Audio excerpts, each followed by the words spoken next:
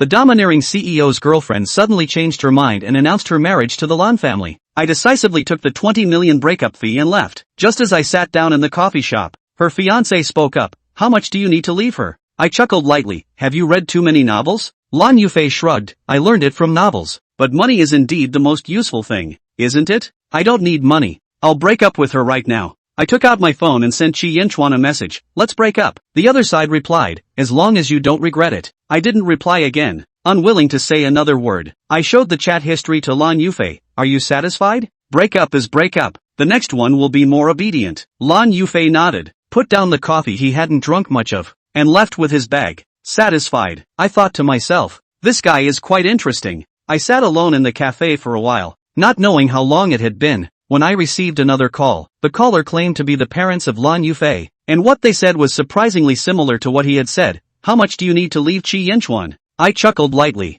No wonder they are family. Let me think about it. I looked nonchalant, brushing my damp hair. 5 million. Then you can have a lawyer come over to sign the contract and pay the money, and I will immediately break up with Chi Yinchuan. Lan Dinghuai said. I hope Mr. Pei keeps his word. I provided the address. It didn't take long before a lawyer came over, signed the contract, and paid the money in one go. I deleted the chat record where I previously mentioned breaking up and sent the breakup message to Chi Yinchuan again. The lawyer nodded, because with Chi Yinchuan's temperament, it was impossible for him to get entangled with a male college student. I looked at the money in my account. I have never had this much money in my account before. I scoffed. Take it. In the eyes of those netizens, I am living off a woman, making money through her, so why not take it? Don't pretend to be high and mighty. I wasn't in a hurry to leave, and the phone rang again and again. This time, it was Chi Yinchuan's father, Chi Jiangwo. He was more straightforward than the Lan family. 10 million to leave my daughter. But that 10 million must be after tax. You pay the taxes yourself. My reaction made Chi Jiangwo a bit uncertain. He glanced at his phone. I hope I didn't dial the wrong number. Are you Yunmi? Mr. Chi. I am Yunmi. You haven't got the wrong person. Hurry up. Don't keep the line busy. There might be someone next. Once again, 10 million has arrived. My account now has 15 million, and those hundreds of thousands were saved by me before, already considered a small amount, corresponding to the 10 million. I naturally have to send the breakup message again. This time, Chi Yinchuan replied with a question mark, but I ignored it and directly deleted the chat history. The last person to call me was Chi Yinchuan's mother. I said directly, stop dragging this out. 5 million, and I will immediately break up with your daughter. Lu Wan thought, novels are all lies. Isn't true love invincible? I'm not joking with you. If you take the money and don't leave, I have plenty of ways to deal with you. Don't worry, ma'am. I conduct business with absolute integrity. No deception towards anyone. Your daughter is not as important to me as 5 million. 5 million has been credited again, making a total of 20 million. I looked at the balance and for the first time felt how lovely these numbers are, and couldn't help but laugh. I broke up with Chi Yinchuan again, the same person for the fourth time, and Chi Yinchuan sensed that something was off. She replied to the message once more, but received a red exclamation mark as soon as the message was sent. It was rejected by the other party. Chi Yinchuan frowned. Can it still be rejected? She showed her phone to Secretary Lin. What does this mean? It should mean that Mr. Pei has blocked you. Chi Yinchuan's expression turned slightly cold. And then she received another message. I wish every relationship you have next will be as broken as my first love. Chi Yinchuan furrowed her brows tightly and called Yunmi back. But the prompt was the user you are trying to reach is currently on another call. And the same prompt came up after several attempts. She tightly held her phone, her gaze heavy, and the phone was also blocked. Secretary Lin was as silent as a cicada in winter, having warned earlier that this shouldn't be the case, and that misunderstandings need to be explained. Yet after doing so much, not a word was said. If Yunmi doesn't break up, he feels like Yunmi is a ninja turtle. I opened the blog again, and the comment section was once again overrun. Everyone already knew about my plagiarism in the Tangyun Cup, and the insults sent me trending. I entered the finals as the first in both the preliminary and semi-final rounds, and many people had high hopes for me, but I didn't expect that at this critical moment, news of my plagiarism would break out. The haters became even more rampant, and the insults never stopped. Anyway, the comments sections of both platforms are unbearable and chaotic. I feel exhausted. I took out my phone and opened the blog to respond. It's true that I was in a relationship with Chi Yinchuan. It's true that she wants a marriage alliance. It's true that we broke up. And as for being a canary, I guess that's somewhat true. After all, the breakup fee is 20 million. Fortunately, what I found was an ATM, not a small change jar. Counting how many digits are in my current account balance, everyone is almost unable to keep up. This response immediately topped the trending searches. Hashtag Yunmi responds to being kept by rich man. Hashtag Chi Yinchuan ATM. Hashtag Yunmi breakup fee 20 million. Hashtag. One topic after another directly caused a stir, and the heat instantly overshadowed the plagiarism issue. Everyone originally thought that if I were to respond, I should deny that I was living off someone else's wealth, but unexpectedly, I went the opposite way, not only admitting it but also surprisingly showing off my wealth. 20 million. Of course, that's not something you can just take out of a piggy bank. Some people continued to criticize me relentlessly, and I picked one of the replies. That's Chi Yinchuan. Am I losing out by sleeping with her? She's beautiful and has a great figure. I'm making a profit. Don't be jealous of me. After posting the blog, I took a trip to courtyard number 1, tidied up a bit, and took my clothes and personal items. Even the gifts Chi Yinchuan gave me were not left behind. I took everything clean. I can sell it online as a second-hand item later and make some money. Dragging a huge suitcase out of the elevator, Aunt Lee walked over and said, Yunmi, why are you being so stubborn? As long as Ru Yan likes you, what does it matter if she gets married? You're outside and she's inside. The well water doesn't interfere with the river water, right? Eating soft rice is better than you going out to work. Aren't all the kids nowadays thinking like this? Making money quickly? Aunt Lee almost had sarcasm written all over her face. This wasn't the first time she had jabbed at me. She had long found me displeasing. In the past, I didn't bother to argue with her, but now I shot back. Since Aunt Lee understands the thoughts of today's kids so well, I guess your son has eaten quite a bit of soft rice too. I'm sorry, but when a third party goes against my principles, I am not the same kind of person as your son. If there are any problems, go seek the right solution. Don't come to me. Aunt Lee's face turned pale. Why are you speaking so rudely? I replied, this is just the beginning. How can you not handle a few words? You used to say more than just a couple of sentences to me. I see you are quite envious of me. Why don't you also find a rich young man and pursue happiness through proper means? You might just find beautiful love. By the way, you probably don't know, my breakup fee is 20 million. Aunt Lee's old face turned bright red, and she was so angry that she cried. I dragged my suitcase out, and before I had left, I saw Chi Yinchuan and Secretary Lin walk in one after the other. Mr. Pei, what is this for? I raised an eyebrow. Didn't President Chi tell you that we broke up? Or is she so generous as to offer the house in number 1 courtyard as a breakup fee? That would be quite embarrassing. Secretary Lin was shocked. How did the once sunny and gentle boy become such a sharp-tongued person? He caught a glimpse of Aunt Lee crying sadly and asked curiously, Aunt Lee, what's wrong with you again? Aunt Lee walked over, sadly saying, Secretary Lin, Yunmi is simply too much. I turned around and saw the dishes Aunt Lee had just prepared on the table, ran over, and smashed the items on the dining table one plate after another onto the floor. Aunt Lee was so scared that she shouted, What are you doing? How can you be so rude in front of President Chi? Stop it right now. I just made this. After I finished smashing, I casually took a tissue to wipe my hands. Did you see that? This is what you call excessive. People should have some morals. Secretary Lin glanced at Chi Yinchuan's face, which was as dark as a black curtain, and fell silent. Yunmi is really crazy. Aunt Lee, did you just say he bullied you? Is that true? Aunt Lee cried. No, he asked me to find a rich young master and use improper means to gain benefits, and said that would bring advantages. I'm a person of a certain age. How can he treat me like this? Secretary Lin's pupils trembled. This was too outrageous. Mr. Pei. Secretary Lin's expression was hard to describe. I snorted. Secretary, are you her mouthpiece? Why doesn't Mr. Chi express himself, even though he is a good person? No wonder your salary is high. I dragged my suitcase outside and passed by Chi Yinchuan, who grabbed my wrist. She pressed her thin lips together tightly. Yunmi, know when to stop. My patience has reached its limit. I broke free from her grip and bit my cheek. Chi Yinchuan, your face is indeed quite good, but there are some aspects that really need improvement. Take a good look at yourself. Secretary Lin almost spat out a mouthful of blood. Ancestor, say a little less. Can't you see how dark Chi's face is? If it weren't for Yunmi in front of me, Secretary Lin had no doubt that Chi Yinchuan would have already made a move. Cloudforge dragged his suitcase and left without hesitation. Don't you regret it? His voice was cold and hard. Secretary Lin was busy persuading. Miss Yun foraging, take a step back. I'll your father step back. Yun Forge jerked his head back, his eyes red. Take a step back from the mammary gland hyperplasia. Curse a life extension. Who am I to consume myself internally? To also be crazy to make you feel bad. Chi Yinchuan, all my disasters so far are brought by you. See you such a thing. I hate to poke my own eyes. You're nothing compared to my $20 million.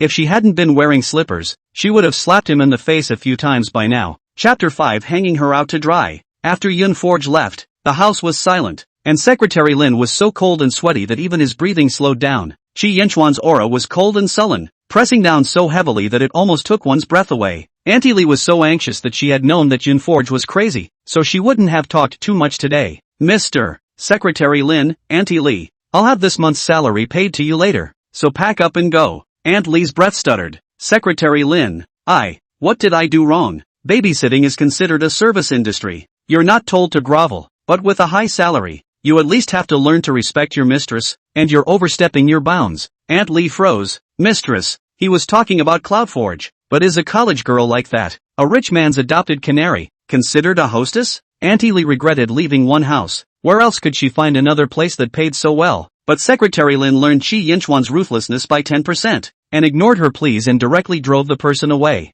Mr. Qi, it's me who didn't keep a good eye on the situation. A large part of Miss Yunfu's anger today should be directed at Auntie Lee. Meh. Qi Yinchuan coldly smiled. Bone Fei's superior three-dimensional features. More and more cold. CloudForge wasn't rushing Auntie Lee. She was cut out to resent him. Go find out what she said online. Yes. Secretary Lin has recently been busy dealing with Qi Yinchuan to deal with the Qi family's big house. Dizzy, where is the time to look at the hot search on the internet? This look was so scary that it made my legs weak. One tweet from CloudForge rushed up to 4 hot searches, especially the hashtag Kyanchuan live well one, next to a crimson pop. The comments section is clear, another day of licking the screen. I also want to try Qi's work. Okay. Secretary Lin swallowed hard. It seems that Yun Foraging just said something to your face is okay, but that job, it's really not. No way. Secretary Lin's face was all over the place. Mr. Qi, carefully, he handed the phone over. Qi Yinchuan raised his eyes and looked at the words on the screen. His thin lips pursed tighter, already on the verge of fury. Just when Secretary Lin thought that he was definitely going to be relieved of his wrath, and even thought about where he would go to dig in Africa, Qi Yinchuan just gave a cold grunt. Where did she get $20 million? Secretary Lin let out a sigh of relief. Sure enough, Qi Yinchuan's tolerance for Yunforge was much higher than he had imagined. I'll look into it right away. He walked out to make a phone call and in a short time walked in again. Qi Yinchuan was found to be looking down at his cell phone screensaver, dimming it and relighting it, over and over and over again. Mr. Qi, as far as I know, the $20 million were given by the third master and the third mistress respectively, as well as your future father-in-law and mother-in-law. Kyanchuan looked up at him and raised an eyebrow. In-laws? Secretary Lin stalled. A slip of the tongue. It's Dong Lon and his wife. Kyanchuan heckled. But he had learned his lesson. As far as I know, originally Miss Blue Ginger wanted to give it as well, but Miss Yunforge refused at first. Kyanchuan flexed his angular knuckles and tapped them on the couch. Blue Ginger? Contact her. Secretary Lin dialed Blue Ginger's number and it didn't take long to connect. Secretary Lin. What is it? Say, MS. Lan Jiang, it's Mr. Qi looking for you. Oh, my dear brother. What is it that you want to see me about? Secretary Lin said. Mr. She always wanted to know what you said to Miss Yunforge at the hospital entrance. Blue Ginger a sound. Qi Yinchuan, you have no mouth? Won't you ask yourself? Qi Yinchuan's eyes darkened, and he patiently asked, what did you say to her? Blue Ginger, give her money to get her to leave you. But this chick is more interesting than I thought. She didn't even want it. What's even more interesting is that she rejected me, but received $5 million from my parents. The most interesting thing is that our mom also gave $5 million, but only your dad, the wrongdoer, gave $10 million. When she finished, she laughed out loud. Shi Jiayao was alive and well and an ingrate. Secretary Lin, MS. Blue Ginger, this doesn't seem to be anything to climb. Rich people have this hard to grasp and inexplicable laugh. Blue Ginger's laughter came to an abrupt halt. Seems like it 2-0. Qi Yinchuan raised his hand and Secretary Lin immediately hung up the phone. He pinched his brow, his patience almost running out. He had thought that Blue Ginger had gone to appease Yunforge, and that it was inconvenient for him to act when the people of the other big house were watching. Who expected Blue Ginger to act unexpectedly? He and Lan Jiang are half-siblings, and his personality is more like Qi Laozi's, where reason prevails. Blue Ginger, on the other hand, looks like Jiang Xinzi, who acts without rules and with pleasure above all else. Mr. Qi, MS. Yunfu may have misunderstood. Why don't I explain to him?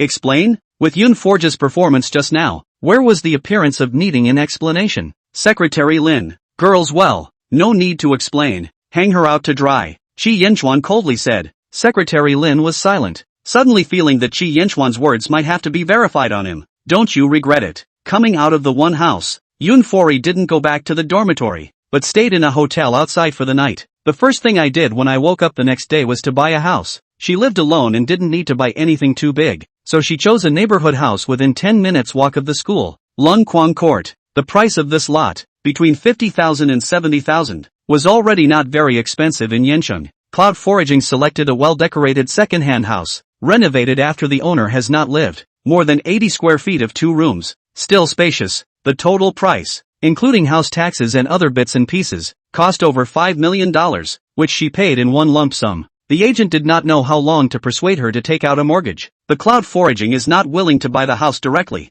I went to the furniture store to add my favorite furniture, and it was so nice to be able to buy without thinking about the price. Her favorite log style, the whole house is well stowed, and the style is simple yet cozy according to her own arrangement. After getting this done, Cloud Forager sat in the house and cried hard. She had no father, and her mother took her to remarry her stepfather, who passed away not long after. Her stepfather sees her as beautiful and tries to sell her to a widower, who ends up sending her to prison instead. Cloud Forge lived to be 22 years old and suffered most of his life. The only time when I was around Chi Yinchuan, I was so happy that it was like a dream. She was so short of love that she had fantasized countless times that she would marry him in the future, and best of all have 2 babies, children, and start a family of her dreams. I don't know if the time went by too fast or if the dream woke up too fast. Before she could savor the taste of happiness, it flew away. But she swore that it would be the last time she cried for the man Shi Yinchuan. There is no next time. Chapter 6, A Melon a Day. The house was packed up before Yun Forge returned to the dormitory to move his things. Luckily, these days are May Day vacation. Otherwise the teacher would have to mark her absenteeism. While packing up, Zhang Yangyang was there. Yun foraging a microblogging on several hot searches. Zhang Yangyang naturally saw it. Originally, I thought that Yun Forge should be infamous at this moment. And the black material is so entangled that he doesn't dare to go out. That tweet yesterday, however, sucked the wind out of her sails. Originally only will be 1 million fans account. Fans straight to 2 million, calling people envious and jealous. I didn't expect it. You still have the face to show up at school. Zhong Yang spoke out sarcastically. Yun Forge even disliked Chi Yinchuan, so naturally she wasn't far behind. As she gathered her things, no matter what they were, all of them unsorted, and put them in a bag in her head. If you, a plagiarizer, have the face to show up, why can't I? Zhang Yang, more action than good will lead to death. I'm waiting to see what happens to you. Zhang Yang sneered. You'd better care about yourself first. The organizing committee unanimously decided that it was you who were plagiarizing. Can you produce evidence to prove innocence? If you can't, you'll definitely take the blame for this. Sometimes, it never matters how the truth is. It only matters what people think. Anyway, now that all of them had decided that Yun Forge had plagiarized, she, Zhang Yang, had already won. Yun Forge moved and looked back at her with contempt. The prize money for a Tangyin Cup champion is $100,000, and I wonder how many times you can participate in the Tangyin Cup before you can buy a suite near the school. Oh yeah, I won't be living in a dormitory from now on. I just happened to buy a suite near the school, so I'll move there today. The smugness on Zhang Yang's face gradually disappeared, and a hint of jealousy grew in her heart. $100,000, which sounds like a lot, doesn't buy 2 square feet of a house near a school. $20 million, that's more money than many people can make in a lifetime. Resentment and jealousy festered in her mind, eating away at her sanity. It's not just that you've fallen for big money. This kind of shamelessness, you have the nerve to go around yelling about it. Zhang Yang gritted her teeth. Yun Forge motioned and looked at her disdainfully. I heard that you have also taken on big money and recognized Erlingshan as your master. It's not quite a good call. She simply moved out of the dormitory and returned to her house, which would be her home from now on. Today is the last day of May Day vacation, and classes start early tomorrow morning. Waking up the next day, Cloud Forager yawned and shuffled. It took a certain amount of courage to show up in front of her classmates again after the last few days of her being in the middle of a school fiasco. After washing up, she put her corresponding textbook notes in her book bag and turned on her cell phone to look at it. WeChat interface. Suddenly more than a group chat called a day a melon. Happy you and me and his. Cloud Forge froze, not understanding when he was pulled into this group. Was it pulled in last night? She clicked in and saw that apart from herself, there was only one other member in the group called Hachi, whose avatar was a robot, and she was shocked to discover that the group chat had no dialog box. This means that she can't send any messages out. Tap the top right corner, pull down to the bottom, and the words exit group chat are nowhere to be found. That's too rogue. You can only go in but not out? It can't be that the phone has a virus. It wasn't long before Hachi started sending out red envelopes to the group. 3 in a row. Cloudforge's jaw dropped. What was going on? With curiosity, she clicked on the first red envelope.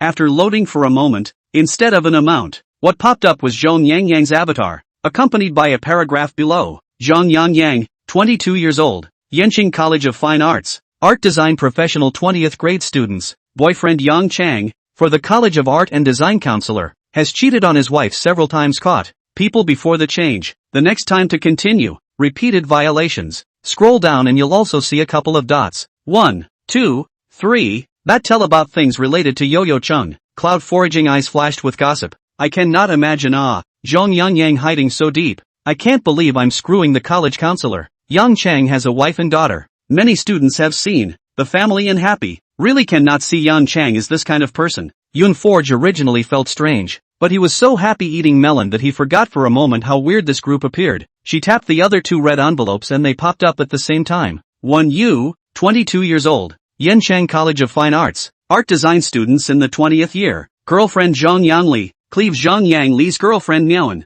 The two secretly come and go for more than half a year. Jane Ning Yuan, 22 years old. 20th year student of art design at Yenching Fine Arts Academy. School grass. Vanity. His father works at a construction site. His mother works as a dishwasher in the school cafeteria. And his sister works as a cashier in a supermarket. He squeezes his parents' and sister's money while being ashamed of them, and habitually packages himself as a high-flying marshal. Yoon Forge was surprised that these two were her classmates. When Yu and Zhang Yangli are class couples who have been together since the second semester of their freshman year when they were divided into major directions, and they have been quite affectionate until now. Jane Ning Yuan, on the other hand, was the school bully and had chased after her before, but he gave up after she stated that she had a boyfriend. His external image has always been that of a rich second generation, good-looking and rich, and there are quite a few girls chasing after him. This melon could be said to have completely ruptured Yoon Forge's image of him, because he was concerned about eating melons. Yoon Forge arrived at school a little later than usual today. There shouldn't be any seats in the front row according to everyone's positive attitude,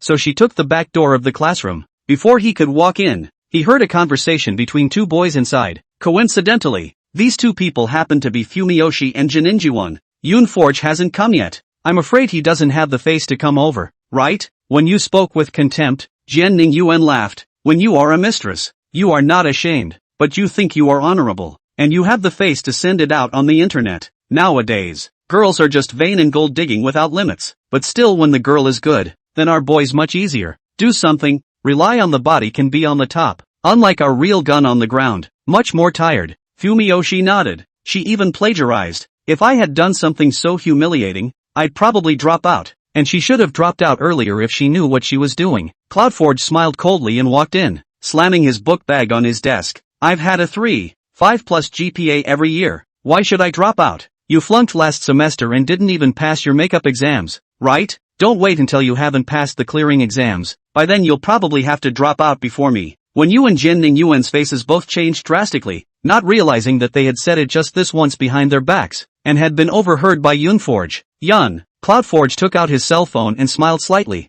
I've already recorded what you just said. May I ask when you student, can you take responsibility for what you said? If you can, I'll contact a lawyer now. As you know, I just got $20 million.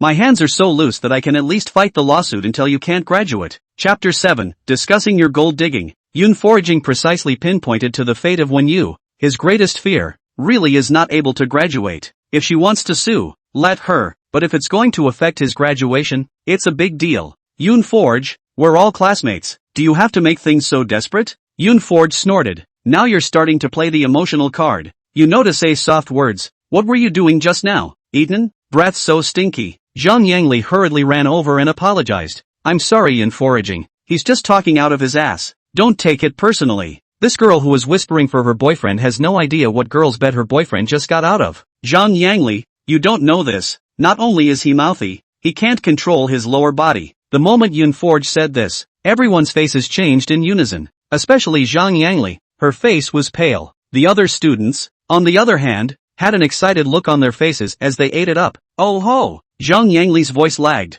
Yoon Foraging, what are you babbling about? Yoon Forge took a pen and lifted Wen Yu's shirt collar. Can't you see such an obvious hickey? Irritated, Fumikoshi pushed her hand away fiercely. If you give me any more nonsense, watch out for me. Yoon Forge smiled coldly. How about you? You and Miaoan's little pretend who doesn't know. Zhang Yangli was alarmed. Who? Yoon Forge, who did you just say? Miaoan, what a good girlfriend you have. When you abruptly clenched his fists, you're talking nonsense and falsely accusing me. Yoon Forge, you bully me too much. You really think I don't dare to beat up girls, don't you? Your best friend's lipstick is still in his pocket. Don't believe me? Look for yourself. The smell of perfume on his body hasn't even dissipated, and he's still crying foul here. Do you think it's convincing? A girl next to me came over and sniffed, and really I have this perfume too, gardenia scent. Zhang Yangli faltered. Having believed most of Yunforge's words, Nyaoan's favorite perfume is gardenia. She didn't even listen to what Fumatoshi was saying and grabbed him,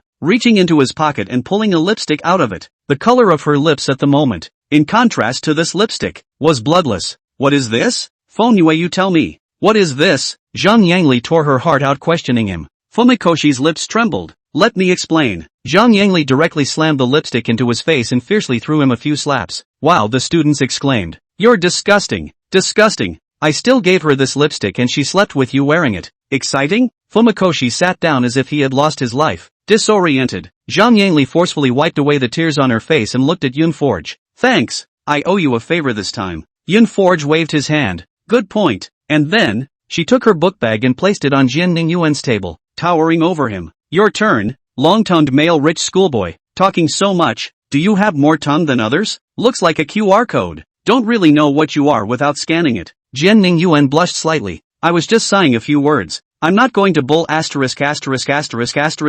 so do you have the sense to apologize? Or what? Jian Ningyuan snorted. I don't have a handle on you. You worship gold and vanity. Which sentence did I say wrong? Cloudforge smiled, curling his fingers and tapping them on the tabletop. You're not wrong. I do worship gold. And if I don't, do I worship boys like you who are obviously small change pots but have to pretend to be ATMs? The girl next to her who had just opened her mouth came up again. Yunforge, what do you mean by that? Jane Ningyuan was originally a rich second-generation I apologize. I apologize for what I just said. Jian Ningyuan sensed what was going on, and being able to submit, he immediately bowed his head with Yunforge, because he had a bad feeling that Yunforge had already known his secret. Yunforge said, repeat what you just said out loud, and properly let everyone hear why I asked you to apologize. Jian Ningyuan clutched the pen fiercely. The back of his hand was bruised, and his heart was filled with a sense of humiliation. Yunforge, there's no need to be so aggressive, right? A boy next to him spoke up. Yunforge hummed and laughed. I'll be aggressive. What can you do? Jian Ningyuan, my patience is limited. Are you going to say it yourself, or should I say it? Jian Ningyuan gritted his teeth. I said, when you are a mistress, you don't think it's shameful, you think it's honorable, and you have the face to send it out on the internet. Nowadays, girls are just vain and gold digging without limits, but still when the girl is good, then our boys much easier. Do something, rely on the body can be on the top, unlike our real gun on the ground, much more tired. The art students, originally the female bias, these words out, can be regarded as everyone offended clean. The scoreline of the Yenching Academy of Fine Arts, even for the admission of art students, requires a score of 1 book or more. Which one of them didn't get in on merit? When they enter the beauty school, there is a lot of competitive pressure. They may not be able to be as good as Yunfori, but they are working hard for their respective goals. How do we take it easy? Break into a career and get called out for not caring about your family. Take care of your family, and you have to be scolded for being assholes with your palms facing up.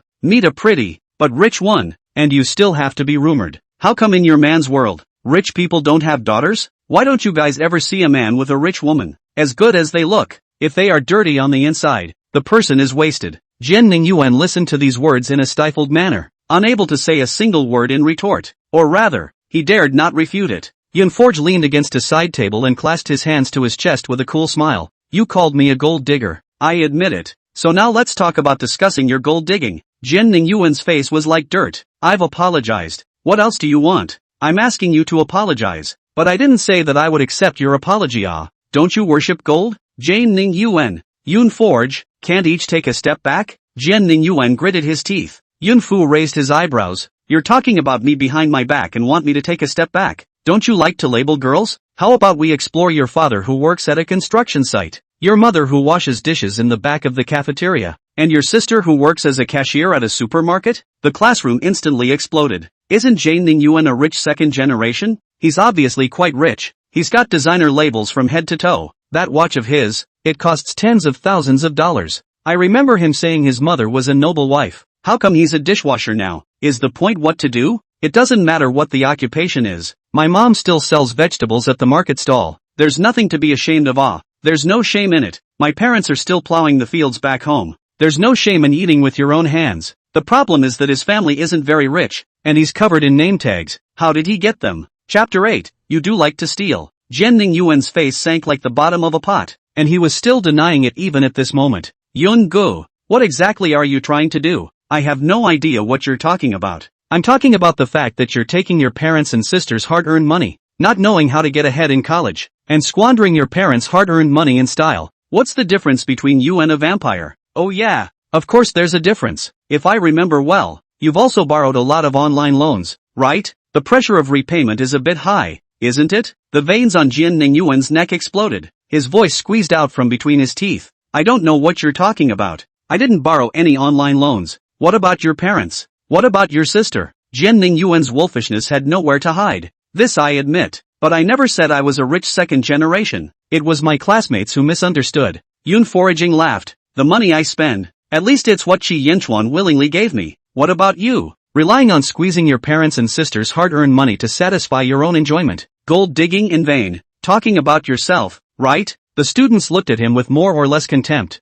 Jian Ningyuan couldn't wait to escape from this suffocating classroom, and without even attending class, she ran straight out. Yun Forge looked at Fumitsu. How about it? Are you going to skip class with him? Fumakoshi glared at her viciously. You wait for me. With that, he grabbed his book bag, kicked back his chair, and strutted out. Yun Fei hooked up the corner of her lips. It just so happened that these two were gone. Otherwise she was still too much of an eyesore. The students in the classroom all cast their eyes on Yun Xian, always feeling that she was so cool today, completely different from her usual image. Not long after, the bell rang and the teacher walked in. Why do you look like everyone is being a little good today? There's such a large crowd, the teacher teased with a smile. It's a norm for people to skip classes in college. It's strange to have all the people. The students thought to themselves, I'm glad I didn't skip class, or I would have missed the two big melons. Yun Foraging suddenly raised his hand with a good face. Teacher, people are not all together. Jian Ningyuan and when you two people skipped class, I just couldn't persuade them. Said teacher your class cannot need to go on. Anyway, you don't roll call. The teacher's face paled and he smiled coldly. Then today, I'm really going to take names for once, and for those who don't show up today, all practice points will be deducted. It's going to be hard to pass when the practice points are deducted. This is a really high move by Cloudforge. She was so famous in her class this time that no one dared to talk about her behind her back anymore, lest she accidentally blow her secret. I also wonder if she has a family member as a detective and how she knows so much about melons. After school, Yun Forge went straight to Yang Chang's wife, Zhou Shui. When she was a freshman, the group had uploaded contact information and addresses for each counselor. Follow this address. She waited at the door for a while, and not long after, she heard the doorman shout, Xiao Zhou, this little girl specially came to look for you. Waited for a long time. Zhou Shui parked her car, got out of it, and walked up to her with a slightly guarded look. It was probably because she had come into contact with a lot of girls in this age group, mostly related to Yang Chang. Who are you? Hello Mr. Zhou, I'm a student of the Yin Chang Academy of Fine Arts. My name is Yun Forge. Zhou Shui's face changed slightly. What are you doing here looking for me? Are you sure you want to say it here for something about Counselor Yang Chang? Yun Forge asked. Zhou Shui led her home. Yang Chang won't be back today. Yun Forge smiled faintly. Even if Yang Chang came back, she wasn't afraid to see him. Zhou Shui's home is very cozy. The wall behind the sofa are her daughter's work, hanging in the middle of the family photo, looking at a very happy and warm little home. No wonder Zhou Shui is not willing to divorce, probably because she does not want to poke her daughter's beautiful dream. Zhou Shui and Yun Forge sat facing each other. Tell me, how far did you and Yang Chang get? Yun Forge laughed lightly. Teacher Zhou, I can't look at the kind of person Yang Chang is. The one who is related to him is my roommate, Zhang Yang, a name you should be quite familiar with. Zhou Shui's face changed drastically, and she subconsciously denied. Impossible. They've broken. Zhang Yang, the third female student Yang Chang cheated on. Yang Chang knelt down and promised that he had reformed and broken it off with Zhang Yang. Doesn't Yang Chang come home at night on Tuesdays and Thursdays every week? Sometimes he even stays out all night. Zhou Shui lowered her head and looked at her fingers. Yes, because for the past 2 days, he's been with Zhang Yang. Yun Forge brutally told the truth. Zhou Shui closed her eyes and looked sad. She had expected to burst into tears, but it was only at this moment that she realized that her tears had dried up. She had simply cried too many times over the years. Why are you telling me this? Yun Forge was very honest. Because I was set up by Zhang Yang. I have a grudge against her. Zhou Shui laughed. I know. Thank you. Cloudforge nodded and got up to leave. What she could do, she had done. As for Zhou Shui's choice to divorce or continue to settle, it was not something she could influence. After that, CloudForge went through his classes as he should. Those rumors about her had gradually dissipated and subsided. After a few days of peace, Zhang Yang approached her personally. Forge, I won the first prize in the Tangyun Cup. The award ceremony is the night after tomorrow. I want to invite you to attend. She placed the invitation in front of Forge. Forge laughed. Yeah, after all, it's my work that won the award. I still need to go and see it. Zhang Yang sarcastically said. You're still dreaming. The organizing committee determined that you're the plagiarist. Forge raised his head to meet her eyes. It really can't be fake. It's my stuff. It will always be mine. But you do like to steal quite a bit. My works you want to steal. My USB flash drive you want to steal. Some people, you also like to steal. Is it more satisfying to steal? Zhang Yang was greatly shocked, and a trace of fear rose in her heart. Did she know something? I didn't steal it. You're the one the organizing committee decided was the thief. You're the plagiarizer. I'm not. Forge spread his hands helplessly. Fine. You're not. I'll attend the award ceremony and witness your moment of glory. Don't worry. After Zhang Yang left, the bottom of the eyes of the girl sitting behind Forge glittered with gossip. CloudForge, did you fall out with her? Forge looked back. What about my plagiarism? Isn't it normal to fall out? I trust you more, and I think the style, techniques, and creative ideas of the work submitted by Zhang Yang are more in your favor, the girl said in a serious manner, making Forge unable to resist looking at her in a fixed manner. Ya Lianxue, you say you believe me? Yeah, so can you tell me what you meant by what you just said? Who did Zhang Yang steal from? Ya Lianxue couldn't wait to find out. CloudForge snorted. You'll find out later. Chapter 9 Award Ceremony. The award ceremony for the Tangyun Cup. Forge arrived as promised. On the American Academy side, the Tangyun Cup still carries some weight. In addition to the various leaders of the organizing committee, each college will be represented by faculty and students. Forge wore a white dress with crushed diamonds and was dressed in a very high-profile manner. He had a face that was both pure and lustful, and dressed in such a way as to maximize the two contradictory auras. How dare she come? Shameless. She doesn't care about the matter of being adopted by the Gold Master. What's the fear of plagiarism? She and Zhang Yang are still BFFs. I wouldn't be sick to death if I had this kind of BFF. But there's one thing to be said for her. With this face value, she'll definitely be a hit when she debuts.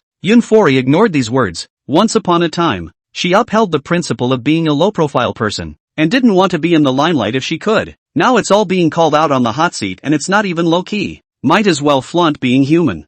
Forge picked a seat in the front row, and the people on the stage could clearly see every nuance of her expression. She smiled slightly. Of course she couldn't be left out on such an important day for Zhang Yang. After the host's opening remarks, it was time to move on to the award ceremony. This will be followed by an acceptance speech from the winners, as well as a presentation of their work for the group. The order is back to back, starting in third place, with Yo-Yo Chung in the finale. Next, let's announce the much-anticipated winner of the first prize of this year's Tangyun Cup, Year 20 of the School of Art and Design, Zhang Yang. Let's give her a round of applause.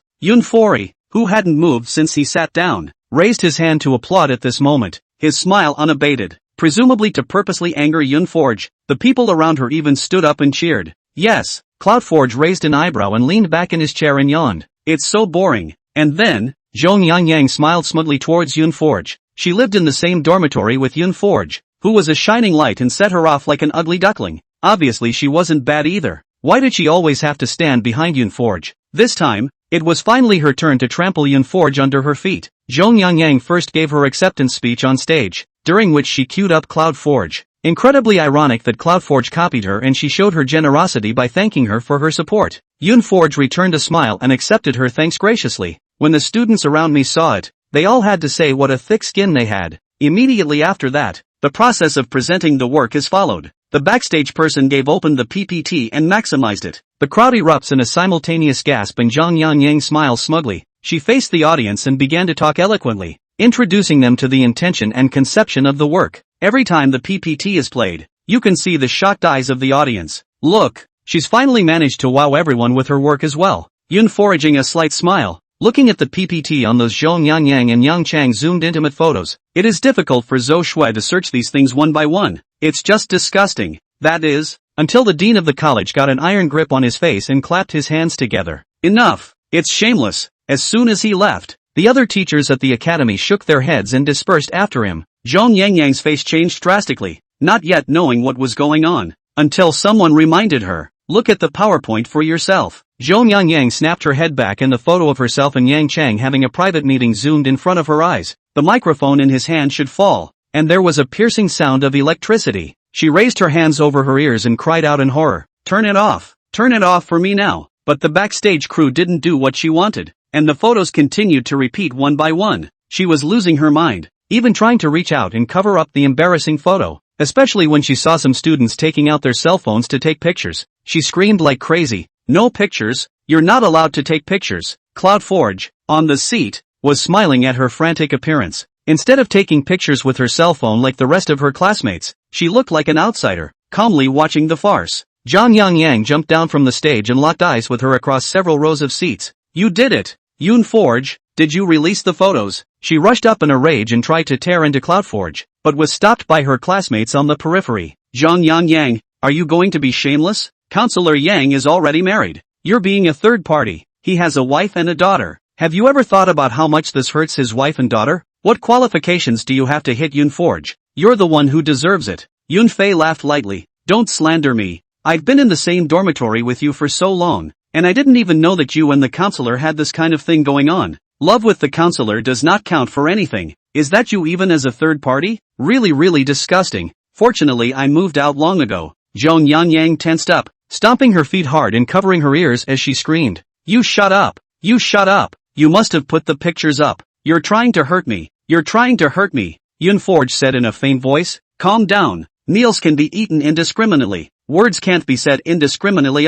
If you do something like this, I don't know how your parents would feel if they knew." Zhong Yang's back went cold. She knew that Yunfu was a threat. She even stopped hiding it and threatened her in front of everyone, because Yoonforge knew how strict her parents were. Once they knew, not far away they would come over to teach this disgraced daughter a good lesson. "No, I forbid you to tell them. I forbid it." CloudForge slowly and methodically picked up his own bag and headed out the door. "Now, the initiative is in my hands, only if I want to talk about it, not if you're allowed to." Zhong Yang tries to go after her, but she is quickly stopped and told to give an explanation about herself and Yang Chang. Heartbroken? Zhou Shui looked at the man beside her faintly. The two men hid in the shadows and watched the farce. Yang Chang's face was embarrassed and his forehead was sweating coldly. "You called me over specifically to see this play." Zhou Shui laughed lightly. "Yes, is it nice? Interesting?" Yang Chang's eyes widened in anger. "You're not only ruining me, you're ruining Zhong Yang, and you're ruining our family." Zhou Shui scared twice. At this point is still shirking responsibility.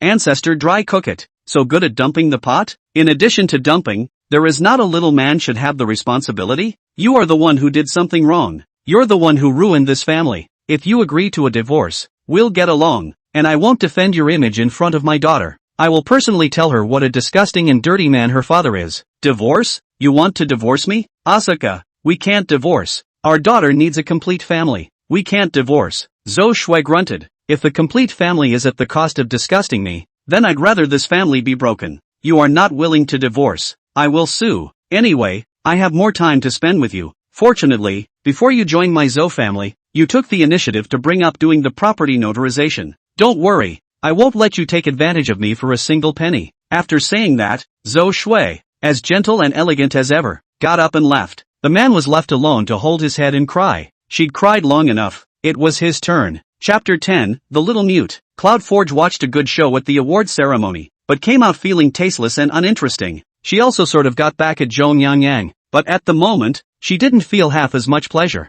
There is ultimately no medicine in this world that can make one forget all emotions. The friendship with Yo-Yo Chung has come to an end, but there's no way to erase the past. Hurting a friend who had once been a true friend of her own was naturally not very pleasant for her either. She wanted to find a quiet place to sit for a while, walking slowly around campus. Suddenly, he saw a few figures under a dim streetlight not far away. Yoonforge narrowed his eyes slightly. What era is this? There is still this thing of partnering up and bullying the weak. She walked over with one hand in her pocket. Kneel, little mute. I told you to kneel down. It seems you're not only mute, but deaf as well. The girl in charge tugged on the little mute's hair, but the little mute didn't look up or make a sound from the beginning, like a soulless puppet doll. There were a couple of bruises on her arms that must have just been pinched. Which academy are you from? CloudForge walked over. The girl who was tugging on the little mute's hair let go and laughed. Yo, if it isn't senior sister Yunwei, you recognize me? The girl arrogantly laughed. There should be no one in our school who doesn't recognize you, and the fact that you've been adopted is hot all over the internet.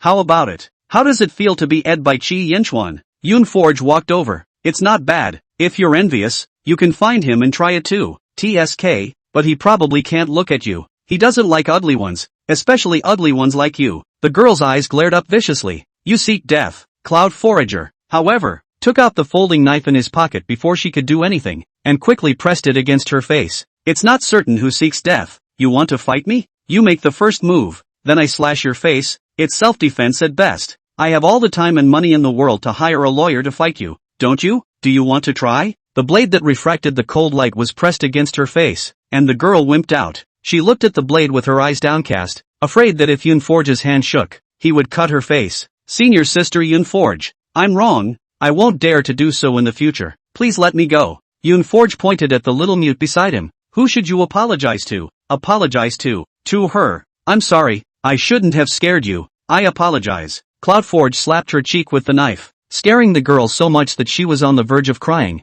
Next time, hide far away and don't let me see you when you're bullying, or I'm afraid I won't be able to keep my hands off this. Yes. No. No. No. No. I won't bully again. Good boy. Come on. Cloud Forge let her go, but was in no hurry to put the knife away. She looked to the little newt beside her, her face frowning. What's your name? No talking. Are you deaf? No talking. Cloud Forge has a headache. Or we should call the police. I'll take you to the police station. Yoon Forge tried to touch her, but she immediately opened her hand. The girl kept her head down as if she was trying to shrink herself away, refusing to interact with anyone. Cloud Forge blindly guessed that she should not be deaf, but autistic, and then, with a sharp eye, she saw the sign on the girl's chest. My name is Blue Lie. I'm an autistic girl. If you come across me walking away, please send me to the following address for a heavy reward. There is a string of addresses attached below. It is a villa area similar to one house, which is famous in Yencheng. Looks like she's still a rich kid. Lon Lee, is it? It's dark now.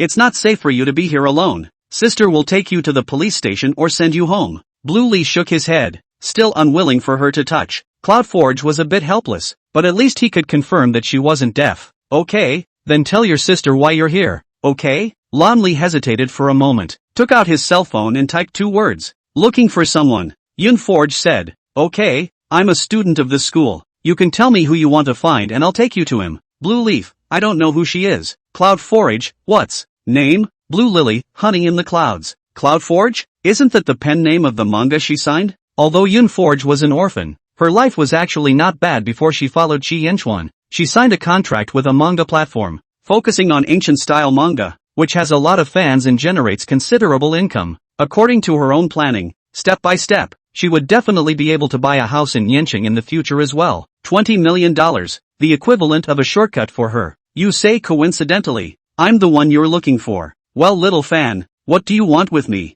Blue Lee glanced up at her quickly, big disbelief written on her face. Cloud Forge had to open his phone and show her his author backstage. My real name is Cloud Forager. My pen name is Honey in the Clouds, and this is my creative background. I haven't updated in the past few days because something came up in the 3rd dimension that needed to be dealt with. Lon Lee's small mouth opened into an O shape, expressing her surprise. Yoon Forge laughed. Believe me now, don't you? What are you looking for me for? Lon Lee's small hand quickly typed a few words on his cell phone, urging for more work. Okay, I'll resume updating in a couple days. I've taken care of my business, so I'll take you home now, okay? When I have time, I'll draw you a few comic character drawings for you. Blue Lee nodded heavily, visibly excited. Yoon Forge originally had no intention of touching her, but she saw that she took the initiative to extend her small hand and asked her to hold it. Cloud Forge raised an eyebrow and took her hand submissively. Can we go now? Blue Lee nodded. Yoon Forge took a cab and dropped her off at the front door of her family's villa before letting her out. Blue Lee couldn't get off yet, grabbing her hand and not letting go.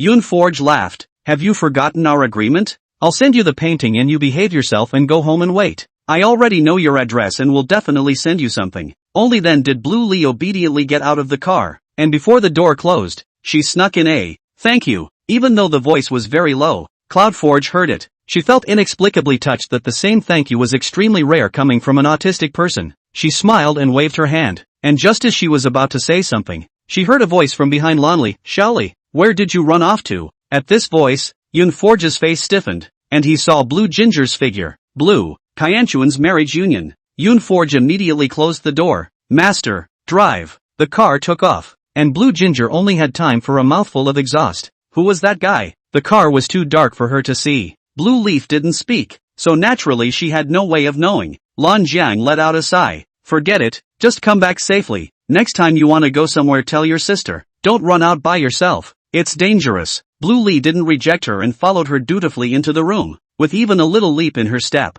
Chapter 11. Did you record it? After Yunforge sent Lan Li home, he went straight back to Long Guan Yuan. It was only when he got out of the cab that he saw Zhang Yang Yang's figure. She hadn't intended to dwell on it, but Zhang Yang Yang grabbed her arm. You did it, didn't you? Zhang Yang Yang questioned. Yunforge cocked his head. With this attitude, are you questioning me here for the exposure of the scandalous things you've done? Zhang Yang Yang is now sensitive and sharp, and blows up at the slightest point. The highlights fall through the mud before you can feel them. Yunforge's eyes were flat, not even any look of disdain, but they pierced her painfully. How can this be considered scandalous? Yang Chang doesn't love his wife at all. Emotionally he even prefers me. He gets pleasure from me and I get what I want from him. At best it's a case of each getting what he wants. I didn't do anything wrong. Over and over again, she convinced herself in her heart that it was Zhou Shui who was useless and couldn't get her husband's heart. If she's not capable, can't a woman appear to replace her? It was as if thinking that way made her feel less ashamed. Yunforge laughed softly.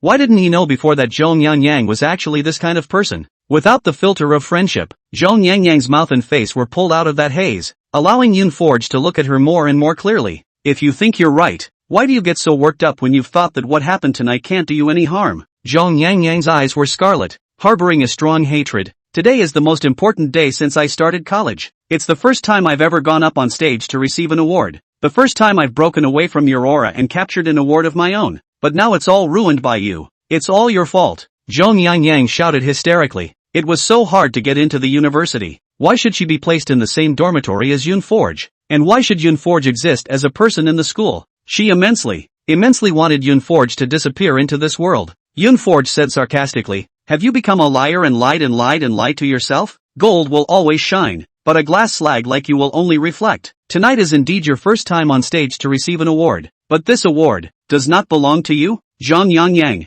you can steal from me once. What about later? Do you plan to keep stealing? Zhang Yang Yang, you're lucky to have met a sweetie who befriends you with a heart of gold. Yunforge, do you think you'll meet another little cutie in the future? Zhong Yang Yang was enraged by her and raised her hand to fight her, but was stopped by Yunforge's stern voice. You dare to make a move against me? Let me tell you, you have so many secrets. I know more than just this one. The people you've bullied. How much more than me? The things you've stolen. It's not just Tang Yin Cup and other people's husbands. Piles and piles of things. As long as I expose them, I can get you out of this school at any time. Zhong Yang Yang paused in her movements and stared at her in horror. No, it can't be. Yunforging a mocking smile. It's not hard to find out about you. Did you forget about high school? Shut up, Zhong Yang Yang screamed. No talking. No, you're not allowed to go on. Yunforge snorted. Of course I can promise you not to say anything, but you have to be sensible, so you should know what to do, right? What happened to Yang Chang today is just an appetizer. Zhong Yang Yang was like a deflated leather ball, shedding 2 lines of tears of despair, and her knees went weak. I beg you Yunforge, you already have $20 million,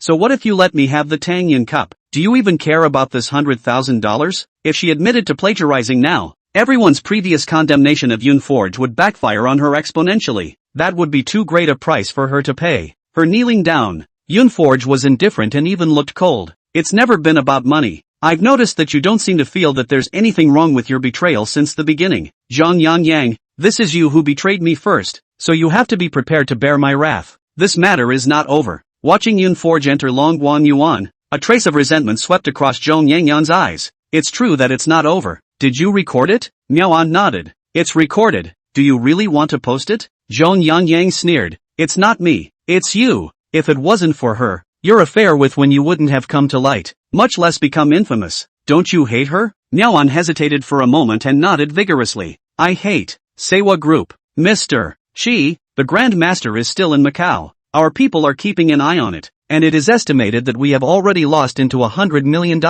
After doing the bureau for so long, it's finally paying off. Secretary Lin was pleased with himself. Qi Yanchuan coldly pulled the corner of his lips. His eyes were cold and indifferent, lining his features more and more harsh. Have someone put the word through to the old man. Secretary Lin paused. The old man's body may not be able to withstand it. Qi Yanchuan's voice was low. If he can pull through, everything I've done will be meaningless. The cold and merciless words, the domineering spirit was so obvious that he heard Secretary Lin's heart was shocked. Yes, it's just that Jo Yaju has been making some big moves recently. Jo Yaro is the wife of the Chi family's great-grandfather Chi Jaha. Chi Yenchuan should be called a great-uncle. He had been with Kai Yanchuan for many years, and had quite an idea of his personal affairs. The heartbreak wasn't fear. It was just that the more he did, the more he proved that he had trouble letting go of the past. He looked at Chi Yenchuan closed eyes. Superior brow bone under a piece of dark green, visible in recent days, did not sleep well. You have insomnia. Kai Yanchuan pinched his brow and hummed quietly. Why don't we call Dr. Chung?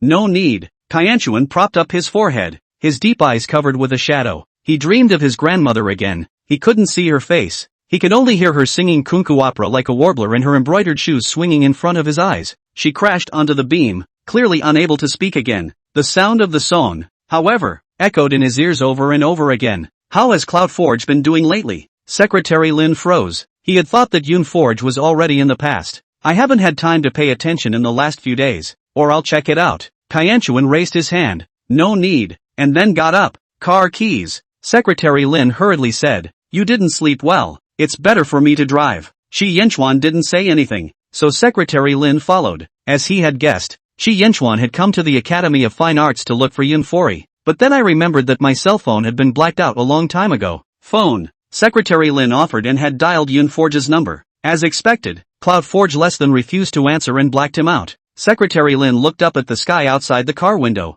Yoon Forge's determination to break off the relationship was still very firm. Only Chi Yenchuan couldn't see it and thought that people were just having a tantrum. Mr. Kai Yanchuan's face sunk slightly. I remember she has a roommate. Yes, call Yo-Yo Chung. I have a phone. Secretary Lin quickly pulled up Zhong Yangyang's phone and dialed it. MS. Zhong Yangyang, I'm Mr. Xi's secretary. My humble name is Lin. Zhong Yangyang on the other end froze and thought she had heard wrong. You are. Secretary Lin was not tired of repeating. I am the secretary of General Chi. My humble name is Lin. Chapter 12, Next Time I Dare. Zhong Yangyang's heart was in a state of panic, and a million thoughts flashed through this instant. Didn't Junhui split up with Chi Yenchuan? A canary in the sack. Ran away. How come this gold master even took the initiative to come to the door? Hello Secretary Lin, may I help you? She asked carefully. Secretary Lin raised an eyebrow. Zhong Yangyang's tone. Something wasn't right. Mr. She is looking for MS. Yoon Forage. May I ask if she's in her dormitory? Zhong Yangyang heart clear. Afraid that Chi Yenchuan has a lot of things to not know. The heart slowly relieved. Didn't Mr. Chi and Yoon Fu break up? This time it was Chi Yenchuan who spoke. Who said that? Even though it was just a call and not face to face, Zhong Yangyang could feel the oppression. She envied Yoon Forge for being able to be with Chi Yenchuan. It was only envy. In her place, this man who could manipulate people's destiny at any time was too dangerous for her to handle. Isn't it all over the internet that you're going to join forces? And although Yoon Fori followed you, she said she wouldn't be a third party, and a breakup is inevitable. Mr. Chi, wouldn't it be better to get together and part ways? If they got back together, she'd be the first to suffer. Chi Yenchuan indifferently lifted his eyelids as Secretary Lin hung up the phone. The car was silent for a moment before he spoke. Go check. Secretary Lin responds. Should we prepare a gift for MS? Yoon Fu? Mr. Chi, girls, they all need to be coaxed. Kai Yanchuan, no need. Once again, Secretary Lin wanted to give him that line, don't you regret it. The next day, Yoon Foraging woke up early in the morning, then saw all the major marketing numbers have retweeted a microblogging. The content was about Yoon Forge bullying others, and there were 2 pictures accompanying it, both related to the events that happened the night of the Tang Yun Cup Award ceremony the day before. One was a picture of her holding a razor blade against the girl's face as she helped Blue Leaf, looking cold. In the other one, Zhang Yangyang is kneeling down towards her and she is indifferent. If you do not understand the cause and effect, this evil female supporting appearance, who will not curse a sentence. Yoon Forge's microblog is still stuck on the 20 million screenshot that he posted some time ago, and now has 3 million followers. Online reviews of her were previously mixed. As soon as these 2 images from the marketing number came out, the whole internet was calling her out, with unsavory comment sections and private messages. Having already been scolded before, Yoon Forge saw this once again, and instead, his heart was calm, and he even wanted to laugh a little. Someone else said before that she's so valiant, and that stargazers are brainless? She's just crazy. Cloud Foraging, you do have a brain, but it's a pity it's a pig's brain. Donkeys don't do anything but kick you in the head all day long. Who in their right mind would dare to put a knife against someone's face? So skillful, one can tell they haven't done it often. Cloud Forge, coincidentally, this is really my first time at Yenching Fine Arts Academy. Come out and explain. This kind of student, You really don't expel them? CloudForge, thanks for the invitation. I still drew the avatar you used. Doesn't anyone care about her? She's so arrogant. CloudForge, I know you're in a hurry, but hold on. I'll dare you next time. You shut up. CloudForge, don't yell at me. I've been afraid of dogs since I was a kid. The last time he was scolded on the hot search, Yoonforge did not respond except for $20 million.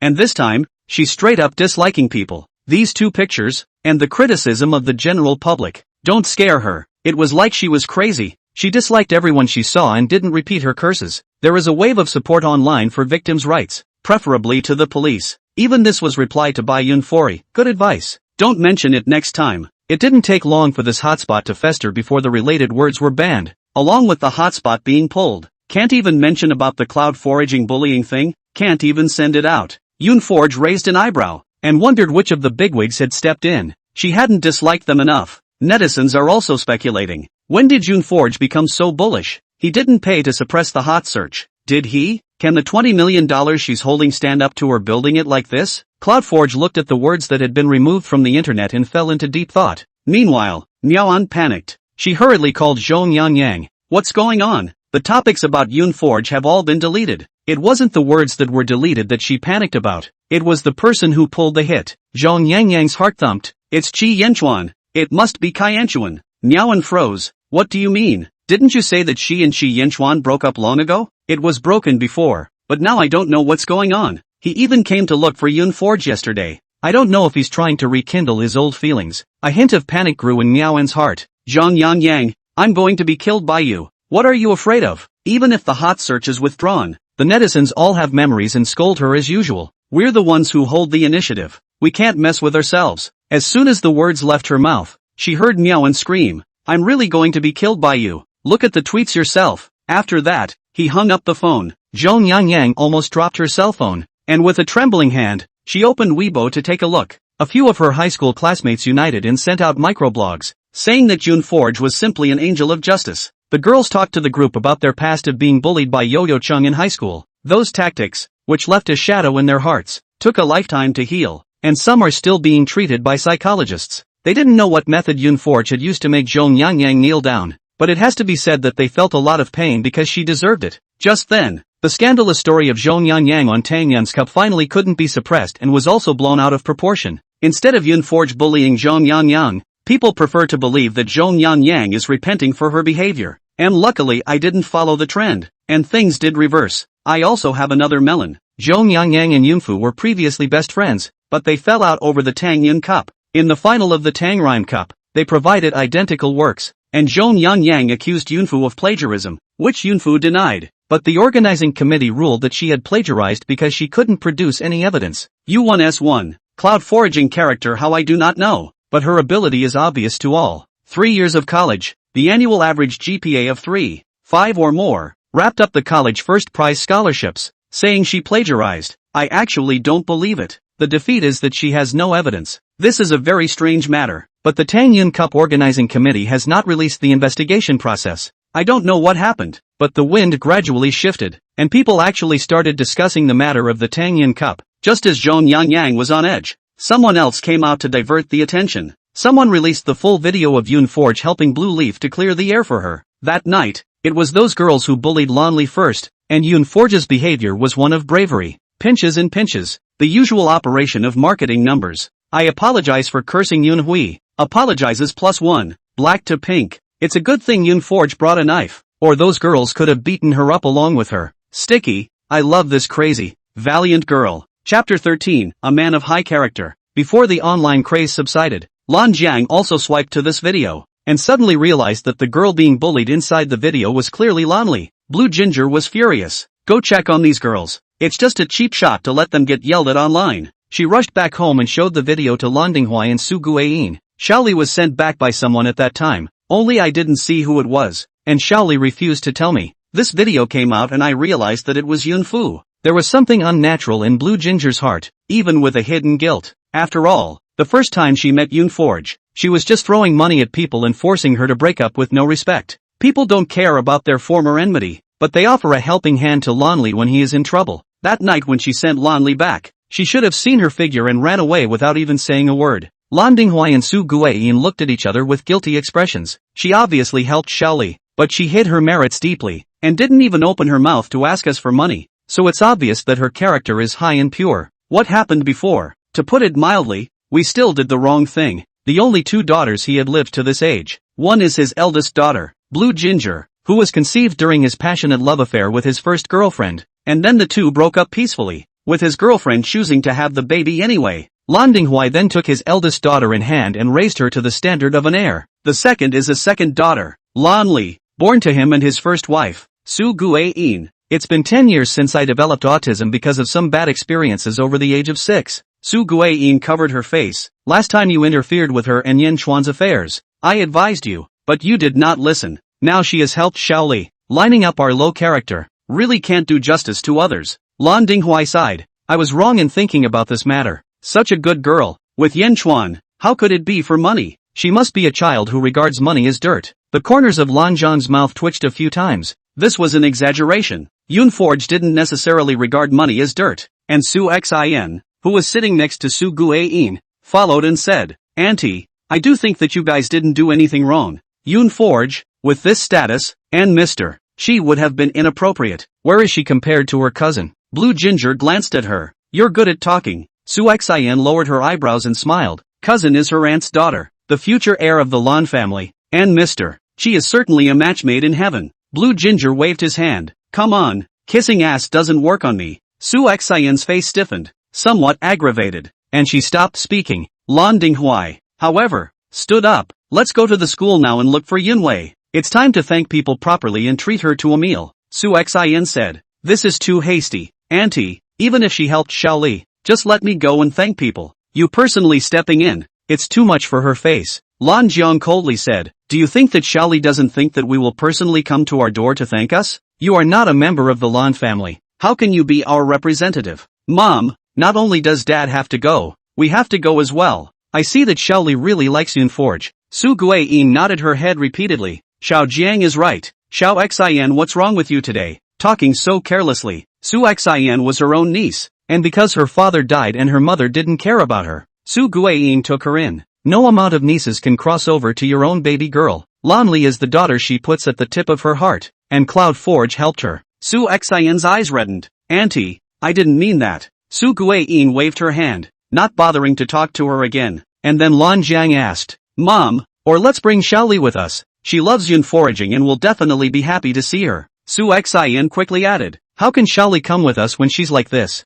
Su Guiyin rebuked in a cold voice, what does Xiaoli look like? Su Xin noticed her slip of the tongue and hurriedly apologized. I'm sorry, Aunt. What I meant was that Xiaoli's state isn't stable and I'm afraid that taking her out will irritate her. Not necessarily, honestly, as I said, Xiaoli likes Yun Forge very much, maybe she will be very happy. Lan Jiang said in a faint voice. She took out the video posted online. Look Mom, Xiaoli is willing to let Yun Forge get close and is still willing to communicate with her, so it's clear that Yun Forge has a certain status in her heart. Despite not being able to hear what they were exchanging, Blue Li was clearly in a much more relaxed state, even somewhat more so than when she was with her family. Blue Ginger was a little jealous. Su Guiyin watched the video over and over again several times, with mixed feelings in her heart. The girl they couldn't look at before was able to make Lan Li so dependent and finally let her hold her hand. She was so sour inside that she couldn't wait to drill into the video and hold hands with Blue Leaf instead of Cloudforge. Ever since Blue Li developed autism, she rarely let anyone touch her. Sometimes the reaction was so intense that they would break out in a rash all over their bodies, and Su Guiyin didn't dare to touch them easily at all. Su Xin bit her lip.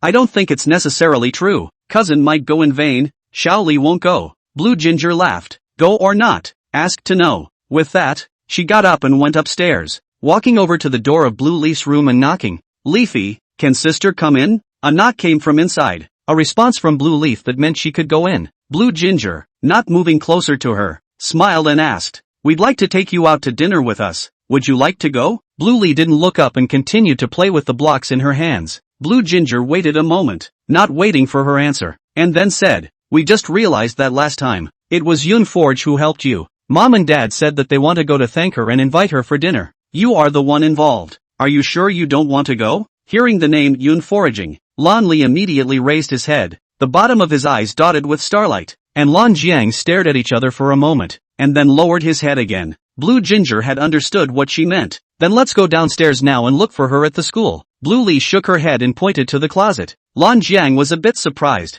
Are you changing your clothes? It's because you're going to meet Yunforge, so you want to dress up, right? She felt both relieved and heartbroken. The boy had never been so close to himself, his own sister. Blue Lee didn't say anything, staring stubbornly at the closet. Lan Li smiled bitterly. Then sister will pick out a dress for you and change into it yourself, okay? When Lan Li changed her dress, Lan Zhang's eyes were amazed. It's so pretty, such a nice dress. Of course it has to go with a nice hairstyle. Little Li, sister will help you comb your hair, okay? You don't want to be messy to meet sister Yunfu, right? Blue Li thought about it and nodded, nervously grabbing the hem of her skirt so that she could do her pilled hair. The movement of Lan Zhang's hand trembled lightly. She hadn't been this close to Lan Li for a long time. This time, I didn't expect that it would be in the light of Yunforge. Chapter 14, Why are you such a bad person? The three waiting downstairs were a little anxious. Su Xian glanced at the time. Auntie, I've told you that Xiaoli won't go. It's been so long and cousin hasn't brought her down yet, so don't force her to come along. Su Guiyin sighed. You're right. Lan Dinghuai, however, said, wait a little longer. Xiao Jiang has always been measured in what she does. She loves her sister so much. How could she force her? Su Xian bit her lip, once again feeling out of place in this family. Not long after, Blue Ginger came down. Su Xian only saw the blue ginger figure and laughed. I told you, how could Ri? Now, let's have Ri. Blue Ginger exaggeratedly made an inviting gesture, and immediately after that, he saw Blue Lee coming down from upstairs in a skirt, with a pill head tied on her head, looking playful and cute. Since Lan Li basically doesn't go out and doesn't like to wear dresses, Su Guiyin buys her mostly loose and comfortable loungewear. Her impression of Blue Lee in a dress still lingered from when she was a child. Lan Jiang laughed, hearing that she is going to see Yun foraging. Xiaoli is very happy. She herself noisily wants to wear a skirt, but she is stinky. She has never seen her so stinky in front of us. Su Guiyin covered her mouth and shed a tear. Good. Very good looking. Sister Yunforge will definitely like you in this appearance. The feeling was like someone who had been wandering in the desert for years and suddenly found an oasis. After all these years, she hadn't been able to wait for Blue Leaf to show a single sign of improvement.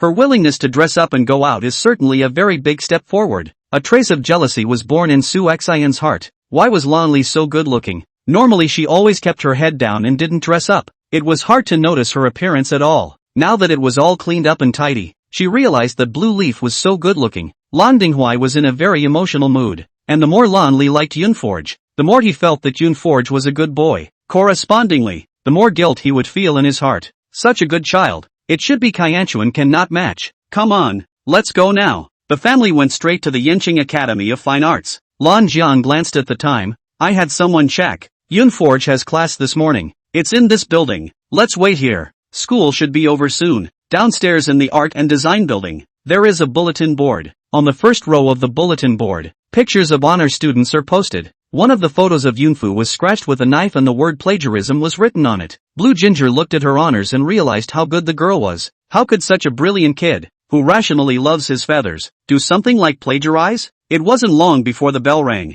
The Blue Ginger took a few steps forward and waited at the door the students had to pass through. She saw Yunforge's figure with her sharp eyes and called out, Yunforge. When Yunforge saw her, his complexion flinched, and besides her, he was surprised to see Lan Dinghuai's family as well. Damn, this family must be here for money. She subconsciously turned and ran away in a puff of smoke. Blue Ginger, does she look like a flood animal? Su Xian was happy. Cousin, she doesn't seem to want to take care of you. Even Lan Dinghuai said, Little Jiang, why is your character so bad? When Yunforge saw her, it was like a little white rabbit seeing a big gray wolf. Blue Ginger rubbed her nose. Not so much. It's okay. I inquired that she bought a house in Longguan Yuan. Let's go to where she lives and wait. Su Guiyin nodded. When the time comes, I'll get off with your father. You all wait in the car, especially Xiao Jiang. Don't say anything. Blue Ginger, she doesn't think it's her problem. The family then went back to Lungquan Court. After waiting downstairs for a while, he finally saw Yunforge's figure.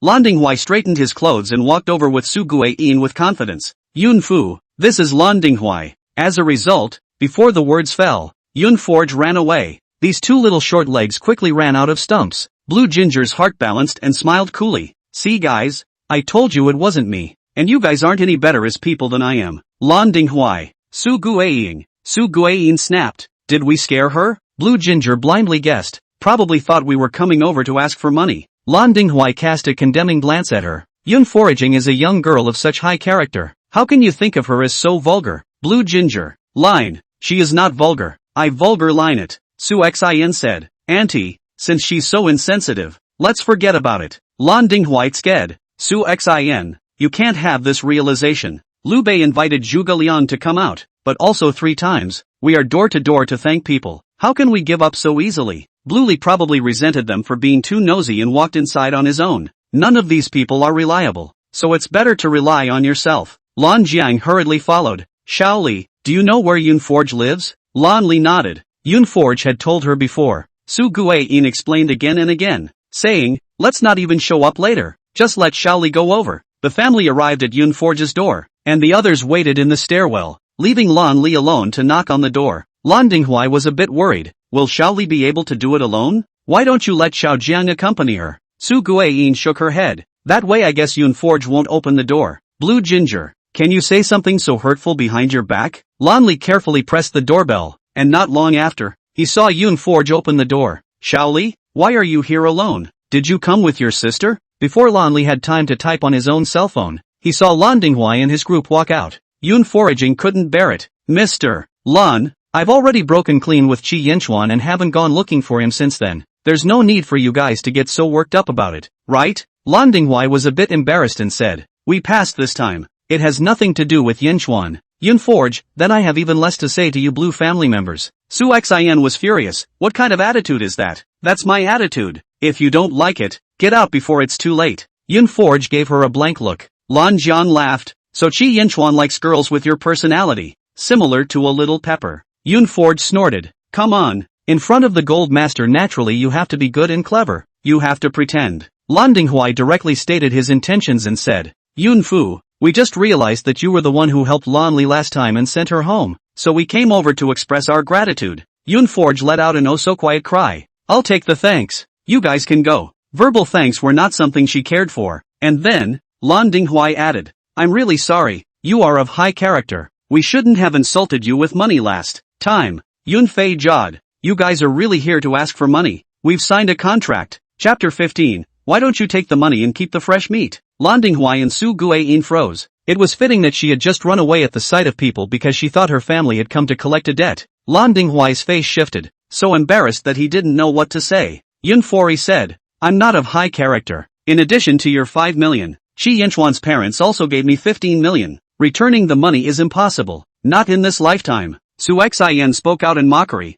Aunt Abbott, you know her true colors now, don't you? Yun Foraging feel funny. Words you hua. I remember the Blue family only 2 daughters. You surnamed Blue. So much. My true face is that I love money. Comrade, may I ask if you don't love money? If you don't love money, why are you relying on the Lan family? Su Xion's face turned pale. Having been stabbed in the sore spot in her heart by Yun Forge, I'm here to keep Li company. I'm not relying on the Blue family. Yun Forge snorted. Then you, as a chaperone, are really competent, and let her come to the Yencheng Academy of Fine Arts alone from her home. Su Guiyin did not move and glanced at Su Xian, who was usually the one accompanying Lan Li, but this time, she didn't know when Blue Leaf was gone. All she said was that she fell asleep and woke up to find her gone. Lan Dinghwai and Su Guiyin were dissatisfied in their hearts, but did not express it. Now that Yun Forge mentioned it, thinking about it was indeed not right. When Su Xian was first picked up, it was to accompany Lan Li. Over the years, she has been well dressed, what with all the good food and drink,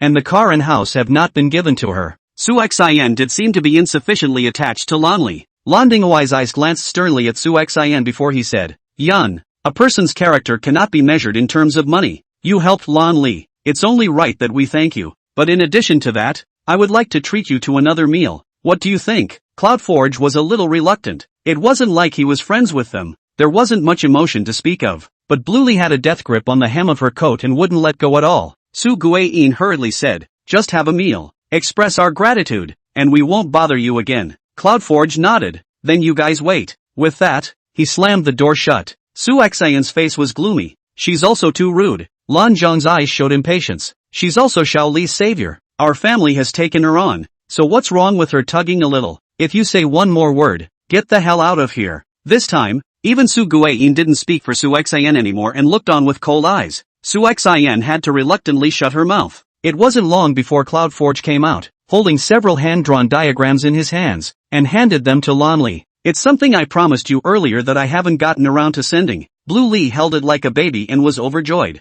seeing Su Guiyin wiping her tears straight away. She hadn't seen Lonely look so happy for a long time. And then, like last time, like a mouse stealing food, Blue Lee came to Yunforge's ear and said quickly, "Thank you." She was still afraid to meet someone's eyes, but she really opened her mouth. This shocked the Blue family. Only after a long time did Su Guiyin find her voice. "Old Lon, did you hear that? Xiao Li." She spoke. Lan Dinghui took off his glasses and wiped his eyes. In a hushed tone, "I hear you." Lan Zhang's eyes were also moist as he explained. "Yunforge, Xiao Li has never opened her mouth since she had an accident when she was 6 years old. On behalf of my entire family, I sincerely thank you." Cloud Foraging heart a burst of sour. She had also been violated. Know that some hurt will be accompanied by their own life? Have to spend a lifetime to heal. Looking at Lonely, it was inevitable that there was some feeling of sympathy. She raised her hand to pat Blue Leaf's head, who in turn rubbed against her hand like an animal. Blue Ginger early let people in the hotel book the box. They directly passed on the line. Lonely stuck to Yunfori's side, unable to leave, and was very close to her. Look at Su Xin's eyes. After enduring it again and again, I finally didn't hold back and asked, "Yunforge, how exactly did you please Xiao Li and make her like you so much?" Yunforge laughed lightly. "You probably won't learn. After all, this is charisma. You don't have it." Su Xin, can you still talk properly?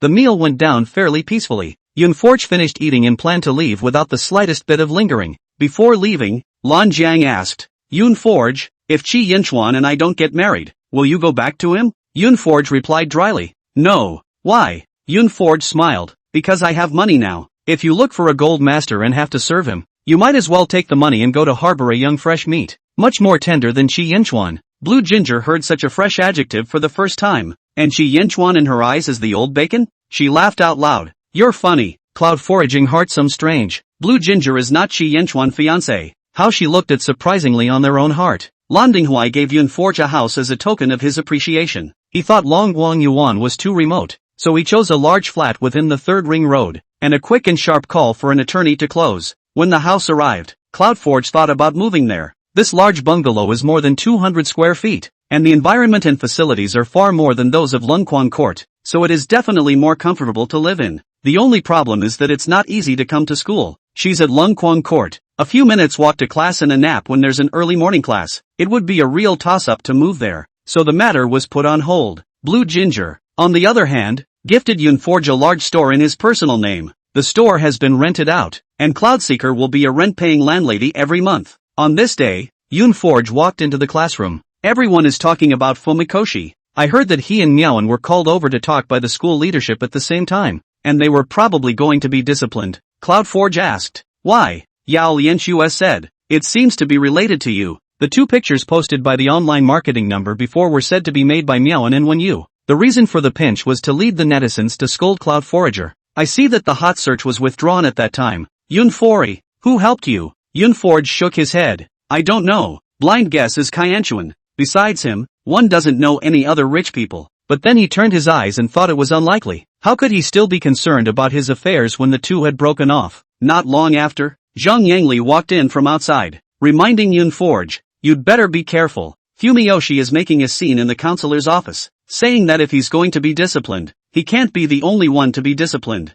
Yunforge laughed. "The thing is he did it. Who will he discipline if not him?" Zhang Yangli looked at her steadily. CloudForge froze. "He's not going to try to pull me down, is he?" He rehashed the Tang Yin Cup incident, saying that you plagiarized and should be disciplined as well. Zhang Yangli said. Chapter 16, This is the only face. Yunforge froze, then laughed. "But I didn't plagiarize," Zhang Yangli said in a serious manner. "You didn't plagiarize, we all believe you, but the organizing committee doesn't believe it. When they first decided that you plagiarized, it was because you couldn't produce any evidence. Think carefully, is there any evidence that can prove your innocence, so that we can all speak for you?" CloudForge was viciously stunned, and then he heard the rest of the class take a stand. "Yeah, the key is in the evidence. It's useless for us to believe. We're so small and insignificant that the academy won't even listen to us. Making careless friends is really harmful. People like Zhang Yang. Luckily I haven't met them." Yunforge looked at them, his tone a bit ethereal. "You all believe me?" Her words were tinged with deep incredulity. "She plagiarized, eh? What about the evidence? How can anyone still believe her? Zhang Yangli said. What kind of bull **** are you talking about? We've been in the same class for 3 years. What kind of strength do you have? Wouldn't all of us be unclear? That's right. You're the school god of our academy. 3.5+ GPA for age and you're telling me she plagiarized? Laugh it up. I couldn't even copy a 3.5 if I were given one. You don't copy in the preliminary round. You don't copy in the rematch. But you plagiarize in the final round? If your head was kicked by a donkey, you wouldn't be able to do this. Yunforge suddenly lowered his head, his eyes slightly warm. She used to be preoccupied with Qi Yanchuan, and the only friend she made was Zhong Yangyang. Most of the students within the class don't really have much of a friendship. They are ordinary friends who don't contact each other even after the class is over. If it wasn't for today, she wouldn't have known that she was surrounded by so many wonderful people. Yunforge said with a straight face, I have no evidence. The only USB flash drive was a birthday gift from Zhong Yangyang, and it has been stolen by her. However, I believe Zhong Yangyang is a classmate who knows her mistakes and can change them. I believe that soon she will take the initiative to admit her mistakes. Zhang Yangli, are you dreaming? Hearing this, Fumikoshi sneered and walked in. That's so calm. I hope you'll still be that calm when the school gives you a disciplinary notice. Yunfori looked at him faintly. This is the only face you have. Can't you save it and throw it away? Even if I was disciplined, you are also 50 steps to 100 steps. What is there to be proud of? Tofu have brain, but you don't. Back and forth failing makeup exams, and still have the face to run to me in front of the incompetent rage. You, this head is a pose, right? When you was scolded by her without swearing, his face turned blue, gritting his teeth and only stifling out a sentence. You, how can you curse? What's wrong with cursing? If you can't hear me, I'll still be able to carve you on the monument later. By the way, I heard that Miaoan also flunked out. I said you won't gram your girlfriend, right? Look at Zhang Yangli, she's just glowing after leaving you. Zhang Yangli laughed. After leaving the garbage, of course you look better. I've learned my lesson, and I'll never pick up men from the garbage. When you ironed his face, Zhang Yangli, don't be complacent. I promise, leaving me is your loss. Yun forged sked. There's always urine without a mirror, right? Ugly and unaware of things. Also do not take a piss to look at. Your only use in this life. Probably born to give people trouble, right? When you was scolded to the point of autism, and indignantly put down a sentence. You wait for me, and then it ran out. After class, Yunforge raised his hand again. Teacher, when you misses class, he's missed a few times this semester. He'll have to fail at the end of the semester. The teacher slapped the desk angrily. Hang up. Once again, the students craned their necks, unable to offend the woman who had been slagged. Yunforge finished his class and went home slowly with his backpack. Just coming down the stairs, I saw a conspicuous Pullman. Secretary Lin got down from the car. Ms. Yunforaging, Mr. She has come to pick you up. This sentence,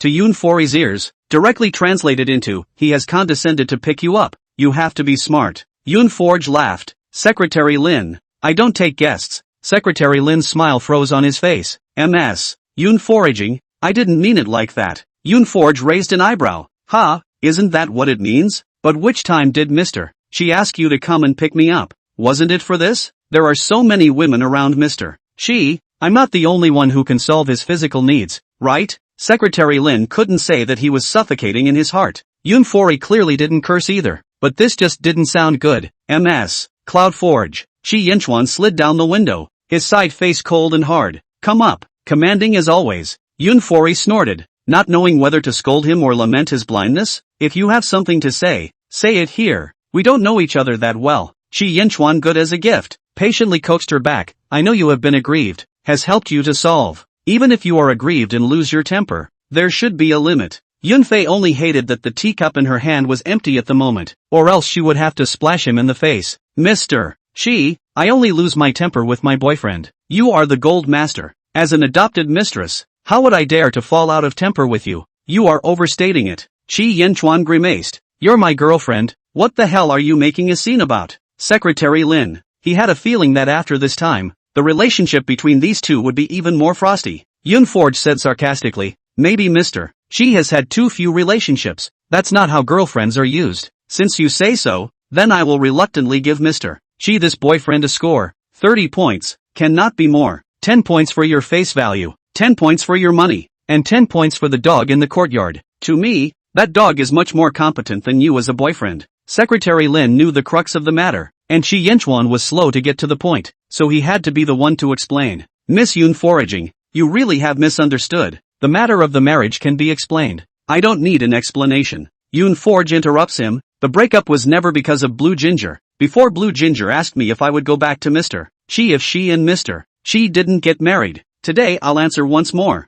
No. Last time you told me not to regret it. I'll give you the same words. Don't regret it. In the future, I will solve my own matters by myself. Please kindly raise your hand. I don't have the habit of eating back grass. Also please don't brush your presence in my life. Yoon Forge's heart was lighter than ever after saying these words. She glanced at Secretary Lin and said, Secretary Lin, your salary is quite high, isn't it? Secretary Lin froze. It's okay. A couple million a year? Yes, he said stiffly. Yoon Forge sighed. I really envy you. Your annual salary is a few $1,000,000. The same as working for him. I can't get such a high salary. Secretary Lin. That's a bit strange, but it sounds like there's nothing wrong with it. Kaianchuan. What a scum. Chapter 17, Your Treat. I'll be your dinner partner. Chi Yanchuan faced gloomy sitting in the car, always calm and indifferent. He tugged his tie in annoyance and took off the watch on his hand. He had gotten used to the fact that Cloudseeker would come back on his own, again and again. But I didn't realize that this time, she was really gone. Secretary Lin was silenced, but still couldn't help but speak up against the immense pressure.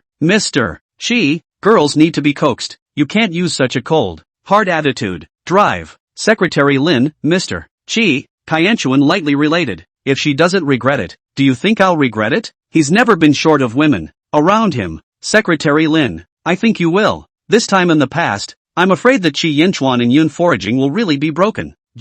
Death to men na. Driving away from the American Academy, the sleek lines of the Pullman sped by. Secretary Lin almost dropped his jaw in shock. He was surprised to see Yoon Forge standing in line at a milk tea store. Her figure flickered in the window, her face fading away until it was unreadable. It is a ruthless person na. Justin Chi Yanchuan said such harsh words. Turn eyes even go to buy milk tea. Cloud Forge doesn't care what he thinks in his mind. Buy a cup of milk tea and say goodbye to his past. She happily took out her cell phone and ordered what she wanted to drink and was just about to pay when a girl approached her. Ask, sister, can you buy me a drink? Yoon Forge froze and said, okay, you order. She handed over her cell phone. The girl smiled and thanked her, ordering a glass of what she wanted. Cloud Foraging paid. Today she was in a good mood. A cup of milk tea was nothing. You're a student at the beauty school too? Because the milk tea store is in front of the Academy of Fine Arts School. Many students will come over to buy it. Yes, my name is Chi Yen. I majored in jewelry design. Yoon Forge nodded. My name is Yoon Forge. Kaian said.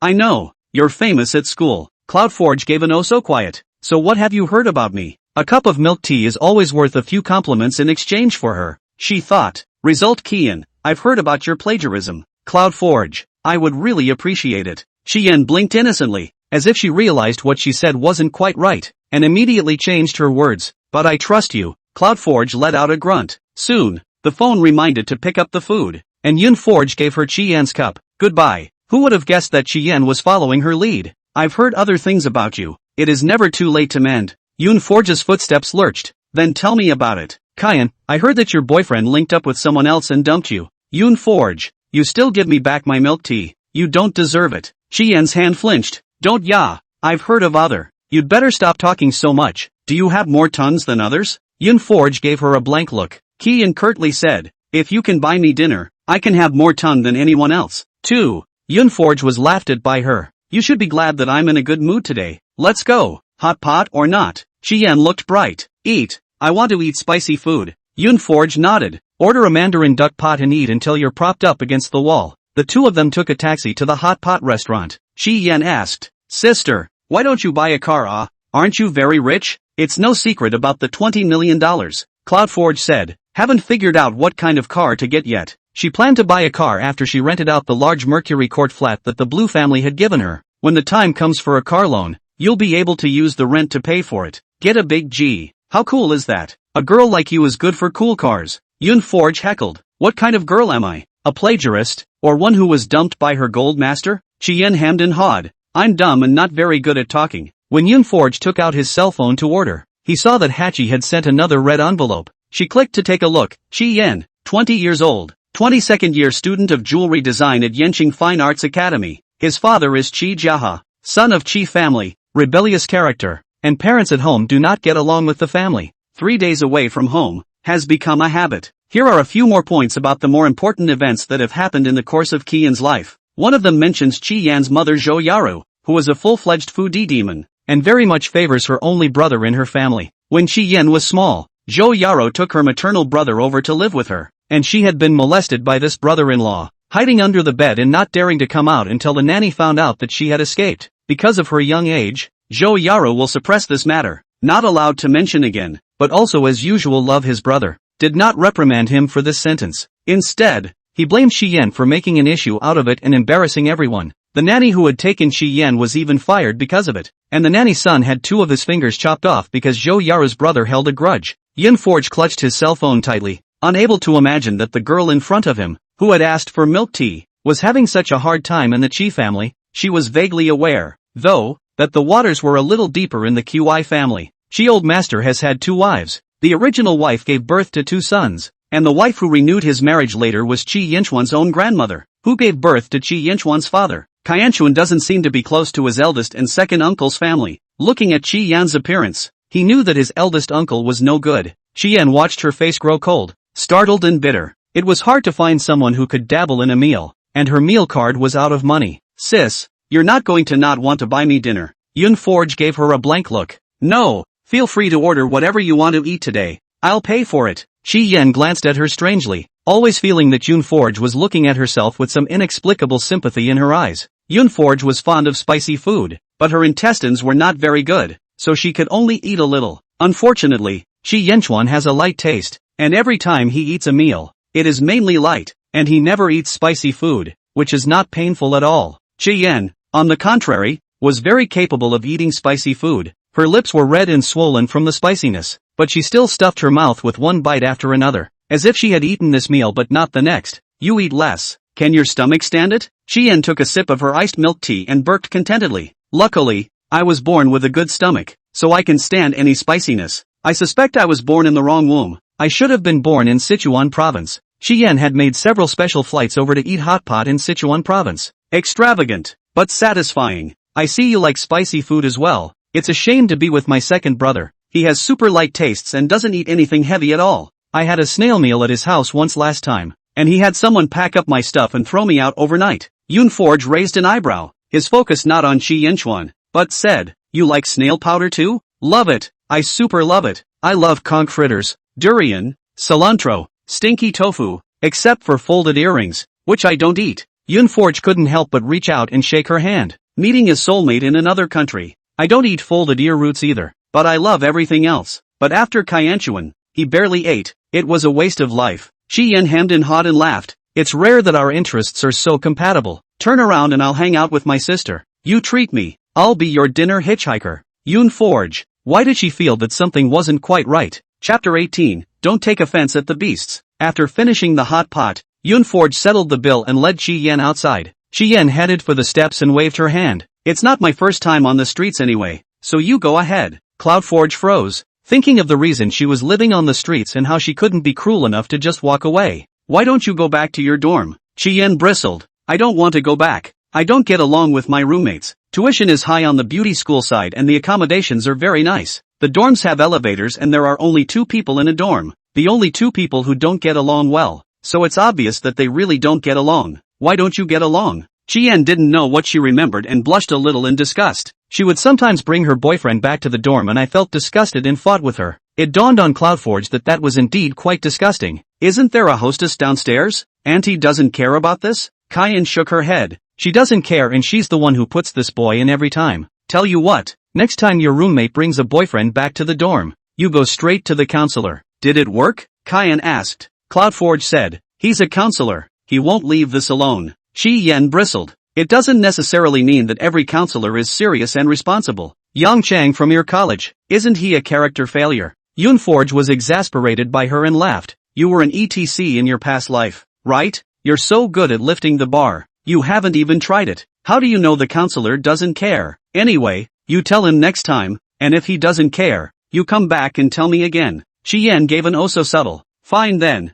I get it. Go away and leave me a lost girl on the streets. Yun Forge, whose family is this kid anyway? Just as annoying as her brother. Forget it, you'll go home with me first tonight. But first things first, you can only stay for one night, and you'll go back to school every day. Chi Yen happily leapt up. Okay, tomorrow I'll take the counselor to the dormitory to catch the adultery. Cloudforge was speechless and tired of rolling his eyes. She led Chi Yen home and Chi Yen looked around the house and realized that it was a bit small. Disgusted, she said, Sister Forge, your house is also too small. My second brother is also too stingy. Apart from the $20 million, but also managed to give you a house? Yun Foraging heated. He is more than stingy. Let me clarify. That $20 million is not from him either. I have not used his money. At most I have received a few gifts. That said, she hadn't sold those gifts yet, and she'd have to turn around and hang the salted fish before they went to waste. Chi Yen sked. Then why don't you stay a little longer? Anyway, he and Sister Lan Jiang didn't get married so soon. You get some more before you leave. Yun Forge smiled coldly. I advise you to mention your second brother less. She's not very popular with me. I'm afraid if you mention it again, I won't be able to resist kicking you out. Kyan had to shut up. The next day, Yun Forge rushes to her morning class and gives Chi Yen a key, telling her to go out and remember to lock the door. When she came to the classroom, she heard from her classmates that Fumiyoshi's disciplinary notification had already come out. Surprisingly, Miaoan is fine, because when you balked that all those things on the internet were done by him alone, and had nothing to do with Miaoan, but was deeply emotional. Zhang Yangli was so disgusted when she talked about it that she almost spit out her overnight meal. Yun Foraging waved his hand and pacified. Don't climb, don't compare, don't take the beast to gas yourself. Zhang Yangli doesn't really seem to be angry anymore. When you came in from the outside, I do not know if the brain is broken. Was disciplined and still a self-congratulatory look. Just before he could be complacent for 3 seconds, Zhang Yangli stretched out her leg and tripped him, and when you fell on his ass, Yun forged sked. Even if you're psychopathic, you must take care of your body. Fumikoshi rose from the ground, his face twisted. Zhang Yangli, don't go too far. Zhang Yangli let out an ouch, with an insincere apology on her face. I'm so sorry, I thought it was a dog. Fumikoshi, where do you find foraging words? He smiled coldly. I think you are just jealous. Let me tell you, I've long since stopped liking you. If it weren't for the fact that you can occasionally spend some money on me, who cares about coaxing you and wearing a late face every day? Yun Foraging snorted. Said you are a toad you are still proud on. Really toad lying on the surface of the foot. You do not bite people, you disgusting people. Zhang Yangli, you still have to spend money on contraptions? The account you transferred to sort out. I contacted the lawyer to sue. I tell you, not a penny less. Must be back. Zhang Yangli gritted her teeth and said, I really forgot about it if you didn't say it. Since you brought it up, wouldn't it be disrespectful to you if I didn't come back? When you panicked for a split second? Impossible. You volunteered to spend that money for me. There's no way you're taking it back. Zhang Yangli smiled coolly. Have you forgotten? Sophomore year you said your grandmother was hospitalized. Borrowed $5,000 from me. When I transferred money to you, you made a note that it was a loan. At that time, when you also want to face, embarrassed to directly ask for her money, although not returned, but also borrowed money when the false pretense to say a couple of words. Fumikoshi blanched. I don't have any money. A boy in the same class couldn't stand it and slammed the book in his hand. You have no money. Then in December of the previous year, you even took time off to travel to Harbin. You are really scum. I really believed at that time that you and Miaoan had nothing to do with each other. But how could you do this? The boy who opened his mouth was Kon Yumming, Fumiyoshi's roommate. He was filled with guilt. I'm sorry Zhang Yangli. I didn't think too much at the time. I should have told you earlier. Zhang Yangli looked complicated. It's fine. I know he took a leave of absence at that time. He told me that his grandmother passed away and went back to mourn. Students. His grandmother is probably dying of filial piety. When Yu's face was green and white for a while, as if the cloth of shame had been torn away, revealing his ugliest side to the people. Yun forged sked. I guess that $5,000 is also a lie to you. His grandmother was not hospitalized at all. What kind of grudge does your grandmother have against you? You made her up like this. When you coldly grunted and sank his face into silence. Not long after, Yao Lianxue ran in. Big news. Big news. Fumikoshi couldn't stand the atmosphere of the class and got up to head out. Who knew? Yao Lianxue called out to him. When you don't go, you must be interested in this matter. It's related to you. Fumikoshi grimaced. Whatever it is, I'm not interested and don't need to talk to me. Yao Lianxue eeped. Could it be that you already know about the fact that Miaoan has another boyfriend besides you? Wen Yu's face changed drastically as he roared. If you keep talking nonsense, be careful, I'll beat you up. His fists were already clenched and he looked like he could storm up and hit someone at any moment. Chapter 19. Yao Lianxue drifted off. Looking at his appearance, he should not know anything about Miaoan. That's funny. Wen Yu, The counselor of the jewelry design college just went to Miaoan's dormitory because Miaoan's roommate reported that she always brings her boyfriend back to the dormitory. I wonder if the boyfriend she brings, is it you? After saying that, she immediately covered her mouth again. Look at me. How could it be you? The boy she took is the son of the hostelant to be able to come and go in the girls' dormitory. He can sneak in whenever his mom is on duty. I later heard that it was Miaoan's roommate who couldn't take it anymore and took the counselor to arrest these two guys on the spot today. I heard that when the counselor went to look for them, Miaoan and her boyfriend were fighting in bed. You're a cuckold. Wearing it pretty steadily. When Yu's face was dark, and in his heart, he still didn't believe that Miaoan would do such a thing. You're trying to trick me. You're stirring up trouble. I don't believe Miaoan would do such a thing. I don't believe it. He was so devastated that he left Yao Lianxue and ran out. Cloud forged sked. It's almost time for class. Where's he going? Yao Lianxue was happy. Of course I'm going to find Miaoan and ask her about it. What else is there to ask? Everyone saw Miaoan and her boyfriend being kicked out by the counselor with their clothes untidy. Yunforge rested his chin and turned his head to look at Zhang Yangli. Wasn't it a blast? Zhang Yangli laughed. It's just a matter of self-inflicted suffering.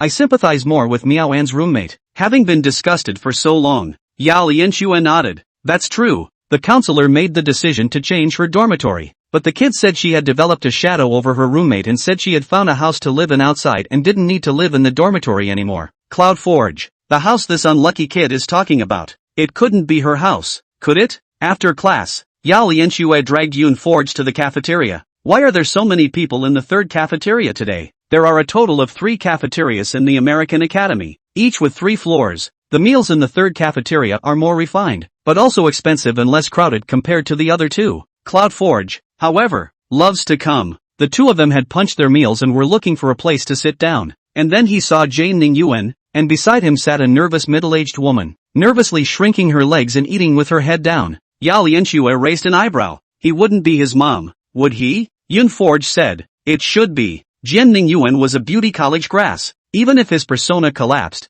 there were still many people who liked him. That's why there were so many people in the third cafeteria today, all coming for him. Mom, eat more. I'm really touched that you're willing to forgive me. In the future I will study hard and earn money to be filial to you and Dad. Yun Forge and Yao Lianxue found an empty seat and sat down, quite unable to look at him for such tactics. If Jian Ningyuan really cared about his mom, he wouldn't even be able to see that she was uncomfortable right now. Surrounded by so many people for dinner, his mom couldn't eat at all, making a scene with his own mom. He's really hypocritical as always. Yao Lianxue watched for a while and made a comment. Yun Forge said, "Don't look, let's eat." After a couple bites, she saw Zhang Yang send her a message. I'll admit the plagiarism to the organizing committee and the school's teachers and students, so spare me, please. Yun Forge raised an eyebrow and typed a line on his cell phone. Take the loudspeaker and come to the third cafeteria to confess, and this matter will be over. And after that, there was no looking at her reply. At the same time, Jian Ningyuan also saw her and Yao Lianxue's figure and took the initiative to walk over.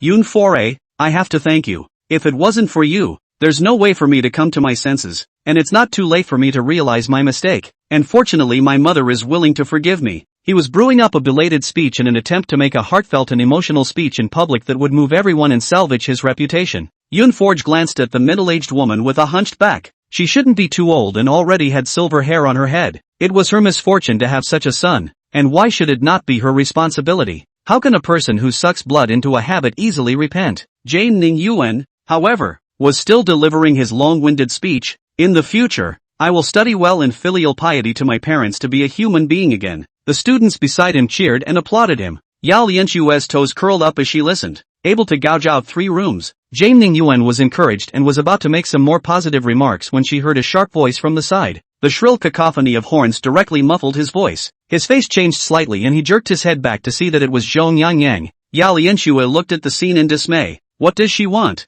Yun Forge had a calm face. You won't know if you look at it. My name is Zhong Yang, and I'm here to apologize to Yun Fori. I'm shameless. I'm unethical. I stole her work at the Tangyan Cup finals but slandered her in return. The USB flash drive was my birthday gift to her, and the nail I planted from the beginning, just to count her out at the Tangyan Cup. I'm wrong. I'm shameless. Zhang Yang took the horn and stood on a chair, crying and shouting as she repeated the words. Yao Lianxue's gaze was stunned. Yao Lianxue actually did admit it herself. Cloud Forge, what's going on? Yun Forge laughed. Didn't I tell you? Zhong Yang knows her mistakes and can change. And then, she laughed and looked at Jane Ningyuan, sarcastically said, Jane Ning Yuan, you see people can be much more sincere than you. Apologizing with a loudspeaker. Don't you also know that it's wrong? Do you want to try this method as well? Jian Ning Yuan's face darkened. Forget it this time, it's better to do it next time. He wasn't going to try. It would be too humiliating. It's just a shame that this opportunity was just stolen by Zhang Yangyang.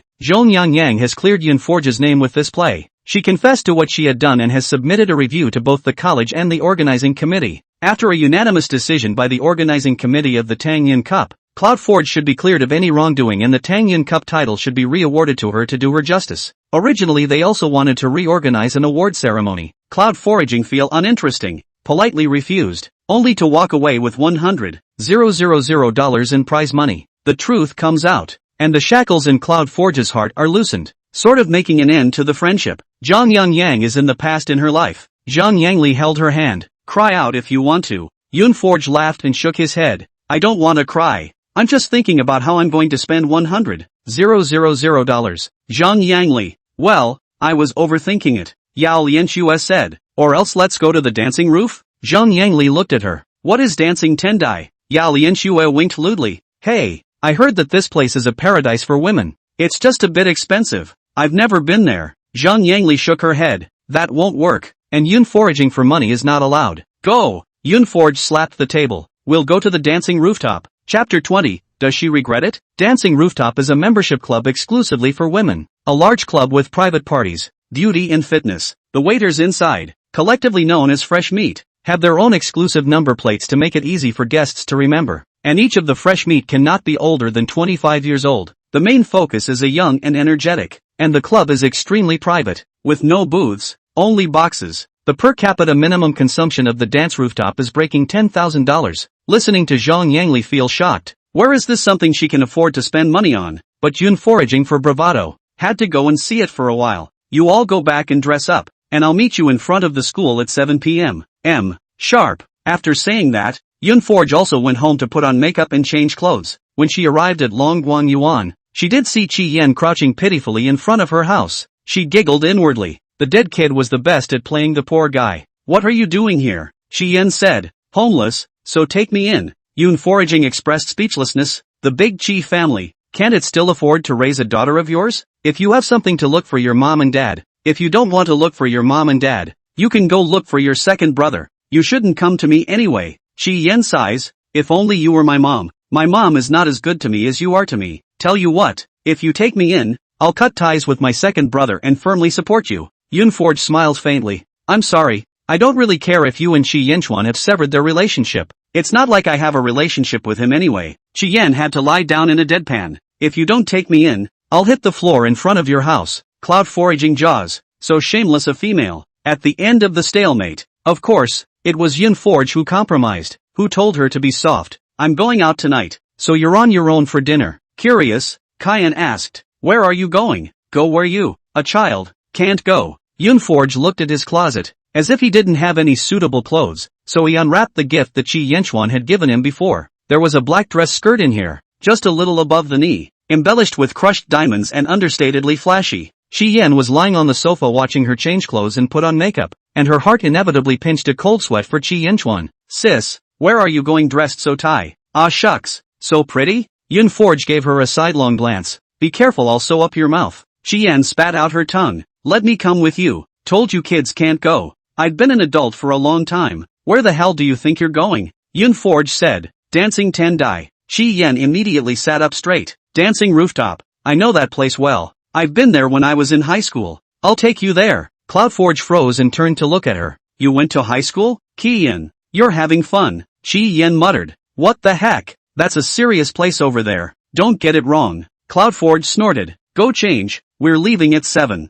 Qi Yan's outfit was even more complete than hers. Sweet and cool hottie style, with a pair of hateful high boots. It looked really sensual. The four of them arrived at the dancing roof. Qi Yan's membership level was high enough to take them in directly, but Cloudseeker still paid for a membership, just in case it would be useful in the future. Entering the box, Qi Yan waved his hand. Bring up the number plates. Not long ago, a few waiters with a wooden tray. The number plate is also wooden. Looking surprisingly, there are a few ancient emperors turning over the harem cards. Yunforge, or she has seen too little. These waiters are also good looking, and they have exclusive number plates, so it's okay to order them directly when you look at them. Chi Yan swept in and asked, "Where's 88? 88 is picking up," answered Fresh Meat 109. Yao Lianxue was surprised. "Pick up?" 109 laughed. "Receiving guests is not the kind of thing you're thinking of. Our club is absolutely pure and unblemished. We don't do that kind of deal." Ooh. He also gave Yao Lianxue a "you're so dirty" look. "Yao Lianxue, you've managed to get my attention, so I'll order you." 109 blushed.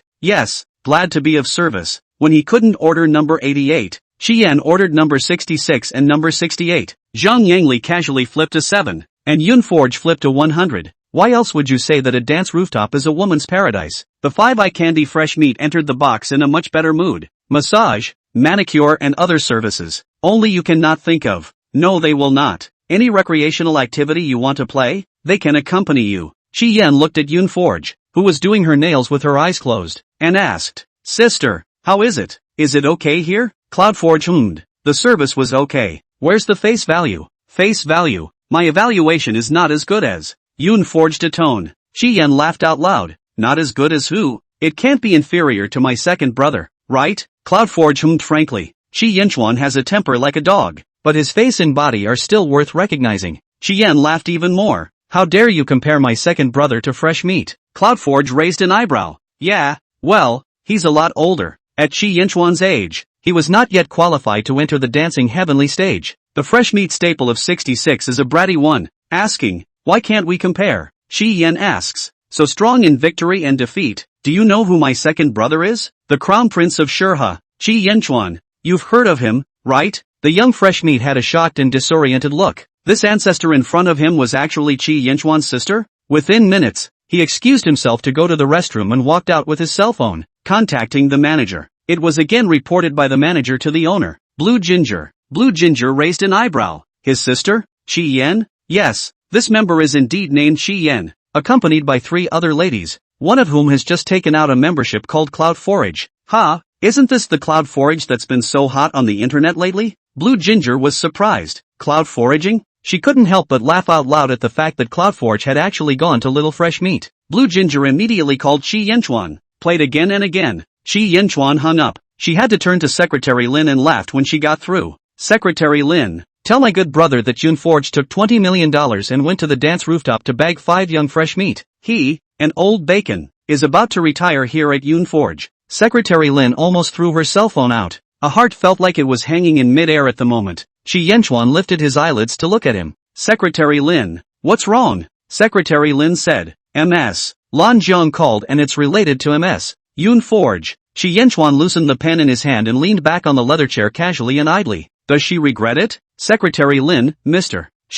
Miss Yun Foraging took the $20 million given by your parents and future in-laws and went to the dance rooftop to bag 5 young Fresh Meat. Kaianchuan? Chapter 21. Chi Yanchuan's face turned blue as he said in a cold voice, "Dancing Tiantai?" Secretary Lin's back broke out in a layer of cold sweat. "Yes, what MS?" Blue Jiang said. "The dance rooftop was run by Blue Ginger, so I thought there should be no mistake." Kaianchuan smiled coldly, tugging at his tie and undoing his cufflinks in annoyance. "Go to the dance rooftop and tell Blue Ginger to get her ass over here right now." Secretary Lin was startled and couldn't help but wipe the cold sweat for himself. The boss is angry and there are serious consequences. It's always him who suffers. This time, Chi Yanchuan really couldn't sit still. Secretary Lin felt like sweating for Yun Forge while thinking that it was true. He said, "Chi Yanchuan cannot be hard in front of the cloud for a few days." At that time, Yun Forge was doing a hand mask, and the Fresh Meat No. 100 who served her asked gently, "Would you like to do a massage for you and take care of the skin on your back in the meantime?" As Yun Forge was considering this, he saw that the door was abruptly opened.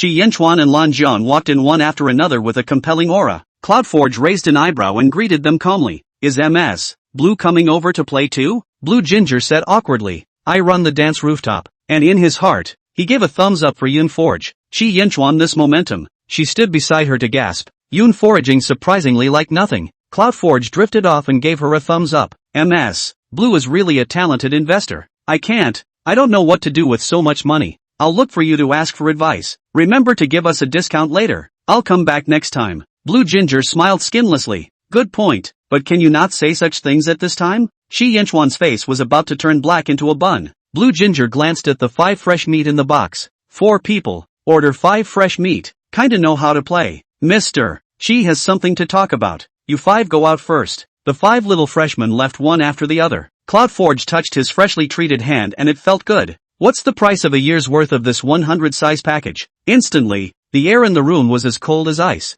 Yali Inshue was the first one who couldn't stand it. Yun foraging, our dormitory door time is coming up. Yang Li and I will go back first. The two slipped together. Chien tried to slip along, but was blocked by Secretary Lin. Ms. Kian, where are you going? Kian heatedly laughed. I should get home. Cloudforge felt bored and skimmed his lips. That's enough for today. Ms. Blue, I'll patronize you next time. Blue Ginger, I'm afraid that the next time you come back, Shi Yinchuan can smash my place. But she really admired Yunforge for being so calm at this time. Yunforge brushed past Shi Yinchuan and was abruptly clutched by his wrist. Cloudforge, you don't need an explanation? Yunfori snorted. Which one of you? Why should I explain myself to a stranger I have no relationship with? I'm single and came here to have fun. Can't I? Shi Yinchuan's face was gloomy. It's just a temper tantrum. There has to be a limit. In Yunforge's ears, there was no difference between this sentence and the one about being smart. Just as condescending. Just as reminding her to recognize herself. Mr. Key, only pets that are kept have a limit to their tantrums. A sudden surge of anger grew in Yunfori's heart, and she couldn't help but grab the wineglass and splash it in his face. This move scared Blue Ginger and Secretary Lin into jaw-dropping silence. Shi Yinchuan's face was gloomy and his face had gone cold to the extreme. Just when they thought Shi Yinchuan was bound to be furious, he patiently asked, have you lost your temper? Secretary Lin was in a state of shock, but felt that it was true. Shi Yinchuan's bottom line for Yunforge dropped again and again, and he was incredibly tolerant of her. These people are just taking a script that they love and don't realize it. Secretary Lin's heart fluttered with excitement, and he had already begun to mentally brainstorm a million-word book of sadomasochistic love. Eating the boss's melon. Exciting. Yunforge snorted. I'm not angry with you, but I no longer love you. Mr. Shi, I'll repeat to you for the last time. We've already split up. You pestering me like this really bothers me. A qualified ex-boyfriend should be similar to a dead man. And then she looked at Lan Jiang and said with a smile, Miss Lan is really generous, bringing her fiancé to a place like this and accompanying him to pester his ex-girlfriend. What kind of hobby is this? Lan Jiang suddenly came back to his senses and looked at Shi Yinchuan's lowered face, only to realize that this younger brother of his had fallen deeply into it. The girl in question had already pulled away, and he didn't realize how deep he was in. Or maybe he knows and just doesn't understand what it takes to have a relationship and be nice to a girl. Lan Jiang had a bit of a headache, looking at Yunforge's back as he left without a care in the world. Inkawa, you didn't explain to her about our relationship? Secretary Lin explained on his behalf. Recently, although the Grand Master has been tripped up by things in Macau, Ms. Zhou Yaro has been making frequent movements, and Mr. She didn't think it was appropriate to tell Ms. Yunforge about it. Lan Jiang sneered. Then this cup of wine is indeed what you deserve. Let me ask you, who are you to question Yun Wu? What kind of person are you now in the eyes of the cloud foraging? A man with a fiancé who still comes out to womanize. Shi Yinchuan, where are you putting her? Do you want her to be the third party? Or are you keeping her out as a mistress? She sometimes really wanted Shi Yinchuan brainshell pry open to see. A good man is not long mouth. Shi Yinchuan coldly and stiffly said, she's my girlfriend, you're my own sister. How could she be a third party, much less a mistress? These two words, when they were even remotely related to Yunforge, he was too dirty. Lan Jian was furious. This is something we know. Does Yunforge know? Are you pig brain? These things you don't talk to her. How could she know? How could those who don't know? Even though you have so many bitter feelings, you can't let Yunforge suffer because of your affairs. Who is she to suffer because of you and be labeled as a third party? What's your long mouth for? You're not even willing to say a word of explanation to her. How have you ever treated her as your girlfriend? Girlfriends are for spoiling. She's a person. She needs respect. You haven't given her any of these things, and you're still posing a deep love persona here. You don't deserve it. After this scolding, Blue Ginger finally felt a little more comfortable. From the beginning of Qi Yinchuan's birth, Lan Jiang knew that he was his brother. Jiang Xinxi is a playful person who fell in love with her first love, Lan Dinghuai, and then broke up peacefully after the passion. After the breakup, she realized that she was pregnant. Abortion is too hurtful. Lan Dinghuai let her give birth, gave her a large sum of compensation for the money after the Blue Ginger to carry to the side to raise, and then, Jiang Xinxi and Qi Jiayao got married and had children, and had Qi Yinchuan. Blue Ginger knew at an early age that Jiang Xinxi was her real mother, but never bothered out of respect for her new life. As it happened, Jiang Xinxi was not a motherly person and was not concerned about her. Mother and daughter well water does not offend river water. Blue Ginger and brother Qi Yinchuan relationship is very good, and even cooperate with him to do a play to fool the old man Qi. Let's hope that scolding him will wake him up. Chapter 22 wouldn't keep a dog without him. With Blue Ginger gone, the pressure was on Secretary Lin. Kyanchuan sat down disoriented. Is he wrong? The QI family was the most disgusting existence in his life to him. He didn't want Yunforge to see this side of him, and didn't want to tell her about it, also out of a kind of protection. Is it just his wishful thinking that's wrong anyway? Mr. Qi, do you want to prepare a car? Shi Yanchuan picked up the wineglass that was placed in front of Yunfei Feng, which contained red wine. Cloudforge is not a good drinker and drinks only red wine with a low degree of alcohol. He took a drink and poured another full glass. Secretary Lin sat across from him. Mr. Shi, you haven't even eaten. It's better not to drink. Shi Yanchuan's tone was bleak. Do you also think that I was wrong? Secretary Lin deliberated for a moment before speaking. Being in a relationship is definitely different from treating people in normal times. Ms. Yunforaging is a girlfriend. Treating a girlfriend can't be like treating a subordinate. Kyanchuan raised his eyes, the ends of his eyes scarlet. Do you think that I treat you the same as I treat Cloudforge? Secretary Lin swallowed. Can I be honest? Kyanchuan looked at him askance. If you have something to say it. Secretary Lin said. Of course it's different, because I think that you're actually not as good as me to Miss Yunforge. I'm always by your side. I know your schedule, and I know a lot of things about you better than Miss Yunfu, my girlfriend. On New Year's holidays, Ms. Yunforaging has gifts. These expensive gifts may be envied by many people, but the gifts are not personally selected by you, or even selected by me. Mr. Shi, do you really know what Miss Yunfu likes? If you don't know, as your secretary, how could I? Would you be happy to receive a gift that doesn't match your heart? Kyanchuan was stunned. What did she like? For that matter, his head was empty and he had absolutely no idea. Even Yunforge's birthday had to be reminded on time by Secretary Lin. He is full of only work. Every day there are endless documents, 80% of the time, contributed to the work. Secretary Lin continued. I also receive a salary every month, but Miss Yunforge doesn't. Kyanchuan said quietly. I gave her the card, but she never used it. Mr. Shi, you and Ms. Yunforge have different statuses, and in terms of monetary status, there may not be a way to be equal, but emotionally, you should have been equal. It's just that Miss Yunforge looked up from start to finish, and as Miss Lan Jiang said, you didn't respect her. A normal girlfriend's reaction, when she hears about her boyfriend's union, must be the first thing to question. At that time, Ms. Yunforge came, and I could tell that she cared about you, but you didn't give the explanation and response that a boyfriend should give. Secretary Lin's words were like a hard punch to his heart, and his heart stifled pain.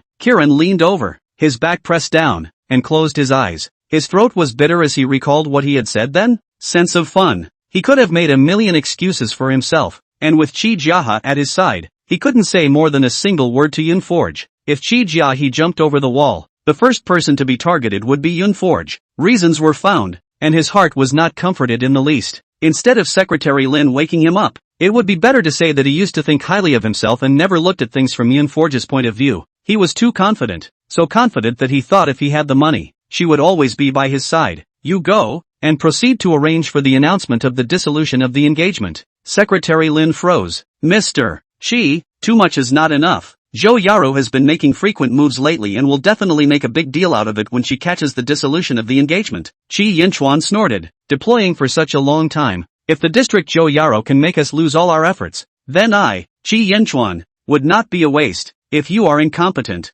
then admit it. Secretary Lin mumbled. There is no need to dissolve the marriage contract, as long as it is explained clearly with Miss Yunforaging. I think. Will she listen? Secretary Lin gave a beat. I don't think so. Kyanchuan finished the bottle of red wine and got up. Mr. Shi, back to one house? Go to Dragonlight Court. Yunforge lived in Longguang Yuan. He had known that for a long time. Secretary Lin thought silently in his heart. This one can finally grow a mouth. But I didn't expect that when he arrived at Longguang Yuan. He was just waiting downstairs. Cigarette after cigarette was lit, smoked all over and froze without a single cigarette. Mr. Keith. Shi Yinchuan's voice was hoarse. You return first. Secretary Lin said. What do you do then? Leave the car. You go back first. Secretary Lin. Dog than the boss. Really do not do people. Okay, I'll head back then. You be safe and come home early. Secretary Lin, a bitter laborer, had to pay for his own car to go home. Kyanchuan didn't know how many cigarettes he had lit when he heard Yunforge's voice. It was so trance-like and ethereal that I almost thought I was dreaming.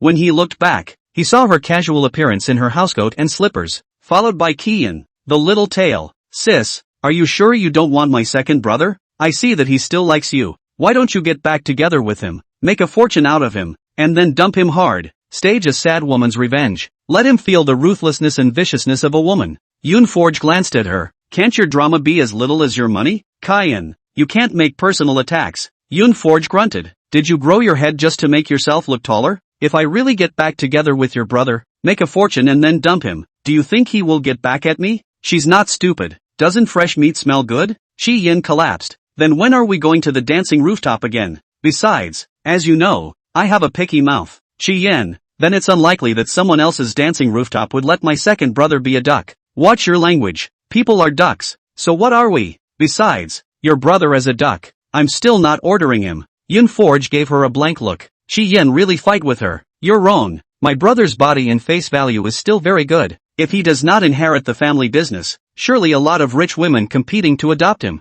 Cloud foraging. You are still proud on. What is there to climb? Chi Yin looked at him confused. So do you want to adopt him? Snort. Wouldn't raise him with a dog. Kyan jawed. My brother is worse than a dog. Kian. Chi Yin froze. Why do I feel a little cold in my back? I think I also heard someone shouting at me, and the voice still seems to resemble my brother. Cloudforge glanced behind her. Do you want to look back? Chi Yin touched her neck. No. I'm sure I've seen a ghost in the middle of the night. I'm not going to go for a midnight snack with you. Sister Yoon foraging. You go on your own. With that, he scurried inside the neighborhood, but a single step slower would have allowed Kyanchuan to behead her. Yoonforge smiled coldly, out of breath. Chapter 23, Anonymity, a counting finger. Yoonforge turned his head and went to throw the garbage in his hands, ignoring Chi Yinchuan. Kyanchuan, however, took the initiative to follow. Cloudforge. Mr. Chi, haven't the words been clear enough? Yoonforge looked back. Kyanchuan looked at her fixedly. I'm sorry. Cloudforge was stunned and stood still. As tough as her mouth was, the scars inflicted in her heart were unlikely to heal and scar anytime soon. All the unwillingness and resentment turned into a thorn deeply rooted into the bottom of the heart, festering and pus flowing. Those three words soothed the screaming soul and finally spilled out as a sigh. I won't say it's okay. You owe me that. She tilted her head and held back her tears. Kyanchuan wasn't worth any more of her tears. Kyanchuan's jaw tightened and his throat ached with bitterness. Blue Ginger is my sister. Half-sister. The marriage matter is she is cooperating with me to act. The Chi family. Cloud foraging. I never talked to you about the Chi family, because the Chi family is too dirty. I extremely loathe that place, but Lan Jian was right. I never respected you. It is precisely because there is no respect that one sees things only from one's own perspective, thus ignoring what Cloudforge wanted. The last bit of mustiness in Yoonforge's heart dissipated at this moment. She laughed. I'm not losing out. I took $20 million before I left. $20 million. Not from me. Kyanchuan laughed bitterly. Even the money was not given by him. Yunfei raised her eyebrows. What is Mr. Chi doing? Suddenly feeling sorry for me and wanting to give me compensation? The more bland she was, the harder it was for Kyanchuan. The one who was really ruthless was Yoonforge. What can I make up to you? Yoonforge pointed to the Patek Philippe watch on his wrist. Just compensate me with this. It should be very expensive. Kyanchuan has a taste for two things, watches and cars. Whether it's the check room or the garage. Pick any one of them and it's worth its weight in gold. Kyanchuan took off his wristwatch and placed it in her hand. Yoonforge touched the still warm wristwatch. His eyes calm. Then we'll call it even. And both look forward. Cloudforge turned away. It would be stupid to fall on the same man twice. The moon is full tonight, but it is destined to be a sleepless night for Chi Yinchuan. Cloudforge was happy to break off a relationship. Returning home to look at Chi Yin. Sneered, you belong to the dog. Right. Every time you run for your life belongs to you to run the fastest. Kyan blinked. I thought you were going to have a night of passion with my second brother. Yoonforge gave her a blank look and casually tossed the watch in his hand aside. Chi Yin picked it up and looked at it. This isn't my second brother, is it? You can see that? Nonsense. Just this piece of watch even made the news. My second brother personally went to the auction house in New York to auction it off. Guess how much? Cloudforge looked back. How much? Chi Yin held out 3 fingers. This number. 3 million? Add another 0. Then someone spent $50 million to buy it with my brother. He still won't sell it. If you sell it here, I guess someone will grab it. Chi Yin said. Yoonforge snatched the watch. She was the one who was too rude just now. Who says I'm selling? It's nice to keep a collection. The next day, Secretary Lin came over to find Yoonforge. Under the pretense of coming to deliver compensation to her. Chi Yinchuan's compensation is to give her 3 houses. They are the Mercury Court, the large bungalows at one house, and the villas at East Sky Waterfront. On top of that, there's a luxury yacht. Yoonforge gladly accepted it without a trace of embarrassment. I don't know if Mr.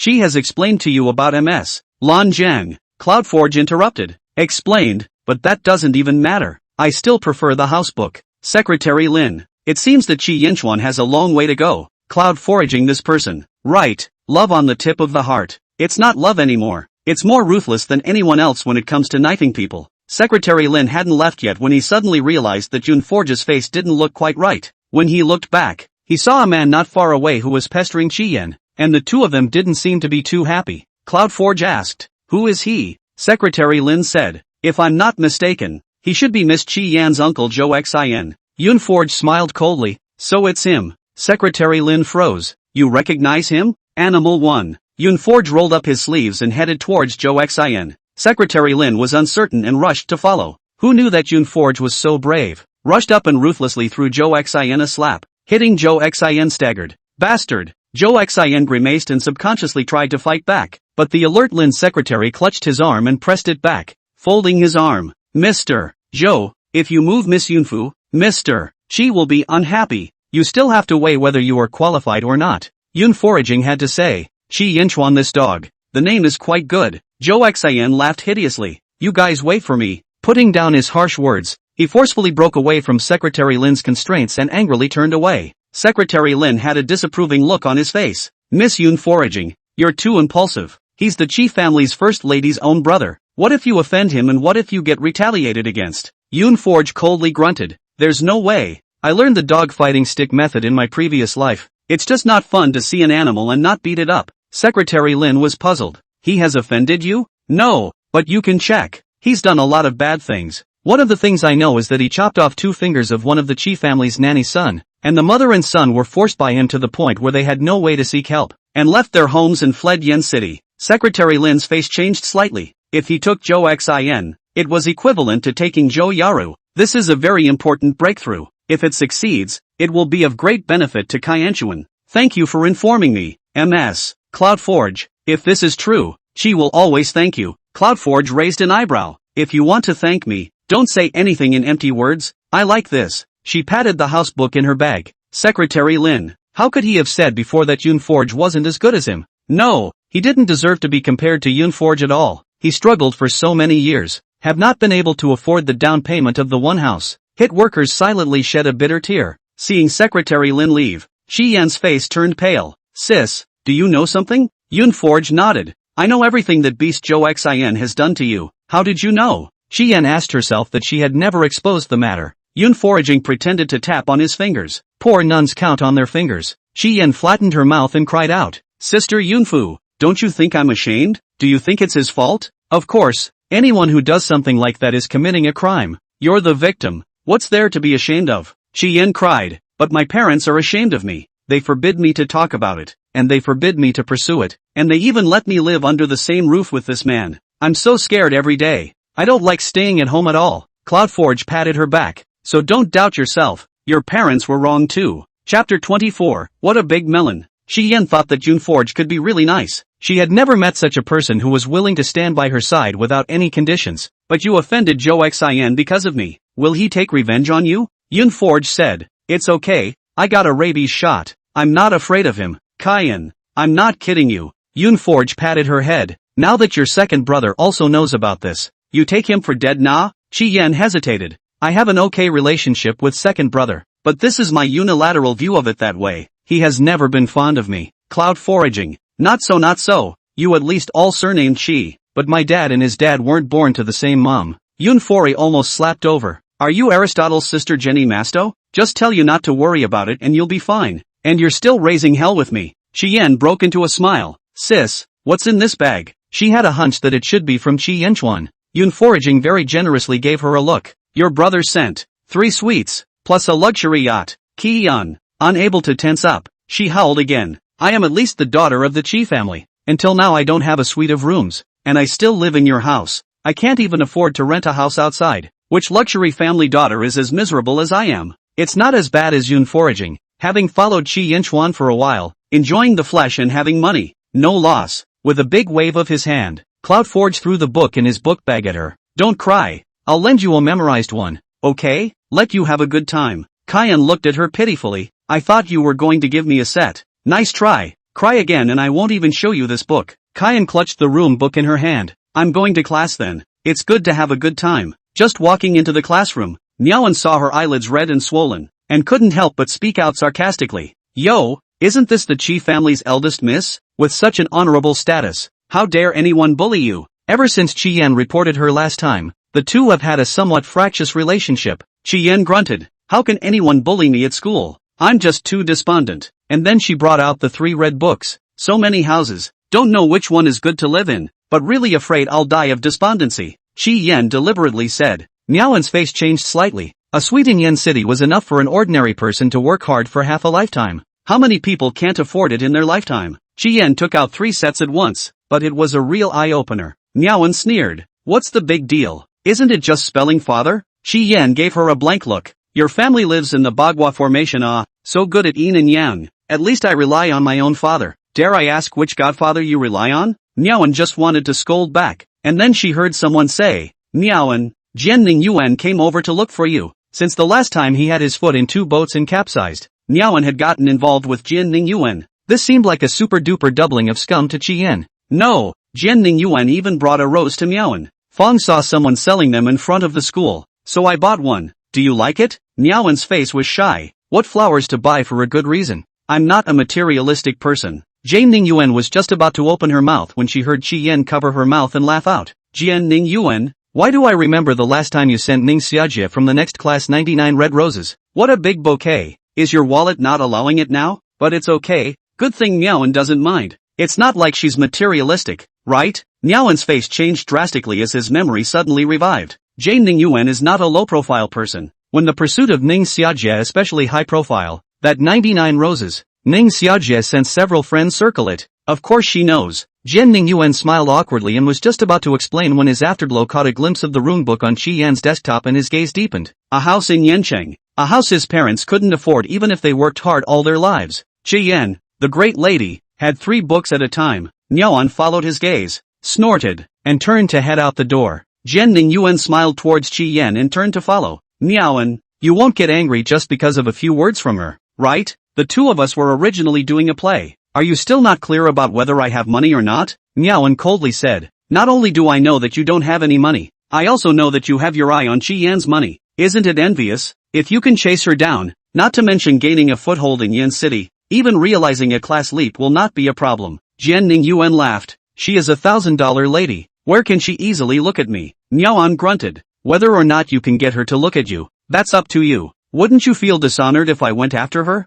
Miaowen disdainfully said. It's not like I'm real with you. I am now without a next family. How can I find a suitable candidate? Sooner or later, I will also kick you. The fact that she could say that, Jian Ningyuan was relieved. Just then, Yunforge saw a message from Hachi in the group. Zhou Xin, 31 years old, nominally the oldest son of the Zhou family. In fact, Zhou Yaruan, the first man unmarried son, because the man died in a car accident, became the white moonlight in the heart of Zhou Yaru. So Zhou Yaruan Zhou Xin from childhood to Dodon. Better than the 2 children born with Qi Jiaha. Yunforge immediately rolled up from the bed. In that case, Zhou Xin was actually Qi Yan's elder brother? Looks like the Qi family is really in deep water. Yunforge thought for a moment and clicked on Secretary Lin's WeChat. Secretary Lin, I also know a secret about Zhou Yaju. Secretary Lin replied quickly. MS. Yunforaging, before you tell this secret, can I ask how you know these things? Cloud Forage, I didn't tell you guys. When I was young, I studied under the master of the White Cloud Temple, Taoist Master Xiang Wu, and I can do math. Secretary Lin. Miss Yunfu was getting better and better at making jokes. You'd better just ask how much money you want. Yunfori, still Secretary Lin understands me. $1 million for a secret. Not expensive, right? Secretary Lin, the working dog, had a snotty nose and a tearful face, but the money of the cloud foraging is really good. Miss Yunforaging, dare I ask where Taoist Master Xiang Wu is? I would also like to go and worship the master. Cloud Forge, meh. You want to take my job? Secretary Lin turned his head to ask Qi Yanchuan, mentioning a secret 1 million of cloud foraging. Qi Yanchuan naturally agreed. Not to mention 1 million, Secretary Lin thought that even if Yunfori offered 10 million, Qi Yanchuan would agree. His bottom line for Yunforge was now getting lower and lower. Mr. Qi promises. Go ahead. Yunforge, Zhou Xian is Zhou Yara's biological son. Secretary Lin, what a big melon. Zhou Yaro and Qi Jiaha have been married for so many years. It's amazing that this incident never broke out. $1 million arrived, and Yun Forge smiled beautifully. Chapter 25, I got my rabies shot.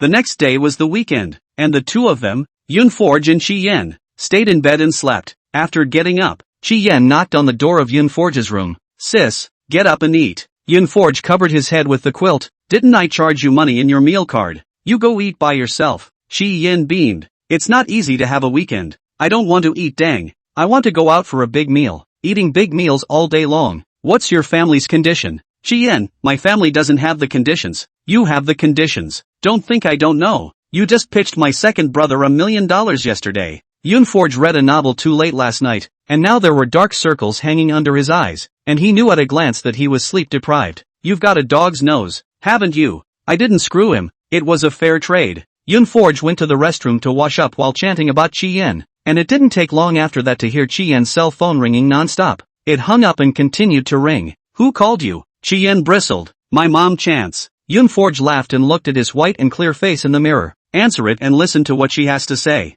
Chi Yen, what else can I say? It must be scolding me. She answered the phone, and Zhou Yaru's harsh and shrill voice came from the other end. Chi Yen, do you still want to be ashamed? How can you talk to Chi Yenchuan about that kind of shameful thing? We sent you to college. We sent you to study art. And you learned to be shameless, didn't you? If I had known that I would give birth to such a thing as you, I would have beaten you up in the first place. Cloudforge walked out of the restroom and took her phone as soon as he could. MS. Zhou Yaru, your mouth is like a corkscrew. Why do you spray everything out? If you have something to say, come at me. I've had my rabies shot, so I'm not afraid of you. In terms of being shameless, Chi Yen in front of you is like a novice meeting a full-level player and having to worship you. Zhou Yaru was suddenly disliked by her and could not help but be furious. Who are you? Give Chi Yen back her phone. I'm talking to her. Do you have any manners? Yun Forge snorted. Being uneducated is not a big problem, but your lack of brain is serious. It's not too late to develop. MS. Zhou Yaru, I can know a lot of your secrets. Do you want to hear them? For example, whose son is Zhou Xin really? Zhou Yaru's heart thumped and she screamed. What nonsense are you talking about? Who the hell are you? Give the phone back to Chi Yen. Yun Forging did not care about her. Directly hung up the phone, through to Chi Yen. Next time this kind of unnutritious call, answer it less. Chi Yen froze. Why is my mom so scared? Isn't Zhou Xin my grandfather's son? Yun Forge snorted. I'm not sure if it's your grandfather's son or not, but what I'm sure of is that he's half-brother and half-sister to you. Your brother. Chi Yen was so shocked that she covered her mouth and couldn't find her voice for a moment. But, I've never heard of my mom having a baby before she got married, and she's got a lot of nerve to take this kid in and raise him. Yun Forge spread his two hands. It's normal for you not to know. Didn't your father not know either? At this moment, Chi Yen suddenly had some sympathy for Chi Jiahe. He's got his head in the green grass and he probably doesn't even know it. Taking an ex-lover's son to raise. My dad's no different than being cuckolded, I guess. Yun Forge grunted. With your mom's character, if she dared to tell Chi Jiahe about this, I would still admire her. Chi Yan's hands were a little shaky. I didn't expect to eat melons on my own family. However, she was neglected by Zhou Yaru and Chi Jiahe as a child and did not have a deep affection for her parents. Seemingly having parents and brothers, she's really more of a random weed. The first time I heard about this, besides being surprised, I was surprisingly more excited to eat it. No, I have to call my dad. Can't wait to see his reaction. Without waiting for her to call, Kija called before her, still using an out-of-state phone. Chi Yen, how do you talk to your mother? You've made your mother sick with anger. Half-breeding, don't you understand that a family scandal should not be spread? What kind of relationship do I have with Chi Yenchuan? How can you tell him about Zhou Xin and send this handle into his hands? Chi Yen's heart was cold for a while. Spare the fact that she had already gotten used to this matter. She would still find these words hard to hear. If you didn't know, you'd think Zhou Xin was your son, protecting him so much. Chi Jiahe didn't hear her words and continued to scold angrily. You unfilial daughter. Go home right now and apologize to your mother and your uncle. Chi Yen laughed. What uncle? Where did I get an uncle? Isn't Zhou Xin my brother? Dad, when did my mom give me a brother? Why didn't you even tell me? You fart. When I knew your mom, Zhou Xin was born long ago. How could he be my son? Chi Yen spat out her tongue. Tone playful. I did not say he is your son, but he is my mom's son. I call a big brother. This is not too much, right? Dad, no wonder you love Zhou Xin so much. Together it's love of the house. Your true love for my mom. I am ashamed of myself. The Kijiahi on the other end suddenly lost his voice, leaving only the sound of increasingly rapid panting. What the hell are you talking about? Chi Yen, how dare you slander your mother like that? She is your mother. One is your mom. One is your uncle. How can you? Shi Yan said in a faint voice, if you don't believe me, just go and do a DNA test. The facts speak louder than words. Dye that thing on top of your head green. I think you and the color green are a good match. By the way, let me and you also do an appraisal. I suspect that I am not your daughter. You are so stupid. How can you give birth to such a smart daughter as me? Cloudforge. Not really. I'm sure you're Kishore's daughter. Kijaya was still cursing when Qiyan hung up the phone directly. She felt refreshed after the scolding session.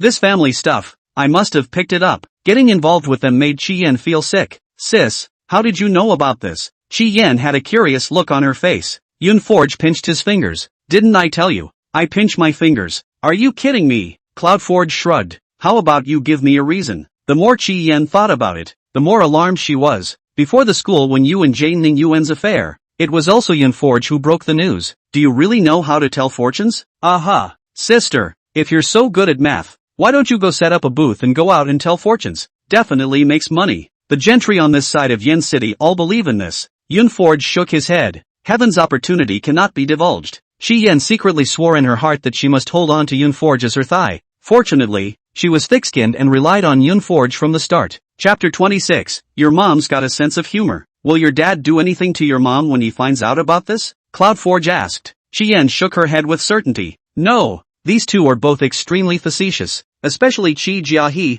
he will definitely hold back. Even if he has evidence. At most, he will privately agree to divorce and will not make a big deal out of it. This matter of Zhou Xin. Not only will he not pursue the matter, but he is going to cover it up to death. You don't know my grandfather. He loves face more than my father. If he knew that this matter of Zhou Yara was a big deal, the first thing he cared about was not the fact that Qi Jiahe was cuckolded, but the loss of face of the Qi family. Did you know my grandfather had 2 wives? Cloudforge thought briefly and nodded. Knowing that your father and Qianchuan's father were not born of the same mother. Shi Yan nodded. Yes, my real grandmother had terminal cancer and went early. Then my grandfather married my second grandmother. I remember her name. Called Yu Shige. Yunforge reminded her. Shi Yan's gaze lit up. You still say you don't like my second brother. You even know what his grandmother's name is so well. Cloudforge snorted and headed for the couch. When did I tell you that I don't like him? If I don't like him, I can be by his side for so long, not trying to eat or wear. The only trouble with feelings is that they come inexplicably, and can't be broken off just by saying so, and can't be controlled by you at all. If she immediately said that she didn't love Qianchuan, there was only one possibility that she had been drawn into a love affair. Then you talk to my brother. Yunforge gave her a blank look. Can you not sell your words and stop in the middle of your sentence? Shi Yan let out an "Oh. I actually don't know much. Second grandmother is an existence that can't be mentioned in our family, and I just knew there was something fishy about her death." Yunforge glanced at her. What's fishy? She hanged herself, right from the beams of our old mansion. I heard it from my mom when I was a kid. As to why, she had no way of knowing. Yunforge closed his eyes. Qi family, the water is really deep nah. This has to think of Qi Yanchuan and Lan Jiang fake marriage to deceive the old man Qi this matter. She felt that Qi Yanchuan is doing things, and Yufan's death cannot be unrelated, but she was just eating a melon, and any more emotion than that was out of the question. The weekend was followed by Black Monday. Cloudforge got up early for class. Qiyan didn't have class originally. She purely went to dabble in Yunforge's class, saying that she would not move an inch from her as a first step to hugging her thighs. The two had just arrived at the classroom not long before they saw the figure of Jin Ningyuan, dressed in a suit and polished. He handed Qiyan a bouquet of flowers. I saw you in front of the school and stopped by to buy a bouquet of flowers. I didn't know if you'd like them. Qiyan is the same store as when you bought flowers for Miaoan last time? The owner must really like you. Jin Ningyuan's face stiffened. You misunderstood. I in Miaoan. Yunforged sked. Spraying such a strong cologne can't even cover up your scummy smell. Do you like Qiyan, or do you like rich women? Jin Ningyuan's face changed drastically. Yun Gu, will you shut up? TSK, even if I shut up, I can't hide your scummy nature. Jin Ningyuan, do you know what your current behavior looks like? Your mother can be so humorous, giving birth to a joke. Cloudforge took out his textbook and fanned it in front of him. The perfume smell was still too strong. Shi Yan drifted off and directly poked at Jin Ningyuan. You wouldn't have seen my real estate license last time and that's why you were thinking of confessing to me, right? Jin Ningyuan naturally did not admit, of course not. I truly like you. I fell in love with you at first sight, and those substances have nothing to do with it. Shi Yan let out an oh-so-quiet sigh and pulled out the real estate license she had with her from her bag. Today it's not 3 books, it's 5, but she envied her miserably. Yunforge even had 5 suites in Yen City. Are you really not interested in this? Jian Yuan's gaze grew hotter and hotter, and there was no way to leave from the real estate license. Making him shake his head at this point would be too much for him. Cloud foraging is full of speechlessness, carrying a real estate license with him, and Qian purely has a big disease. Jian Yuan swallowed, his eyes glued to Benben, his gaze naked and straightforward. Who would not be able to see what he was thinking? Of course I love your person, not your money. Qian laughed out loud. Let me show you the name on it. Yun Forge, do you see these two words clearly? Qian opened them to him one by one, making sure he got a good look. These are foraging sisters' houses. Do you still love me now? I'm still living in her house, and I have to pay him $3,000 rent every month. Tell you what, if you really love me, help me pay the rent first, and I'll promise to be your girlfriend. Jian Yuan's face instantly turned ugly, with a kind of embarrassment of riding a tiger. Luckily, he reacted quickly and placed the flowers on Yun Forge's table, putting on a look of incomparable sincerity. Yun Forge, the person I actually like is you. This bouquet of flowers was specially bought by me to confess to you. Yun Forge laughed lightly, genuinely disgusted. Really? Then go to the radio room right now and shout 5 times that Jian Yuan is a locust lying on his parents' sister's body sucking blood. I'll reconsider whether or not to give you a proper look. Jian Yuan's face changed drastically. Don't give your face to me. My parents don't even think I have a problem. Why do you need to meddle in justice here? Thumbs up. Talk so dirty. You just went to the toilet, did not wipe your mouth off? Jian Yuan, I'm far enough away from you. Right. You still dare to send the door for me to scold. The grass boat was borrowed by you in the beginning, right? Since you are interested in my real estate license, why don't you take a step ahead and I'll burn the license to you? Yun Forge flicked his nails with a look of disgust. Jian Yuan was disliked enough by her that his face went green and white. If you don't like me, forget it. Why do you have to be so insulting? The bouquet of flowers fell to the ground as Yun Forge lifted the flowers off the table with his pen. Paired with the contempt on her face, it was as if the flower was as disgraceful as the man. Jian Yuan, were you in hiding when humans evolved? Why don't you look in the mirror when you go out? Am I insulting a human being now? Even if the police come, they have to say, animals don't have human rights. Jian Yuan was almost scolded by her to the point of autism, picked up the things on the ground with an iron face, and decided to leave first. The face he lost today, he would definitely find a chance to pick it up later. You wait. The contempt for Jian Yuan in the hearts of the students grew deeper and deeper. Earlier, when he admitted his mistake and apologized in the cafeteria, people thought that he really knew his mistake. It's only now that I realize that dogs can't change their minds. It's easy to change rivers and mountains, but you can't change your nature. But not surprisingly, everyone saw Cloud Forager raise his hand again today. Teacher, Jian Yuan skipped class. Students, better to offend the little man than to offend the Cloud Foraging. Chapter 27. How about giving people a hard time? After Yun Forge finished his class, Qian followed him wherever he went like a little follower. When the two of them arrived at the school entrance, they saw Zhou Yara coming up to them with an aggressive attitude. Ha! She still has the nerve to show up. Qian actually rolled up her sleeves and was about to go up and fight her. Yun Forge was speechless. She's your mom. If you hit her, would it look like a story? Regardless of the truth, Qian was the daughter, and hitting the one who was her mother was sure to be the target of flack. Qian froze for a moment. What about me? Yun Forge said. With all this crap going on in your house, are you afraid of spreading the word? No fear. I've never had much family honor. Yun Forge laughed. Then what are you fighting with her for? Let's run and call your dad. Before Qian could react, she pulled her into a run. As she ran, she had to take out her cell phone to call Kija. Qian, stop right there. Don't run. Zhou Yaro shouted in exasperation. Qian, shout after me. Don't your parents not want to make a big deal out of this? Then let's make it as big as possible. Qian's eyes glittered with excitement before she shouted out after Yun Forge. Mom, I know I was wrong. I shouldn't have told my dad about you raising an illegitimate child outside. Next time you steal someone, I'll definitely not tell. Please don't hit me. Zhou Yaro almost spat out a mouthful of blood, hysterically shouting, what are you talking about? Heartless dead girl. I raised you for nothing, and you're just following outsiders to frame me like this. I'm your own mother. I'm not your enemy, she shouted as she chased after them. I also don't know how these two, Yun Forge and Qian, are so athletic and don't stop. Qian didn't care what she said, repeating these words that Yun Forge had taught her, shouting as loud as he could. He almost forgot that he had just dialed Kija's number. Only when she was tired of running did Yun Forge take out her cell phone and look at it. Sure enough, I saw Hachi sending out red envelopes to the group again. Zhou Yaru, 50 years old, Qi family son Qi Jiaha's wife, early years of calculating Qi Jiaha, and took great pains to marry into the Qi family, to realize the class leap. There are 3 children,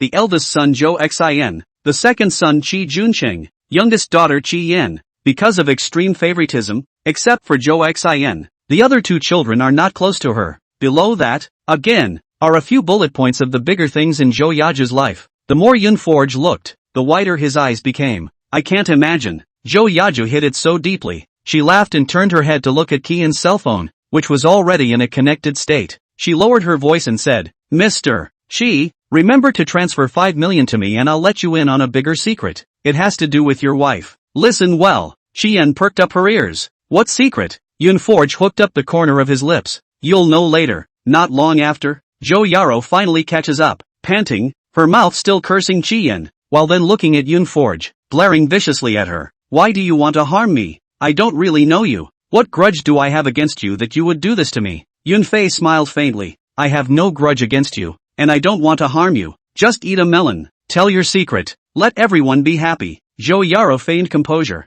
Joke? What secrets can I have? Yunforge also did not beat around the bush with her and said bluntly. Zhou Xian is the son born before you married into the Qi family. Is this a secret? Zhou Yaro's face changed drastically, and just when she wanted to rebuke bitterly, she heard Yunforge interrupt. Ms. Zhou Yaro, if I dare to say it, I must have full certainty. Zhou Xian is the son you had with your first love, and to be able to keep this matter hidden for so long is also considered your skill. Zhou Yaro's face was pale. Hidden for many years, she has always thought that only she knows the secret. Surprised to be poked and prodded at this moment, or letting a stranger like Cloudforge poke at it, she couldn't help but be emboldened, constantly thinking about how Yunforge knew about this. Zhou Yaro was in a state of disarray and questioned in a stern voice. Who the hell are you? Why do you know about this? Who are you? Yunforge hummed and laughed. If you want people to not know, unless you don't do it I don't just know about this, I also know who Zhou Xian's real father is. Qian stared at her with wide eyes, waiting anxiously for what she was going to say.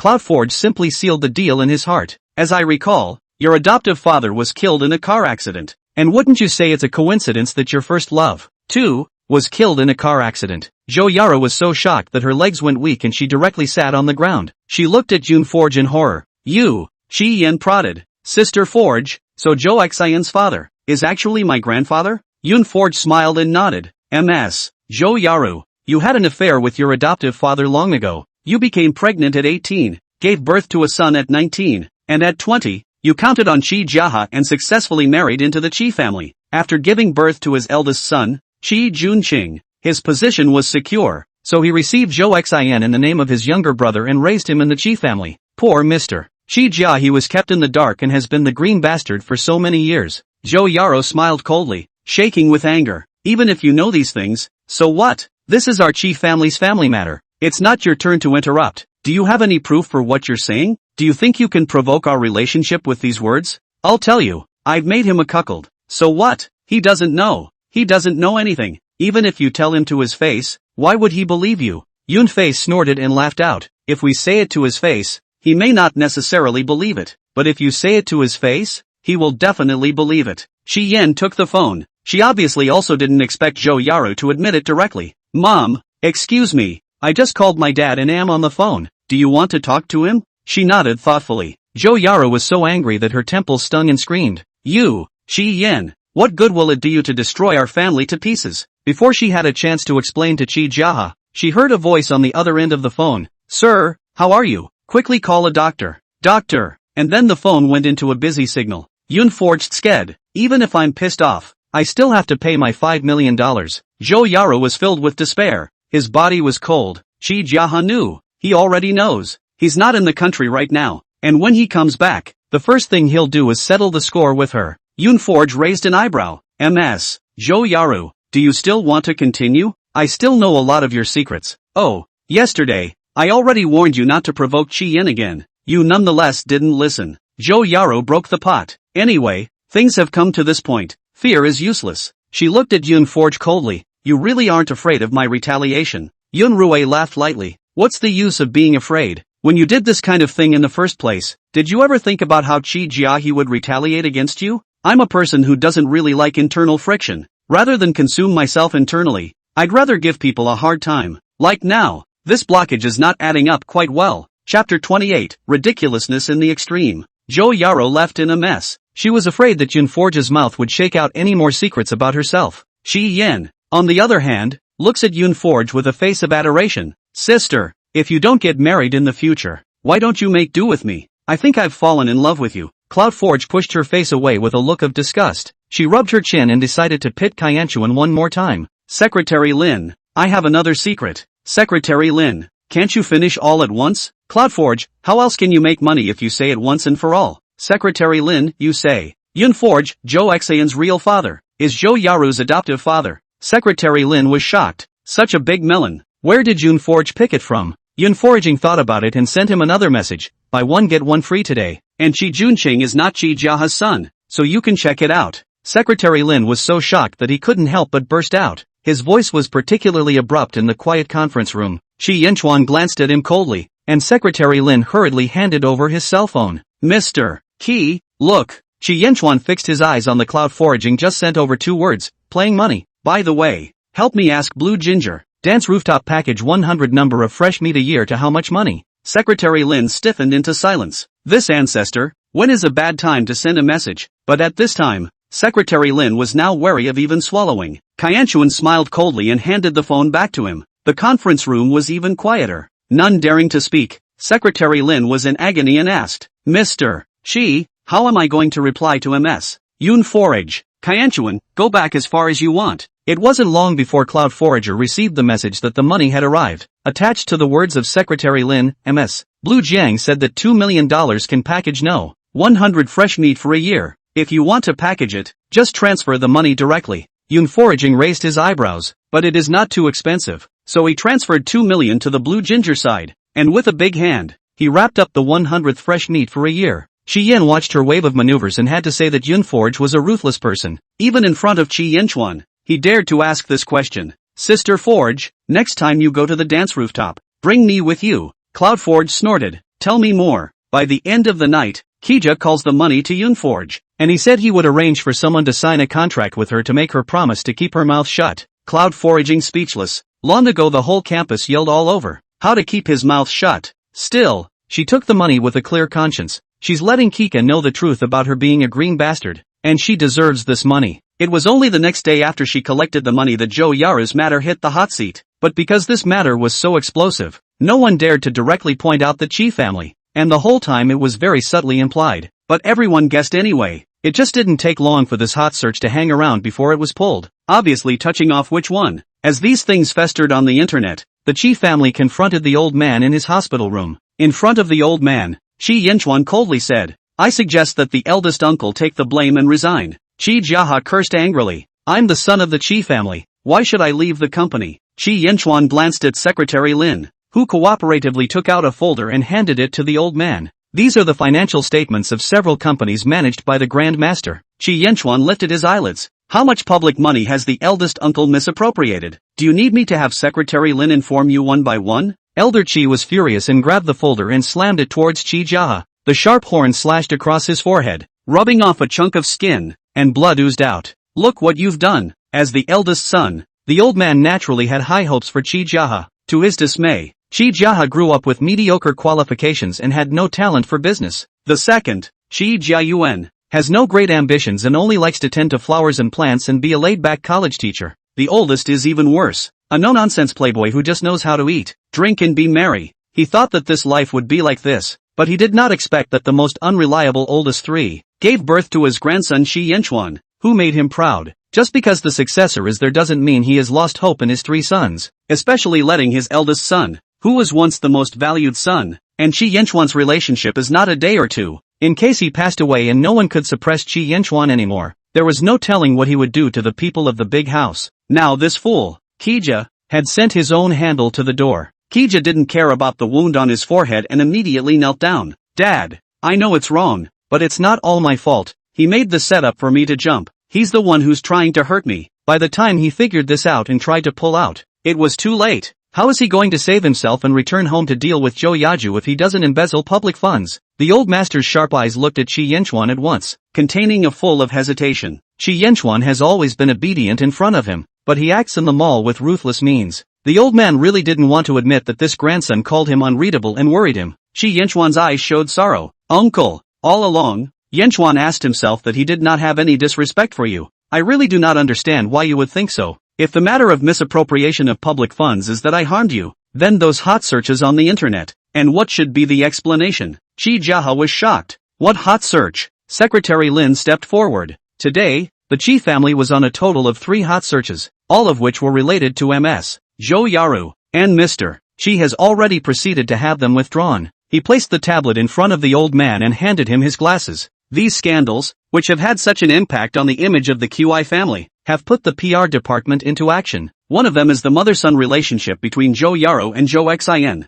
The news was shocking enough for the old man. Early on, he knew that before this, Zhou Xin had been living in the Chi family as his younger brother. The second hot topic is Zhou Xin's biological father. Chi Laozi covered the stabbing pain at his heart. Zhou Xin's real father is Zhou Yaru's first love. This hot tip comes right on the heels of the third shocking news, which is the affair between Zhou Yaru and her adoptive father. Ridiculous. Ridiculous to the core. The old man shouted angrily. Zhou Yaru followed closely and knelt down. Dad, this hot search is not real. Zhou Xin is my brother. How could he be my son? It must be Qi Yinchuan's deliberate framing. You haven't even done anything yet, and he's starting to take shots at us. This in case something really happens to you. Is there no place for us in this Chi family? No matter how angry Chi Jiahe was at this point, he knew that he had to be on the same side as Zhou Yaru. Dad, this matter must be a deliberate attempt by someone to frame our big house. You must not fall into the trap. Chapter 29, Resuscitation Failure. The old man's face became more and more ugly, clutching at his heart.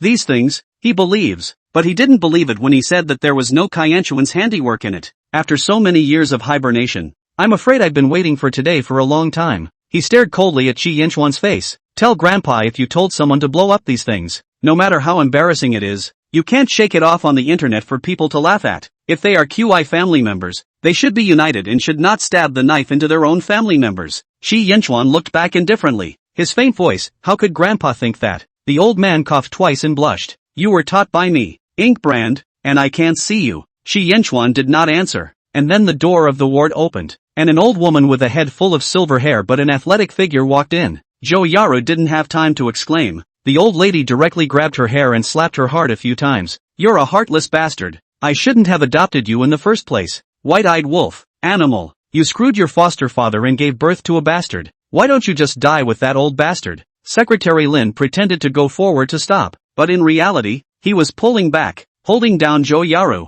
so that she received several blows. Her face was swollen. When he saw that the fight was almost over, he pulled the old woman away. Don't be angry for now. Zhou Xin has already been arrested by the police for intentional injury. The police are taking evidence. The punishment for several crimes will start at 10 years. They, all of them, will get their retribution. Zhou Yaru did something that Secretary Lin couldn't help but curse an animal in his heart. Betraying your loving adoptive mother and having a child with your adoptive father is not an animal. When she heard that Zhou Xin was in trouble, Zhou Yaru couldn't hold herself together. What did you say? She screamed. Secretary Lin smiled slightly and repeated what he had just said. The things that Zhou Xin did. Ms. Zhou Yaru, you have the crime of harboring. At that time the police will come to you to find out the truth. Zhou Yaru instantly collapsed and pounced on Secretary Lin, wanting to tear at him, but was stopped by Qi Jiahe. Qi Jiahe was still calm. He knew best what the old man cared about. Things had come to a head, and he hadn't exactly lost. Yinchuan, even if the matter is true,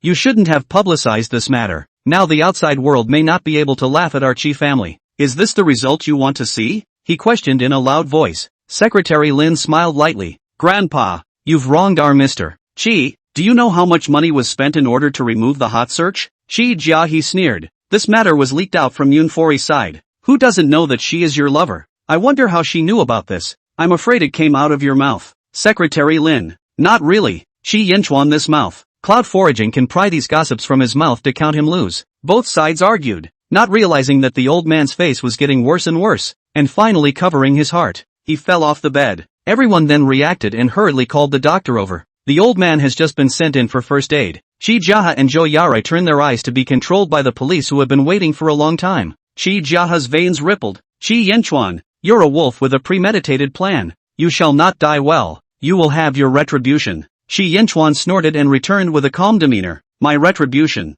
Eldest uncle is afraid that he will not have the opportunity to see, but your retribution has come. Qi Jiahe clenched his teeth in death and almost spat out a mouthful of old blood. It was at this moment that he saw Qi Yinchuan's true colors. He was a wolf that had hibernated for so many years only to wipe them out today. That's tough. After Chi Jiahe and Zhou Yara left, someone from the second house came over to take a look. Chi Jiayuan as the second. Because of the lack of ambition in the family by the old master neglect for a long time, father and son relationship is not how. He lives out in the country with his wife and daughter, and will not even return to the old mansion for New Year's Eve. How's your grandfather? Secretary Lin said. Second master, the old man is still being resuscitated. Xiao Yuan nodded. Then I'll go back first, so you guys can inform me of the results directly. After 2 steps, he turned back. I still have 5% of Seiwa's shares in my hand, so if you need them, feel free to call me. Shi Yanchuan nodded slightly. Many thanks to second uncle. Chi Jiayuan waved his hand. Come to the house for dinner sometime.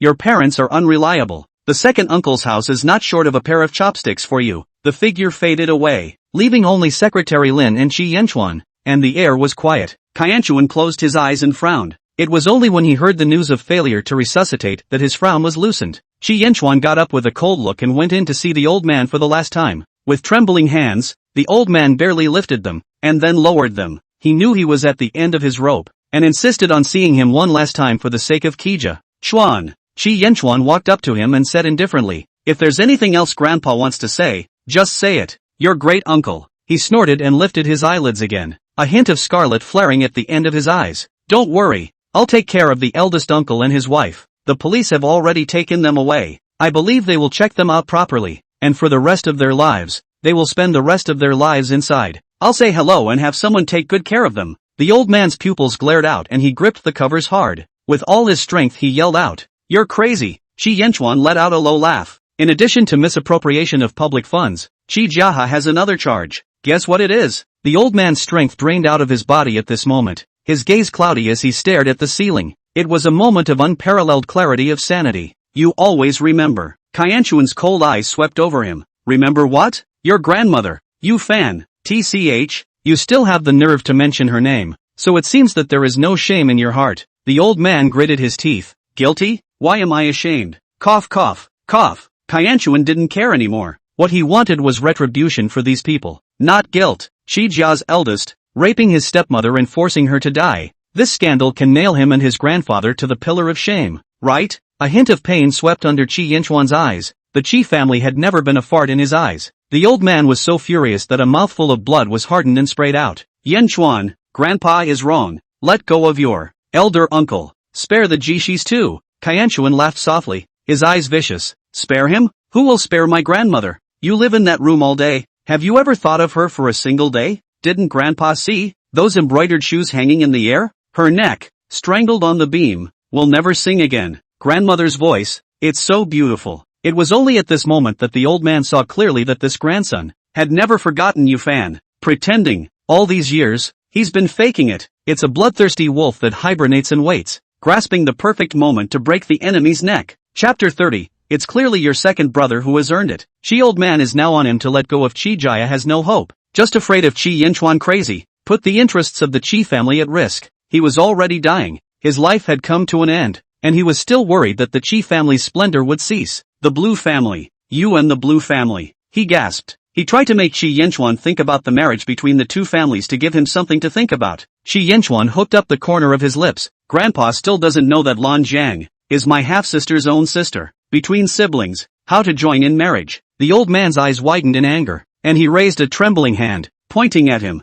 You, Chi Yanchuan indifferently confronted. Grandpa loves face the most. You can rest assured that I will publicize everything that you and your eldest uncle have done. The eldest uncle is indeed I counted. The marriage thing is false. You go well. From now on, there will be no more Shiho in the world. No more Pei Shiho. So strong was the excitement that the old man broke off without taking a breath and with wide eyes. He looked straight up at the ceiling as if he saw the embroidered shoes hanging in the air. In a trance, the sound of the song, long buried in the depths of memory, once again lingered in the ears. The original. Beautiful flowers and reds bloom all over they, like this are paid with, broken wells and decrepit walls. It's a metaphorical flourish. Qianchuan closed his eyes for a long time, and the knock on the door rose. Mr. Qi, Chi Yanchuan's cold voice rang out. Publicize the old man's obituary. Secretary Lin said. The matter of the Grand Master and the Grand Madam can't be suppressed. The PR department is making inquiries. Chi Yanchuan raised his hand slightly. No need to press. Go as planned.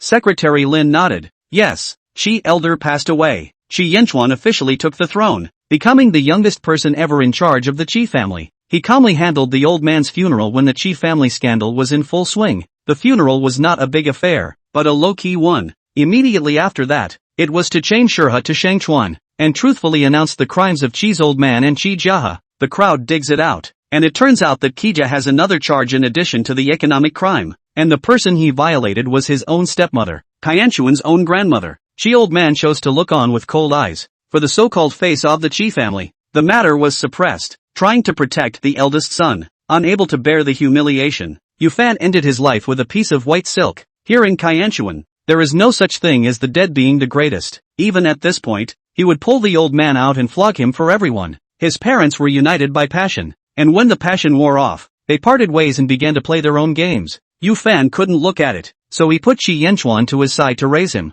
Qi Yanchuan grew up around Yufan until he was 10 years old. She was a grandmother and a parent, and in the end, he watched his grandmother, whom he had relied on physically and mentally, hang from a beam and strangle herself. Yufan passed away, and elder Qi was originally repulsed by him as a grandson who knew the truth. Naiha 3 sons are no good. The eldest grandson Qi Junqing is even more incompetent. From the time Qi Yanchuan showed his ability and talent, Master Qi changed his mind about him and took her to his side to personally teach her. What the old man didn't know was that Qi Yanchuan didn't want to learn from him. He had his own ideas and consciousness. The only point and the old man learned at 10%. That side is ruthless. After 10 years of hibernation, Qianchuan mastered the power of speech to expose the crime and avenge his grandmother's death. The company's account, which has been renamed Shengchuan Group, has rushed to the top of the hot search engines as soon as the announcement was made. This amazing melon has been hanging on the hot search for 3 days, and the heat is slow to subside. The stock market is up and down. Qi Yanchuan is not worried about what impact it will have on the company. It was as if he was pulling the entire QI family on a roller coaster ride, experiencing the most exciting and thrilling game. Unconsciously, Qianchuan a photo of horseback riding into the internet. The man was dressed in a brown and black equestrian outfit, 2 long, strong legs wrapped under the fabric, long boots and stirrups. Just a handsome side view is enough to drive anyone crazy. Surprisingly, Shengchuan's stock price rose instead of falling, and Qi Yanchuan's side face has gained countless fans on the internet, and a bunch of fans shouted that they were heartbroken for their husbands. At the same time, washed up on the hot search is also cloud foraging. To know, this woman but indeed slept with Qi Yanchuan's people. It can be really enviable. No wonder Yunforge dared to admit that she was Qi Yanchuan's adopted canary before in a big way. A man like that, it's a bonus to have slept with him once. Did you lose money? No, his nose is so straight. I heard that men with straight noses are. Ha ha ha ha. Yunforge looked at these comments on the internet that he didn't know were off by 100,000 miles and chose to ignore them. Qianchuan is good looking. And she's good too, okay? These breasts, this waist, how perfect. Yunforge pinched his waist in the mirror. This small face, simply 360 degrees without a dead angle. Qian's expression was all over the place. Sis, what are you doing? Yunforge snorted. You didn't read the online comments. They're all saying that I've earned it. Sleeping with me? It's clearly your second brother who's earned it. Qian, is this anything to climb on? Cloud foraging heckled. This is a matter of my dignity. The east does not shine. The west shines. What you are like. What you are like. What you are like. I can admit defeat with anyone but Qi Yanchuan. Qian really can't understand this dignity issue. All she can think about now is what Qi Jiahe did. Even though she disliked Qi Jiahe and Zhou Yaru, she couldn't deny that she was too dirty with their blood running in her bones. Yunforge slapped her head. What are you thinking about? Qian beamed. My second brother must hate me. Why do you say that? How could he not hate me after what my parents did? Cloudforge said. You don't have to, do you? Your parents are your parents, and you are you, and you would have been the victim. Qian sparked hope. Really? Cloudforge hummed. Shouldn't be too good for you though. Qian, you might as well not say anything. It doesn't comfort me at all. Yunforge was happy. I wasn't comforting you in the first place, eating and living with me all day long, and you still want me to comfort you? Go back and pay my $3,000 rent. Qian got even more depressed and wailed. I don't have any money. Qi Jia made this kind of thing. Everyone shouted. Qi family is now renamed Shengchuan, where there is still her share. Yunforge suddenly thought of a good way to offset the rent. You post a sentence in my comment section. 1 comment for $1. What's the word? Let's just say that Qi Yanchuan has earned his keep by being able to sleep with Yunfori. Qi Yan, where on earth did this inexplicable winning heart come from? Sis, can we not be so pushy? Yunforaging gave her a blank look. Is it a keyboard you're grabbing for the week? So able to bar. You don't post. Pay my rent. Chapter 31, It's all about life. Qi Yan was speechless. so she could only copy and paste the sentence she said and send it countless times. As Yoonforge had said, someone soon replied to her. Ha ha ha ha ha ha, this can't be Yoonforge's trumpet, can it? Visualize her, the woman who wants to be strong in this life. Cell phones are so smart now, pigs can even arch words? Kian showed her. Look, people can see that this comment was posted by you. Who in their right mind would feel that way? Yunfu jawed. Say that again. Qian immediately shut up and continued to copy and paste in the comments section. It wasn't long before the doorbell rang. Cloudforge, I think the takeout has arrived. Go get it. Qian flattened her lips and got up to open the door. Opening the door and looking at it, Nene shouted, Second brother, what brings you here? Secretary Lin smiled. Mister, she came over to see you. Can we go in and talk? Qian glanced at Yoonforge and honestly, not too sure. You guys might not be too popular. Secretary Lin, this kid can be so sincere. Yoonforging did not have the good sense to say, look at me for what? You paid $3,000 rent it. Just whoever you bring in. Kian muttered. I haven't posted enough comments. At the mention of the comment she was told to post, Cloudforager suddenly felt a bit of a crisis. And then he heard Secretary Lin laugh and ask, what comments are being posted?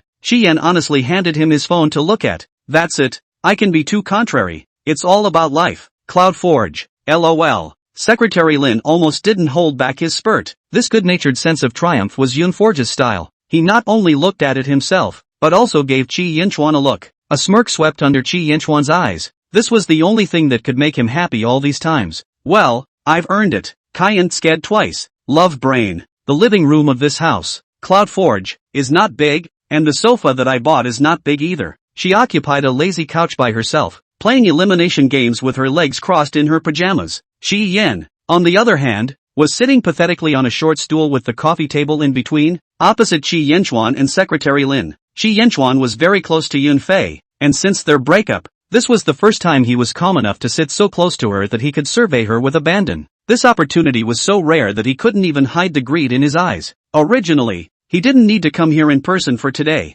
Secretary Lam can handle it, but the successive squeezes had made him want to explode, to think of her to the point of near insanity. Secretary Lin took out the prepared contract and placed it on the coffee table. Xingchuan has a HO jewelry customization company under its umbrella, and Mr. She has decided to gift the company to you personally, to be taken care of by a professional, which is right in line with your profession. Shi Yan's current feeling was like a big piece of pie falling from the sky, right on her head. Give it to me? Yoonforge's eyes finally left the phone and glanced at the contract on the table. Two little cuties. What are you waiting for? Sign it. Secretary Lin smiled and nodded. In addition, the old master designated 4 grandchildren during his lifetime, who will inherit 5% of Xingchuan's shares. Your share, as well as some stock cash, are also here. 5% of the shares means that Qi Yan will do nothing in her life, and enjoy all the riches and honor. Yoonforge let out a slow sigh, tired of saying the word envy. Secretary Lin gave her a look. You can collect yourself. Qi Yan flattened her mouth. Second brother, do you really want to give me the shares? My dad did that kind of thing. Secretary Lin laughed. What Moncler outlet store did.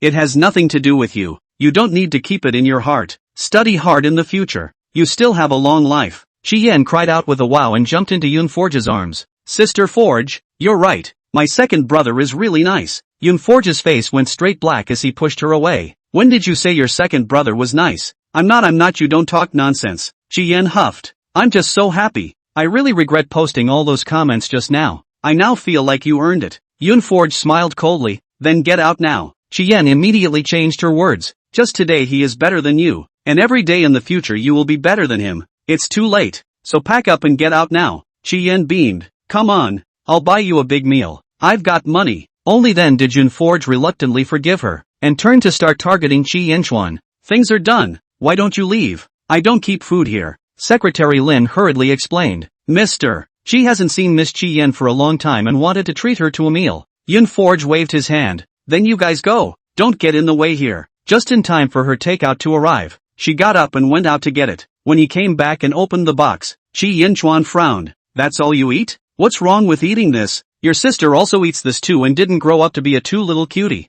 Qi Yan. Without the personal attacks, Qi Yinchuan softened his tone. I'll take you out for dinner. Qi Yan protested. Second brother, aren't you taking me? Secretary Lin couldn't bear to remind her that you're just along for the ride, but he gave Qi Yan a wink. Your second brother can treat you better if you can call Yoonforge along. Qi Yan finally got smart for once and took Yoonforge's hand and said, Sister Forge, let's go together and eat poor my second brother. Go by yourself, it's annoying. No, you're with me. We'll go to the East Fragrance Court and order the most expensive dishes. East Fragrance Court is not far from Longguang Yuan, and the price per capita is more than 2,000. Yun Forge raised an eyebrow. Okay nah, I'll change into a set of clothes. Qi Yanchuan's brows spread, and he was also a little bit more pleasant to Qi Yan. This sister is still somewhat useful. Secretary Lin, make a reservation. Yun simply changed into a set of white T jeans. Well-proportioned and slender legs are wrapped under the denim. Only Qi Yanchuan knows how mesmerizing these legs are. Go, Sister Forge, aren't you going to dress up?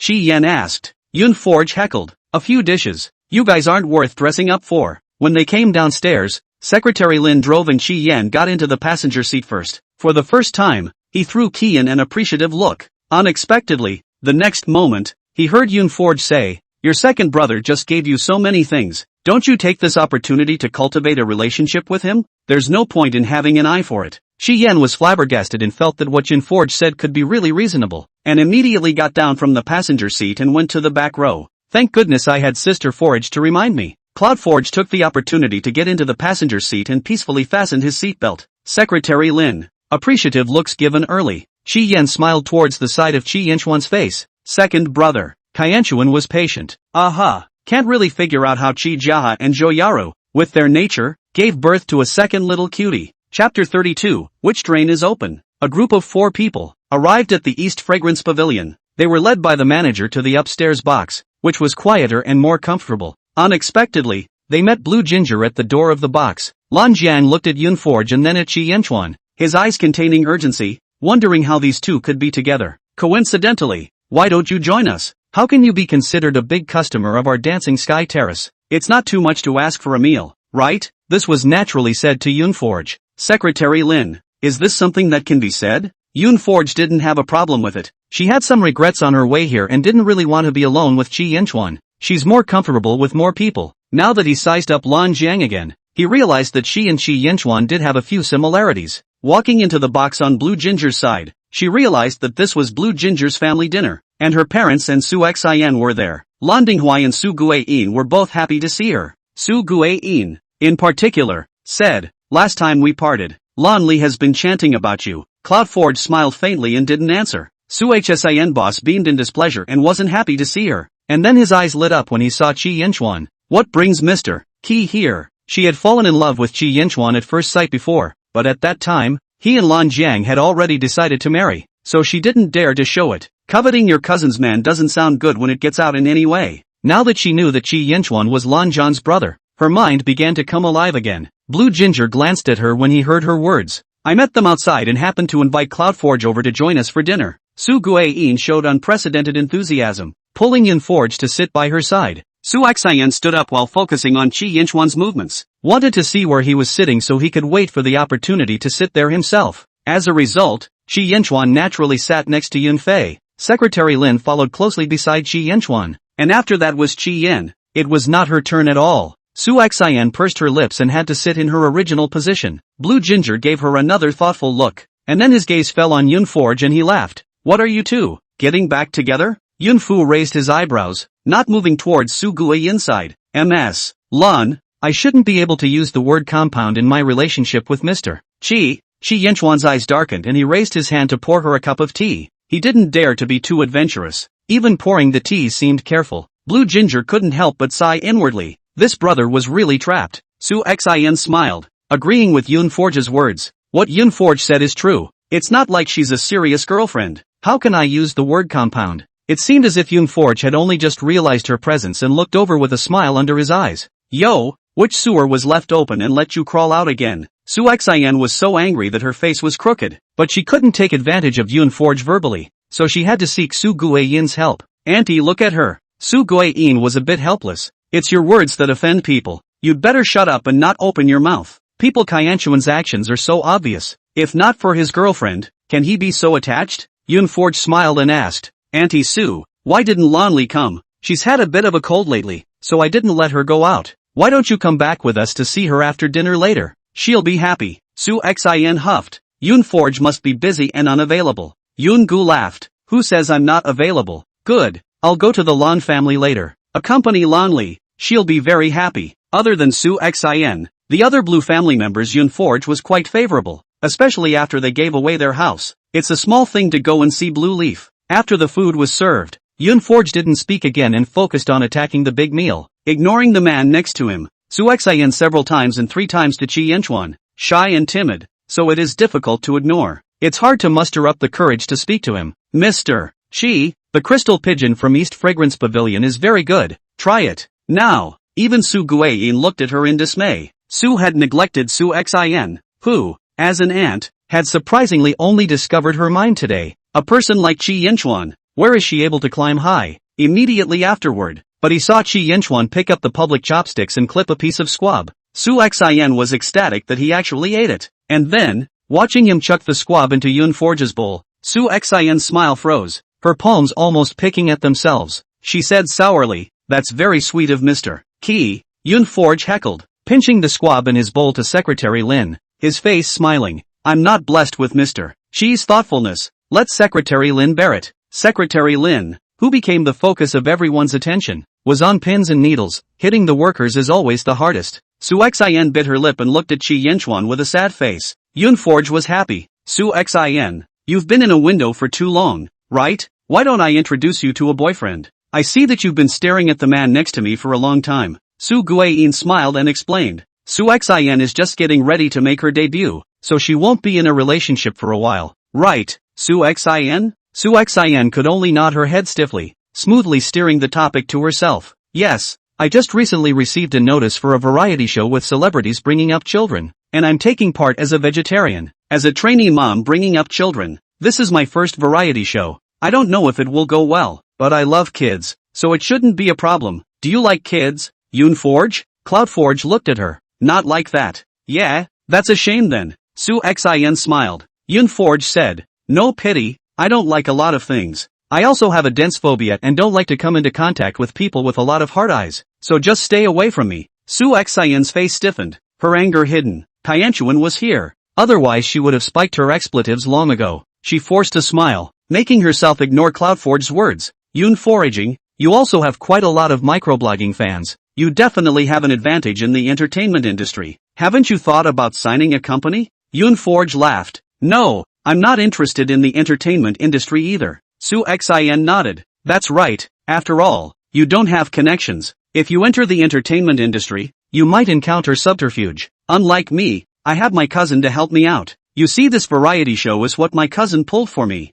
Yoon Foraging snorted. "I've seen the one who spells father and mother, but I've never seen the one who spells a cousin of 3,000 miles. Miss Su is indeed special." Su Xin's eyes were slightly red. "Although my cousin and I are not related by blood, we have many years of affection." Yoon Forge's damn winning heart came back. "Can feelings be food? The benefits you bring to Blue Jiang are not as big as mine. I'm a big customer of Dancing Tian Tai. I just transferred $2 million to her." Proud and smug, Secretary Lin and Chi Yen had covered their faces. Was this something worth taking out and comparing? Blue Ginger stifled a laugh. Yeah, she's a big client of mine." Su Xin's expression was all over the place. Dancing Rooftop? Chapter 33, A Dog's Brother, Preferring Sex to Friends. Su Xin looked toward Lan Dinghui, whose expression was equally unsettling, and said, "Auntie, is this what you said, that she is of high character? A woman who goes to a dance rooftop can be a good person." Lan Dinghui lightly coughed twice. "High character does not mean that you have to be pure-hearted.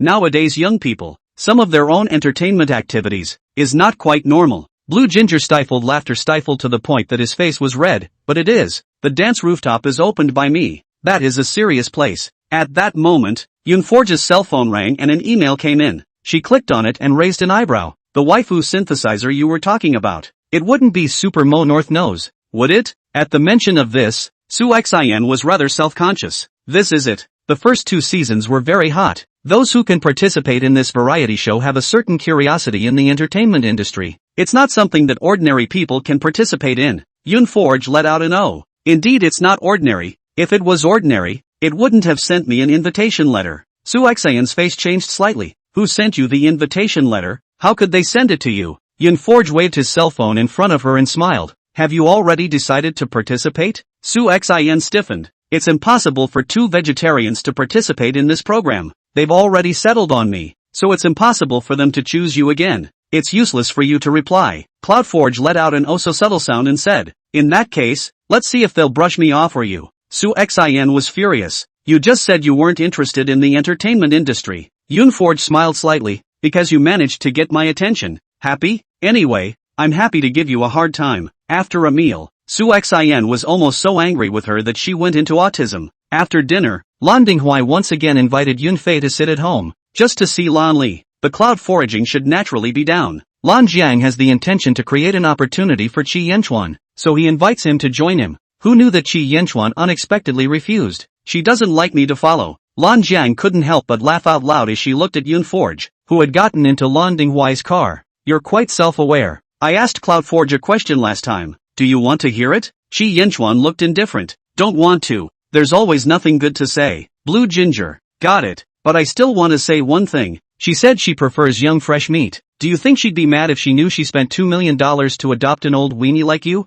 Qi Yanchuan lifted his eyelids. His thin lips hooked up in an arc. If I don't go for this 100th, the dance rooftop won't necessarily be open. Blue Ginger looked at him with a leathery smile. Dog than his younger brother. Heavy color. On the way to the blue house, Yoonforge was bored and playing with his cell phone, but he saw the red envelope sent by Xiaobachi. When I clicked on it, it was Su Xin's Melon. Su Xin, 21 years old, 21st year student of Yenqing Theater Academy. After the death of her father, she was raised by her aunt Su Guiyin in the Lan family to accompany Lan Li. However, she is jealous of Lan Li and always wants to replace her presence in the Lan family. Su Xin didn't just want to, she had secretly done many small actions, and even wanted to get rid of Lan Li. Some examples are listed below, such as the last time Blue Li showed up alone at the American Academy, such as Blue Li's cold this time. Things like this, big and small, had actually happened many times in Lan Li's life, but because she herself is only autistic and can't communicate with her parents, she can't turn herself around and doesn't realize that Su Xin is counting on her. So all these small actions by Su Xin were ignored by the Lan family's parents.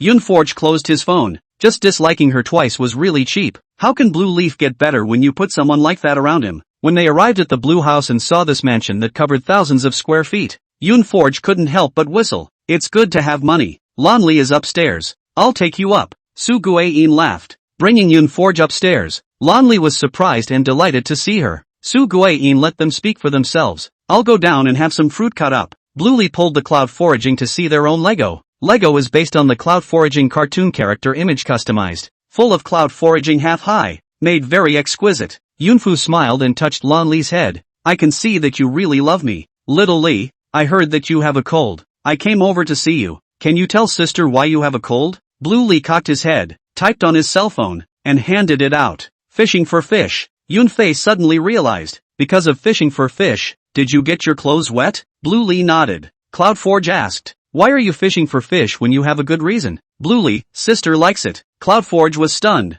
I like it? Is it because I like it? Blue Li nodded again. Yoonforge's face turned serious, his eyes half narrowed. But I haven't told you I like fish, so how do you know I do? Lan Li hesitated for a moment. Can't say. Yeah, Ri and sister have a secret. If you don't tell me, then I'll leave? Lan Li picked at his fingers. Sister Su Xin said that she couldn't say it. Yoonforge rubbed her head. If you only tell your sister and don't tell anyone else, it doesn't count as telling. Sister Sushin said. Sister like fish. Yoonforge's face sank. It was really Su Xin. Obviously coaxed Blue Li words. Blue Li a piece of heart naturally believe. And then when something happened, if Lan Li didn't say anything, no one knew that Su Xin had coaxed her to go. Yoonforge closed his eyes and held back his anger. In the Lan family, Su Xin is a family member and she, Yoonforge, is an outsider. Even if she impulsively says it, the Lan Dinghui couple may not necessarily believe her. Shaoli, from now on, don't listen to what sister Su Xin says. Her words aren't always right, okay? Before Blue Li could nod, he saw the door pushed open. Su Xin walked in with a face full of anger and questioned. Yoonforge, how can you talk about me like that in front of Shaoli? I'm her own cousin. Could it be that my relationship with her is no better than the few days you've spent together? You've only known each other for a short period of time and you're stirring up trouble in front of her. You're going too far. Yoonforge raised his eyebrows and patted Lan Li's back to calm her down. It's fine. You keep spelling. And then, he pulled Su Xin out and closed the door of the room. Have you had a bad bowel movement the last few days and pooped your brains out? Where did I say anything to stir up trouble? But I was just telling her not to listen to you. And this is stepping on your sore spot? Su Xin's face was grim. Is this still not sowing discord? What gives you the right to tell my sister not to listen to me? And if she doesn't listen to me, does she listen to you? Their argument made Su Guiyin and Lan Dinghua downstairs hear them, and the two rushed up. Su Guiyin said in a warm voice, Xiao Xin. Yun Forge, what's going on? Su Xin reddened her eyes and made the first move. Auntie, it's not that I don't have hospitality, it's really that Yun Forge is too much. She badmouthed me in front of Xiaoli, provoking the relationship between me and Xiaoli. Chapter 34. Su Guiyin and Lan Dinghua both changed their faces drastically. They put Lanli on the tip of their heart to love. There used to be a nanny who nonsense 2 words in front of Lanli. The first time by Su Guiyin resigned, but Yun Forge and Lanli were on good terms, and she didn't want to think badly of them. Su Xin, is there some kind of misunderstanding? Yun Forge is not that kind of person. Lan Dinghua nodded along. He believed in Yun Forge's character, but Su Xin still insisted on her story, crying, I heard it with my own ears. What kind of misunderstanding can there be? Su Guiyin had to patiently ask. What did Yun Forge say? Su Xin covered her face and said, she told Xiaoli not to listen to me, saying that everything I said was wrong. What is this if not sowing discord? Su Guiyin hesitated and looked at Yun Forge. Yun Forge, is that what you said?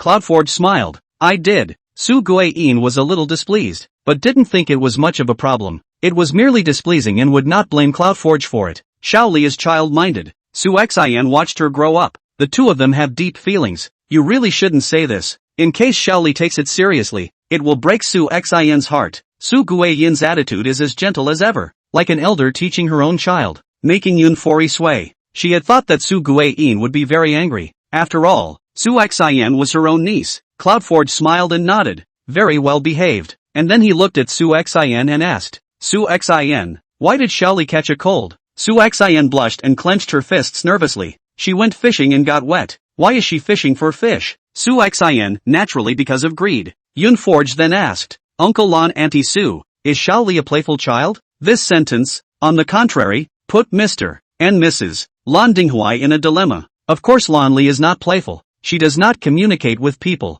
Very few things can arouse her interest. Most of the time is closed in the room, and the word playful cannot be hooked. Su Guiyin shook her head. Not really. Su Xin gritted her teeth and asked her back, if it's not because of greed, then what do you think it's because of? Bluely couldn't talk. There was no way she could tell Cloudforge her secret with her. She had to be calm and not get ahead of herself. Yun Forge raised an eyebrow. You're not sure? Su Xin looked away. I can't understand what you're saying, because it was you who told Xiaoli that I like fish. She wanted to go down to fish. Yun Forge said with a straight face. Lan Dinghua and Su Guiyin's faces changed in unison, and their sharp gazes landed on Su Xin's face, ignoring Su Xin's eyes that were almost ready to eat. Yun Forge continued, but Su Xin, I've only known you for a few days. How do you know that I like fish? It seems like I've never told you that before. Su Guiyin sternly questioned. Su Xin, is what Yun Forge said true? Su Xin wanted to continue to round up her lies, but at this moment, her words were no longer tenable. She panicked, and under the pressure of Lan Dinghua's aura, she finally chose to admit it. It was Xiaoli who wanted to give her a gift and happened to see the fish in the book. I just casually said something. I didn't expect it to be remembered by Xiaoli. I didn't realize it for a moment before I let her go and fish for the fish. These words were said in a half-truth, a sort of admission of error, but only Yun Forge knew that she was excusing herself. Su Guiyin's face didn't look too good. Su Xin, don't you know about Xiaoli's situation? It's definitely not right for you to do this, especially after Xiaoli got sick. Instead of telling us the truth, you hid it from us. Su Xin once again cried out, this time comparable to the true feelings of a moment ago. I didn't do it on purpose. I was just afraid that my aunt and uncle would blame me. I know it's wrong, and I've apologized to Xiaoli, and I swear I'll take good care of her in the future. Lan Dinghua's face was gloomy and he didn't open his mouth to comfort. Su Guiyin let out a sigh. Forget it, you go back to your room first to calm down and be more careful next time. After all, she was her own niece, and with the fact that she had saved Lanli in the past, it was impossible to drive her away. Only after Su Xin left did Yun Forge speak. Uncle Lan, Auntie Su, please forgive me for saying one more thing. I don't think Su Xin is suitable to take care of Xiaoli. She has her own studies and career, and can't concentrate on little Li. This time, Li only got her clothes wet, but what if she fell into the pool? Just like the last time she got lost in the beauty school. What if she had met criminals instead of a few young girls? It's not because you guys protected her well that she didn't get into trouble. It's because she was lucky. Yun Forge's words woke up Mr. and Mrs. Lan Dinghua, and even gave birth to fear. Indeed, but if Blue Leaf is not lucky enough, it is not yet known what it is now. Thank you foraging, fortunately there are you, otherwise Xiaoli is afraid of. Su Guiyin excitedly held her hand. Lan Dinghui sighed full of guilt. I originally thought that this was enough protection for Xiaoli, but I didn't realize that I had still neglected so much. Yun Forge smiled and shook his head. It's just a small thing. When I was a child I experienced some not so good things just like Xiaoli. I don't want her to be hurt again. Su Guiyin and Lan Dinghui exchanged glances, and in their hearts, they felt more and more pity for Yun Forge, and even complained about Qi Yanchuan. How could he hurt such a good boy? After talking for a while, Lanli finally couldn't help but come out and look for Yun Forge, pulling her inside to continue putting together the Lego. During that time, Yun Forge answered a phone call. It was the Super Mangbei Nose program group that called, inviting her to participate in this variety show, and directly quoted the price to Yun Forge, $500,000 an episode.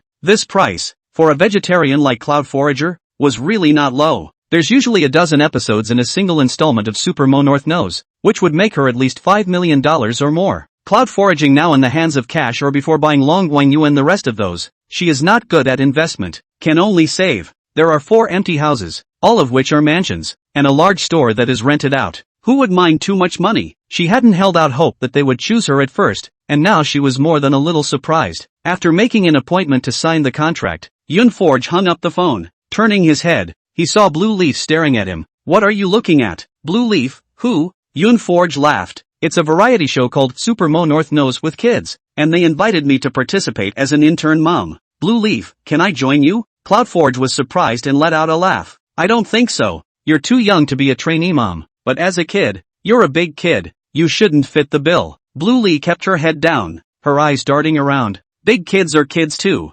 Just then, Su Xin barged in from outside, incredulously questioning, the Super Mo North Nose came to you? Yun Forge nodded. Yes, I've already made an appointment with them to sign the contract. Su Xin looked down at her cell phone and there were no notifications. She bit her lip in embarrassment. It looked yellow. What made it hardest for her was that the program team had chosen Yun Forge. Chapter 35, A slap in the face is not enough. After Yun Forge left, Lanli had been immersed in the news that she was going to participate in Super Mangbei Nose. She didn't want Cloudforge to take other children. Seeing her alone with her head down in a daze, Su Guiyin walked over and touched her head. Is Shaoli unable to let go of Sister Yunfu? Blue Leaf thought for a while before pulling out his cell phone and typing. Attending program. Su Guiyin froze. In what program? North Nose. Su Guiyin laughed. Yes, your sister Yunforge is going to participate in this program, and the other program's team personally invited her. Blue Lee drummed her little face. I want it. Su Guiyin froze, then realized what she meant. You want to be in the program?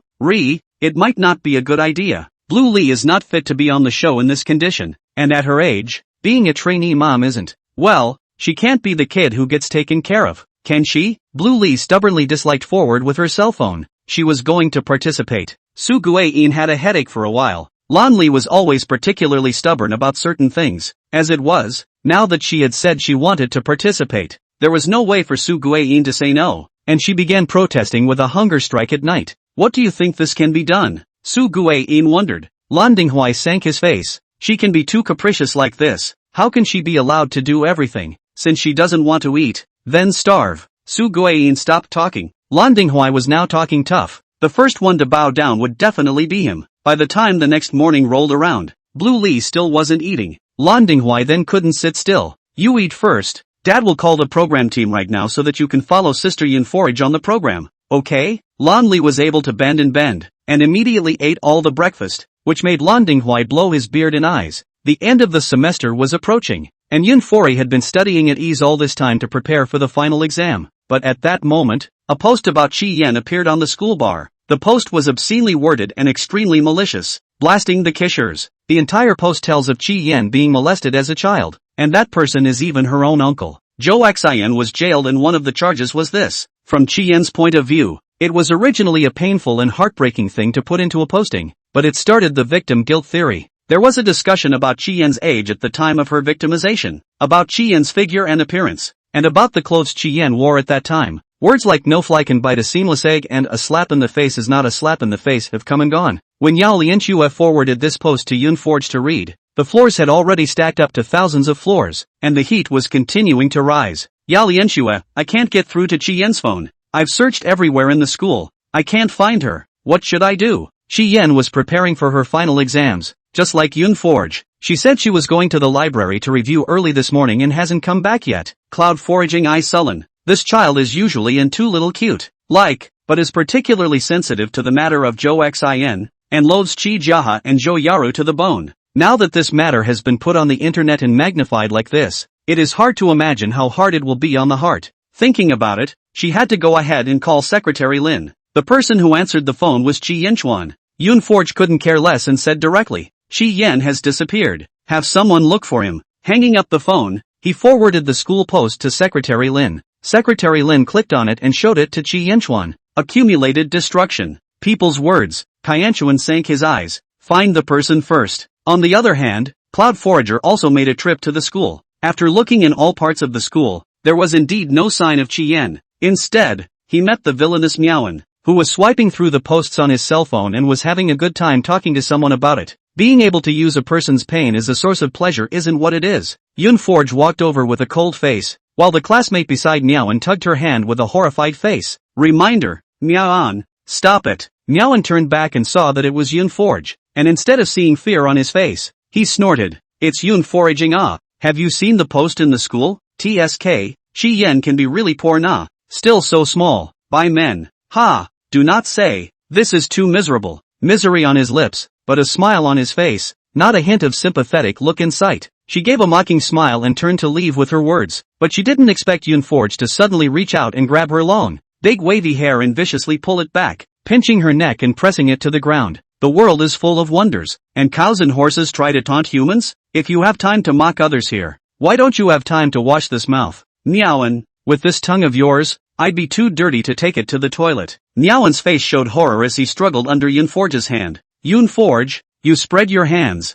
Believe it or not, I'll go to the teacher and sue you. Instead, Yoon Forge used his hands and feet to step directly on her, staring at her coldly. Sue, go ahead and sue. What? Because you recognize Chi Junqing as your master. You don't care about humans? An animal is an animal. Wearing human clothes and eating human food is still an animal. I don't even care about Chi Junqing. Do you think I'd be afraid of you suing a teacher? Don't even look at who's in charge of the Chi family now. Chi Junqing is nothing. She had let go of Miaoan at some point, clapped her hands and turned to leave. Still with a terrified face, Miao Anchua lay on the ground, unable to move. After being humiliated so much, she didn't even have the courage to sue her teacher, because Yoon Forge reminded her that the person who was in charge of the Chi family now is not Chi Yinchuan, the man that Cloud Forge used to be. When the marriage between the Lan family and the Chi family was cancelled, many people were even speculating that it was for the sake of Yoon Forge. Yoon Forge was too dirty and washed his hands over and over again in the toilet, his face grim and uncertain. Miaoan climbing up to Chi Junqing is the latest melon sent out by Zayahachi, and it's quite up to date. Coming out of the restroom, Yoon Forge received a call from Secretary Lin. It was still Chi Yinchuan's voice. Chi Yen was taken away by Chi Junqing. Are you coming? Yoon Forge said in a faint voice. Send me the address. Go over now. Before the phone was hung up, she added, Mr. Chi, next time, please don't contact me with Secretary Lin's phone. Kyanchuan, but you pulled the plug on me. The voice was still a little aggravated. Yoon Forge snorted. I mean, if Mr. Chi has something to say, he can ask Secretary Lin to pass it on. You used to do it quite well. Now that I've grown a mouth, I'm a little uncomfortable instead. Kyanchuan was stabbed to the point of stifling pain in his heart. It wasn't anger. It was that the more he realized his mistake, the more his heart ached for the past committed Yoon Forge. I won't in the future. Yoon Forge directly hung up the phone. How he is, has nothing to do with himself. She gripped her cell phone and went out to take a cab, heading for where Chi Junqing lived. Chapter 36, She accused me. When they got to where Chi Junqing was, the police broke right in. When they went in, they found Chi Yen surprisingly tied up, and Chi Junqing had a knife in his hand and was threatening Chi Yen. Yoon Foraging speechless, Chi Junqing really with his own power to the kidnapping of this crime to sit. First time I've seen such a stupid brain. It's a match for Zhou Yaju. The police saved Chi Yen after successfully subduing Chi Yunqing. Chi Yen looked at them in confusion. Sis, why are you guys here? Yoon Forge sneered. If I don't call you second brother, you won't even know how you died. Chi Yen shrunk her neck. That's not so bad. He's my brother anyways. He shouldn't want to kill me. At first, Chi Yen was still a little afraid of being tied up. Learning that Chi Junqing was wanting the property in her hands, she in turn was not afraid, and had only surprise in her heart. Surprised that Chi Laozi didn't leave him an inheritance when he died. Yoon Forge knocked her on the head. What a too little cutie. People have knives up to your neck. It's not called taking your life? Chi Yan silently glanced towards the apple on the floor. She was sure that she was the one who had just cried out that she was hungry and asked Chi Junqing to peel the apple for her. At the same time, Chi Junqing poo-pooed it fiercely. Don't you stir up trouble here, she is my own sister. How could I kill her? My father was peeling her apple. Chi Yan, you should speak up. What's with these cops? I didn't break any laws. I just invited you to my home as a guest, okay? Chi Yan hurriedly nodded her head and thoughtfully explained for him. Uncle Policeman, what my brother said is true. He was just helping me peel apples. Other than tying me up and threatening me to give up my grandfather's inheritance to him, he didn't think of hurting me. Chi Junqing, you his father might as well not explain it. He quickly cried out. She wronged me. I just invited her over as a guest. I didn't ask for her money. Chi Yan sked, took out her cell phone, and pressed end recording. Big brother, why are you not honest at all? You really think I'm stupid? I've been recording since I got in the car. Uncle Policeman, this can be used as evidence, right? Chi Junqing, do not all say that his sister is too little cute. What? He was filled with grief. Even if I ask you for the inheritance, what's wrong with that? I am the grandson of the Chi family, and all that money is mine. It's all mine. Who is the eldest grandson of a family that lives a life as stifling as his? Since Chi Yinchuan came to power, those who see the wind and make the helm of the villain, the eyes can no longer see him. Chi Junqing. He's not convinced. Yun Forge snorted. Mr. Chi Junqing. Even if the old master had an inheritance, he should have designated it to be inherited by his biological grandchildren. You are not qualified for this. Chi Junqing froze, suddenly thinking of something, his eyes scarlet, hatred and unbelief intertwined. What did you say? What are you babbling about? Who else could he be if not a Kisan? Seeing that Secretary Lin happened to come over with a chair, Yun Forge obediently took it and sat down, all in one go. Secretary Lin, who is my boss? Since you're asking in good faith, I'll be merciful and tell you that you, Chi Junqing, are not a member of the Chi family at all. As for who your father is, you'll have to ask your mom, but she and your father played around quite a bit before they got married, and she doesn't necessarily know who your father is. But no matter who your father is, it can't be Chi Jiahe, understand? Chi Junqing furious, under the hands of the police struggled violently, face red, veins rippled. No way, one more word of nonsense from you and I'll shoot you. With a stomp of his feet, Yun Forge's chair stepped back a few meters, keeping his distance from Chi Junqing, and sked very disgustedly, so agitated. What did I just say that hurt you? Tell me and I'll say it again. Chi Junqing was almost so angry at her that a mouthful of blood was spewed out. If he had known it was going to turn out this way, he might as well have resigned himself to his fate in the first place. Watching the police take Chi Junqing away, Chi Yan looked a little frustrated. I thought this one was a real big brother, but it turns out he's not either. In that case, Kija is actually the only biological daughter she has. Yun Forge patted her head and said soothingly, even though you don't have the same dad, your brains are quite similar. Ki-yun, Bolt's Q. I was kinda sad to come here after what happened with the school post, and I just got out of the library and was brought here. Cloud Forge surveyed her. You're not hurt, are you? Chi Yan shook her head. Chi Junqing just wants money. He won't hurt me. Their sibling relationship couldn't be called much better, but Chi Junqing hadn't treated her much worse growing up, not to the point of doing something heartless. Kian sighed languidly as she thought about the school post. It's just a little humiliating. Yun Forge tugged at the corner of his lips, his eyes flushed with cold. You are a victim and the abuser doesn't feel it yet. Why should you feel ashamed? In the face of this kind of thing, we should be brave enough to fight back instead of letting people insult us. Chi Yan, you're right. Secretary Lin pushed up his glasses. Miss Yun Forge is right. Mr. She has already arranged for forensics and will pursue the person who posted the post, as well as those insulting and leading comments in the post. Chi Yan hung her head. She understood all the axioms. It was just hard to sit up. Yun Forge didn't expect her to turn the corner at once, so he said at that moment, I'll take her back to rest first. From beginning to end, did not look at Chi Yinchuan. To Secretary Lin, all of them were a few points more intimate than to Chi Yinchuan. Secretary Lin looked at Chi Yinchuan's cold and gloomy side face and sighed in his heart. He told me he'd regret it. Yun Forge brought Chi Yan back home. Don't think about anything, sleep first. Chi Yan nodded obediently. Yun Forge, on the other hand, took out his tablet and sketched out a picture on it. The innocent girl clutches her blood and weeps, while the shadow of her abuser, who is several times taller than her, looms over her completely. Behind him stood the people who were paying lip service to the victims. What really killed her was every word these people said. A gentleman does not stand under a dangerous wall. Why doesn't she know how to protect herself? She's not a fly in the ointment, and she's no slouch either. How come people only go after you? It's not because you're wearing too much exposure. The words are like a knife in the victim's heart. Instead of replying to the post, CloudForge sent a direct tweet. CloudForge v. No orgies with abusers. Rejects victim guilt theory. Images. The news that is getting hot on the posting side. Not many people actually know about it on the Twitter side. When this picture was posted, it caused a lot of confusion. What's happening? Did I get a 2G network? What's the big melon I'm missing? Coming from the American Academy posting side, CloudForge is supposed to be speaking up for her little sister. Chapter 37, Moral Abduction. The netizens hadn't been puzzled for long before they saw Xingchuan Group follow suit and retweet Yunwei's microblog. The tweet soared in popularity and shot to the top of the Hot 100. Someone reposted the posting and people realized the cause and effect. A girl who was molested, originally in the role of a victim, was verbally abused in a school posting? A kind of verbal violence that makes people feel the evil of human nature more bluntly. The netizens who gravitated over from Twitter flushed this post straight away. It takes two to make a slap. Stick your face out. I'll show you if it's loud or not. Flies don't bite eggs? Flies don't bite anywhere. If a fly bites you, you'll become. She's dressed to impress? XSWL. A 10-year-old smart girl hitting on a 20-something innocent grown man?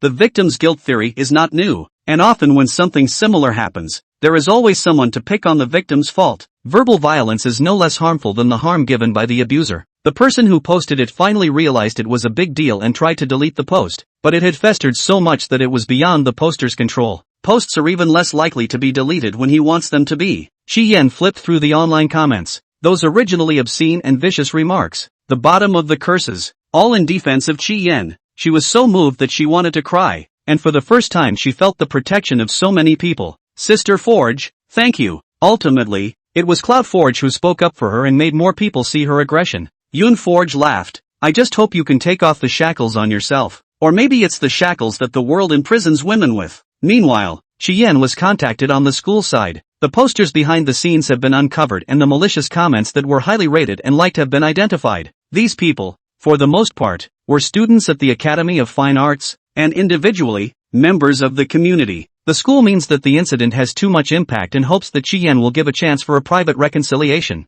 Shi Yan looked to Yun Forge to get an idea with her. Instead, Yun Forge said, there's no need to ask me. You can do whatever you want. Shi Yan said, then let's mediate privately. Just let them go to jail for a few days. It's a bit cheap for them. Yun Forge accompanied Shi Yan to the school, and the teacher who dealt with the matter was Li Hua, the director of instruction at the Art and Design College. I didn't call them over because I wanted to ask your opinion beforehand. Would you like to meet them and have them apologize in person? Shi Yan shook her head. I don't want to see them. LeVar nodded. The school's treatment of them is as follows. See if there's anything else you need to add. Because the post was so impactful and had seriously damaged the school's reputation, the list was dealt with quickly once it came out. Li Hua gave a list of mostly male classmates, and two were even in the same class as Shi Yan. Under the guise of the internet, they are unscrupulous and always think that no one can see their true colors. If it hadn't been for this encounter, Shi Yan wouldn't have known that there was this side to those friendly and amiable classmates. In addition to school discipline, I need them to make a public review in the broadcasting room, admit their mistakes, and compensate me for moral damages. $3,000 each. Shi Yan was a little rich now, and she really didn't care about the money, but $3,000 is potentially 2 months' worth of living expenses. No more, no less, for a student from an average family. LeVar nodded. I'll let them know. A disciplinary apology is alright, after all, it's the loss of face, but the $3,000 in damages sought is a real cut. Soon, some of her classmates approached Shi Yan and tried to plead with her. Shi Yan, the school has already handed down the punishment, and I've apologized to you, so if there's anything else you're not satisfied with, you can bring it up. The boy who opened his mouth was called Lu Kuan. In Shi Yan's eyes, he was usually a very hardworking and motivated boy with only studies in his eyes. The other boy is named Zhou Yusheng, whose parents are both teachers at home and have a strict upbringing. That's right, they are all in the same class. Do you have to? We have to get along for years to come. So how can we get along in the future if we tear our faces apart? You have one face. You've lost it all. Do you still have the face to tear it? If you weren't in human skin, would you be qualified to be in Shi Yan's class? When you're treated like a human, please act like one. Don't just bark all day long. Yun Forge stretches out his umbrella to dislike Zhou Yusheng, taking a few steps back, looking at him in disgust. Stay away from us. We have a cleanliness problem. Zhou Yusheng's face grimaced. Senior sister Yun Forge, this is between us and Shi Yan. It has nothing to do with you, right? Yun Forge snorted. It can't be helped. I'm like this. Any dog passing by has to be cursed twice. Lu Kuan came with a purpose, not to come over and offend people. He rushed at Chi Yen and lowered his posture to beg. Chi Yen, my family's condition is not good. You can discipline me however you want. Don't let me lose money, okay? For the sake of being in the same class. Chi Yen pooh-poohed. Your family's condition is bad. Is it caused by me? It's not my fault. Your ancestors were cooks, right? So good at dumping pots. Seeing as they are all in the same class. I don't see you knocking on the keyboard with mercy. Lu Kuan, if I didn't report it to the police, I don't even know if I'm raking your ancestral graves. You have to insult me like that on the internet. Lu Kuan was filled with shame and covered his face and cried. I really know I'm wrong. I'm sorry, please forgive me. Zhou Yuxing was filled with righteous indignation. If you have the ability, you should all come at me. Bullying him is not a skill. Yun forged sked, looking him up and down and then at Lu Kuan. Look at the way you're protecting your son. Is he your son or your boyfriend? Since you two are really in love, this money you help him to compensate for it, and no one stops you. 3,000 yuan are not willing to give, but still here to show true love? After saying that, Yun Forge patted Chi Yen's shoulder. Let's go. Who knew that Lu Kuan directly knelt down and kowtowed towards Chi Yen, begging for forgiveness and asking her to let herself go. My father is sick. My mother ran away with someone long ago. The family still counts on me to work and study to get money to go back. Really can't get $3,000 compensation. Chi Yen, I'll give you a cow as a horse, okay? Please let me go. Chi Yen took 2 steps back in fear and almost let go. She was most afraid of people being like that, making it seem like she was the one being aggressive. You get up first. You a big boy kneeling like this, like what kind? Lu Kuan smiled bitterly. My family can't even afford to live. What do I care about face? As long as you can forgive me, I'll do anything. With that, he thumped his head a few times, sounding solid. Who is this? Chi Yen Chance. Wasn't the post hot 2 days ago? I said this kneeling man, Lu Kuan he published bad words on the internet, to pay $3,000. It is estimated that he cannot get out. His family is not in good condition. Isn't Chi Yen's family rich? Why do they still want people to pay for it? Chapter 38, but not Granny. Sister Forge, what should we do? Chi Yen clutched Yun Forge's hand. Cloud Forge glanced at her, absently scanning the screen of his cell phone. Panic, turning to the kneeling Lu Kuan. There are already a number of people taking out their cell phones to shoot. If this video goes online, someone will probably morally kidnap her again. Yun foraging a step forward, white skirt fluttering, just stayed in front of Lu Kuan, condescendingly looking down at him. This expression, how it looked, was like an unbeatable big sister,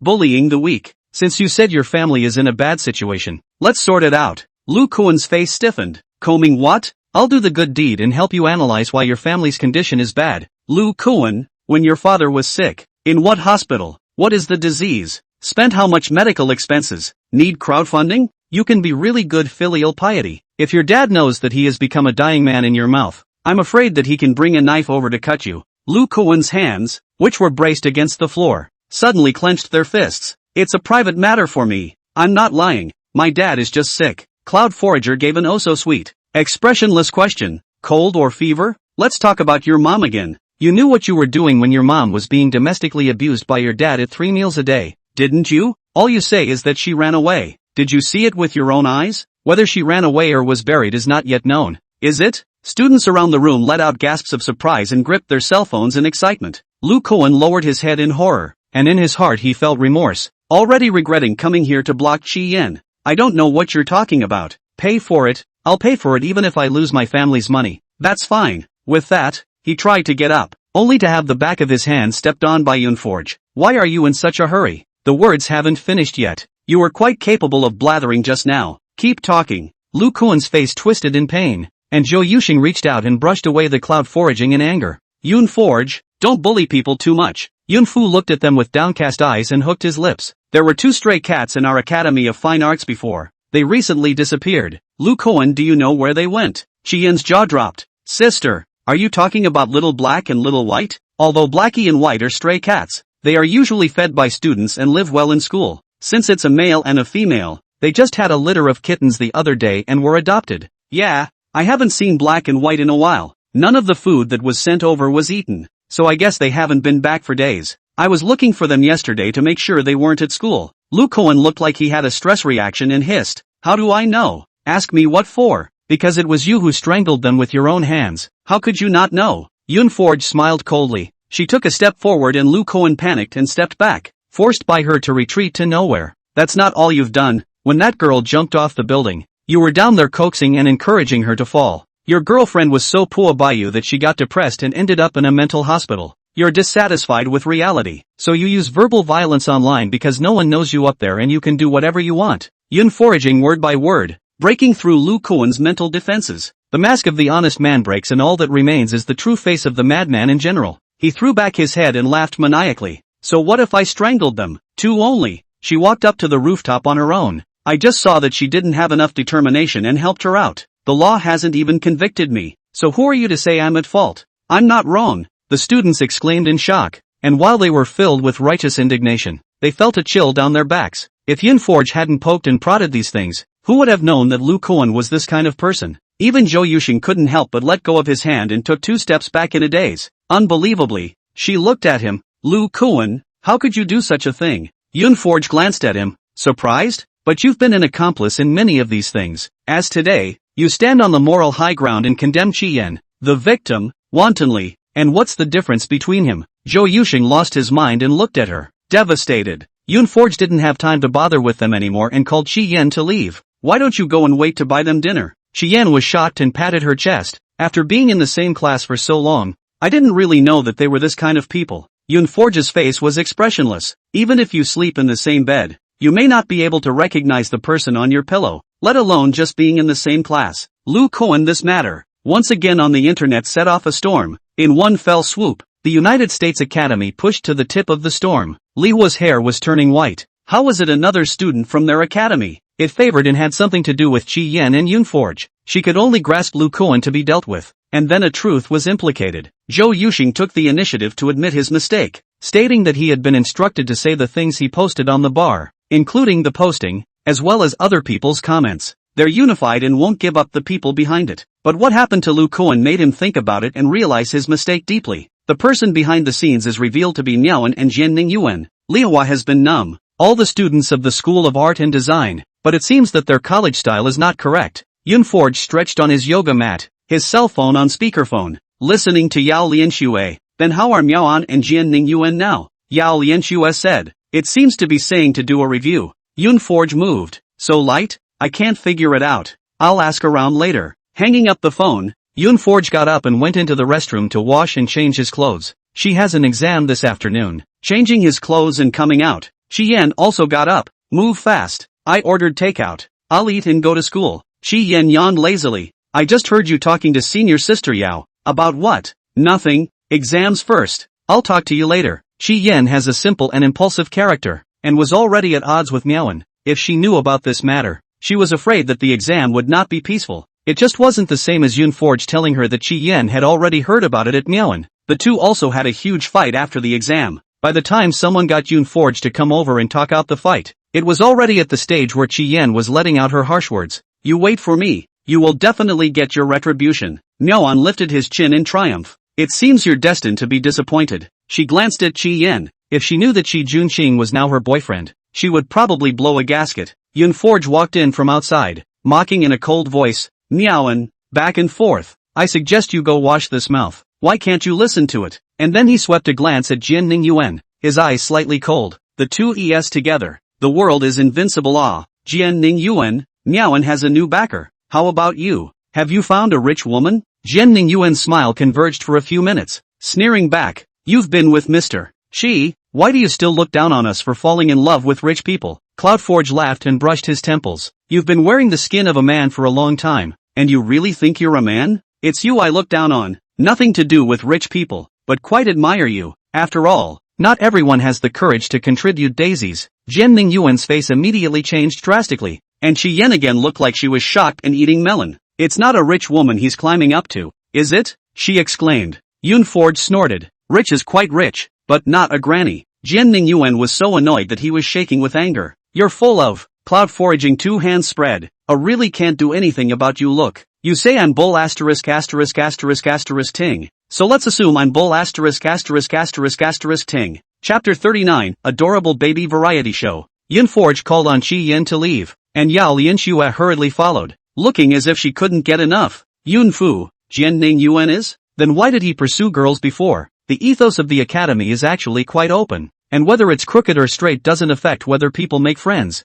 What makes Yao Lianxue look down on is that Jian Ningyuan is wavering, childish and unfaithful to his feelings. Let's put it this way, he's not. He just likes rich ones. As long as the other person has money and sees him, it makes no difference to him if he is a man or a woman. What Jian Ningyuan wants is not feelings or objects. It's money. Yao Lianxue's face showed contempt. It's better to stay away from him in the future. By the way, have you guys heard about Miaoan? She has a new boyfriend called Qi Junqing, Yunforge said as he continued. Qi Yan's jaw dropped. Is it even my big brother? Yao Lianxue was even more surprised than her. Qi Junqing is your big brother. Ha! It's a small world. Qi Yan was only surprised for a moment, not taking the matter to heart. What made her even more strange was actually the fact that Qi Junqing was still staying in jail right now. Where did Miaoan get the nerve to act like a bully? Yao Lianxue continued. I heard that your big brother decided to donate a teaching building to the school, so the school took the matter of Miaoan lightly and only made her write a review. Yunforge snorted. Qi Junqing is in jail. How can he still donate buildings to the school?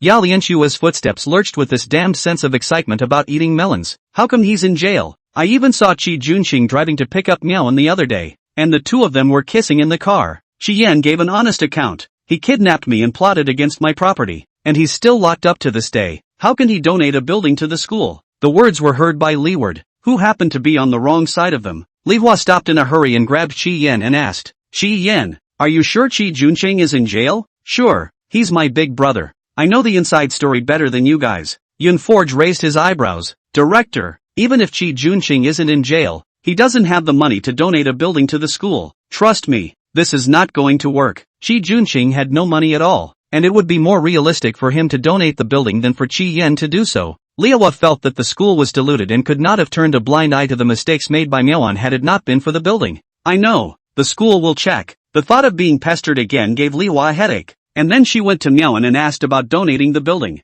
Do you know where Mr. Qi Junqing is now? Miaoan said impatiently. Director, do you still think we will go back on our word? It's not just a building, it's just a small matter to him. Li Hua nodded. Of course I understand. It's not hard for him, it's just that it was a deal in itself. The school fulfilled its promise, and now it's your turn. But as far as I know, Mr. Qi Junqing is in a bit of a situation, so I need to check with you. Miaoan had to call Qi Junqing in front of her. I ended up calling over and over and no one answered at all. Miaoan clutched her cell phone, her face already slightly panicked. Lavar looked at her like this and what else she didn't understand. Miaoan, will Mr. Qi Junqing have no money at all? The matter of donating the building, you'd better make sure. Miaoan pointedly said. He's the youngest master of the Qi family, how could he not have any money? Liawa gave her a blank look, unable to control the majesty of the head teacher. If anyone else said this, I might not believe it, but this is what Yunforge said. What kind of person was Yunforge? Her relationship with the Qi family was much closer than Miaoan.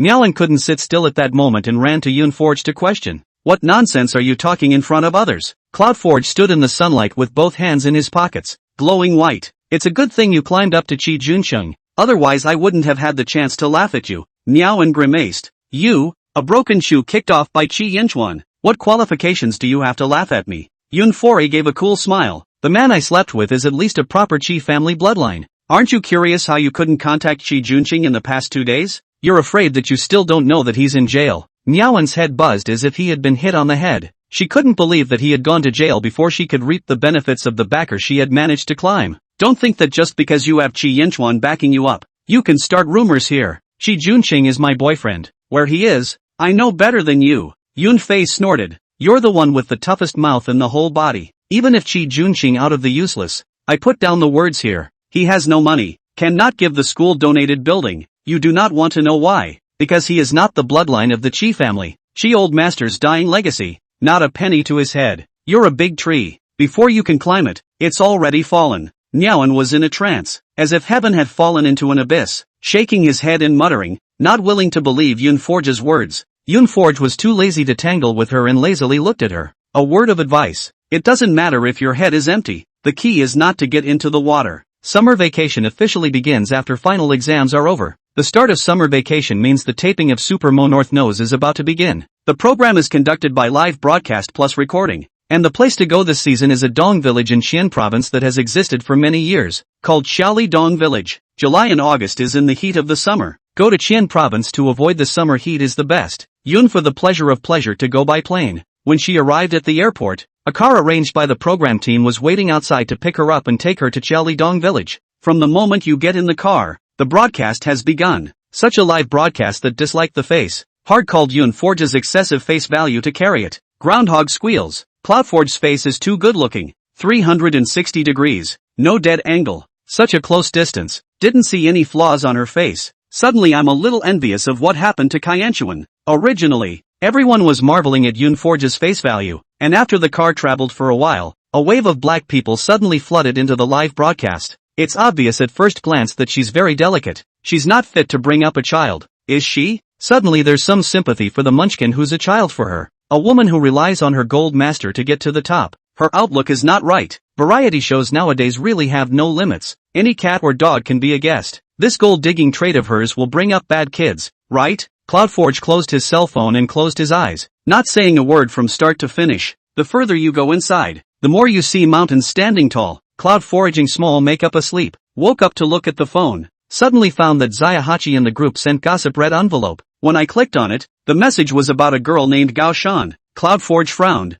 She didn't recognize it. Gao Shan, 18 years old, daughter of the village chief of Chaolidong village. She lost her mother when she was a child and has a tough character. It's a very simple couple of sentences, and there's no melon worth eating. Only the following few points made Yoon Forge couldn't help but frown. Gashan's father will die of a heart attack on July 17 off this year at 5 p.m. Cloudforge's body was in a flurry, his scalp tingling as he jerked to look at the time. It is now 3 p.m. Sharp on the 17th. Chaolidong village is a 45-minute drive away, so the gossip group can now predict events? Chapter 40, Taking to the Dong village on your own. Yoon Forge's heart was a little messed up. Xiaoya sent these to her to see. It was always impossible to just let her eat a melon. There must be a reason. She pressed down on the window, and the hot, dry wind whipping through the window cleared her mind for a few moments. Is it hard to ask her to save the day? It's not too late for this one. And then a voice blew into the car along with the hot air. Gao Shan, let's go to town later to buy some food. Yeah. Yoon Forge fixed his eyes on the speakers. The speakers were two little girls walking along the roadside, wearing clothes with ethnic characteristics. Stop the car. She spoke suddenly. The driver subconsciously pulled the car over and turned around to ask, Ms. Yoon Foraging, what's wrong? Yoon Forge pointed at the two little girls and said, give them a ride. The driver pushed up his glasses, looking a little impatient. We have to arrive on time. It's not a problem to bring them, but I'm afraid that we won't be able to get there on the right way, and then we'll be delayed. They know at a glance that they are locals. They don't need us to meddle. Yoon Forge insisted. Take them for a ride. It won't be too late. If this is Gaussian, at the current distance she's traveling, she won't have time to find out about her father's condition if she walks back. By the time we got home, my father was probably out of breath. Seeing that he didn't move, Yoon Forge took the initiative to wave and smiled. We're going to Chaolidong village to shoot a program. Where are you going and do I need to give you a ride? The driver's face was as black as the bottom of a pot. Ms. Yoon Foraging, can you not make a fool of yourself? The goodwill of the netizens in the live stream instantly plummeted. Originally, I thought her character of disliking the world online was quite valiant, but now that I think about it, when put into reality, no one would like this kind of friend, right? People's drivers have said they don't go by the way, and they want her to act like a nice person here, defeating goodwill at the expense of others. Sanctimonious whore. Yoon Forge remained as I was and said with a smile, my name is Yoon Forge. What are your names? Gosen was more bold and took the initiative to go forward and see the people and equipment inside the car. Her dad had said that a crew would be coming over to film the show around this time. Not only can we publicize the Dong village, but we will also build roads for the village and pay for renting places. Despite having never met, Gashan has a soft spot for the Supermo North Nose crew, especially since Yunfu was so pretty. How could she be a liar? I'm a villager from the Dong village in Shaoli. Will it be inconvenient? Yoon Forge shook his head. We just happen to be going to Chaolidong village as well. Get in the car. The driver was stunned that it was such a coincidence. Since it was on the way, he had no reason to stop anyone else. Get in the car. Cloudforge turned the camera of the live broadcast to himself, not allowing it to capture Gosen. At this point, the curses in the live broadcast had subsided a bit, only that there were still some people who were dissatisfied with 5 Cloudforaging's meddling. It's just a coincidence that it's on the way. What if it's not? Yoonwoo won't be generous at the expense of others? If she's really late and everyone is waiting for her, who's going to pay? Cloudforge had his own intentions for doing this, and there was no need to explain it to the people in the broadcast room. She actually did it without fear of being scolded. Arrive in town at exactly 4 p.m. Gao Shan insisted on getting off here. I still have to buy some things. Our Dong village is just a few hundred meters from the town. so I can walk back by myself. Yunforge then stopped forcing himself, and only vaguely mentioned, then you hurry up and go home. If she said, your father is dying in front of others, Gao Shan would have to beat her up. Gaussian felt strange in her heart and nodded politely. Thank you. And then the car went slowly towards the Dong village. The Dong village is built on a hill with an uncemented parking pad below. The other guests had already arrived by the time Cloud Forager got this way. She was sort of 5 minutes late. Not long, but everyone didn't look too good. Several of them were celebrities with curiosity, waiting for her, a vegetarian, naturally unhappy. Yun Fei got out of the car with her luggage, and the host Wenli laughed with the microphone. If you don't come, the program will call the police. Yunforge smiled faintly. Sorry, there was some delay on the road. Wenli waved his hand. Then please move the camera to my side and let's get the show started. He started with some opening remarks, as well as a wave of advertisements for the show's sponsors, before getting down to business. And now, let me introduce you to the guests of the 4th season of Super Cute Northern Nose. Yun Fei scammed the week. The man standing beside Wenli, with decent features, looking all righteous, was Pan Hao Lin, the 3 Gold movie star. His external image has always been one of gentleness, and people say he's a good old boy. The handsome man standing beside him was called Go, a flow boy who had married early in his youth, his face stinking, obviously impatient to wait. The woman closest to Yunforge was called Hu Turnip, and her status in the movie world was similar to Pan Hao Lin's, a power movie queen. She chose to marry into a wealthy family at the peak of her career. But I heard that the relationship with her wealthy husband was not good. There are only 3-star families on this season of Super Cute North Nose, and the other 3 are trainee moms and dads. One is Yun Foraging, one is Su Xin, and the other is the great god of the dubbing world, In He, formerly known as Zhang Xiuxian, who looks to be a shy, socially fearful person. After introducing the guests, Wenli quickly released the first mission card for everyone. The task card is written with a uniform sentence.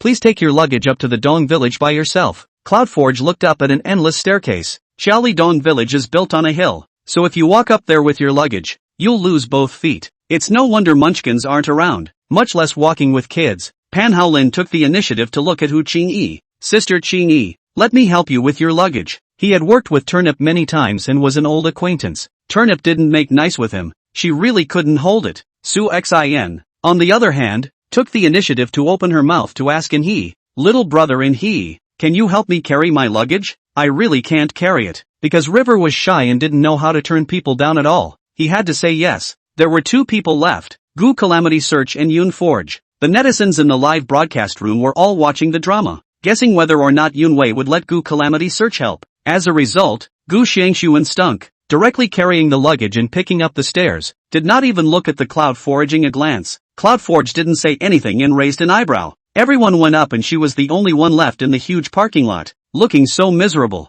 Cloud Foraging popped down the task card. It says on the Dong village. It does not say that it must be walking up. She speculated if there would be another way to get up to the Dong village. She sat on her suitcase and waited. She had checked before she arrived and the ladder was over 1,000 steps and got steeper as she went up. She would never be able to walk up there. I bet 50 cents that Cloud Forager won't make it. I'm really impressed. What else can she do but drag her feet? Cloud Forge quit the show. Don't want to see her at all. Turnip Hu and Su Xin can walk on their own, but she doesn't even want to try. She doesn't have any spirit of hard work at all. Chapter 41, there's a cable car. After waiting for a while, Yun Forge saw Gao Shan's figure. Waiting here for Gao Shan was not because she wanted Gao Shan to help her carry her luggage, but purely because she wanted to see if there were any shortcuts to take. Just then, Gaussian saw her figure as well. Cloud Forge, why are you still here? She took the initiative to go forward and ask. Yun Forge looked at the endless staircase and smiled bitterly. Waiting for you here. Wanting to ask if there is a better way to go? The netizen came to a sudden realization, and it was then that he understood Cloudforge's intentions. Where is this big lady from?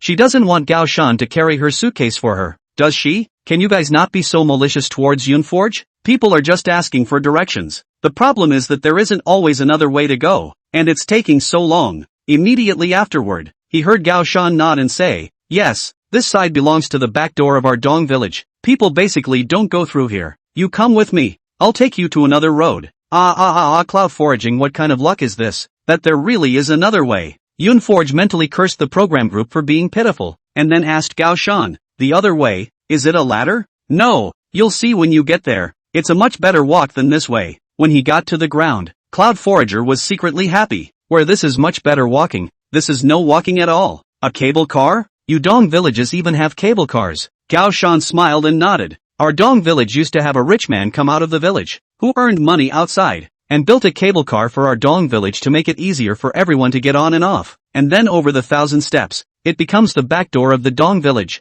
Netizens have exclaimed what good luck Yoonforge is having. Help go sane and get a gift in the twinkling of an eye. Coming down from the cable car, the view on this side can be much better than below. If you climb up, you will be able to see the mountains and the clouds, which are beautiful. The view from your Dong village is just right. It's beautiful. Gossian laughed. It is beautiful, even though I see it every day. In order to express his gratitude, Yoonforge took out all the snacks from his suitcase and gave them to Gao Shan. Gao Shan naturally didn't take it. I didn't do anything. Even if I don't bring you up here, others can help you. Cloudforge thought for a moment and whispered a few words next to her ear, and only then did Gossian take the stuff. When they reached the fork in the road, Gossian pointed her in the right direction. That's your program's home base over there. Just keep going down this road. Yoonforge smiled and thanked him. I know. Thank you. You should also go home early. It's so late. Your father must be worried about you. She glanced down at it. It was exactly 4:30, about the same time as her father's accident. Gao Shan pointed to the upper 2 rooms. That's my house. You can come over to me if you need anything.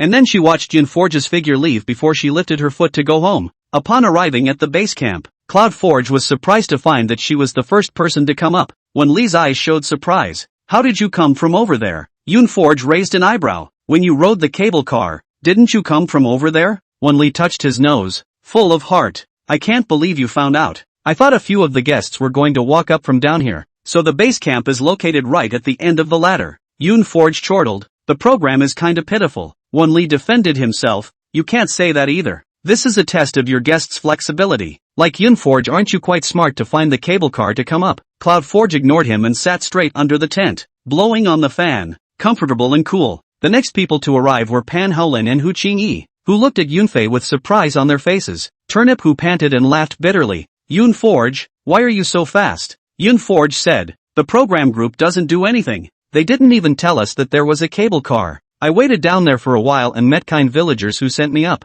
Turnip, who and Pan Haolin looked at each other and smiled helplessly. Just we don't have that luck. I should have known to wait a little longer. Turnip, who laughed. She is warm and pretty, somewhat similar to the recognizable Hong Kong-style beauties back in the 80s and 90s. After sitting down, Yoonforge handed her a bottle of water. Turnip looked at her twice more. Thanks. The second to arrive was In-hee, who was very fair-skinned and now flushed from the strenuous exercise. After putting down the box, he was equally shocked that Yoonforge had come up before him, but he didn't ask because of social fears. On the contrary, Su Xin, who was right behind her, was so shocked that the makeup on her face was splattered, and she asked woefully, how did you get here? Yoonforge looked like he hadn't sweated much, and his skin was still white with a reddish appearance, without a single blemish. She looked like she was on vacation. Yoonforge smiled faintly and explained to her again with air. When she heard that there was a cable car, Su Xian's eyes dimmed and she almost fainted. And then he questioned Wan Li. Since there is a cable car, why did you only tell Yoonforge alone?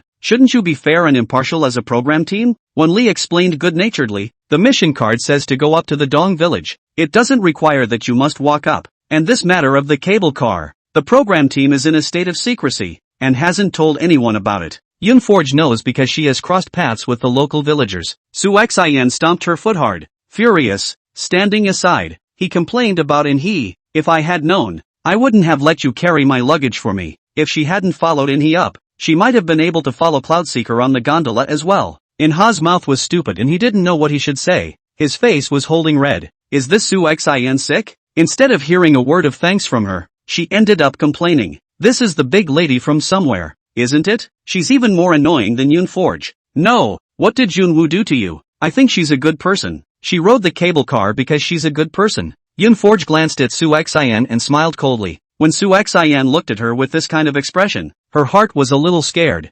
Yoonforge could not say anything good out of her mouth. Back and forth, she could dislike people to the point of autism. Yoonforge pulled his lips and said, when things go wrong, look for more reasons from yourself. Don't blame the earth for being unattractive as soon as you can't take a. As soon as you open your mouth, it's like your brain is not fully developed and your cerebellum is completely underdeveloped. What kind of program are you going to be on just like that? Once these words came out of Yoonforge's mouth, both Pan Haolin and Hu Yu were stunned. How can such a sweet face say such poisonous things? The netizens in the live stream have gone crazy with laughter. God's father's cerebellum is completely underdeveloped, ha ha ha ha ha. Yoonforging this mouth, please accept my knee. I'm cool. Yunfori is simply my mouth replacement. I've always wanted to dislike this Su Xin. I haven't seen her help carry the luggage, but this mouth hasn't complained much about Inha. Chapter 42 Triggering a Random Quest. Su Xin's eyes reddened at the dislike. You're talking too hard. Yunfori raised his eyebrows. Is he your father or your ancestor? Carrying your luggage for you.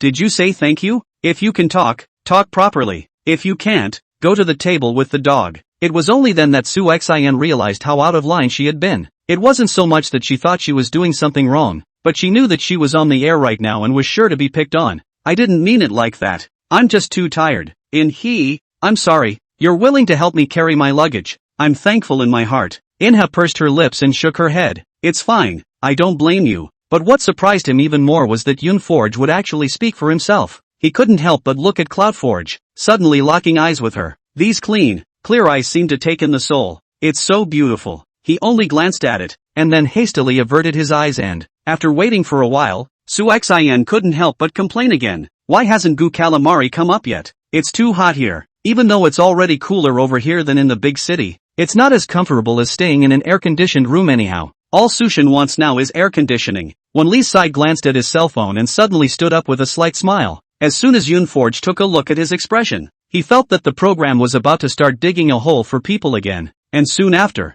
Wenli was heard laughing, triggering a random mission. You need to answer the questions correctly in order to pick it up. Please be ready to grab the answers for all the guests present. Cloudforge raised an eyebrow. Mission? And then he heard Wenli say, may I ask, which are the 4 major dramas of the Yuan dynasty? Please grab the answer. Su Xian was full of desire to win. With Yunforge here, she certainly wanted to compare Yunforge to her. She raised her hand almost immediately, and Wenli looked at her with a smile. Please answer Su Xian. It's Guan Hanqing's Sinus E Grievance, Wang Shifu's The West Wing, Tang Xianzu's The Peony Pavilion and Hong Shang's The Palace of Eternal Youth. Wenli applauded. Congratulations Su Xian, for answering correctly. Su Xian was very pleased with herself and gave Yunforge a provocative look, clearly proud, but still trying to press her lips together. It's all basic knowledge. Many people know it, it's nothing remarkable. But Yunforge, aren't you the school bully in school, winning scholarships every year? How come you don't know such basic classical knowledge? Cloudforge snorted and applauded her with a leathery smile. You're really good yo.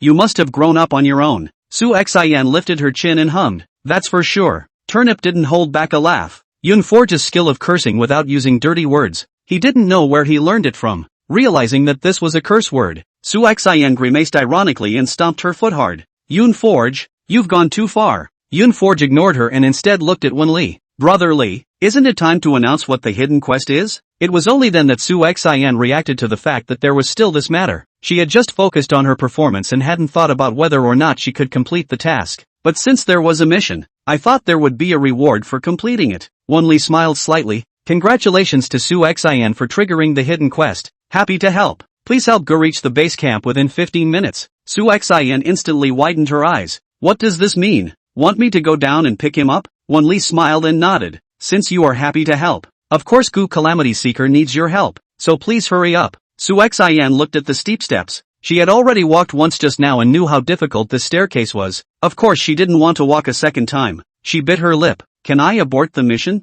Abandoning a mission or failing a mission triggers a random punishment. Su Xian's face darkened with a sad face. Your program group is also too pitiful. Wenli said in a warm voice. Don't be so pessimistic. What if there will be a reward after completing the mission? Su Xian thought of this very thing and felt more comfortable in her heart. Riding the tiger, she had no choice but to walk down the steps and do the quest. Looking at Su Xian's back, Turnip who couldn't help but ask, what's the reward after the mission is completed? Wenli but smiled. He only said that there might be a reward, not that there must be a. Cloudforge snorted. Turnip's sister, be wary of the show's crew. Beware of digging a hole. Turnip froze. Is there no reward? Cloudforge shrugged. Who knows? Blind guessing program has no rewards at all. It's really a good pit. Gu Calamari is at least 1/3 of the way to the finish line. It's not like the task is mandatory. So don't blame the program group for digging a hole if Su Xian wants to take it on her own. After waiting for a while, Yunfori suddenly saw a group of people hurriedly running towards from one direction, all with anxious looks on their faces.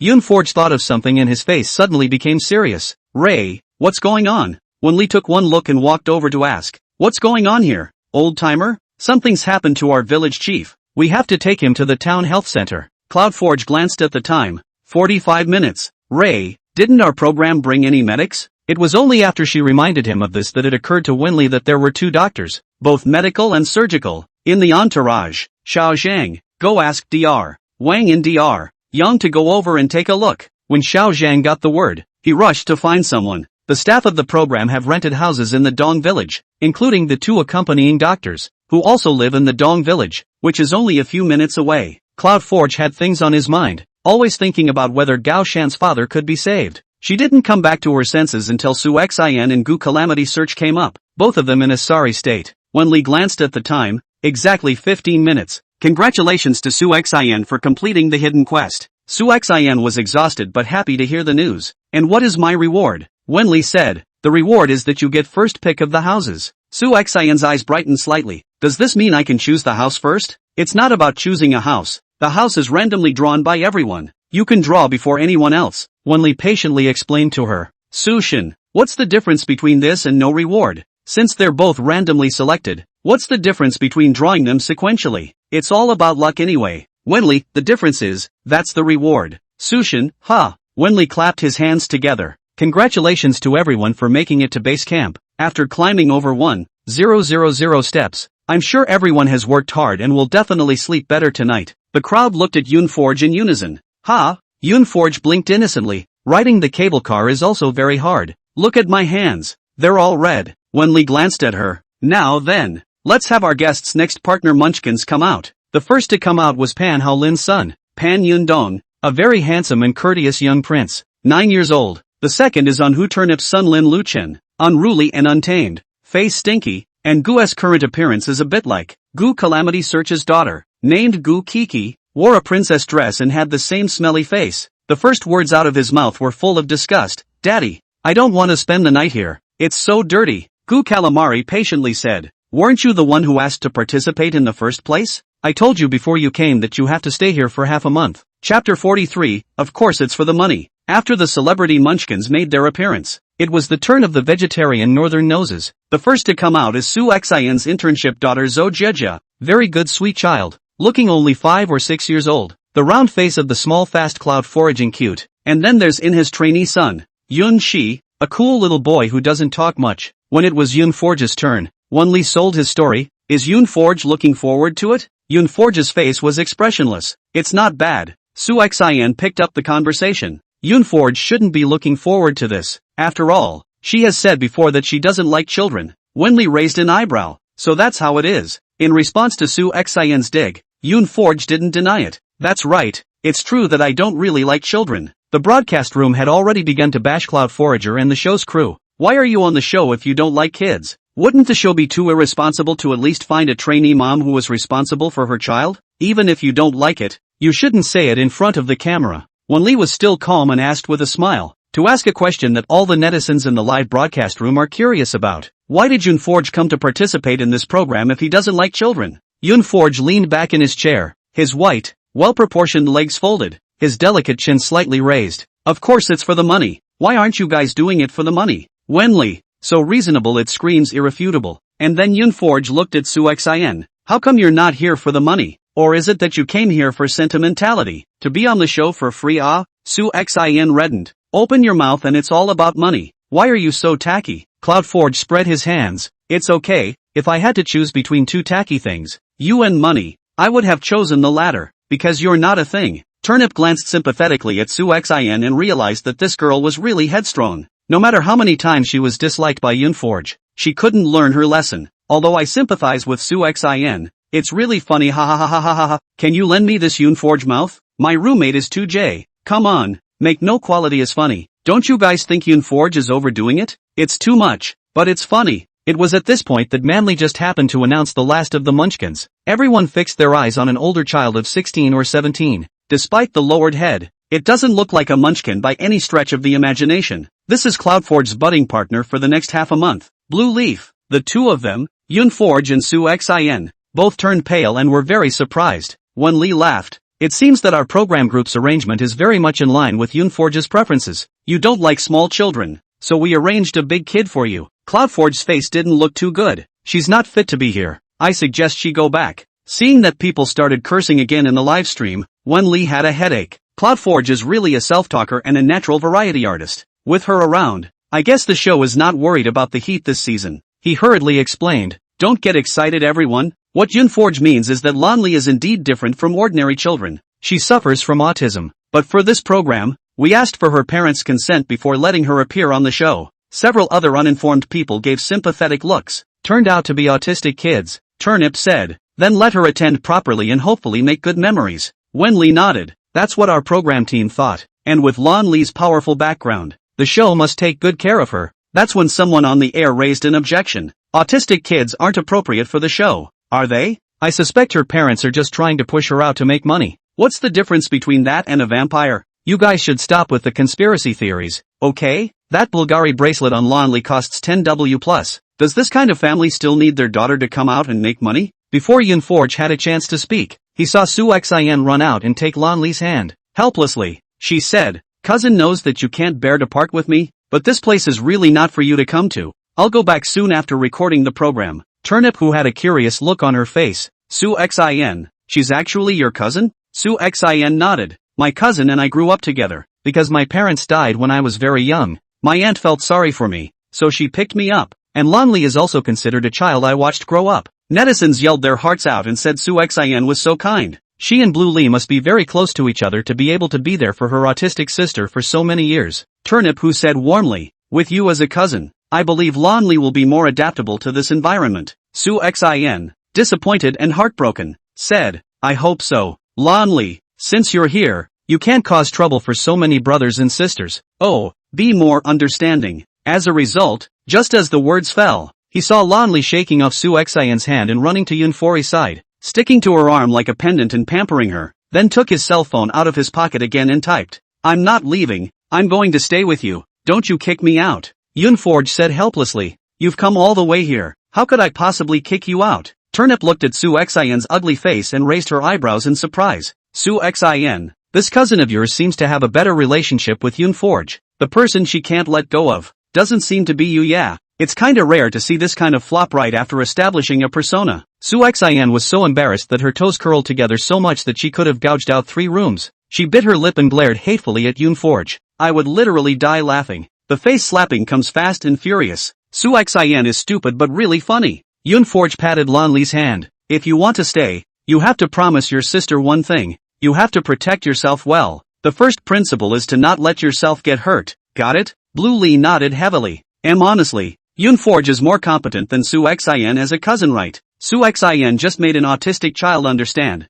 Is that possible? Only after the Munchkins were all out of the ring did Wenli start to have everyone draw straws. Wenli, it's getting late, so I won't bother you all with the competition. Let's just draw lots. Su Xin, you have the priority to draw lots. You first. He had someone bring out a raffle box, and Su Xin reached into it and took a card, taking it out and scratching it off. It clearly says it's mansion number 1. She was overjoyed and stroked Zhou Jiajia's head. Jia, we won the mansion in the lottery. Are you happy? Zhou Jiajia blinked. Is it the same as the villa at home? Su Xin curved her eyes and said, it should be different, but since it's a mansion, I think it's considered a good house in this Dong village. Zhou Jiajia smiled and narrowed her eyes. Happy. Wenli's face was a bit complicated, and he hesitated in his heart, wondering if he should remind them not to be too happy too soon. Chapter 44, You're a funny guy. After Su Xin, the draws were made in the order of going up to the base camp. First up is Cloud Foraging. Cloudforge sat still and patted the back of Lonli's hand. Lee, sister just walked up from down here and is already so tired. Can you help sister go smoke? Lonli shook his head and relied on Yoonforge to stay still. Behave yourself and do your sister a favor. Will you? I really can't walk anymore. Blue Lee looked at her toes, her heart actually beginning to falter. Just before he could make a move, he heard Gu Calamity Search's face full of impatience. Can't you hurry up? If we dawdle any longer, it will be dawn. When he said that, he scared Blue Lee into a state of defense by tensing up his body like a hedgehog with its spines blown out. Yoonforge's face went cold, and the corners of his mouth hooked up into a smile that didn't reach his eyes. I'm fast or slow? You're last. So what's the rush? Wenli just wanted to speak out to ease the situation. Gu 2-0. It's just that Yoonfori's mouth is too fast, mister. Gu Calamity Search's limbs are not developed, and his brain development doesn't seem to be too good. So the original physically challenged and determined to be strong is what you said about your face? Gu Calamity Search's face clouded over, suffocating as if he had swallowed a fly. As for the live broadcast, It had already been swiped by Goo Calamity search fans, and the pop-ups floated up so much that it was almost impossible to see what they were saying anymore. But you don't have to look to know that it must have been dirty. No matter how fierce the live broadcast scolding, still does not affect the cloud foraging dislike. Mr. Goo looks very angry at. Then next time, less talk to me, my quality is high or low. All depends on the mood of good or bad. Just see you this face. My mood has never been good. Suxin couldn't look away and wanted to come out and say a few words. As a result, she was immediately silenced by Yoonforge's cross-glance, and it was not necessary to send herself over a long way to be scolded. Yoonforge snorted, but didn't let her off the hook for her silence. Trying to speak for him? Suxin, you and him are quite a match. Score a piece when you sort the trash. Suxin held her red face. I didn't say anything. I'm sorry, I'm so upset right now. I have to cuss at every dog I pass. And then he saw Blue Leaf get up and go forward, quickly drawing a card out from inside the box. Only then did Yoonforge's face rain over, patting her head and saying in a tone very different from that of a moment ago, Shaoli is awesome. Wenli, I don't know what exactly Chi Yenchuan likes about this ancestor. Changing his face is like June Day. Scratch the card that Blue Lee is holding and it says mansion number 3. Suxin blushed and asked, just how many mansions are there? Drawing the mansion herself was certainly a surprise, but she wasn't happy when Cloudseeker also drew it. As a result, Wenli laughed and said, there are 6 sets in total, and the mansion substitutes for the house, so the only way to know exactly what it looks like is to see it with your own eyes. Sushin, then what the hell was she so happy about just now? Yoonforge looked at her face like a vegetable and couldn't hold back, snorting out a loud laugh. Suxin, now I know why the program group invited you. It turns out that you are a funny bearer. Suxin bit her lip in death and glared at her with indignation. What are you so proud of? The house you smoke may not be as good as mine. Yoonforge shrugged. If it's not good, it's not good. Anyway, we'll go back after staying for half a month at most. The final draw results in Pan Hao Lin being number 5, Hu Turnip being number 6, In Ha being number 2, and Goo Calamity Hun being number 4. After the selection was made, Wenli asked everyone to open their suitcases, which needed to be turned in with toys and snacks. None of the other children had any objections, except for Goo Chi-Chi, Goo Calamity Search's daughter, who was spilling her guts. Even Blue Lee, who had dutifully turned in his Lego. After the things were handed over, Goo Calamity Search's face was already gloomy, even when faced with a daughter who was like a little princess. I really can't like it. Despite the filters, I really can't help but like Kiki. Dislikes +1. How did her mom teach her child XSWL? Aren't children two peoples? And when you bring up education, the father dies? We, brothers seek, earn money to support our family. It's even funnier. Please brainwashed fans to check what Goo Calamari's wife is. She also shines in her own field of expertise. Okay? Wenli, so now, please go find your own mansion. Yoonforge pulled Lan Li up and helped him walk forward with his luggage. She guided Blue Leaf to find the house on her own, and followed behind herself. I'll listen to you whichever way Ri wants to go. As if Lan Li felt a heavy weight pressing down on her shoulders, her small face flushed as she looked at Yoonforge. She stood still and fought for a long time, and Cloud Forager waited patiently, until Blue Leaf casually pointed and picked a path. Cloudforge didn't know where that side led to, so he let her go and followed her as she searched slowly. Finally, as the clock hand went to 6, mansion number 3 was found. Yoonforge's face froze as he took a step. This Thai house, can it be inhabited? A broken door that couldn't keep the wind out, and the yard outside looked like it should have been overgrown originally and had just been cleaned up. Walking in was even worse. Nothing but a bed. Laying on the bed with a perfect view of the sky. Not even a roof. If it rained, the two of them would probably be in the soup. Blue Lee looked happy though, as she had found mansion number 3 and was very accomplished. Cloudforge watched her shake her head, infecting a few moments of her delight. When you think about it, it's not really that bad. The outside was in shambles, but at least the bed was clean and had a mosquito net.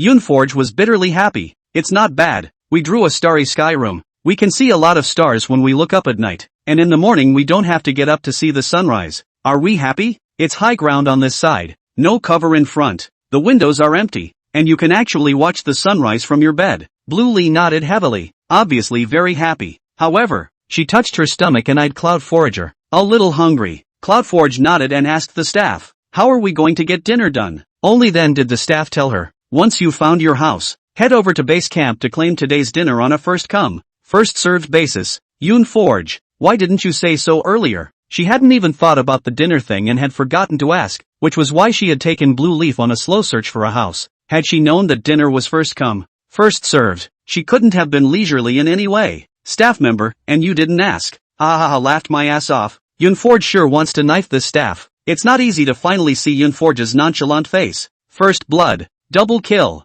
Yunforge hurriedly pulled Lanli forward. Shaoli, let's go get today's dinner first. By the way, ask the program to find out how Gossamer's father is doing. Chapter 45, Your ugliness has nothing to do with your fatness. Following the staff's instructions, Yunforge took Lanli to collect the dinner. It's just that the house is a mess, and by the time they arrive, there are only 2 cold buns left. Cloud Foraging is not a person who has not suffered. Just now he at least owns 10 million. From luxury into thrift difficult. So when she saw the 2 cold buns, she wasn't calm. Yunforge looked at Lanli. Can I eat it? Lanli nodded, holding a half bun sitting on the side of the road to nibble. How to look a little miserable. Yunforge rubbed his nose and opened a bottle of mineral water for her. Just drink the water. Don't choke. She looked at the pure white buns and was suddenly a bit unable to eat. Ugh, this is the perfect time of year for an arrow. The result of the live broadcast even really put up the 2 springs reflecting the moon, with a ragged and dirty beggar special effects. Yunforaging and Bluely 2 people sitting on the side of the road to gnaw on steamed buns. Ha ha ha, the showrunners can really play with that flavor.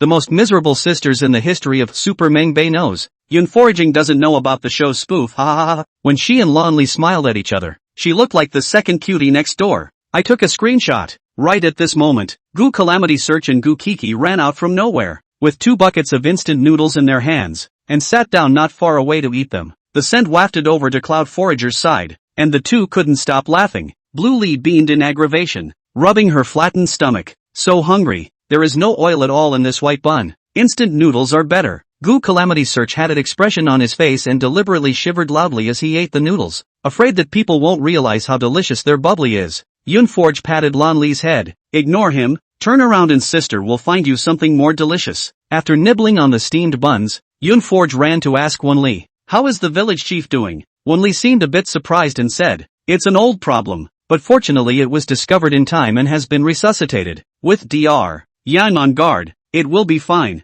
Yunforge put his heart down. It's good that it's okay. She had done all she could, and all that remained was to listen to God. Still, she was happy to hear of the good outcome. And then he took Bluely back. Just as he reached the door of the house, he saw Su Xian walk out from inside. Getting in and out is like coming to your own home. Yunforge's face sank. She didn't even look that bad when she ate the white buns just now. Su Xian, I know your father died early, but you grew up in your aunt's house. Someone should have taught you that you can't go into other people's houses without consent, right? Su Xian's footsteps stopped and she stood awkwardly in place, not knowing how to react. I'll just see that your door is open. Wouldn't you call out for someone if the door was open? If no one answered, you should have known no one was home. What are you going to do in there when none of us are there? Borrow the restroom for a full meal? Su Xian, you don't have to talk so hard, do you? Yunforge gave her a blank look. It's not the first time I've spoken so harshly, and it's not the first time you've been uneducated, so let's forgive each other once. Su Xian bit her lip. Why are you getting on the bandwagon?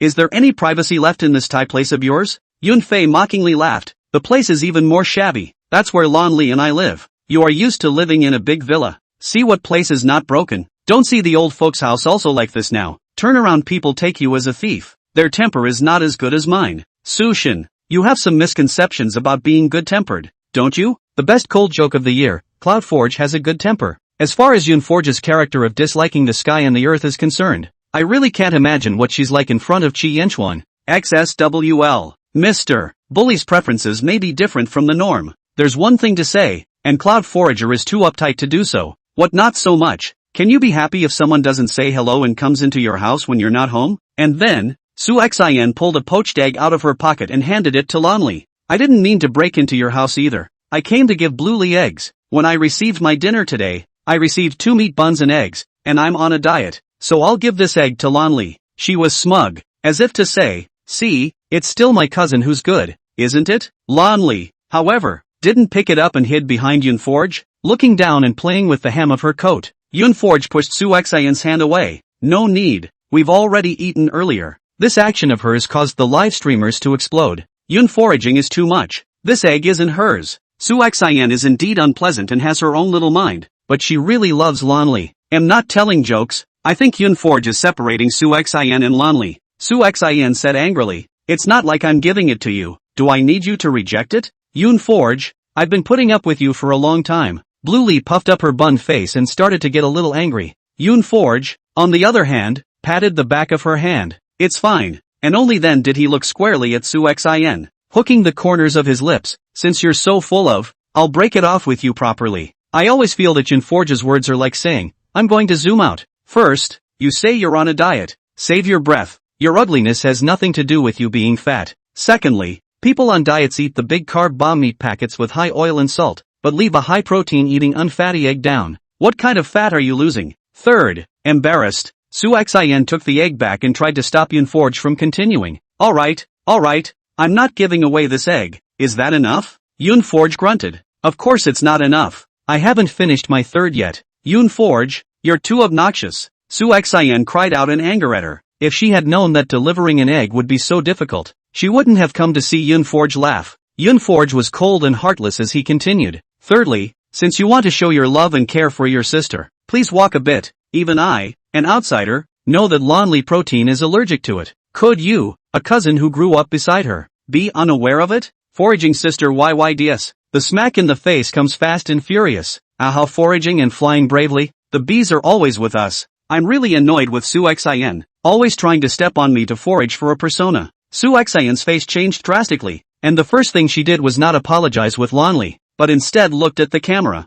It's full of bad, and it's sure to be called crazy by the netizens. She quickly made up for herself. It's not that I didn't know. I was just so tired today that I forgot. Forgot? That's a pretty good excuse. Just ask me what would have happened if I didn't know anything about it and Blue Lee had eaten the egg. Su Xin's face went white, biting through and backing away, her eyes rapidly accumulating tears. I really didn't mean it. Cloudforge frowned and sked in disgust. I didn't say you did it on purpose. I'm reminding you to pay attention. This persona thing isn't good to set up. If it collapses later, you'll still have to have the Blue family clean up your mess. Chapter 46. What does a child know? Su Xin recognized her mistake and still wanted to remedy it for herself, so she asked Lonely, Shaoli, do you want to go and live on my side? I live in a local hometown's house. It's clean and tidy, very comfortable. Yunforge was the first to say, do you want to go back and ask Jia Jia's opinion? The house was jointly drawn by the two of you, and there is also her share. Su Xin immediately waved her hand. What does a child like her know?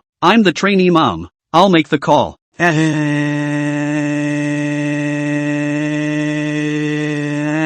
What does a child know? Is a child not a human being? Doesn't she have the right to refuse? It's too bad. That phrase really hurt me for over a decade, and my entire childhood was suffocated by it. My parents would let people sleep in my room without my consent, give away my things without my consent, and then dismiss me with the phrase what does a child know? In contrast, Yunforge is really good at respecting others, even if the other party is just a child. I even scolded her for not liking children before. Sister Forge, I was wrong. She did say she doesn't like children, but you can see how patient she is with Lonely, how hard this woman's mouth is, how soft her heart is. Cloudforge snorted, suddenly thinking of his own childhood. Those unpleasant memories are like a piece of rotting flesh that will affect her for the rest of her life. She loathes every incompetent parent equally. Yunforge said in a cold voice, I was wrong. I shouldn't have said you had a bad brain before. Your brain is quite good, just missing a thread. Your heart is also quite good, just missing an eye. Your brain is quite new. Right, after all, the usage rate is so low. Su Xin's face was a shade of green and white, still not knowing why Yunforge had said this about her, but Cloudforge had always talked hard, and she was on the verge of having antibodies. Lonely, don't worry about Sister Yunforge. Tell your cousin if you want to go with her. This place is really too shabby. You won't be used to living here. Lonely shook her head. She didn't like Su Xin. Su Xin feigned regret. Since you want to suffer, I won't force you. I also don't know how many more days you can last in this place. Su Xin was just about to leave when she suddenly saw a group of villagers running not far away. Aggressively, she was startled and shouted, Yunforge, have you offended someone? People have brought a lot of people to settle the score with you. Yunforge tugged the corner of his lips impatiently and turned around to see that it was actually Gao Shan. They walked quickly, and in a flash, they were in front of them, holding Yunforge's hand. Cloudforge, I came here specifically to thank you. Cloudforge froze. Thank me? Gao Shan nodded repeatedly. If it wasn't for you giving me a ride on the road, I definitely wouldn't have come back so quickly. Not to mention finding out that my dad had a heart attack. In the final analysis, it was you who saved my dad's life. Gao Shan was especially frightened now that he thought about it. If he hadn't met Yunforge on the road, if Yunforge hadn't stopped to take himself, he would have been preparing his father's afterlife by now. Gao Shan was so excited that she burst into tears. Yunforaging, thank you. I'm really so grateful to you. She always felt like there was a hand pushing her in the underworld. now that she thought back on it. She even thought that Forge could be a master and had calculated that something would happen to her father. How else would you stop and piggyback on strangers for good reason? Forge smiled. This is your father's luck. It has little to do with me. It's all coincidence. This appearance of hers fell in Gao Shan's eyes, showing the depth of the deep and profound. Forge was definitely a master, and she didn't even want to expose herself. Gao Shan was even more excited and held her hand. Foraging, from now on you'll be my good sister. Forge froze for a few moments, having the feeling of having an inexplicable extra leg pendant. Not really necessary. Yes, I'd even like to tie the knot with you if it wasn't so unfashionable nowadays. Yeah, why don't we do it? We'll invite everyone over for a drink tomorrow. If you don't hug such a good thigh now, when will you wait? Forage, shouldn't be necessary, right? Toes are stubbing out 3 rooms. Seeing that she refused, Gosen didn't force her, and then asked, have you had dinner? Eat up. White buns. Gao Shan was a bit regretful. What a pity. I specially cut the meat and wanted to treat you to dinner. No pity, we can still eat, Forge said immediately, able to bend and bend. Gao Shan froze. Okay, then I'll tell someone to get ready to go. Where are you guys staying tonight? Forge pointed to the broken house behind him, his face full of numbness. Stay here. Gao Shan was shocked. So the reason your program team asked us to strip the roof yesterday was to give you guys a place to live? This is simply a lack of virtue in all 5 lines. Forage. Dog Bayi program team. Don't be a human being. Ha ha ha ha, I'm going to die of laughter. Fori now has the urge to knife people. The program is also so ruthless that it specially called for the roof to be stripped off. You just be kind. Heaven has its own arrangement. See if Forge's blessing doesn't come. Gossian looked at the house, her brows knit tightly. How can you live in a house like this? You guys stay at my house tonight first. I'll have someone help you fix the house.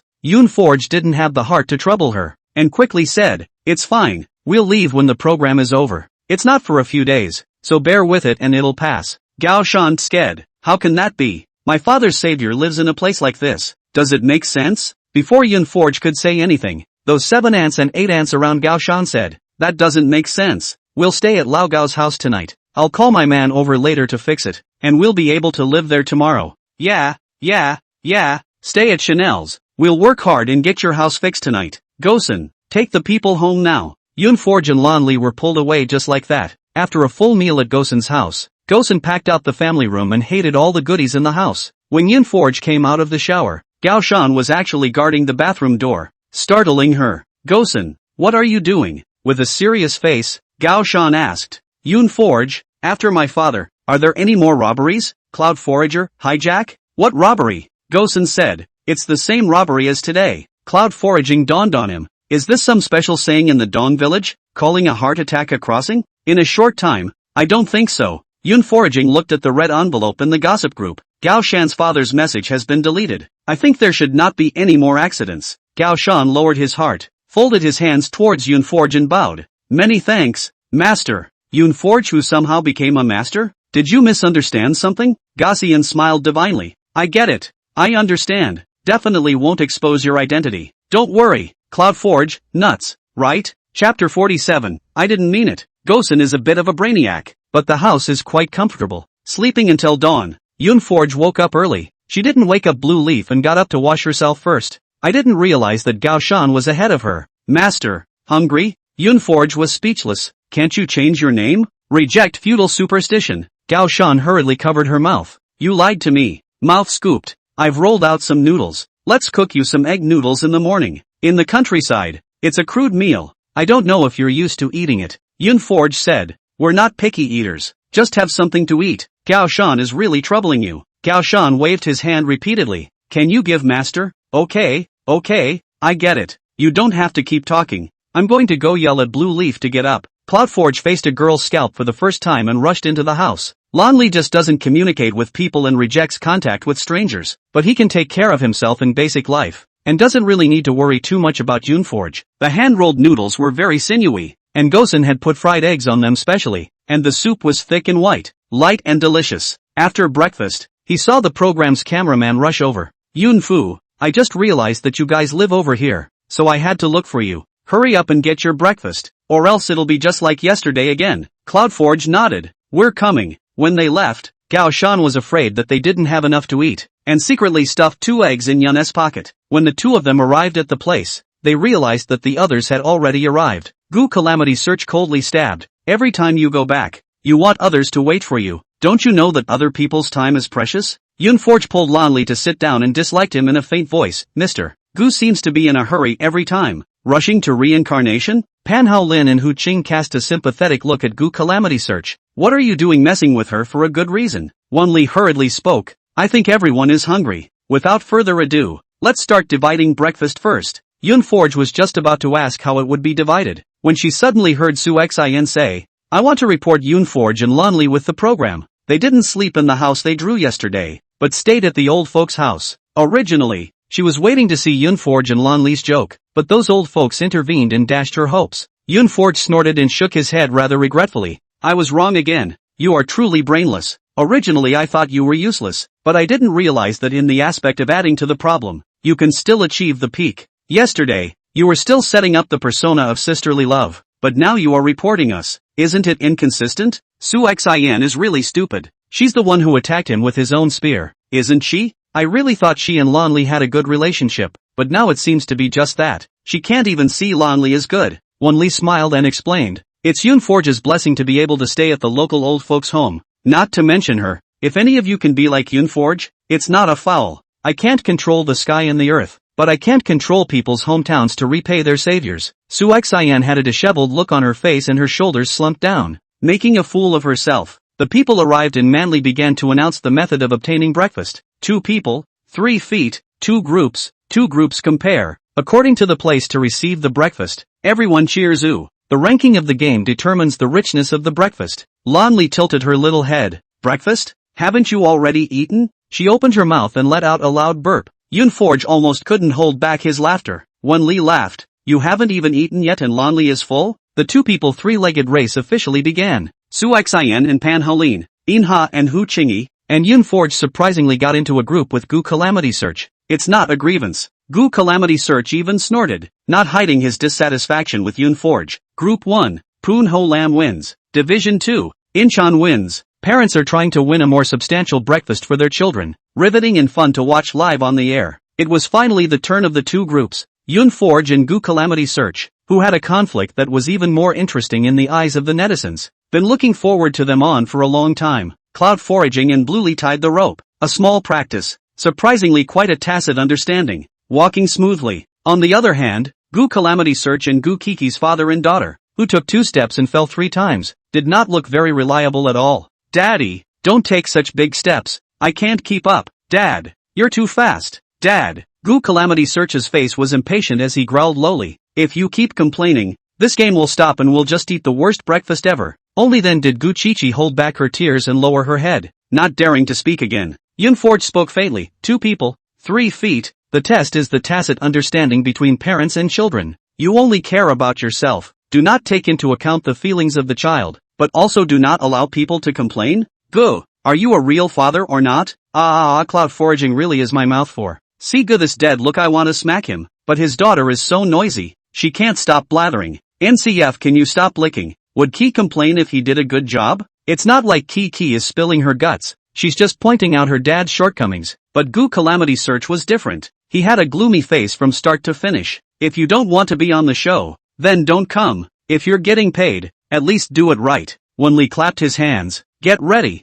The match is about to begin. The 2 groups stood and began to move forward when they heard Vinley's slap on the wrist. Cloudforge and Blue Leaf silently recited the slogan, and the 2 of them started off walking smoothly. Just before taking a few steps, Gu Calamity Search's feet somehow managed to reach under Lan Li's feet. Lan Li lunged forward, and even Cloud Forager couldn't keep his balance. Yoonforge gritted his teeth and raised his eyes to Gu Calamity Search. Instead, he smiled smugly and apologized in a not-so-sincere manner. I'm sorry, I didn't mean to do that. Be generous and forgive me. By the time they climbed to their feet, Gu Calamari had already distanced herself from them. Cloud Foraging re-shouted the slogan. Originally thought that Lan Li cannot. Who knows that this child clenched his fists fiercely, pursed lips stifled forward. The 2 were getting faster and faster, and not only did they even out the distance, but they overtook Gu Calamity Search and won him. The netizens in the live stream were cheering her on. Ahari is great. Yun Foraging is so cool. She's really stable. Emotional stability +1. A normal person would have busted a gut when they encountered this, but Yun Forge only said one sentence, or asked Lan Li, Shao Li, can we continue?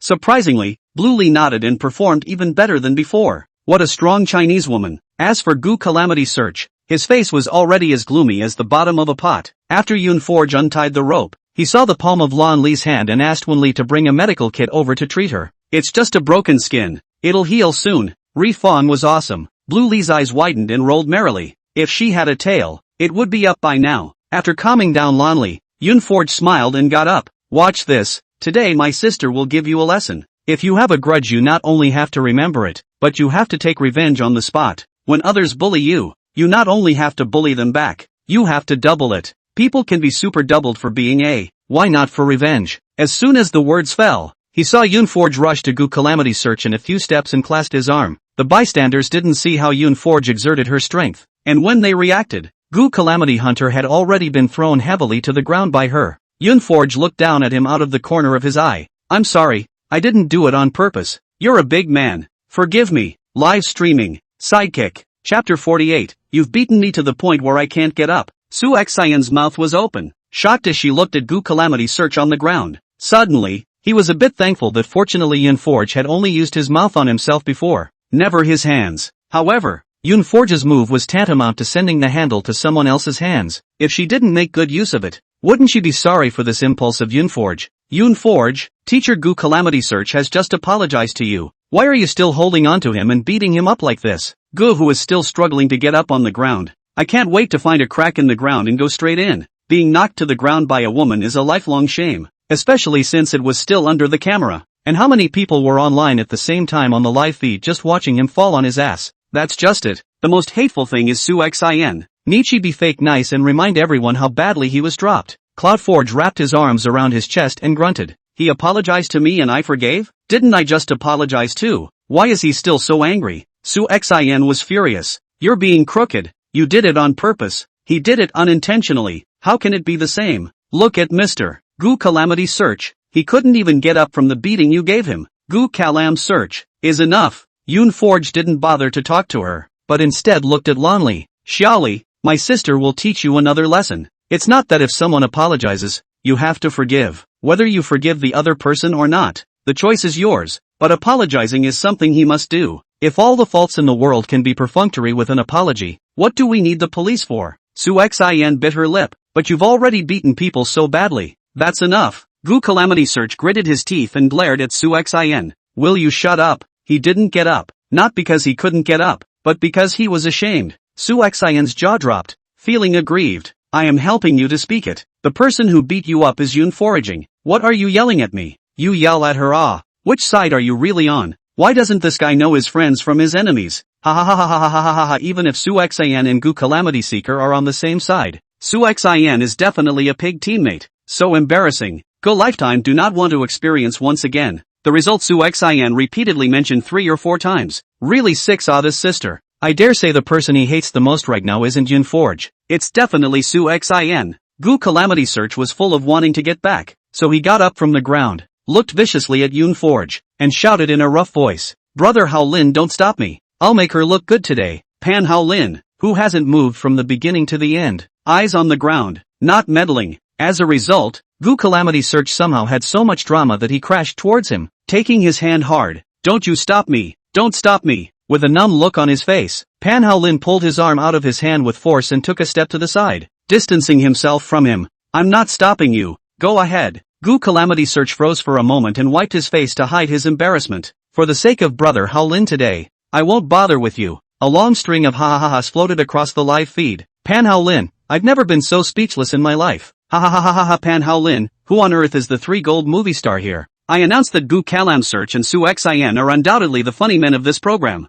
Yoon Forge tugged at the corner of his lips. You don't bother with me, but I am very vindictive. Mr. Gu, you wait for me. Yoon Forge's chesty and ruthless look is killing me. What Gu Calamity Search thought, Yoon Forge didn't know, but Yoon Forge knew that she would definitely not let Gu Calamity Search have a good time in the next shoot. And then the game continued. The rankings are, Pan Hao Lin, Yoon Forge, Een Hee, Hu Turnip, Su Xin, and Gu Calamity Search. First place went to 2 very well-stuffed rice noodles with 2 eggs, which was very hearty. Second place went to 2 burritos with soup and 2 additional eggs. Third place had 2 meatloafs and eggs and fourth place only had 2 meatloafs. Fifth place was even worse, with only a meatloaf. Gu Calam Search, on the other hand, only had 1 egg. Yunforge shared his 2 eggs with the mother and son of Hu Turnip. The mother and son didn't seem to have a very good relationship and basically didn't talk much. Lin Luchen's character was unruly, and in the face of Yunforge's kindness, he still politely thanked him. Yunforge touched his head, causing Lin Lucan to stiffen up and relax.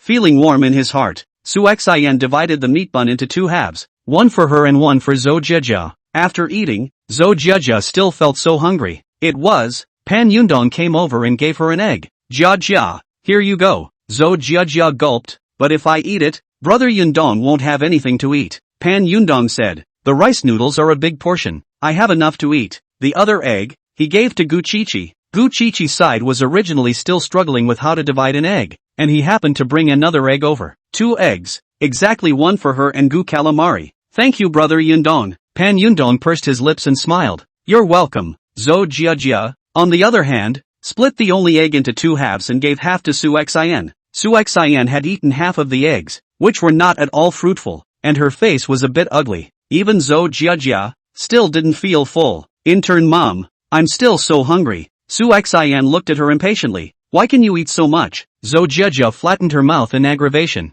Is Jijia very edible? Of course. Look at other people's key. She only ate 1 egg and didn't cry out for hunger. And you ate half a meat bun. Su Xian rightfully lectured her. Gu Chichi beamed. Auntie Su Xian, I'm hungry too. Are you full? Su Xian blushed. Of course not. I'm an adult. Gu Chichi muttered. We're still growing. It's normal to feel hungry. You don't even have to grow anymore. Don't you have enough to eat? Besides, you said yesterday that you lost weight. Su Shin, fork this dead kid out. Netizens are going to be mad at Su Xian. Just half a meat bun and half an egg. Isn't it normal not to be full? Really speechless. Can Su Xian shut up? Su Xian, angry and embarrassed, glanced at Yunforge's side and secretly said beside Zhou Jijia's ear, do you want to go to Auntie Yunforge's side? She still has a lot of food. Who knew that not only did her small mind not succeed, but she was also taught a lesson by Zhou Jijia. Intern Mom, you're not right. Su Xian froze. What did you say? Zhou Jijia said with a bun face.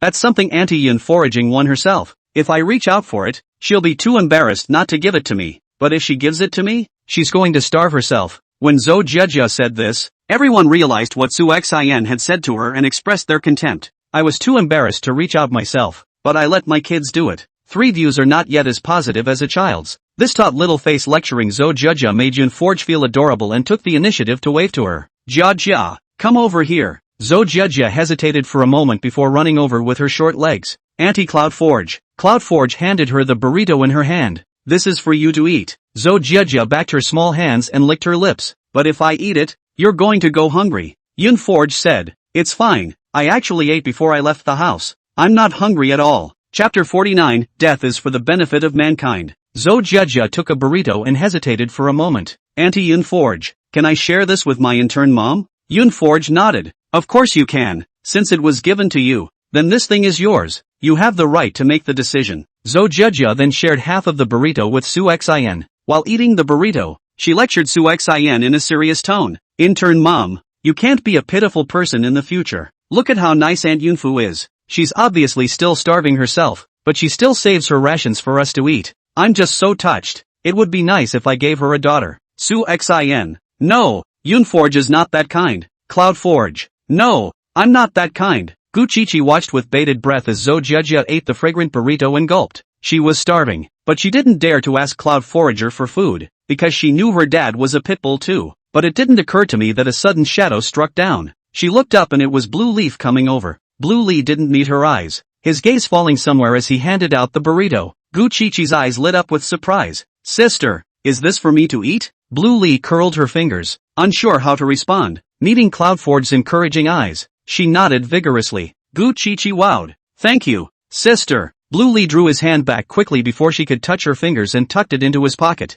Watching as Gu Chichi was about to give Gu Calamari a share of the burrito, she immediately pulled out her cell phone and typed, "Don't give it to your father." Gu Chichi froze, and not knowing how this brain circuit grew, this waif revealed a very touched expression. Sister Lan Li, you are so nice. Dad, sister only wants to feed me alone. It just so happens that I can't get enough even if I share it with you. You're an adult. You can't die from one hungry meal. Right. And my grandma said, a scourge like you, dying would be a benefit to mankind. Gu Kalam Search's face was as black as the bottom of a pot. Could this daughter be stuffed in and regenerated again? Not only did she not give Gu Calamity Search a bite to eat, but she had to walk up to him and show him how delicious this burrito was in a living, breathing way. Ma'am, it's really good. And there's meat in it. Do you want some, Daddy? No. It made the live streamers laugh. Where did this great filial son come from? But really fast Gu Calamari gritted her teeth viciously. Be careful, I'll beat you up. Gu Chi wasn't afraid of him. If you beat me up, I'll call my grandma and ask my grandparents to have a mixed gender fight and beat you up together. This way,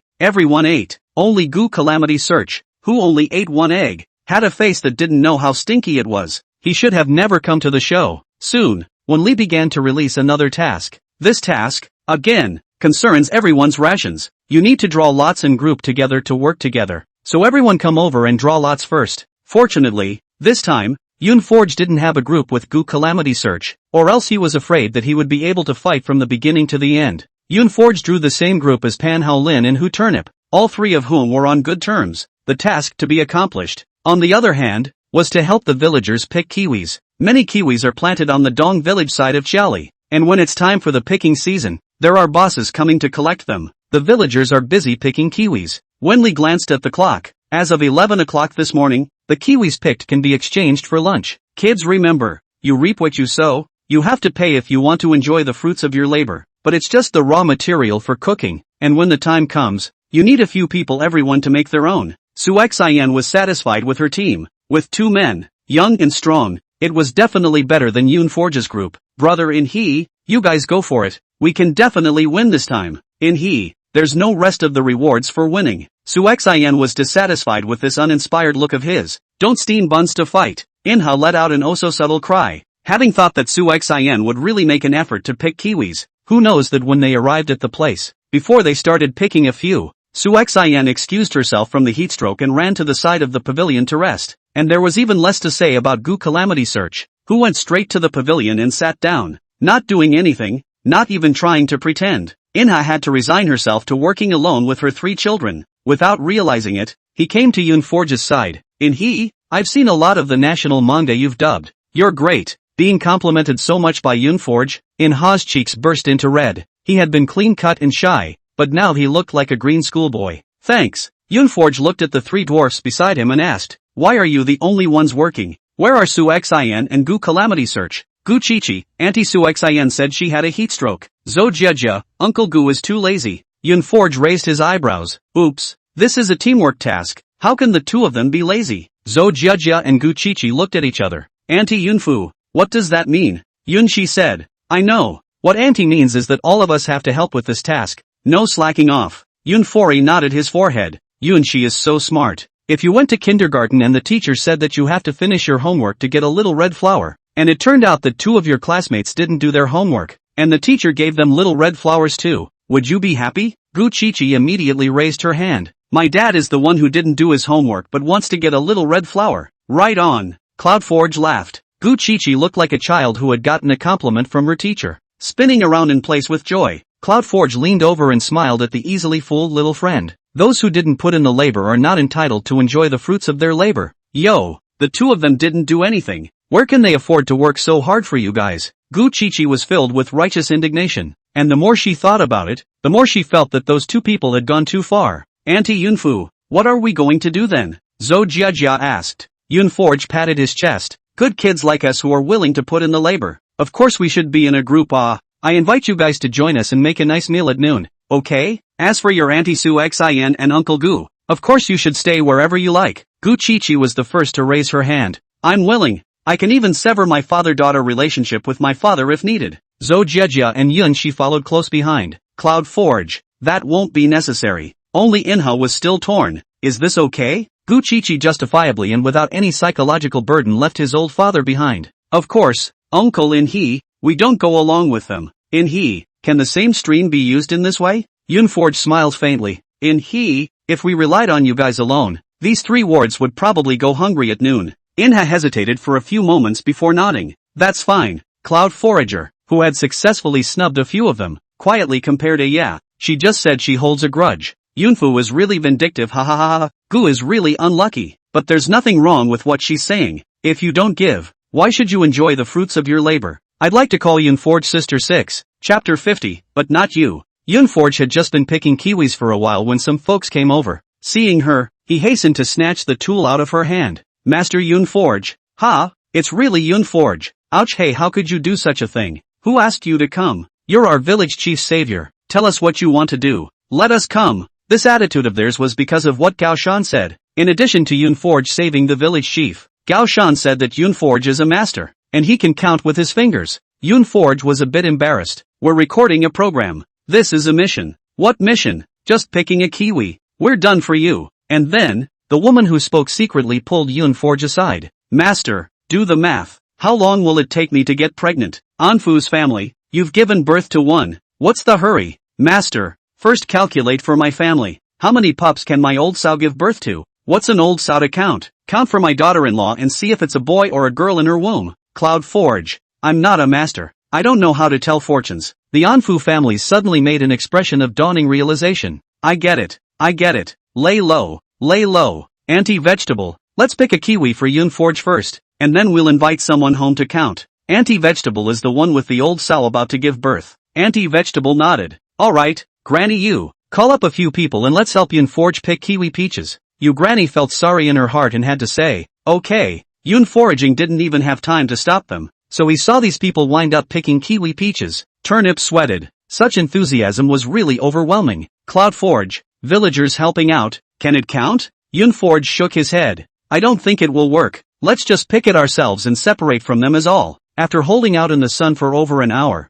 several people were sweating profusely and the child couldn't take it. Cloudforge felt that it was almost time, so he proposed to take a break. A few people found a shady spot and ate the kiwis that were ripe, juicy and sweet. Cloudforge took out his cell phone and swiped it in boredom. It was found that in the gossip group, the melons of those villagers just now really appeared. Gao Shangxiang, 25 years old, villager of Qiaolidong village. Li Xiaoyun, 50 years old, villager of Qiaolidong village. Mrs. Yu, 58 years old, villager of Qiaolidong village. There is very little information about them, only a few sentences. For example, Ko Hyung will die of cervical cancer at the end of next year. Another example is that Li Xiaoyun's family would be buried by a sudden landslide, including the sow that had just given birth to 12 cubs. There is also Mrs. Yu, her daughter-in-law is pregnant, but the child is not her son's. Cloud foraging. These things, it's better not to know. Village melons are just plentiful. When the time approached 11 o'clock, those few villagers who wanted to come over to have their fortunes told by Yunforge came over again. Cloudforge avoided the camera. There were some things she couldn't say outright, but she had to mention them. Sister Xiang, we have to believe in science. Why don't you go to the hospital to check your body? Make sure you go to a regular hospital. Anti-vegetable, is your house at the foot of the mountain? Anti-vegetable froze. God, how did you know? Yunforge said, there's a lot of rain this time of year. You have to be careful of landslides. It's easy to get into trouble. As for Granny Yu, Aunt Yu, I've heard a story before about a man who went to jail for 6 months, and when he got out, he found out that his wife was 5 months pregnant. Granny Yu didn't turn the corner. What's the problem? Anti-vegetable laughed out loud. This man is in jail for 6 months. How can he get his wife pregnant? You have to say 6 months pregnant. You can still say it is pregnant before jail. Granny Yu, her son had just gotten out of prison, and coincidentally, her daughter-in-law was 6 months pregnant. Granny Yu and Yunforge looked at each other, their faces turning white little by little. My son, you're a green bastard? Anti-vegetable and Gao Xiangxiang's jaws dropped, which is not a good thing to say. Yunforge looked up at the sky. I didn't say that. I'm telling you a story. Granny Yu wailed. Sins. Watching Granny Yu run away, Anti-vegetable and Gao Shangxiang followed to say goodbye. On the way back, the two were still discussing it. Anti-vegetable, what Yunforge said can't be true, right? Anti-vegetable shook her head. I can't. Yu's daughter-in-law is quite good. Her man is in jail. She didn't mention divorce or make trouble. She just waited at home for him to come out. She actually trusted the people she usually got along with more than Cloudforge. She trusts her vision and can't be wrong about anyone. Gao Shangxiang hesitated for a moment. Then will you move? I think what Yunforge said is quite right. Anti-vegetable spat. Our family has always been at the foot of the mountain, and nothing has happened to us for so many years. But this year? Would you believe me if I told you? Gao Shangxiang bit her lip. When she got back, she talked to Gosen about all this. Are you sure she's a master? Why doesn't she look like one to me? Sis, Cloudforge let you go to the hospital? Gao Shangxiang nodded, and emphasized a few times, telling me to go to a regular hospital for a checkup. But what could be wrong with me? It's not like I haven't given birth before. She just wanted to have a second child. but was delayed in conceiving. Gao Shan said, "Now, right away. I'll accompany you to the county hospital for a checkup. Sister, no matter if you are sick or not, let's go for a checkup, just for the sake of peace of mind." Gao Shangshan nodded. Alright then. After Yunforge finished talking to the villagers, he saw Wen Li appear on time. He had his staff carry baskets of picked kiwis to the pavilion. Su Xian glanced at Yunforge. "Brother Li, the villagers helped pick it. It shouldn't count, right?" Wen Li smiled and spoke. "It doesn't count. It has to be from your own labor." Su Xian pointed to the baskets beside Yunforge and gloated. "Those are all picked by the villagers, so Yunforge and the others are going to be hungry at noon." "Yunforaging, I told you that you can't be lazy." I'm about to be pissed off. Who's being lazy? How can she have the nerve to say such things? Wen Li froze. Really? Those don't count. Oh. Yunforge smiled. "It's fine, call it in he's." Wen Li looked to Inhe again. "Let's see the kiwis Inhe picked in this group." Inhe pointed to the 4 baskets around him. "These, we picked." Su Xian cupped her hands. "Brother Inhe, you're amazing." She didn't think that just Inhe alone with 3 children would be able to pull it off perfectly. Wen Li arranged to have it weighed. "The total is 210 pounds. Very good." Inhe smiled coyly. "It wasn't all me, it was everyone in our group." Su Xian pursed her lips and smiled. "Actually, there isn't any law. It's mainly still relying on Brother Inhe's strong ability. But I'm relieved to be able to let the children eat a hearty lunch." Zhou Jiajia smiled, revealing 2 dimples on her face. "Don't worry, intern mom, we're sure we can have a nice lunch, but you can't." Su Xian's smile faltered. What did you say?" Zhou Jiajia's 3 munchkins stood off to the side with Yunforge. "These kiwis were picked by us. There is no share for intern mom and Uncle Guo. Those who didn't participate in the labor are not qualified to enjoy the fruits of their labor. That's the rule." Chapter 51, She said I was stealing behind my back. Su Xian and Gu Calamity Search looked at each other. People who were not involved in the labor. This could be too much of a pointer. But it's not just the 2 of them. Inhe, what do you guys mean by this? We're a group. What you picked, isn't it the fruits of our common labor? Because of his introverted personality, Inhe was a little unsure of what to say when faced with the aggressive Su Xian. It was Gu Qiqi who took the initiative to step forward. "We decided to break up with you guys since you 2 were slacking off. Now we're in a group with Anti-Yinfu." Gu Calamity Han leaned back in anger and gritted his teeth. "Gu Qiqi, I'm your father." Gu Qiqi beamed. "You still know you're my dad. You might as well be quick with the barbecue pork. Where is there a dad who rests himself and lets his beautiful and cute daughter work alone?" Ha ha ha ha ha, powerful trolling from the own daughter. There's nothing wrong with Gu Qiqi. Gu Calamari is not as good as a piece of barbecued pork. Gu Calamseek's performance in this program is really disappointing. Wen Li nodded. "Daddy Ki, you get what you pay for. As a father, you have to set the right example for your daughter."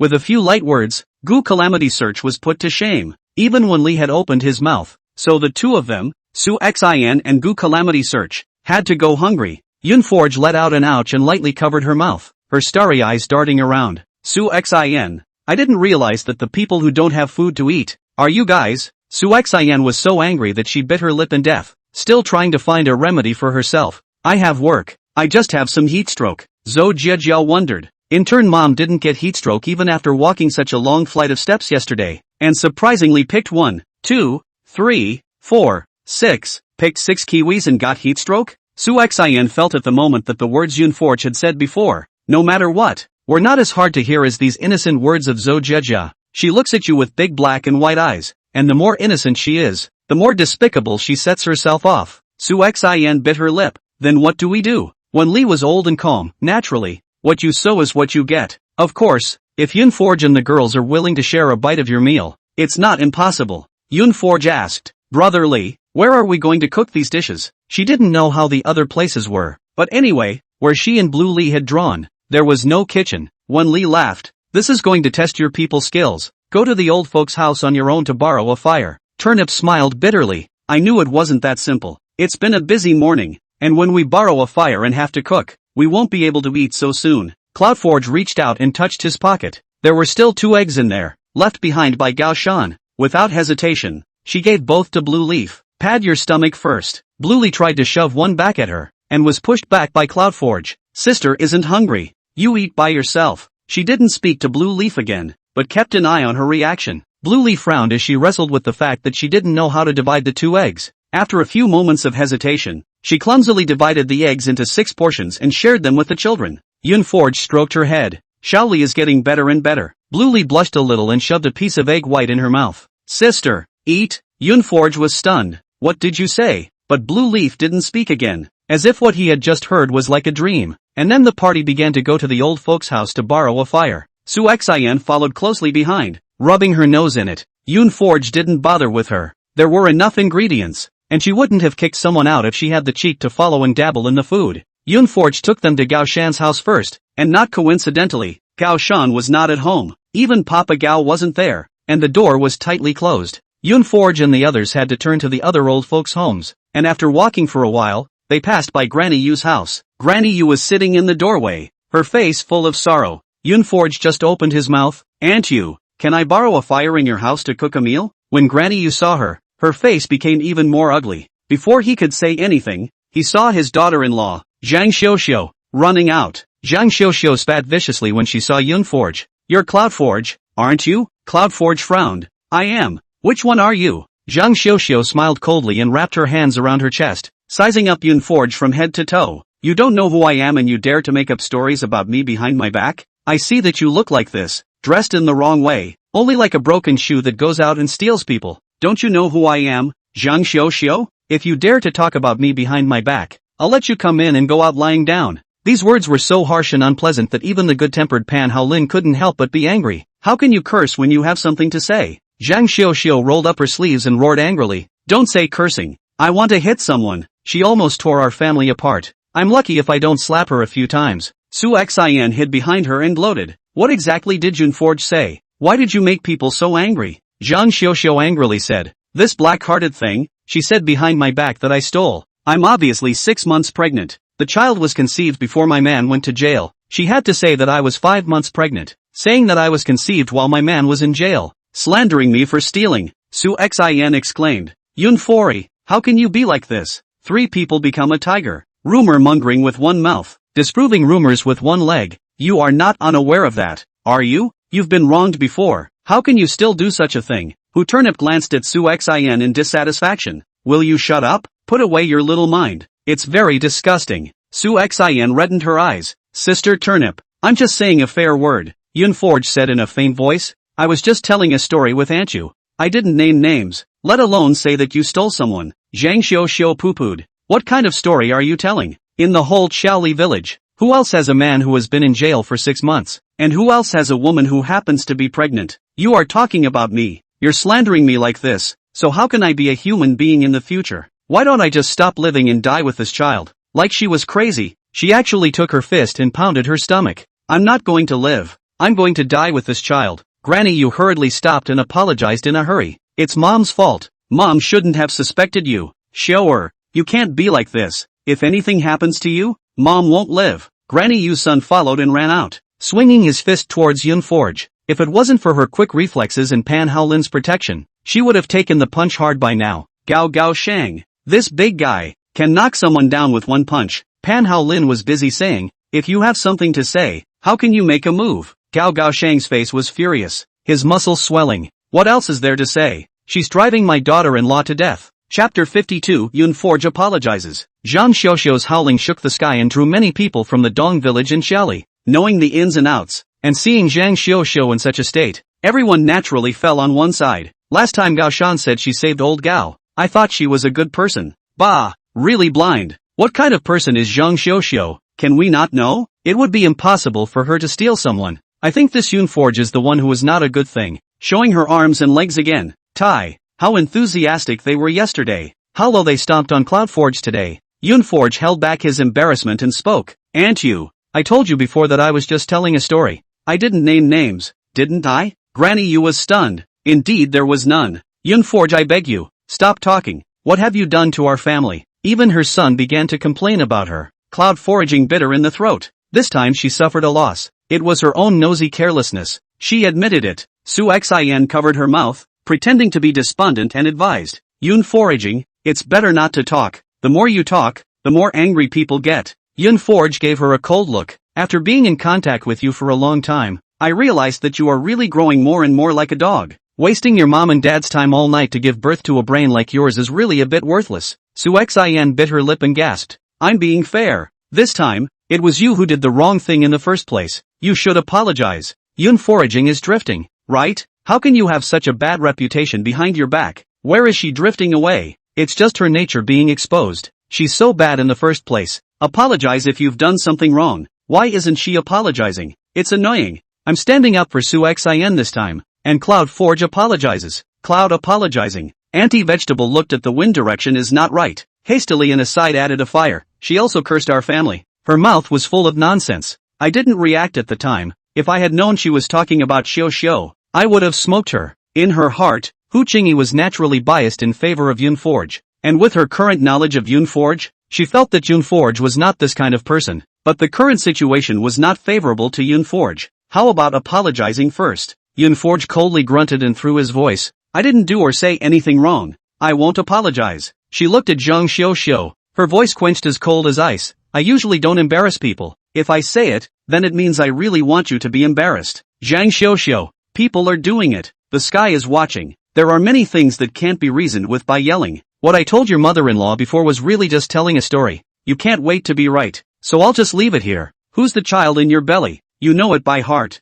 Zhang Xiao looked at her in shock, not expecting Yunfei to be so hardened, and having come to this point, she still wouldn't bow her head. The thoughts in Yu Granny's heart began to waver again, and then she saw Zhang Xiao painfully covering her stomach. Mom, my stomach is not feeling well. Quickly help me into the house. Zhang Xiao went in, and Granny Yu closed the door with force, isolating those who wanted to watch the fun. The main character left and things calmed down. Pan Haolin said, let's keep looking for old folks to borrow a fire. Cloudforge nodded. Let's go. Xin deliberately said. Yun Forge, you're still in the mood to eat? Cloudforge looked over at her, looking her straight in the eye. Why don't you eat? My mouth is for eating. What about you? When did you go to the cesspool? You don't even rinse your mouth before coming out. It stinks. So as to tell Xin to know that no matter how she was, it was not Xin's turn to come over and step on her foot. Xin ground her teeth. You continue to be sharp-tongued. I want to see how long you can laugh. Yun Forge gave a low laugh. Should laugh not long, at most until you even weigh 5 pounds with the box. Am disenchanted. I just can't like Yun Forge with a character like that. Luckily I'm just a face fan. I just like her face. Deflowering +1. Chewing on people behind their backs and refusing to admit they're wrong. I can't like this kind of person either. Turnip didn't want them to continue arguing, so she quickly changed the subject. It's not early. Hurry up and find a place to cook. Only, what happened next didn't go well. The people of the Dong village in Xiaoli seemed to be surprisingly united. After the incident with Zhang Xiao, they began to ostracize Yun Forge, and had refused to lend them fire. Xin shrugged. It's better this way. No one has to eat. Of course she was happy. She wouldn't have had any food anyway. Can Xin not be so cheap? It's so goddamned annoying to her. What good does it do her if everyone can't eat? You guys get it right. The person who made everyone unable to eat is Yun Forge. You're attacking the wrong person, aren't you? Yun foraging is wrong, but Xin isn't much of a crowd pleaser either. Well, it didn't take long for Papa Gao to return.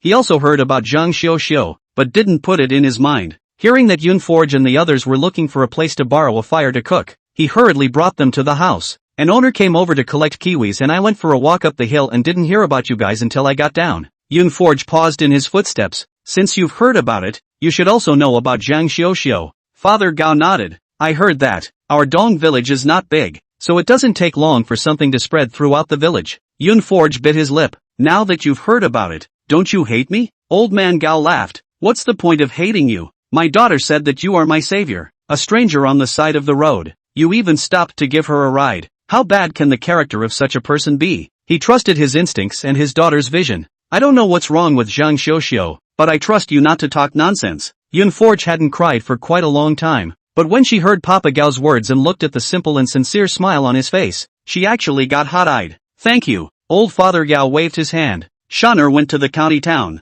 She won't eat at home at noon. I bought some vegetables. Do you think you can make up a meal with you guys at noon? Cloudforge smiled. With pleasure. And then she followed into the kitchen to get busy. Turnip watched her burn the fire and pick the vegetables. Obviously something from the countryside. But she used it with ease. Yun foraging, can't see that you're quite capable. Turnip who laughed. Yun Forge smiled. My parents died a long time ago. When I was a child, I came here by myself, and was originally from the countryside. So all these things are things I'm used to. Turnip froze and looked at her for a long time. Yun Forge watched her daze and asked, Turnip's sister, what's wrong? Turnip smiled bitterly. It's nothing, just from you. I see myself. I'm the same. My mom and dad were gone a long time ago, but I'm not as capable as you. I didn't go to college, and I came out early to fumble around and earn a living. Yoonforge squared his shoulders and corrected her. It's not that you're not as capable as me, it's that you're not as lucky as me. Sister Turnip, don't you have younger siblings? I grew up with just one.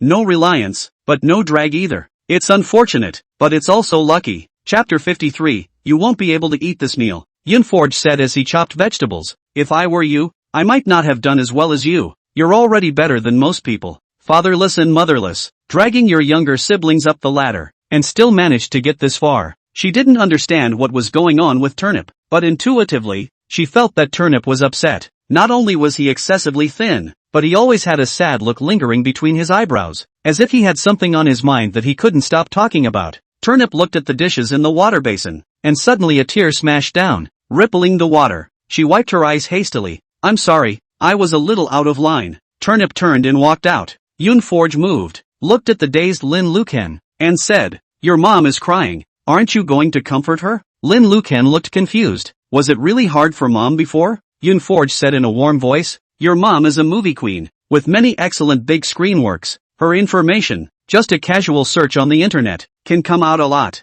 Meaning, if you don't know and you don't want to ask your mom, you can just Google it yourself. Lin Luken lowered his head, not knowing what he was thinking, hesitating for a moment before running out after him. I don't know if it's an illusion, but I always feel that Turnip is not close to the sun. It's not an illusion. It seems like Lin Luken didn't grow up with Turnip's sister and was carried over by Turnip's sister's mother-in-law. Mom, what kind of evil mother-in-law is this? She must have badmouthed Sister Turnip in front of Chinchin. It's not true. I remember Turnip said her mother-in-law was nice. Yoonforge prepared the side dishes and started cooking. The kiwis they picked this morning helped them redeem a lot of ingredients. Among the meats were a chicken, beef, pancetta, and a fresh cinnamon fish. These meat portions are not large and have been considered very hearty. It's a lot faster with Pan Hao Lin and Inha around to play. At 12:30 p.m. The dishes were shipped right on time. A large round table, filled to the brim. Beef alone made all three dishes. Boiled beef, stir-fried yellow beef, and shredded beef. A chicken,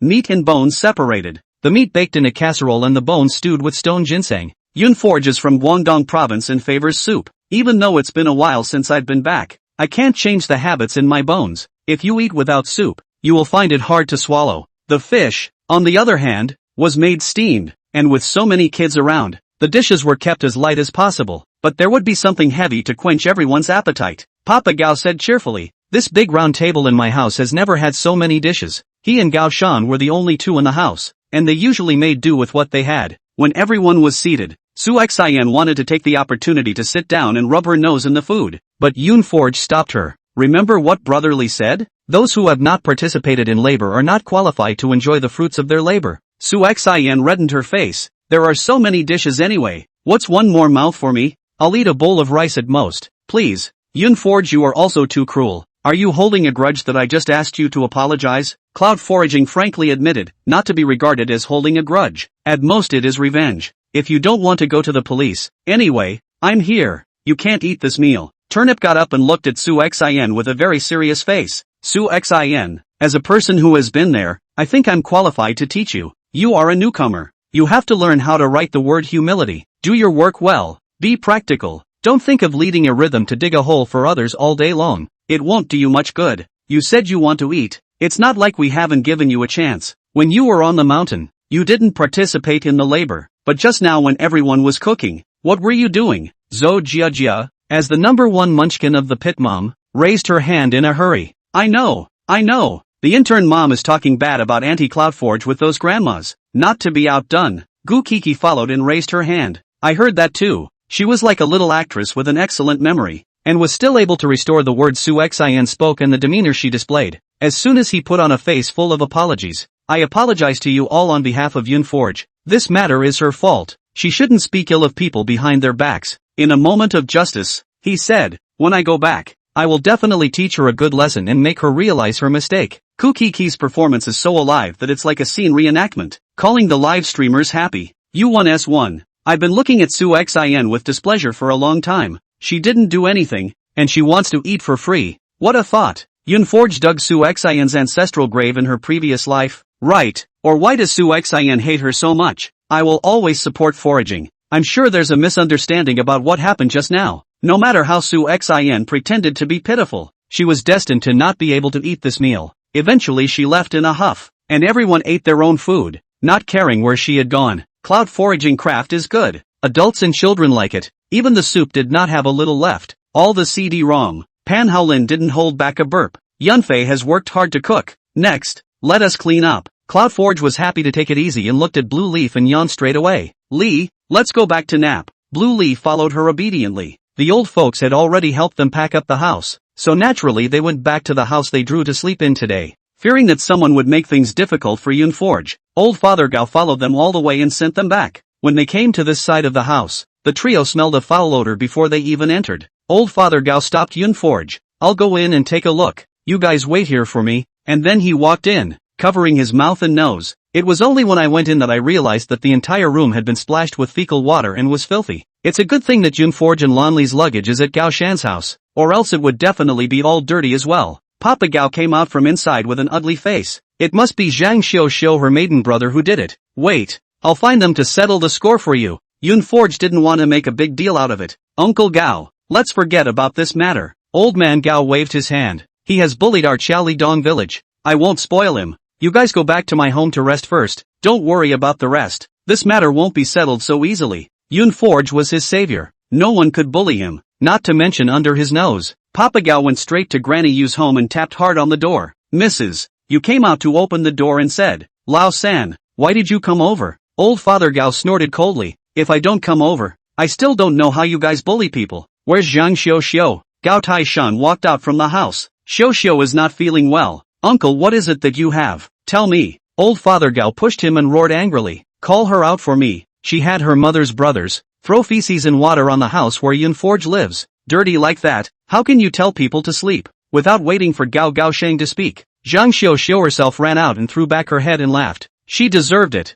Who told her to ruin my reputation? My mother's family's brothers were taking it out on me. Gao Taisheng, you're a coward. You don't dare to stand up for me. Do you want to stop my mother's family? Chapter 54, about to be cuckolded. Not only Zhang Xiu, even Gao Gaosheng and Yu Granny were on the same side as her. Yu Granny persuaded from the side, Lao San, this matter is really not to blame Xiu. That Yun foraging. What happened to Cloud Forge? Did she name names in front of you? If you hadn't been suspicious from the beginning, wouldn't there have been none of those things afterward? Granny Yu was embarrassed by his words. She did suspect it at first. She couldn't help but test the waters when she heard Yunforge talk about it. Who knew that Zhang Xiu would make a scene? It was impossible for her to blame Zhang Xiu, so naturally she could only blame Yunforge. Third uncle, but if it wasn't for Yunfu's pointing and cursing, there's no way my mom would have suspected me. Her pointing is so strong. Even if you think with your feet, you know she's talking about me. She harmed me, but she doesn't allow my elder brother to find fault for me?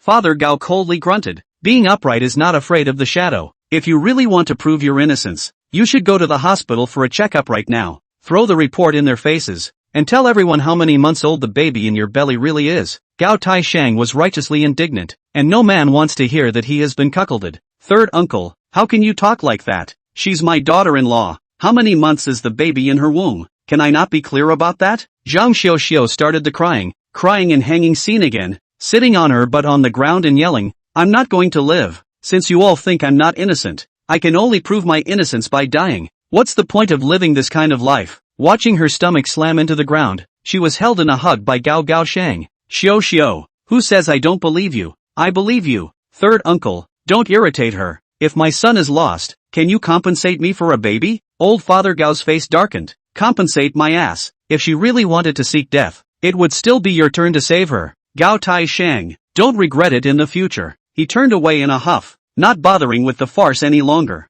Yunforge, on the other hand, was taking Lanli for a nap at Gao Shan's house. Lanli fell asleep first, while Yunforge was thinking about today's events and had trouble sleeping. It wasn't long before he received a video call from Blue Ginger. After the connection, the Blue family is in the frame. Auntie Sue, Uncle Blue. Su Guiyin smiled and waved her hand. Yunforge, how's it going over there? She originally wanted to stay there and keep watch, but Lan Jiang advised them, trust Yun for once. I believe she can protect Xiaoli. More than anything, he believes that Lan Li's condition can be cured when he's around Yunforge. Their family stayed on to watch the live stream, and it proved to be true. Cloudforge smiled. Everything is fine. Su Guiyin's smile tightened for a few moments as she thought about what happened at noon today. Did those people give you a hard time? Yun Forge shook his head. No, I didn't do anything either. They don't need to make things difficult for me. The person who poured feces on their house was Zhang Xiaoxiu's maternal brother, not someone from the Chaolidong village. Su Guiyin relieved her a few times. Auntie believes in you.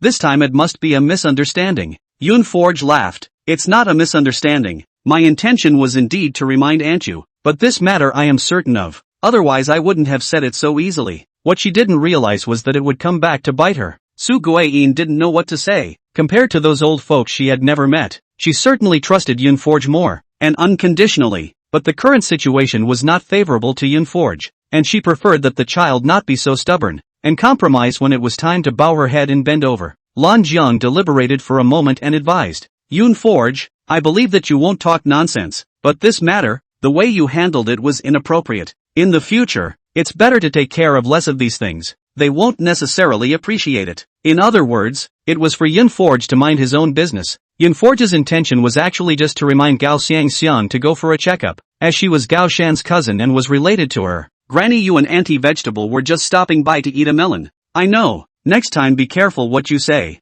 Chatting away, Su Guiyin suddenly talked about Su Xin. It really took me by surprise that she grew into such a character. But things she has already done. A sentence of sorry is too weightless. Yun Forge, can only wait until you return to make it up to you. Yun Forge's eyes lit up as he listened. The Blue family is the most generous, out of either houses or stores. She pressed her lips together slightly. Auntie Su, how embarrassing this is. Blue Ginger, you can barely hide your smile. Since he couldn't hide it, Yun Forge simply didn't hide it. Alas, MS, Blue Ginger, rich people like you don't understand people at the bottom of society like us. She only has 5 suites. One is owner-occupied and the others are not easy to rent out because the rent is so expensive and she has to screen tenants. In this way, she is actually eating her old life every day. The only income lately has been the paycheck for this variety show. Blue Ginger said, people with tens of millions of assets in their name are not qualified to say such things. Su Guiyin looked despondent. It's only right to compensate you. There's nothing to be polite about. Su Xian's kind of character is simply not suitable to stay by Xiaoli's side. If it wasn't for the fact that she had saved Xiaoli in the first place and is my own niece, I would really want her to move out of the Lan family. Yun Forge smelled melons.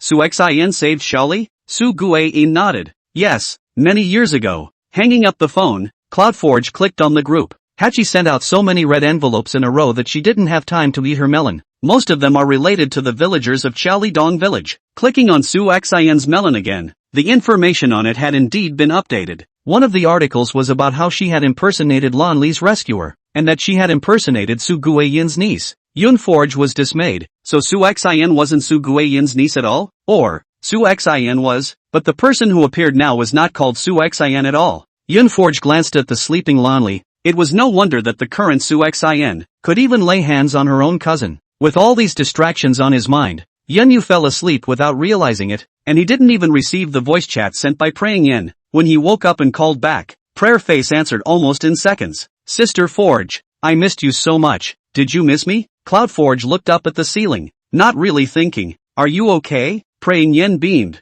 Can I call you if I'm fine? Cloud Foraging. Line it too little cutie. Have something to say. Just your brain, not suitable for cornering. Praying Yen smiled cheekily. Nothing. I just saw you getting close to that and he. Wait, don't they say that dogs have good eyes? Which eye did you see me getting close to and he? Yun Forge interrupted her with a frown. Praying Yen grunted. You do not want to lie to me. Live I was chasing from morning to night. He saw you blush it. Is not right. Foraging sister, how can you scold me? Yun Forge snorted. Shake your head. Do you hear the sound of the ocean? And he is just a little brother. I don't get along with him. Praying Yen clicked on the Baidu encyclopedia. People are the same age as you. It is not a little brother. It is just tender looking, but also shy. Yun Forge raised an eyebrow. Oh, he's the same age as me. That's something to try. Praying for Yan's sudden alarm, she hung up the phone and turned her head to Chi Inchuan. Miss Praying Yen. Mister, Chi is in a meeting. Secretary Lin stops her. Praying Yen was full of anxiety. What kind of meeting is it? If it goes on, it's going to be a cuckold. The moment those words were roared out, the conference room opened and the people inside filed out. Too silent to make a single sound. The group boss has his head in the green grass. They won't be silenced, will they? Chi Yanchuan tugged on his tie. His cold handsome face was without ripples. Come in and talk. Chapter 55, Let my son recognize his ancestor. Woke up from a nap and the show went on. After a noon, the heat about Zhang Xiao didn't recede, but climbed. 7 out of 10 pop-ups in Cloud Forager's live room were cursing. It's a good thing the cloud foraging can't be seen to affect the mood. Coming out of the house, she realized that Gaussian had returned. Looking grave, seeing Yun Forge, Gao Shan excitedly held her hand. Master, thank you so much. Yun Forge can speak human language? Gosen sniffled and suppressed his excitement. At noon today, my cousin and I went to the county people's hospital for a health check. Cloud Forge drifted off.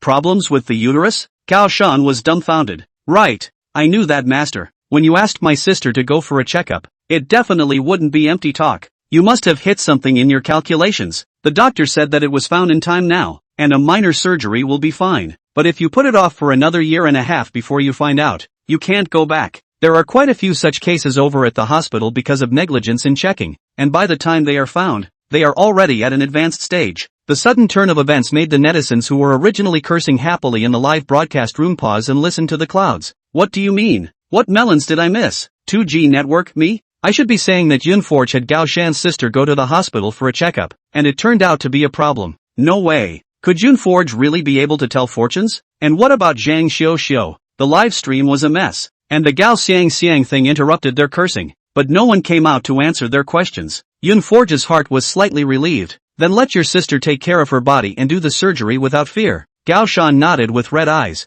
Yun Forge, not only did you save my father, you also saved my sister. I really don't know how to thank you properly. Yun Forge waved his hand. Just don't go around proclaiming that I'm a master. Gao Shan looked snappy. I just mentioned it to my great uncle. Who knew that she would go around talking about it like a loudspeaker? Papa Gao came out of the house with a cold grunt. She's not just like a trumpet. She's unreasonable. After Papa Gao spoke, Gao Shan realized that so much had happened in the few hours she and Gao Xiang had been gone. Her little face reddened with anger as she headed out the door. I'll get them. Yun Forge stopped her. Forget it. This matter ends here. Gao Shan was furious. Yun Foraging, I'm really sorry. If it wasn't for me, if it weren't for you, I wouldn't have reminded your sister to go for a checkup. I intended to do it for you. The others have little to do with me. I won't be able to stay in Xiaolidong village for long. There's no need to clash with them because of me. Gosen was touched for a moment. Boing boing, you're just too good to me. Seeing her lunging towards her with open hands, Yun Forge dodged to the side.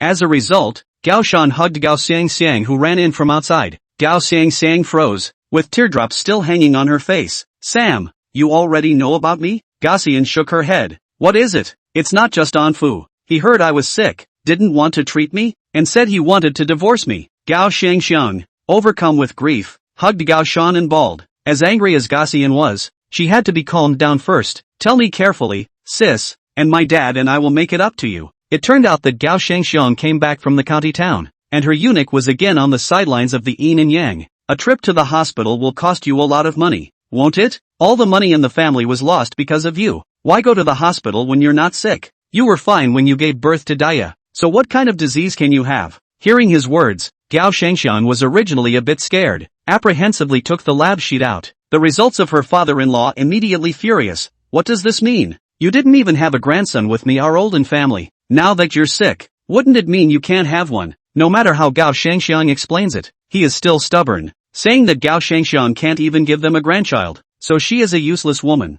encouraging Anfu to divorce her. Gao Shan shot up. What about Anfu? That goon, he agreed to a divorce? Gao Xiang cried even more sadly. He listens to his father in everything. As soon as he heard that he needed money for the cure, he didn't want to pay for it, so he agreed. Anfu doesn't even want Dia yet, and tells Gao Xiang to take Dia with her. It is only to this day that Gao Xiang realizes that her pillow is such a thing. Gao old man to the table slammed hard. Angry roared, go to call your parents over. Leave on divorce. If you don't divorce him now, do you expect him to treat you well? Even if you don't get a divorce now, you'll still have to recuperate for a year or two after the surgery, and even if you get pregnant by then, can you really guarantee that you'll have a son? If not, what will you do then? It wasn't as if the situation he was talking about hadn't been envisioned by Gao Xiang. It was because there were so many concerns that she couldn't think straight. Gao Shan gritted her teeth. Leave. Our family will cure you even if we have to sell everything. The living conditions on the Dong village side of Chali are not really good, and they only rely on growing kiwi fruit to make a living. Kiwi fruit on the mountain looks like a lot of good harvest, but in fact not much money can reach the hands of the villagers. The money for Gao Xiang's surgery really needs to be pooled together. Gao Shan ran to call Gao Xiang's parents to come over. including Gao Xiang's two real brothers, all agreed to her divorce. Where can we go from here if we're just going to be bullies now? After figuring it out, the family went to Anne's house to talk about the divorce. Even if you get divorced, you can't do it so easily. Don't take a share of what you shouldn't, but don't take a share of what you should. On the way to Anne's house, Gao Xiang's old mother asked curiously, Xiang, why did you go to the hospital for a checkup for a good reason? Is there something wrong with you? Gao Xiang shook her head. I'm not uncomfortable. Fortunately Yunfu reminded me to go for a checkup. The doctor said that the early symptoms are very shallow. It's hard to find out that there's something wrong. Most people delay until the late stages before going to the hospital for a checkup, and by that time there's no way back. Now that she thought about it, she felt that Yunforge was truly her benefactor. Mom and Dad, you must believe Yunforge.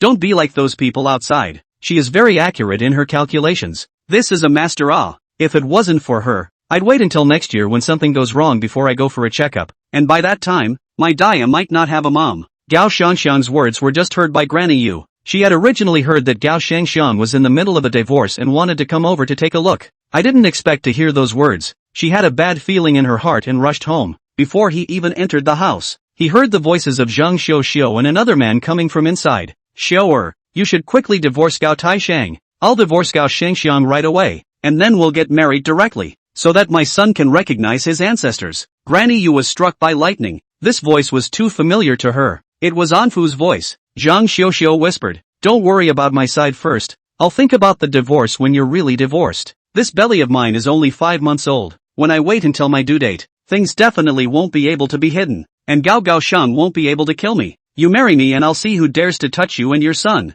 Granny Yu was so angry that she kicked the door open with force, her veins bulging and her eyes wide open. Who dares? I dare! She roared. She went straight to the kitchen to get a kitchen knife and slashed at Anfu. Anfu couldn't care less about Zhang Xiao. He was scared out of his wits and ran outside in a hurry. Chapter 56. This is a shame. If it wasn't for Gao Taishang, who came back from outside, stopping in time, the kitchen knife in the hand of Mrs. You would have already landed on Zhang Xiao. Zhang Xiao shivered and hurriedly hid behind Gao Shang. Taishang, your mom's crazy. She's going to kill me. Gao Shang looked at Granny holding a kitchen knife in her hand, vaguely having a few epileptic looks, the knife in her hand glowing with cold light. Mom, what are you doing? Put the knife down now. With a clang, the knife in her hand fell. Granny Yu slapped her thighs and cried, it's a sin. The baby in her belly isn't yours at all. Son, you've been made a cuckold. If she hadn't heard it with her own ears today, she wouldn't have known that Zhang Xiao had really done something so shameless. Mom heard with her own ears that Anfu was urging her to divorce you and want the child in her belly to recognize her ancestors.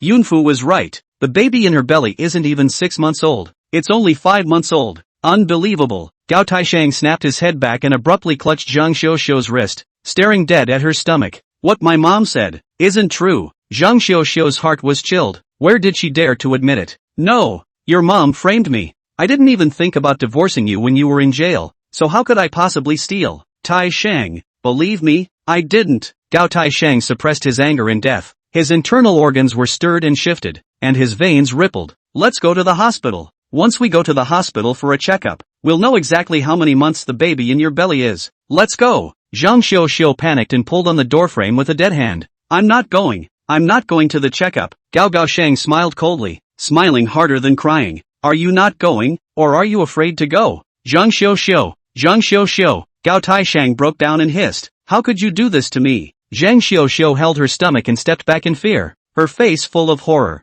I didn't betray you. It was Anfu who forced me to, and by the time I found out, the baby was already abortable. It's Anfu's fault. It has nothing to do with me. Taishang, don't you love me very much? Can't we just pretend that nothing happened, give this baby away, and move on with our lives? Granny Yu's figure swayed twice, dimmed by her irritation. She stepped forward and clutched Zhang Xiao's wrist, her hair and fingers snapping as if she could tear Zhang Xiao apart. Since he forced you, we'll go to the police. Do you dare? As long as we call the police and ask Anfu to be sent to jail, my son won't divorce you and you'll still be the daughter-in-law of our old Gao family. Zhang Xiao was so scared that her legs went limp and she directly sat on the ground, six-fold. Suddenly her stomach throbbed violently and she twisted her face as she held her stomach. Taishang, my stomach hurts. My stomach hurts. The story of Zhang Xiao and Anfu soon spread throughout the Dong village of Xiaoli. Gao Xiang's two brothers led the men and smashed everything in Laowen's house. The marriage has to be divorced, but not just like that. Anfu was the party at fault and has to make amends to Gao Xiang.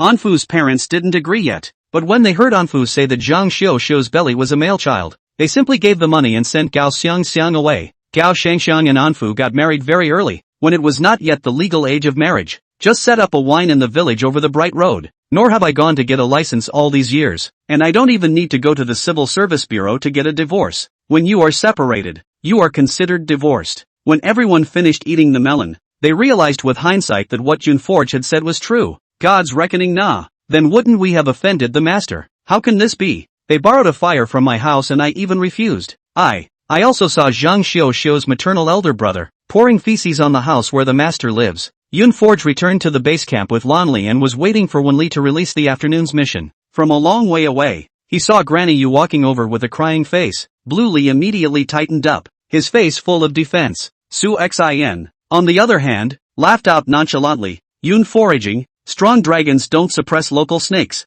I say, what are you doing messing with the local townsfolk? You don't have to get us involved. Yun foraging looks at her askance. What breed are you? Why do you have to bark at everyone? Wait before you talk back. I'll look for a dog language translator. After all, humans and animals can't understand each other. Su Xin immediately jumped to her feet. You scolded me again. Cloudforge shrugged. No, I don't think so. I've always only cursed. It's not like you're one. Even though Yunforge is annoying, I recognize her as a fighter. God's dad's dog language translator, ha ha ha ha ha, is there such a thing? Su Xin is really huge and obnoxious. Can she explode in place? Yunforaging fans don't wash it, okay? She just got caught behind the scenes creating yellow rumors. What else is there to wash? After a lot of bickering, Yu's mother-in-law arrived at the front. Just when everyone thought that Granny Yu would be cursing at Yunforge, she unexpectedly went weak in the knees and knelt down. Master, I was wrong. The show's crew includes a group of guests. The word master made Cloudforge flip out. Yunforge's forehead veins jumped as Gosen. She must hold this Dusha bag down and rub him on the ground.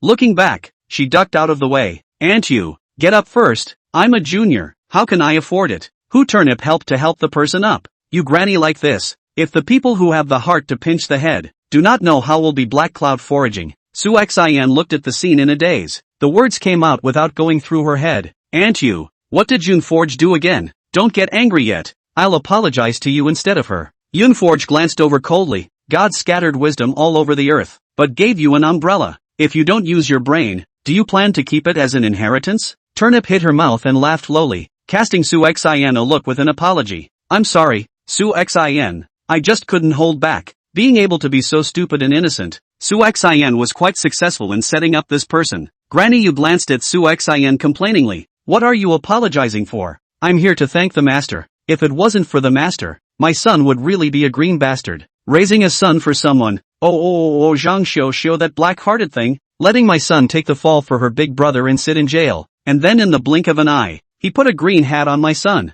This brother and sister, there's not a single good thing about them. The amount of information was a bit too much, and Yunforge was a bit unable to react for a while. She hurriedly asked, your son was jailed for taking the blame for big brother Zhang Xiu? Granny Yu was bitter. Let's not mention this. It's Tiexing's stupidity. Yunforge couldn't agree more. This level of stupidity is similar to Su Xion's. Where do you think these guys were hiding when mankind evolved? Su Xion, you're enough. Yunforge's eyes flickered and helped everyone ask the question they wanted to ask in their hearts. Then who is Zhang Xiu, that concubine? Granny Yu said. It's Anfu. Cloud forage, asterisk.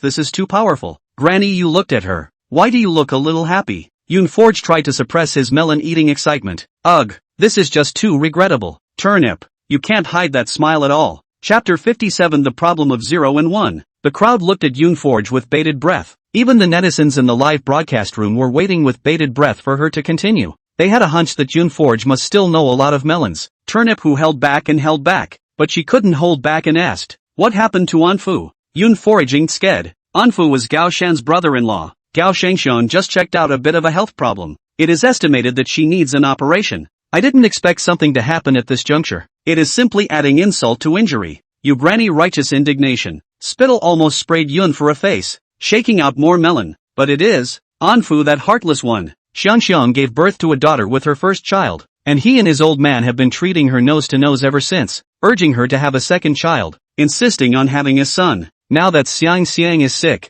there is no way to conceive again for a year and a half, so he is not busy divorcing so that he can marry Zhang Xiu into his family. A nest of 2A. Master I really don't know how to thank you well. If it wasn't for you, my son would be Alas, it's all because of my dog's eyes. I offended you. Don't you mind, Yun? You aunt. I'm not a guru. You just talk normally. Looking at Granny Yu's pious eyes, Yunfei had no doubt that she wanted to burn 2 incense sticks for herself. Granny Yu hammed and hawed and laughed. Then can you calculate for my son again, when he will be able to marry a good daughter-in-law again? Yun Forge waved his hand. I just said that I'm not a master of any kind and I can't do math. As Blue Ginger had said, many things had to be reconsidered lest woe be unto them. After this lesson, she wasn't going to mind her own business. At least it won't be so bluntly reminded of Granny Yu again. Granny Yu snapped. Also knew that this matter was his own fault. Yun forging a trace of guilt. I'll leave you to it then. There was a reversal in Zhang Shou's matter, and the live broadcast room blew up once again.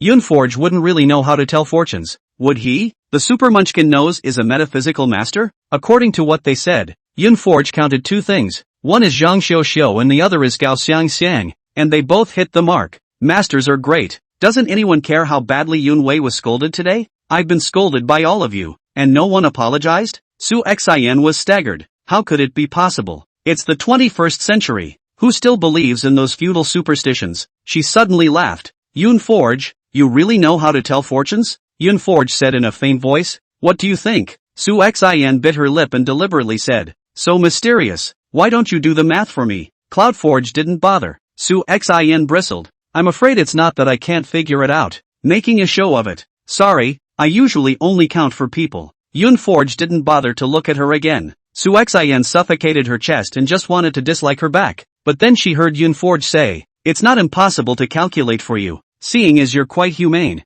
Su Xian stood up angrily. Cloud foraging you. I heard that you saved Ri before and saved her life. Is that you? The last 3 words. Yun Forge bit a little heavier, like raindrops, hitting the calm water. It didn't hurt, but it rippled for a long time. Su Xian stared at her in a daze, her heart already rippling with countless speculations flooding into her mind. This sentence of Cloud Forager, was it said on purpose or was it mentioned without thinking? It's like she knows something. Su Xian, why don't you say anything? Your little mouth is like a loudspeaker. Wasn't it quite powerful just now? Yun Forge asked with a smile. Su Xian hurriedly lowered her head and avoided her gaze. No, it's nothing, Ray, everyone's here. Why don't we start? Wenli smiled slightly, just seeing as you guys are having a good time talking, so you can talk more. Su Xian closed her mouth. Any more conversation and it would reveal itself. Manly picks up the microphone and makes another opening statement before getting down to business. Kids remember picking kiwis this morning, right? Remember. Is the kiwi sweet? Sweet. Our Chaolidong village side. The terrain is superior. The soil is fertile. Extremely suitable for growing kiwi fruit. But the planting of kiwi fruit is not very high benefit. Like this basket of kiwi fruit, outside the boss to collect, must be carefully selected. 5. Do not store one. Wenli held a kiwi in his hand. This is the one that has been selected. Not too big, not too small, and the appearance must be without a single blemish, Cloud Forager said. Then how small must the probability be? And what about the leftover kiwis that are picked? Wenli's expression stared up. Some of the leftover kiwis were picked and taken away cheaply by vendors, and most were buried in the ground as fertilizer. Yun Forge was surprised. That wouldn't be a waste. She tasted a lot of them yesterday and all the kiwis over here are sweet and good quality. Wenli said, because kiwi fruit is not only planted in Chaolidong village, the whole town, and even the whole county, there are quite a few places where kiwi fruit is planted. No one local people rare, pull to other places to sell. The road is long, not to mention, just ask people to pick down from the mountain. It will cost a lot of labor costs, and you can't sell much by transporting it yourself and selling it elsewhere. So our task this afternoon,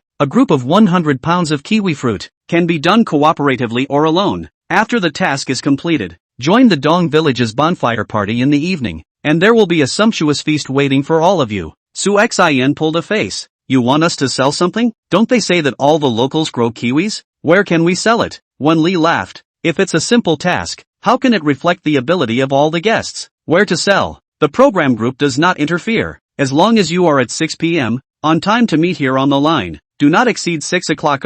Otherwise you will miss the bonfire party. Turnip who looked at the contemplative Yun Forge and said, Yun Forge, should we cooperate? It wasn't as if she thought it would be easier to sell it by working together. She simply assumed that Cloudforge must have a better idea. Before Yun Forge could answer, Su Xian walked up to Gu Calamity Search first. Mr. Gu Calamity Search, why don't we team up? Gu Chichi exclaimed. Is this a super doubling of pits? A father is enough of a pit, and then another anti-Su Xian. Is this wanting my old life? Oh no, little life? Sushin, will you shut up? Gu Chichi patted Zhou Jiejia's shoulder inside in a serious tone. At a young age, but bearing a great burden, Gu Calamity Search's brows were impatient. You're not allowed to swipe short videos in the future. Dad, if you can do without those little brothers, I can do without the short videos. Yunforge smelled the melon and looked up at Gu Calamity Search. His gaze traveled down and paused on his ass. No, no, no, no, no, no, no, no, no,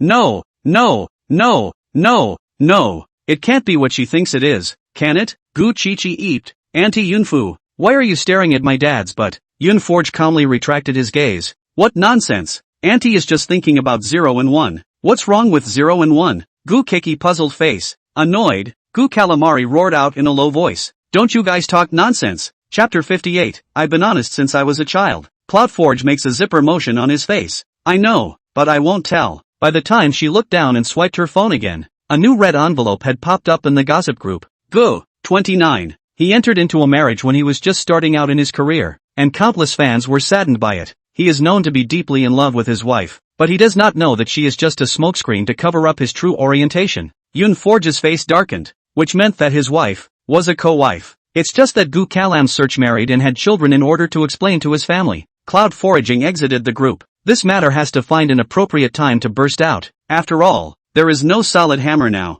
I didn't expect really told her to eat the melon by mistake. The way Yunforge looked at Gu Calamity Seeker was a little more intriguing. I don't know if he's above or below. It wasn't that she was discriminating against the same. She just detested Gu Calamity Seeker's category equally. Knowing his sexual orientation, he victimized an innocent woman for the sake of the so-called succession. This kind of person is really hateful. Wenli smiled and reminded, everyone can start moving. Don't waste time. Hearing his words, Gu Calamity Search was busy leaving this place. He always felt that Yunforge's eyes were particularly frightening, as if they had already peeked into his heart. Su Xian and Gu Calamity Search left, leaving the 4 people untouched. Wenli said, hurry up you have a bonfire to attend at night. Cloudforge nodded and clapped his hands together to get up. Come on, let's go to the mountains. Wenli, Cloud Foraging, selling kiwis, need to go down the mountain. Yunforge blinked. Ray, just sell the kiwis, right? Wenli nodded. That's for sure. Then you don't care how I sell it, as long as it sells. And then,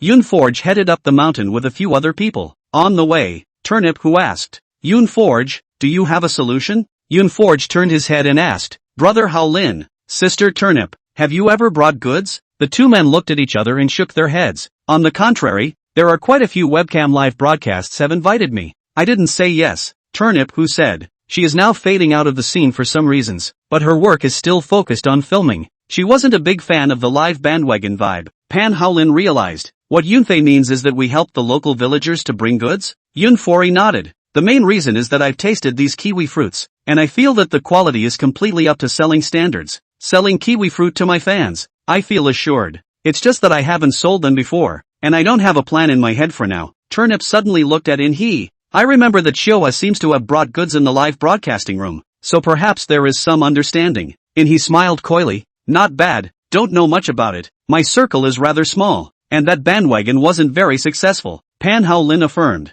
Whether it succeeds or not is another story. At least you have experience. Turnip clapped his hands together and said he'd do it. Immediately afterward, it went to Gosen. Gosen was surprised to hear them say they wanted to help sell kiwis. Help us sell? Yunforge laughed. That can't be helping us sell ourselves. Gao Shan leapt up in excitement. That's really great. I've learned from those carry anchors before. Registered and applied for a license to sell goods online, but there's no traffic at all. It's been on the air for days and hasn't sold a single case. There are still plenty of foam boxes from previous purchases. When all was said and done, a few people then winded up starting the first bandwagon broadcast of their lives. There was no teaser, not even a professional live studio, just a simple, modest shed in the kiwi fruit garden. Cloud Foraging to pick the rest of the kiwi fruits at 3 price points, all £5, medium fruit 20, 8 yuan, large fruit 24, 8 yuan, super large fruit 28, 8 yuan, shipping to your home, bad fruit compensation. After setting up the live streaming equipment, this bandwagon broadcast began.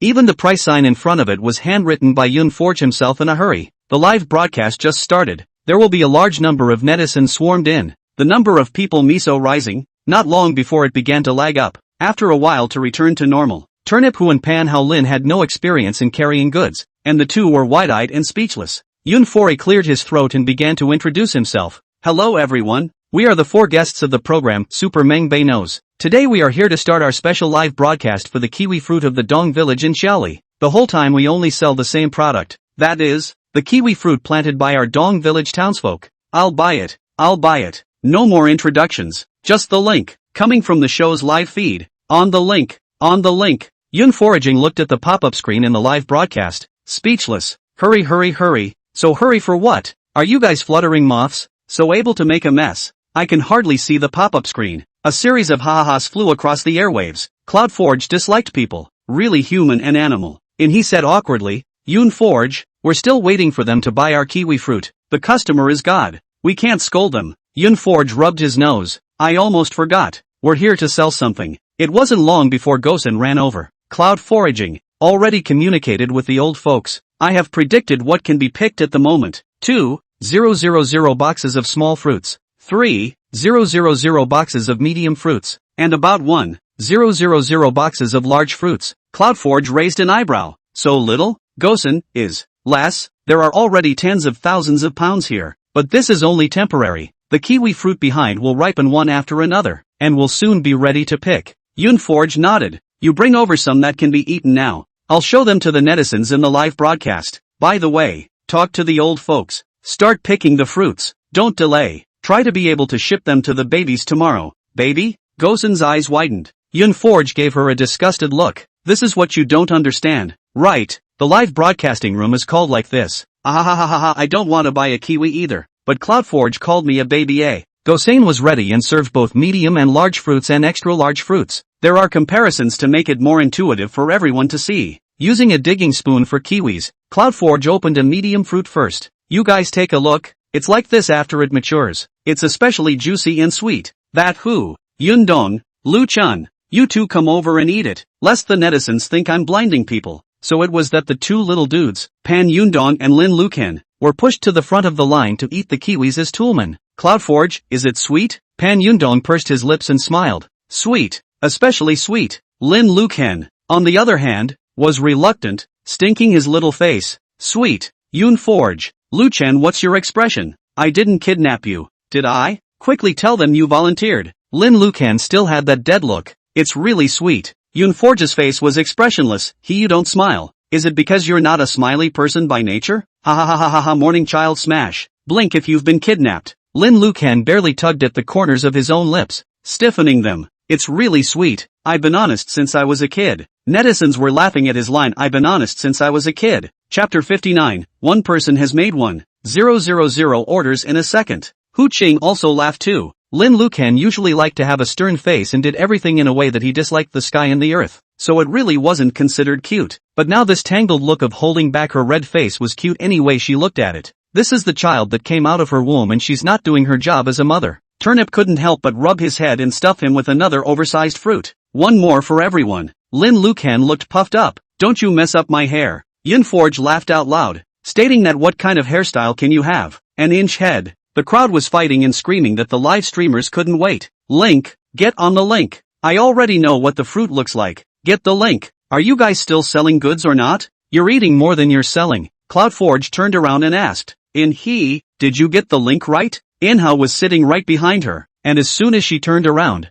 the two of them came close together, so close that Inha could see the little fluffy hairs on her face. He blushed, his heart beating so fast that his insides had exploded. So beautiful. CloudForge is really beautiful. Not to mention a wave of CP fans inexplicably flooded into the live broadcast. Aha, Inha Daijin is blushing. The man who is so dominant in the dubbing world is in reality a shy little boy. He and Yun Fori are a good match. They go well together. Fizzle. The strange CPs are getting high like this. Right in the middle of these pop-ups, a colorful bolded and enlarged font with a crown bubble suddenly appeared, not at all worthy. Yun Wu is the only one who is beautiful. No one deserves it. Then send 20 rockets in a row on the air. Ha ha ha ha ha, where is the tycoon from here? He's a fan of Yun Forge, right? Asterisk asterisk asterisk asterisk Big Brother's bravado. A rocket 5,000 The 100,000 went down like that and didn't stop there, continuing to give all sorts of gifts and fill the screen with gift effects. This big guy instantly jumped to the top of the list,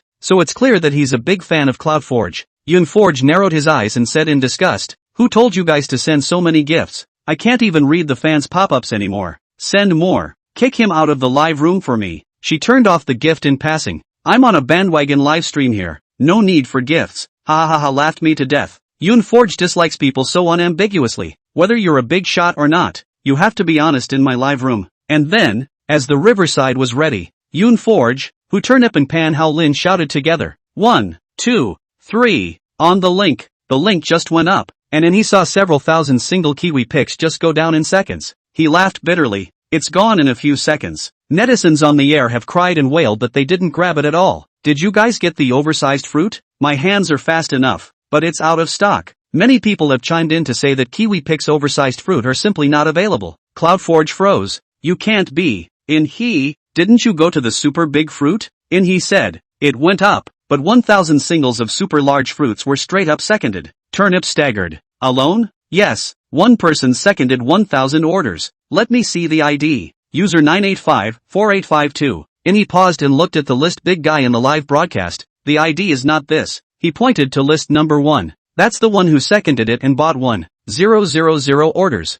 CloudForge. So many Kiwis. Do you buy them back as pig feed? And then that tawdry to the core font lit up once again. Company high temperature welfare. CloudForge saw the words and fell silent. A company? That's normal. They do have money. Still advise everyone to spend rationally. Eat up before buying. Don't waste. This kiwi when we pick is not fully ripe. To your hands just right. Eat not finished, best to put in the refrigerator. Turnip looked at the pop-up and said, everyone didn't get the extra large fruits, so let's get the medium large fruits to try first, and we'll keep the links up when the subsequent fruits are ready to be picked. Tens of thousands of pounds of fruit, just like this, was seconded, and Forge felt incredibly relaxed. I don't know if I can add some inventory on Gosen's side. I'll ask.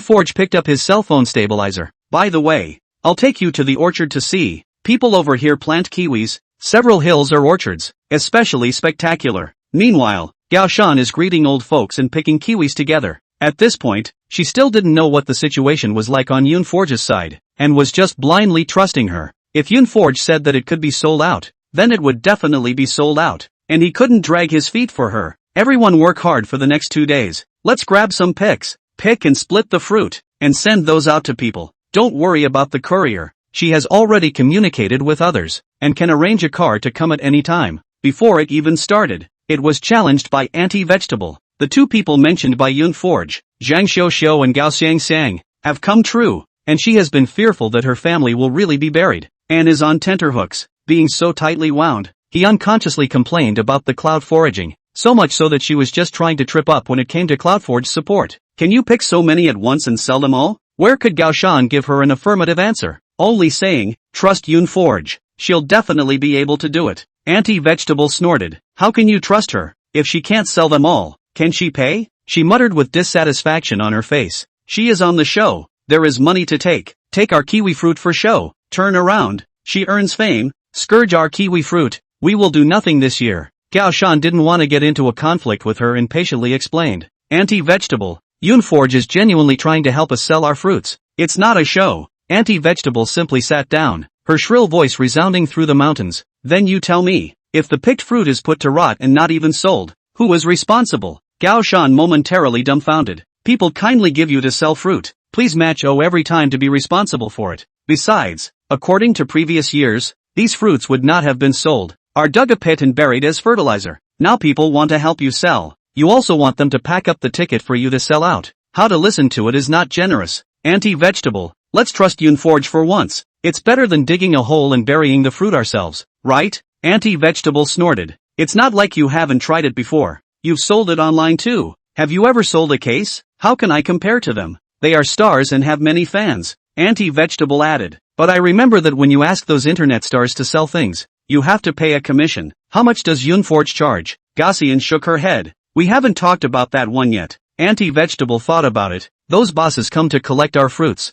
They are all $3 a caddy. The profit that Forge helps us sell can't be less than that. You buy it online. How much more costs are invariably added? And what's left over? Can you still make $3 a caddy? Gosen could kind of see it clearly now. Anti-Vegetable wasn't being problematic. She was just purely trying to make things difficult for Forge. Chapter 60. Don't shoot your arrows at me. You're comparing these fruits of ours to the selected fruits collected by those bosses. There's no comparison at all. Anti-vegetable, after asking so many questions, what exactly do you want? You're not delaying my time alone, but everyone's time, Gao Shan said angrily. Anti-vegetable swung her two legs like a pendulum and simply lay down. In that case, I'm not for sale. I'm not for sale. So go find someone else. Not only her, but also a few of her relatives behind her who were close to her, followed suit and said they were not for sale. Gao Shan was furious. Didn't you say it just now? Now you're going back on your word. Anti-vegetable grunted. Don't bite your tongue with me. I only recognize money. Without money, I won't do anything. Gao Shan nodded with a cold face. Good. If you guys don't sell, I won't force you, and anyone else who doesn't sell, you can present them all together now. I didn't sign a contract with you before for the sake of the townspeople here. Now the uncles and aunts who promised to sell the fruit, all come to me to sign the agreement. Anti-vegetable smiled contemptuously, threatening whoever. The kiwis haven't even been sold yet. Who are the cows for? Gao Shan said. I'm not threatening anyone. I'm just reminding everyone that you have to be a man of honor and keep your word. In this way, signing the agreement took a lot more work. When people look at it, the price is actually more than those bosses make when they come to collect. Gao Shan smiles and explains. Definitely earn more. There is no middleman to earn the difference in price. We and our customers, this is a win-win situation. Anti-vegetable's eyes rolled twice when she heard them, and she walked over to look with some curiosity. Sure enough, I found that this price was higher than what the out-of-town owner had come over to collect. She had actually regretted it in her heart, but the harsh words had already been put down. So where was she to tell Gao Shan that she wanted to sell again? Just waiting for Gaussian to take the initiative to hand her a step before she walked down. Who knew that after turning around, everyone signed the agreement except Aunt Vegetable and her line of relatives. Gao Shan raised his big hand. Let's go. Grab some kiwi peaches. That way it's finished and scored. Scored and packaged. And has to be sent out within 48 hours. And the clock is ticking. Anti-Vegetable got up in a hurry. Why did she leave? What about their family? It wasn't long before she saw Cloud Forager coming over with a cell phone stabilizer, giving a tour of the orchard, and then walked straight towards Gosen. Shannon, 6,000 orders have been secured, and the netizens are asking if they can add inventory. Gaussian let out an oh-so-subtle cry. Not much of a response. Cloud Foraging continued. These 2 days everyone work hard. Hurry to send the goods. We cannot break faith with the netizens. Promised to ship within 48 hours. Gaussian suddenly froze, her hand moving. Cloud Forge, what did you just say? I didn't hear you. Yun Foraging said. 6,000 orders have all been sold out. According to what you said, is not it 6,000 orders? I'm afraid that the inventory is not enough, so I just put these on, and they were gone in a few seconds. Not enough to sell at all. Gosen choked on the spit, choking and coughing violently. 6,000 single. All. Cough cough. Anti-Vegetable just wanted to come over to hear what they were saying, but then she heard Gao Shan's words and cried out. What? 6,000 orders all unsold? Yun Forge turned back. Anti-Vegetable, what did you say? Aunt Vegetable sked twice with a knowing look. I told you. Gao Shan also made this stuff on the internet before. Tossed a bunch of boxes have not been sold. It didn't work before, but now it will? Okay. Everyone rest. Don't turn back to pick the fruit. All put rotten. Yun Forge laughed. So able to sing. How about building you a stage? I'm not a straw boat. Don't shoot your arrows at me. The Cloud Foraging bravely fly. To create her death. You've got a big mouth. What a hometown. And singing the praises of your own people. There are good people and bad people everywhere. Most people are simple, but there are also a few who have bad hearts. Anti-Vegetable reacted and realized that Yun Forge was scolding herself. She couldn't quite turn her head with this kind of swearing without swearing. You uneducated thing. I am an elder anyhow. How can you talk to me like this? Cloudforge raised an eyebrow, holding his cell phone with an air of calmness. There's not much to say about upbringing, so why don't you go down and discuss it with my mom? Anti-Vegetable puffed out her chest. Where's your mom? I'll find her. Yun Fei was happy. Anti-Vegetable, did you cut your IQ together with the umbilical cord? It's hard to tell how to get you down there. I'll ask my mom to find you later. Anti-Vegetable stared at her blankly, as if she still hadn't turned the corner. Gao Shan gave Anti-Vegetable a sympathetic look. Why did you mess with him? Yun Forge's mom is long gone. Anti-Vegetable, you probably won't see her for a while. Anti-Vegetable. Blah blah blah. Who wants your mom to come to me? Yun Foraging no longer take care of her, turned his head to talk to Gao Shan, deliberately raised his voice. Already sold out 6,000 orders. A full 30,000 pounds. Everyone is working hard to send out the goods within 2 days. Shan, you should take stock and see if there is any inventory left. If there is, add some more for everyone. Gao Shan quickly nodded. There are more. There are a lot of people I didn't ask. but in the Dong village of Xiaoli, every house grows kiwis, so there are a lot of them. With a grunt, Ant Vegetable gulped. How many pounds is 6,000 singles? Yoon Forge lifted his eyelids and glanced at her. Not much, just 30,000 pounds. 30,000 pounds, Auntie Vegetable screamed out with wide eyes. Incredulously, she asked again, did you just say how many you sold? Yoon Foraging sked. Not very old. Why are the years a pendulum? 6,000 orders, were seconds, all sold out.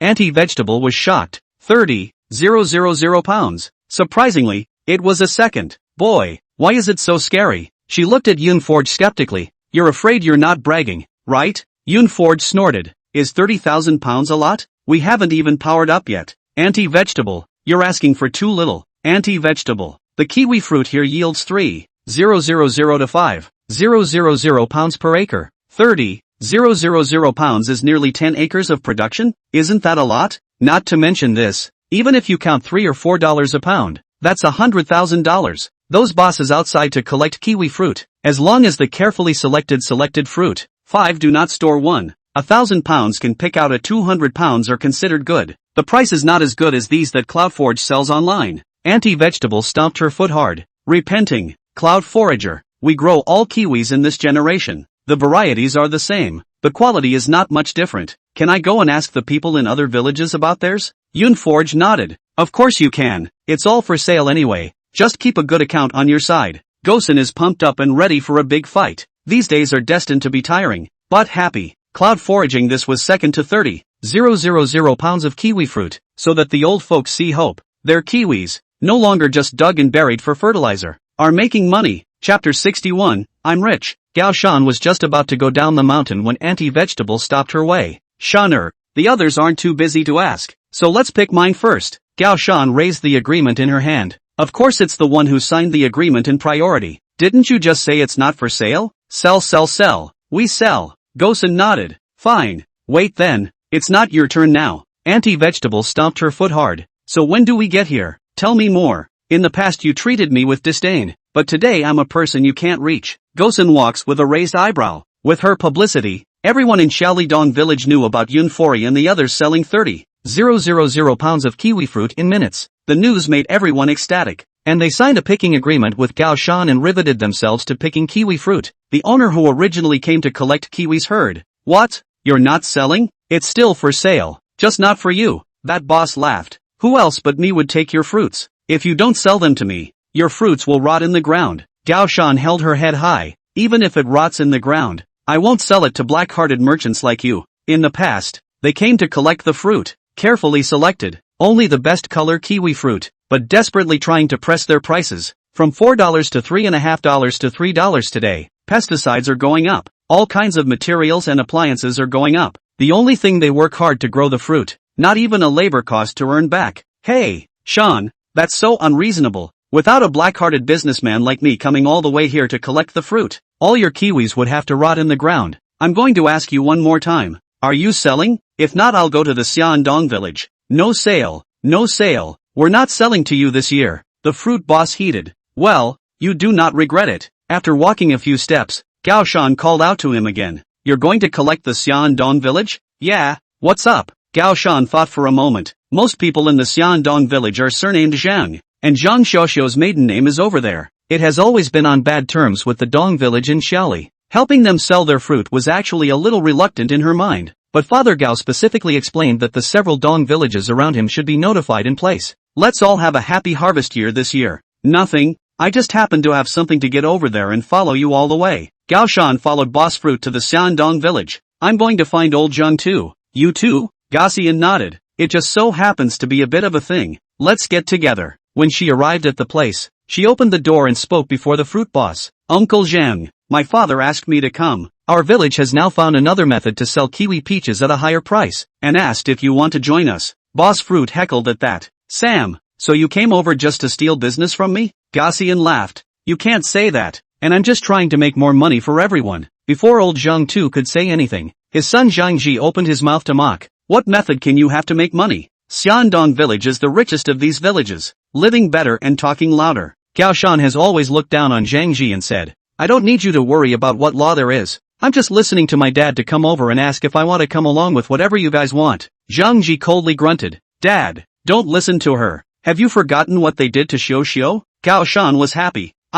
You recognized Air Langshan as your master in your past life. Right, so capable of biting. How can we treat Zhang Xiaoxiao? Your sister cheated on her husband within marriage and stole my sister's man. Such a shameful thing. Only your family can do this. She was too lazy to bother with this old Zhang family anymore. It was too shameless. Anyway, I've already brought what my dad told me to bring, so think for yourselves. Just as she left on the front foot, Zhang Xiaoxiao came back to her mother's home on the back foot in a flurry of wind. Dad, big deal. Old Zhang too had just been shamed because of her, and now he had nothing good to say to her. If you have something to say it. Zhang Xiaoxiao said. I've come to send you money. Our village side sells its own fruit online, and the price is much higher than what the bosses outside charge. It dawned on the fruit owner that he realized why these people were reluctant to sell him their fruit. Sell it online? Didn't Gao Shan get one on his own once before and didn't sell a single case? Zhang Ji expressed skepticism. Old Zhang too pondered for a moment. Your brother is right. It's not reliable. Zhang Xiaoxiao anxiously advised. It's reliable.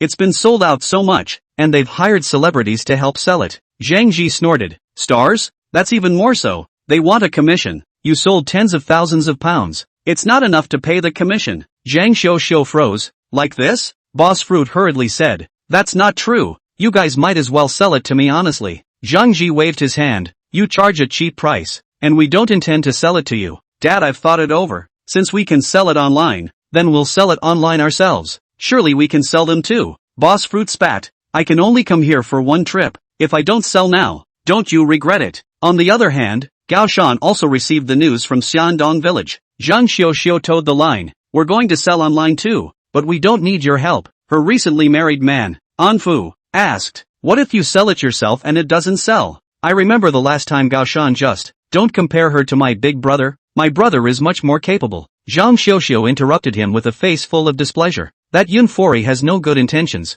If it wasn't for her last time, would I have lost so much face? Now the whole village is looking at me as a joke. Why should I give her the money? Almost everyone in the Dong village in Shaoli was chasing after Yun Forge, saying she was some kind of divine arithmetic master. Zhang Xiaoxiao scoffed. What a master! It just happened that she was blinded right. Anfu hurriedly helped her sit down. Don't be angry. Be careful of my son. Zhang Xiaoxiao gave him a blank look. It's not necessarily a son yet. No, it won't be. This one will be a son for sure. Zhang Xiaoxiao didn't pay attention to him, but continued. We don't pick our kiwi fruit first. We let my brother sell them all. Anford, what if? Doesn't sell? You don't believe in my brother? Zhang Xiaoxiao instantly crossed her eyes. It's not disbelief. Zhang Xiaoxiao said in a bad mood. My brother said, these stars are going to draw a commission. Selling a few tens of thousands of pounds is not enough money to pay their commission. It would be better to let the fruit bosses take it away. It was the first time Anfu had ever heard such a statement, and he was half convinced. Really? I'm not going to lie to you. Let my brother help sell it. He's my brother and he's still making money off of us? Speaking of commissions, Gosen was also asking Cloudforge. Yun Forge said, we're here to fulfill our mission. We don't need a commission. It wasn't a decision she made on her own, and she'd asked Turnip and his entourage. Gao Shan was surprised. Then aren't you doing us a favor for nothing? Cloudforge waved his hand. I'm rich. Not bad for a commission. Gao Shan looked disbelieving. You don't charge for telling people's fortunes. How rich can you be? Cloudforge. What kind of weird brain circuitry is this? Chapter 62, My Dad's Dead. On the other hand, the two of them, Gu Xiangshuan and Su Xian, pushed 200 pounds of kiwi fruit to the town. It was hard to pick a good spot to stop by the side of the road and get ready to hawk on this side. Su Xian asked, Brother Seeker, how much do we sell it for per caddy? Gu Kalam Search said, 3 pieces, I think. The two men were just about to hawk their wares when they saw an older man beside them pushing a cart of kiwis. Freshly picked kiwi fruit Lu, $2 a caddy, $10 6 caddy, pass by all taste it. Gu, change the price, $1.50. Su Xian nodded. Kiwi Lu, $1.50 a caddy, $10 8 caddy, pass by all try it. The uncle's eyebrows glared, his voice louder. Fresh kiwi Lu, a piece of a caddy. Su Xian was not to be outdone. We're 50 cents a pound. Uncle coldly smiled. Fresh kiwi Lu, no money, free. Walking by the road all come to taste it. Su Xian was furious. How can you do business like this? It's simply detrimental. Uncle grunted. I love to damage people. It doesn't matter if I benefit myself or not. Just damage you. Soon, the cart of kiwis he brought with him was looted. Like a proud peacock, he walked past Su Xian's eyes dragging his crate with his head held high. walked up to an older woman selling vegetables. The kiwis are sold out? The older woman was surprised. The uncle was quite proud. Delivered, soon. A scene of you running away and me chasing began to play out on the street. After you finished delivering me a load of kiwis, why don't you just not go home and hitch yourself up in it and send it out with you? Ha ha ha ha ha, you escape. I chase. You can't escape. Gu Kalam Seeker's face darkened. Suxin, really outrageous. His mom opened the door for outrageous. Outrageous to the core. Suxin bit her lip. Why don't we go out of town to sell it? Look at Yoon Forge. None of them are here. They must have gone out of town. XSWL. Yoon Forge is sitting under the pavilion, blowing a fan and eating a popsicle. She hadn't even come down from the cottage and had sold 60,000 pounds since setting up the live feed. Just that user 9854852 of the Big Boss has second 3,000 single super large fruit. Let the netizens angry. Hate to catch him out of torture. Even Yoon Forge had sent word that if he filmed again, he would be kicked out of the live room. But there is no way for Gu Kalam Search and Suxin, who are hard at work selling kiwi fruit in town, to know about all this. Come on, let's go to the county seat and sell it. Gu Chichi beamed and was very unhappy. Dad, can you stop walking? I'm so tired. Gu Calamari gave her a blank look. You haven't done anything. Where are you tired? Breathing? Ha ha ha ha. Guys disliked by Yoon foraging. How to start foraging for words. Gu Chichi drummed her little face. I'm thinking about the problem. Of course I'm tired. What are you guys so tired of? You've been screaming for so long and haven't sold a single caddy. Gu Calamari heckled. You do it. If you can sell it, I'll wash my hair live upside down. Gu Chichi spat out her tongue. Daddy, this is no good. Why don't you go upside down and eat? Gu Calamari's face darkened. Say one more word, and I'll treat you to a bamboo shoot stir fry. Suxin was afraid that he would really beat up the child in public, so she hastened to stop him. Brother son, children are just children. Their words are reckless. But Ki, what are you thinking about? Gu Chichi looked at Suxin with eyes full of innocence. What is the problem of 0 and 1 that Auntie Yunfu said? Suxin blushed. Was this something that could be said? Seeker, we'd better hurry. We still have to be back by 6. The county is less than half an hour's drive from this side of town, but it's quite a time-consuming round trip.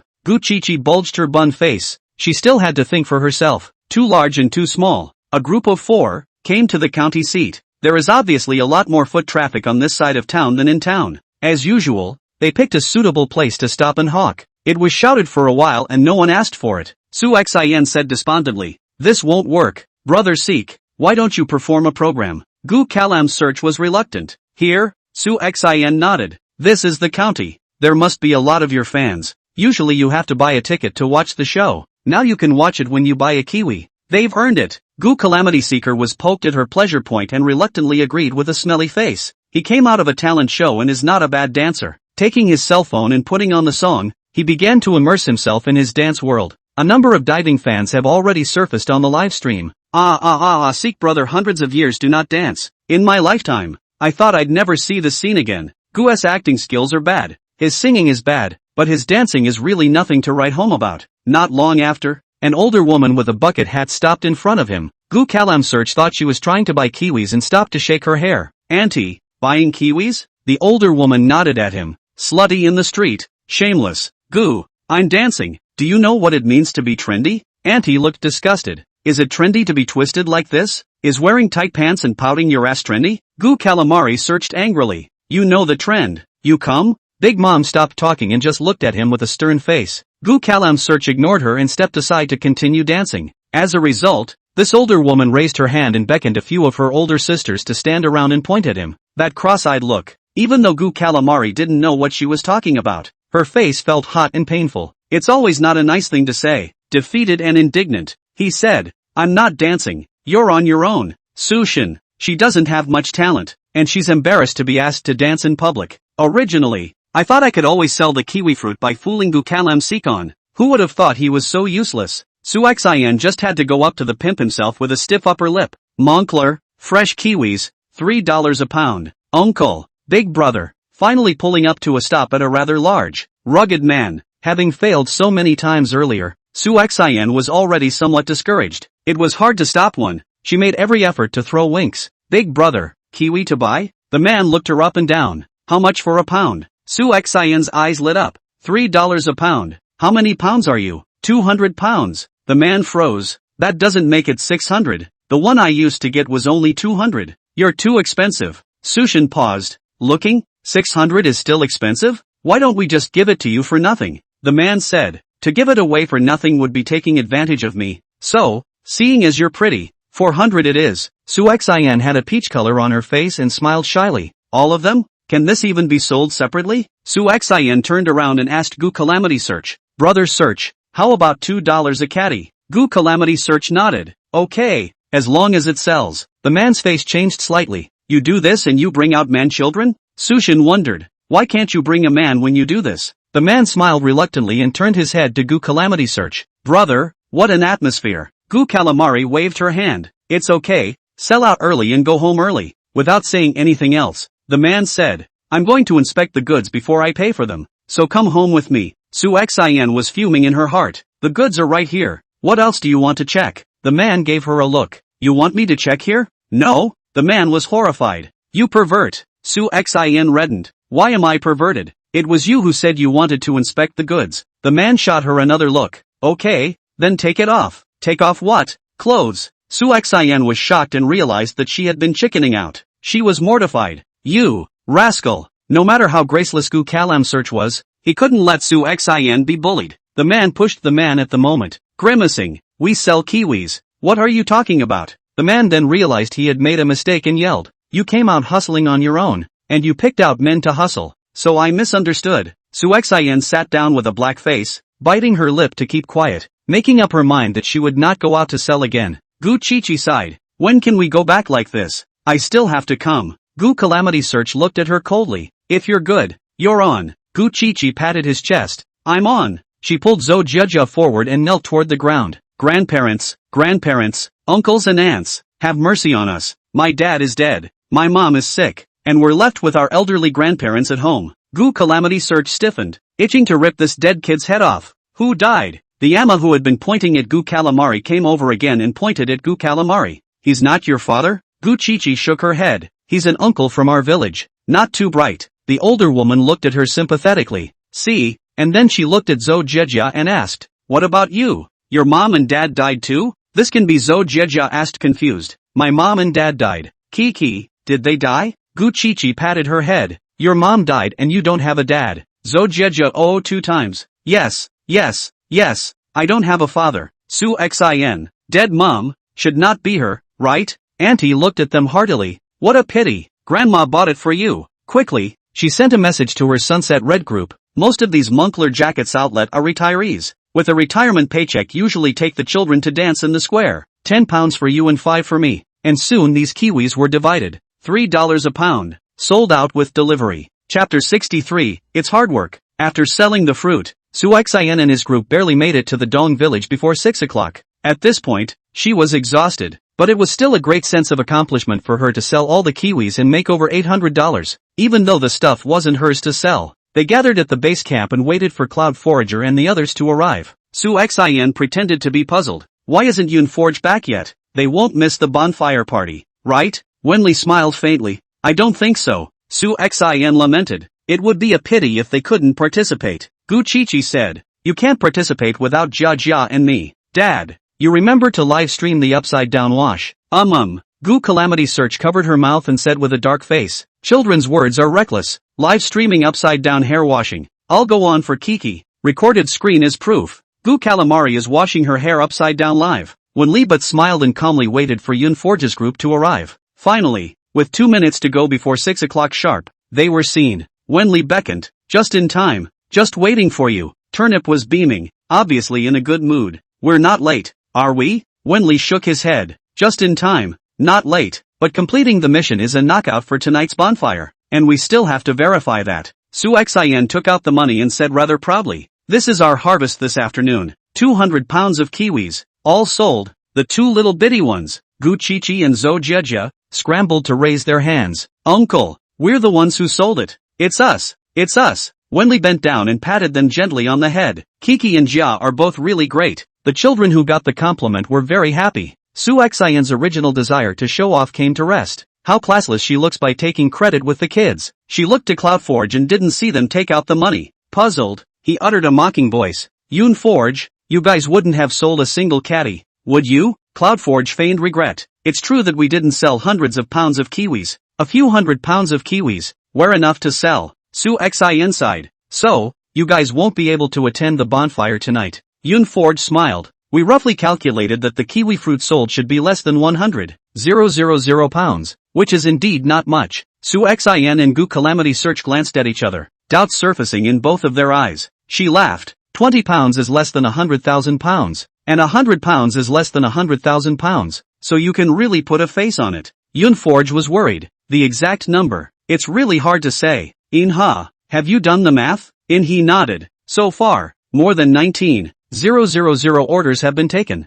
Less than 20,000 orders. A box of 5 pounds is indeed less than 100,000 pounds. Su Xian's face changed slightly. What are you guys talking about? Didn't you guys go to the county town to sell kiwis? How can you sell so many? Yun Forge blinked. When did I tell you that I want to go to the county town to sell kiwi peaches? We didn't even leave the Dong village today. We've been live streaming and selling goods. It's hard work. Turnip who nodded thoughtfully. It's indeed quite hard. Those old folks even cooked us sugar water to eat. Hard work for them. Pan Hao Lin followed and concurred. And bothering them to go down and buy ice cream for us. They did work hard. They even went out and bought air conditioning fans to come over. It was really hard work. Su Xin. You guys are devils, right? She was suffocating inside. She vomited at the thought of suffering in the sun while these people from Cloudforge were sitting inside, blowing fans and eating ice cream on the air. Wonli nodded. Congratulations to the several guests for completing the mission. Now, please follow the large troop to the bonfire party. The Dong village has prepared roasted whole sheep and fruit wine to entertain you all.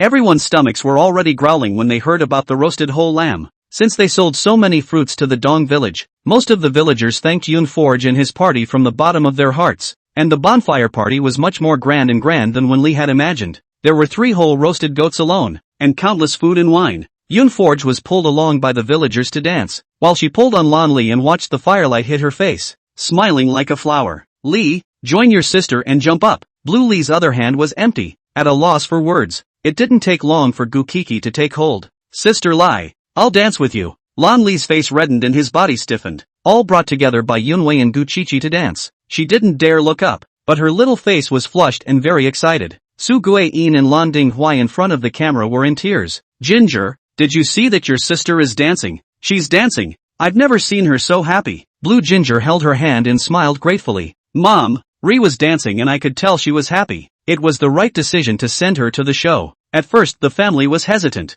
fearing that Blue Li would be hurt even more. Blue Ginger's eyes were frustrated, but fortunately, there was Cloudforge. Soon after the idea came to her, she regretted it. Because of the dance, Yun Forge brought Blue Li back to his seat. Then, Yun Forge poured a cup of fruit wine for Lan Li. Taste it. With a curious look on his face, Lan Li took a small sip. Sweet, a little alcoholic, but not too strong. Is it good? Blue Li nodded heavily and gave a thumbs up, which was high enough. Yun Forge smiled openly. Drink more if you like it. Blue family in front of the TV. The words are early. Yun Forge not only gave Blue Li a drink, but drank even more aggressively himself. Like a little drunk, one glass after another. It didn't take long to get mildly drunk. After a while, Granny Yu came over. Cloudforge, Master, can you tell me when my son will get a wife? She's looking forward to her grandchildren. Yun Forge propped up his chin. His drunken eyes were hazy, and his head was a little slow to react. Your son? Gao Tai Shang? Granny Yu nodded repeatedly. Yes,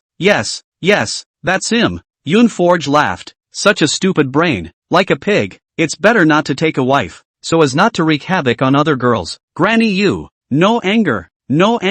She's a master. Granny Yu mumbled in her heart. Otherwise she was afraid that she would not be able to press the urge to curse. Master, where did that come from? My son has been smart since he was a child. Cloudforge gave an oh-so-quiet sigh. A smartass who fights smartasses can go to jail for someone? Granny Yu was shocked. What going to jail for someone? My son is himself. She looked shocked, as if she had thought of something, and vaguely showed a hint of despair. Cloudforaging hummed. If you don't believe my words, go back and ask your son. Helping someone to take the blame for a crime and go to jail, even if it's not enough, out of the cuckold. He is not only a living green bastard, but also a big wrong seed. Chapter 64, Why Can't You Stand It? Turnip covered her face, already thinking about covering Cloudforager's mouth. Is it possible to say such things? You're not afraid of getting your ass kicked. With a pang of despair in her heart, Granny Yu wailed and turned around to go home. Then a number of people came over and asked. He would not turn back until he hit the south wall, and he froze until he was damaged a few times by Yun Forge. And Yuan? One man earns money and spends it on his family. You think you're a blood bag? Let them suck it up.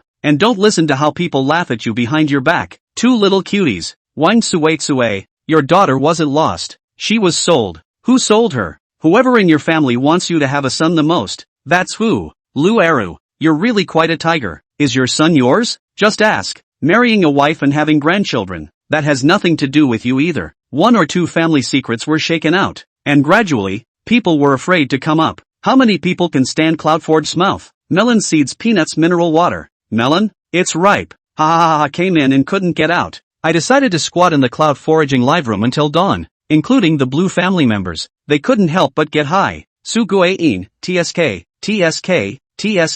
This Lu Air who is really miserable. Lanjiang, Wang Sue is even worse, isn't it? Her daughter was sold, and she doesn't know if she'll ever be reunited in this life. Lan Dinghuai. If you ask me, the most miserable one should be this Anfu. Su Guiyin and Lan Jiang hurriedly concentrated on the screen. Anfu had an iron head and really wanted to know if the child in Zhang Xiuxiu's belly was a boy or a girl, so he came over and asked. From the moment he asked, Yun Forge didn't say anything, but looked at him with a sympathetic look. It was a long time before he spoke. The child in her belly isn't yours, so what does it matter to you whether it's a boy or a girl? Anfu's face paled with annoyance. What are you babbling about? Believe it or not, I'll beat you up. Cloudforge stretched out both hands and met his gaze without fear. Come on. I've had my rabies shot and I'm not afraid of you. The world is not a place where you can take advantage by yelling, and no amount of talking will clean the green off your head. Anfu shook his head incredulously. Impossible. It's impossible for Xiu to betray me. Yun Fori snorted. Gao Tai Shang is good to her, right?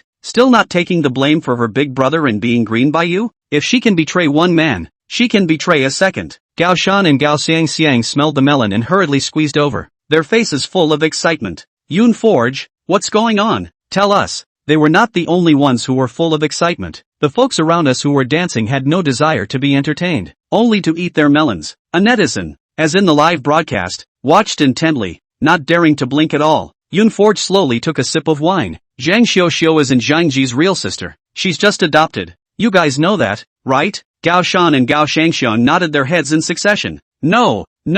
It's no secret that old Zhang Tu had a son and wanted a daughter, but his wife was too injured to give birth, so he adopted one. That would be Xiu. Yun Forge looked pale and spoke the most important melon. The child in Zhang Xiu's stomach is her brother's. The crowd exclaimed out in unison. Powerful. Devastated. Anfu broke down and shouted. Impossible. You're trying to trick me. Cloud Foraging finished the last sip of wine. Who cares to lie to you? I do not have money to get. Believe it or not. I'll just eat a melon and have fun. Hey, why are you so angry? Anfu's face was blue. How could he not be angry when he was cuckolded? Yun Forge suddenly laughed and opened up, the laughing flower blooming in the firelight, clear and beautiful. She's only treating you the way you treated Gao Xiang. Why can't you stand it? Anfu, you and Zhang Xiuxiu are the same kind of person. 50 steps laugh at 100. What's there to be angry about? Those who were still sympathizing with Anfu suddenly figured this out. Yeah, Anfu is a scumbag in his own right. Letting such a good Zhang Xiuxiu not want to run out to get a broken shoe. What good can he be? 2A. Serves you right. Because Cloud Forager exploded so many melons one after another. Some people in the village were happy and some were sad. Yun Forge was not affected in the slightest, and unhurriedly took Lanli back to rest, took a shower and had a nice nap. Waking up the next day, Yun Forge stretched comfortably. This sleep was so comfortable. As a result, just as he came out of the house, he saw Gao Shan with a panda face. Drink! What are you doing? Didn't you sleep last night? Gao Shan looked at her sadly. It's not you. You were so excited last night that you couldn't sleep at all. She shouldn't be the only one. There are so many others who can't sleep. Cloudforge went out to brush his teeth. Who told them to ask? If you don't tell them this, they will continue to ask later. Now it's good. Once and for all, Gao Shan said. Zhang Xiuxiu was sent back to Xiandong village, and I heard that Zhang Ji's wife made a big fuss. Yun Forge raised an eyebrow. A hint of curiosity added to his porcelain white face. Divorced? Gao Shan shook her head. No, the children are too. Plus Zhang Ji will make money. As long as there is money to take home, his wife won't give up her position easily. As long as she doesn't leave, Zhang Xiuxiu's identity will always be unclear. Yun Forge refrained from commenting and only said, turn around and take me to meet that Zhang Ji. If you don't see him, his name won't come up in the gossip group. She wanted to see what crime Zhang Ji had committed to make Gao Gaoshan go out and take the blame. Gosen looked disgusted. What's the point of seeing him? Yun Forge said. Didn't you say before that other villages also grow kiwis? Don't you need to help them buy them? Gao Shan beamed. It's not that we don't help, it's that they don't need our help. Zhang Xiuxiu said that her big brother is capable of selling it online by himself. Yun Forge let out an "oh." So powerful. Then forget it. Being so close, there's always a chance I'll see you again. She still remembers Zhang Ji pouring feces on her house. After breakfast, Yun Forge took Lan Li to the base camp. Several people had clear panda eyes, including Wen Li. Wen Li smiled slightly. It seems that Yun Forge slept well yesterday. Cloud Forage, you guys didn't sleep well? Turnip, thank you for those melons, enough for us to eat until morning. While thinking about whether Lu Era went to do a paternity test, and age will not divorce? While thinking about whether Wang Suetsue could get her daughter back? And then he thought of Anfo, and how painful it was that the man got his comeuppance. I can't believe it's dawn when I think about it. Yun Forge laughed. It's not bad. Turnip's sister's smoky makeup is pretty good too. It's beautiful. With that, Wen Li began to announce today's schedule. Not so much a contest today to lead a local specialty tie-dye experience. Everyone gets to make a dress of their own and bring it back after the program. Chapter 65, Auntie Nai's life is too short. Tie-dye is taught by hand by local people. It's not difficult and it's very engaging. Especially after making the finished product, the sense of accomplishment is overwhelming. Cloudforge made a blue dress with white roses printed on it. Blue Li, on the other hand, made several square hankies, all of which she wanted to give to her family. Before he could start doing that for long, there was a roar outside. Thunder exploded, and a heavy rainstorm started. Yun Forge raised his eyes to look at the heavy rain pouring fast and furious. Her brow furrowed, and a sense of foreboding came over her. It was a torrential downpour that went on for an hour without stopping. Outside, where the ground was low, there was already a not-so-shallow pool of water. It was then that Cloudforge thought of something he had overlooked. Anti-vegetable. She hurriedly put down the things in her hands and pulled Lan Li to a side chair to sit down. Li, sister is going to do something. Something more important. You wait here for me, okay? Blue Li nodded curtly. And then, Yun Forge hurriedly picked up his umbrella and darted towards the curtain of rain. Where are you going? Would it be a bad idea to leave Lan Li behind like this? Come on. Ri may be autistic, but she's not retarded. After Cloudseeker rushed into the rain, the clothes on his body were instantly wet. Such a rain has been going on for a long time, with no tendency to abate at all. Gosen, Gao Shan. Out came Papa Gao. Cloudforge? What are you doing here? Come on in. It's raining so hard. What are you doing here? Yun hurriedly closed the umbrella and quickly explained a few words. Uncle Gao, if you believe me, go tell Auntie Vegetable's family and the nearby villagers to pack up and leave. With such heavy rain, landslides can easily occur. Papa Gao froze. Auntie Vegetable had lived there for many years, and there hadn't really been any landslides. Cloudforge's words were actually not very convincing, but she was so sure of herself that it made Father Gao ponder. I know. I'll go out right now and make them move out any way I can. After considering the situation, he decided that he would rather believe it than not. Anyway, moving out today is beneficial. It was better than a real landslide that would bury Auntie Vegetable's family. Watching Papa Gao run away in a hurry, Yun Fei's heart was slightly relieved as he turned around and returned to the tie-dye workshop. This back and forth was not short, but the rain, however, did not become smaller. When she returned to the tie-dye workshop from Gosen's house, she was completely wet, even her hair dripping downwards. Just as she closed her umbrella, she heard Su Xin questioning. Yun Foraging, where did you go? Yun Forge glanced at her. What's it to you? And then he looked to where Lan Li was and realized that the person was no longer there. Where's Ri? Su Xin smiled coldly. You still have the nerve to ask. My aunt gave her to you. She is your responsibility. Who are you to leave her behind? Yun Forge said in a deep voice. I didn't leave her behind. I did ask her to wait for me to come back at the same place. Su Xin snorted. Did you know she's sick? If she was a normal person, would my aunt have sent her here for the program? Yun Fori was impatient to dwell with her and corrected her words. Xiaoli is not as fragile as you think. She can take care of herself and understands a lot of things. She is autistic, not retarded. In terms of IQ, they are much higher than you. U1S1. Yun Forge really isn't very responsible this time. If she had watched, nothing would have happened to Lan Li. Am I the only one who's curious as to where Yun Forge actually went? She's all wet. Cloudforge stepped around her and tried to go in and find it himself. And then he spotted Lan Li, who was being held up by Turnip. Turnip said, she fell into the dye vat and got scared. Had to simply clean her up here because of the torrential rain outside. But Blue Li was too defensive of anyone to let them touch it. It took Turnip a long time of coaxing to get close to her. Blue Li still had a lot of dye on her face and was a mess, like an abandoned cub.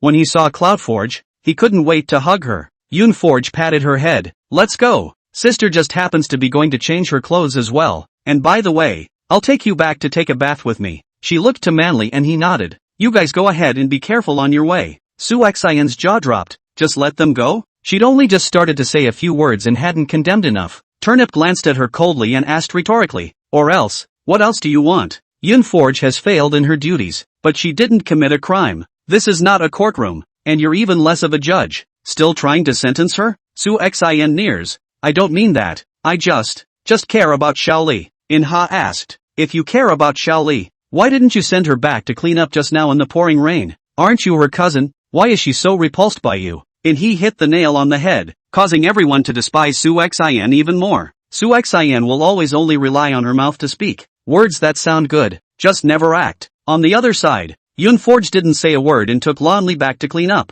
She didn't let the camera follow. And with all this rain, the turnaround equipment would have to break down. Cleaned up Blue Lee, borrowed the kitchen at Gosen's house to make her ginger soup, and watched her drink it. Cloudforge sat down and came face to face with Blue Leaf. Little Ree, didn't my sister tell you to wait where you were before she left? Little Ree is very good. I know you will definitely keep your word. Lonely pursed his lips and typed on Yunforge's cell phone. I'm in trouble. Yunforge smiled. There was no trouble. It was my sister who was worried about you, afraid that you would get hurt. How could you fall into the dye pot? Sister Sushin asked me to fish for something. Yunforge's smile converged for a few moments, and he lowered his eyes to cover the coldness under his eyes. Fish for what? Sister's cell phone fell in. Yunforge nodded at the cell phone she was holding and said in a warm voice, Sister's cell phone is here with you. Lonely cocked his head and concluded, she lied to me. Yunforge nodded. Yes, she's lying to you. Sister has told you before that it's best for you not to listen to her words. She will lie. But because Su Xian and Lonely had lived together for many years, Lonely would unconsciously drop his defenses against her.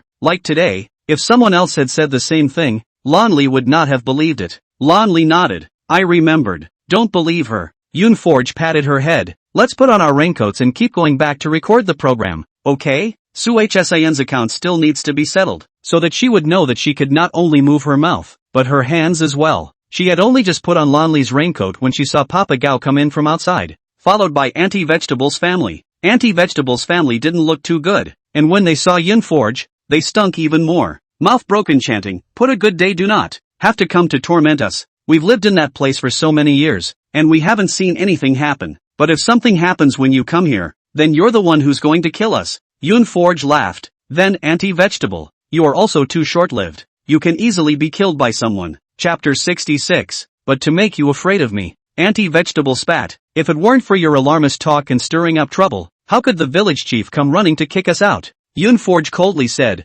no one is stopping you from going back. You can go back now if you don't believe me. Auntie Vegetable's aura weakened a few points. Although her mouth scolded Yunfori for her alarmist talk, but in her heart, she was still afraid that her prophecy would come true. It's natural to prefer to believe in such things. If I come down here today, you won't be able to send me back. Village chief, we agreed that our family would eat and stay at your house today. Old Father Gao sank his face. I'm not even close to a meal for you. Cloudforge pulled Lonely up and headed out in his raincoat. The two returned to the tie-dye workshop, and Turnip who took the lead. Is Ree okay? Yunforge shook his head. It's fine, just a little startled. Turnip who said warmly, that's good. Su Xian walked up with an angry grunt. Good what good? Yunforaging, if it's not you didn't watch. Ah, Yunforge happened to be looking for her, and before she could move, Su Xian came up on her own. It's not like she's sending her face over to her for a beating. Yunforge's slap without warning silenced everyone in the room. Su Xian, on the other hand, was incredulous, not expecting at all that she would dare to hit someone in front of the camera.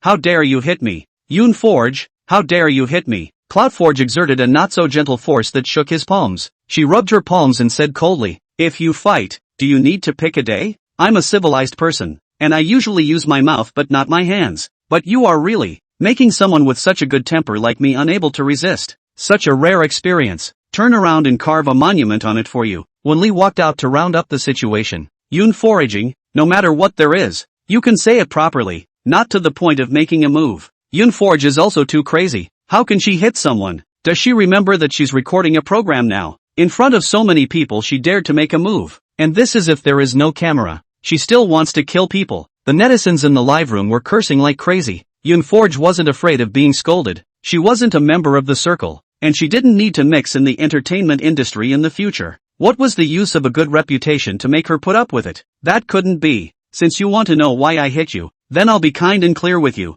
Su Xin. Let me ask you plainly for once, why did Lanli fall into the dive at? Su Xin froze. How should I know? She has been following you. Isn't it your responsibility? Yunforge sneered. I do have a responsibility. My only responsibility is that I didn't keep an eye on her, giving you the opportunity to take advantage of it and abetting her to fish in the dive at. It's not the first time you've done this kind of thing. Last time you used the same method and made Xiaoli fall into the pond. You should still remember that, right? You're talking nonsense. Su Xian's voice sharpened. Gu Yun. Yunfei raised her eyes and looked at him mockingly. You want evidence? Is this to call the police? If it's to sentence Su Xin, calling the police is the best option. The police will find evidence. Gu. I didn't mean that. We're still recording the program. Why make such a big deal out of it? Yunforge asked back. Isn't this what you told me to get evidence for? Su Xin instigated her to fish in the dive at. It was Lanli who said so. She's still a child. She's only 16. Can she lie? Su Xin gritted her teeth. She can't lie. So I can? Because you have a history. It's not the first time you've done this kind of thing. And it's not the first time you've lied. Brother Li, a small tie-dye workshop with so many pieces of equipment set up, and Xiaoli sitting right there. Su Xian did it even more covertly. It's not so bad that you couldn't even film her running over and talking to Lanli, right? When Li looked embarrassed. Not that he couldn't film it, it was that even if he did, he couldn't find it. It doesn't matter if Su Xian gets yelled at. It can't affect the show. Su Xian covered her mouth and cried out. You're too much. She directly pulled out her cell phone, and when Yunforge looked at it, she actually wanted to call Su Guiyin to complain. Yunforge couldn't help but laugh out, sarcastically saying, if you can't win the argument, you still look for your parents. A 20-year-old body with a 3-year-old's intellect. With this brain you still want to harm others? It can't be true that Su Xian instigated Lanli, can it? Not necessarily. It's not like Yunforge has any proof. Blue Lie said it. What more proof is needed? She's an autistic kid. Would she still lie? If it's true, Su Xian has gone too far. What if something happens to Lie? Who will be responsible? Su Xian calls Su Guiyin in tears, yelling that she didn't harm Lanli and asking Su Guiyin to believe her. As a result, Su Guiyin said in a disappointed tone, Yunforge is right. It's not the first time you've done this, so how can I trust you? Su Xian's face was hung with sad tear stains. I'm Lanli's own cousin. How could I possibly harm her? Are you her own cousin? Yunforge said coldly from the sidelines. The rest of the people's spirits lifted as they looked at Yunforge, waiting for her to follow. Didn't hear? Yunforge looked at her with a smile. I'm asking you, are you Lanli's real cousin? Su Xian's face was as white as paper. I certainly am. Yun. Su Xian's two biggest secrets were thus bared to the public. Her neck felt like it was being choked, and there was no way for her to defend herself. Yunforge looked at her scared like a quail and suddenly felt meaningless. Originally, I didn't want to bring up the Blue family's family affairs, so you should solve them by yourselves behind closed doors, but you've bullied me too much. When Li had a headache for a while, worrying about exploding more information, he quickly said, Su Xin, quickly apologized to Yunforge and Xiaoli. Know your mistakes and shake hands. Su Xin lowered her head. Her heart was in a heavenly battle, bowing her head in front of so many people. She really felt shameless. Yunforge casually waved his hand. There's no need to apologize. I'm telling you these things not to reason with you, but to make you afraid of me. Su Xin shuddered. Now truly afraid. I'm afraid that Su Guiyin and Lan Dinghuai have now begun to investigate her origins. The more Yunforge looked at her like this, the more he felt that this person was bad and stupid. Brains rust if you don't use them, and you can't grow them just to make yourself look taller. Can you? Next time, it won't be as simple as a slap in the face. You hear me? Su Xin bit her lip and shivered like a quail. Got it. Yun foraging for supremacy. Even though she has the advantage, I still don't recommend making a move. Come on. If Lanli were my sister, I could hit her harder than Yunforge. Wenli sighed and had to bring the day to an early end. Chapter 67, New Guests. Today's trip ended early, and before everyone was dispersed, they turned to see many villagers running in the same direction. Wenli shot a glance and gave the staff a wink, telling them to go out and poke around. It turned out that after making some inquiries, they realized that there had been a landslide and even some villagers' homes had been buried. Alarmed, Wenli asked, Are there any casualties? No, I heard the family just happened to move away. Wenli was even more surprised. Such a coincidence? But fortunately there were no casualties. He just wanted to get the show over with and be safe and well. Too much has happened today, so everyone should go back and rest. The rain was less intense and no longer as horrible as it had been a moment ago. Turnip had just reached the door when she saw Gao Shan running in a hurry. She subconsciously looked at Yunforge and said, Did Gao Shan come to see you? I heard it before I saw it. Cloud Forge. It's true. There really was a landslide. Auntie Vegetable's home was buried, and her family's piglets weren't moved in time, and 8 of them died. Fortunately, the pen did not collapse completely and the sow and several piglets are still alive. Yoon Forge looked pale, now in a bad mood. He couldn't get up the energy to listen to anything. Just as long as people are okay. Gao Shan had a moment of hindsight. Luckily you came back to remind them. Otherwise Auntie Vegetable's family would have really been buried. Who Turnip said in shock. So Yoon Forge left in the pouring rain for this matter. Oh my god. How did Cloud Forge know there would be a landslide? She can't really tell fortunes, can she? Boing boing foraging, can we have a separate live stream? I want to tell fortunes too. Yoon Forge nodded slightly. I'll take Xiaoli back first. She doesn't take credit for it, nor is she proud of it. Everything she has done has been on the back of her own wonders. It was just a matter of words. It would be best if she could save someone. If not, she wouldn't force it. Cloud foraging, this cloud light appearance, fell in the eyes of everyone. Is the deep hidden merit and fame? Let Gao Shan solemn respect. Gao Shan followed her and said, Yoon Forge, a number of people in our village want to find you to tell their fortunes. Cloud Forge, I don't know how to tell fortunes. Gosen, you're not convincing when you say that now. Yoon Forge said with a straight face. Then collect the list and the things they want to ask, and I will answer them uniformly then, so you don't have to come to me one by one. Again, I don't know how to tell fortunes. When Gosen got the word, he started going around with his book every day. Cloudforge picked and chose people to answer questions every night. She was surprised to see a golden ray appear above the gossip group, stating merit value, currently 16. She couldn't figure out how this merit value worked, and it somehow appeared anyway. There was also a dialogue box that appeared at the same time, and Yunfori realized that he could actually enter messages here. After Yunfori clicked on it, there were 2 columns in the place of inputting a message, one for the address and one for the name. She tried to enter the information Xiaandong Village and Zhangji, and then the words merit value -2 popped up. Then Hachi sent out Zhangji's melon, Cloud Forge. So the merit value has this kind of use. For that merit value, it wasn't enough for her to eat a few melons. She clicked on Zhangji's melon and was shocked to find out that he was really a criminal. In addition to Zhangji, a number of people in the Xiaandong village followed him in the business of abducting and selling women and children.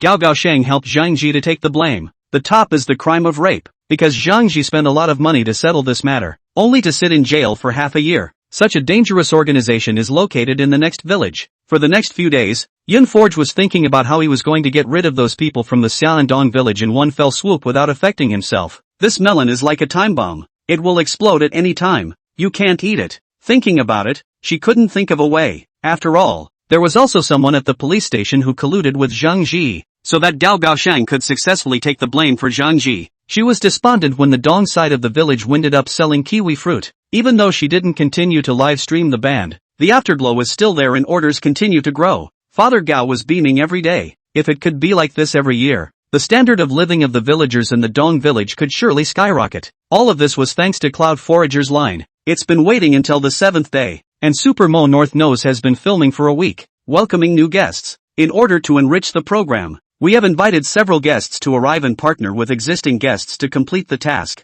CloudForge, how come I didn't say there was a link to this before? Wen Li laughed. It's a new addition to the program, and everyone should be looking forward to their partner. CloudForge does not. Her comments were not listened to by Manly. Immediately afterward, the staff rolled out 6 screens. Undoubtedly, there were people standing behind the screen. CloudForge was on his tiptoes and couldn't see anything. Random selection? Wen Li couldn't help himself. Of course not. All the guests' partners are paired up by the program team. It's a fixed pairing and can't be changed. So now in order, please invite guests Mr. Pan Haolin and Pan Yun Dong to come forward and reveal your partners for this program. Pan Haolin and his son walked up and saw a figure through the screen. He laughed while Pan Yun Dong jumped and yelled, "Mommy, it's mommy coming." Wen Li's smile deepened. "Yun Dong, are you sure it's mom? Don't be mistaken." "Yo," Pan Yun Dong said. "I won't be mistaken. It's mom." Wen Li told the staff to remove the screen. "That's right, Mr. Pan Haolin's partner is Ms. Wang Qian. She is followed by Turnip Hu,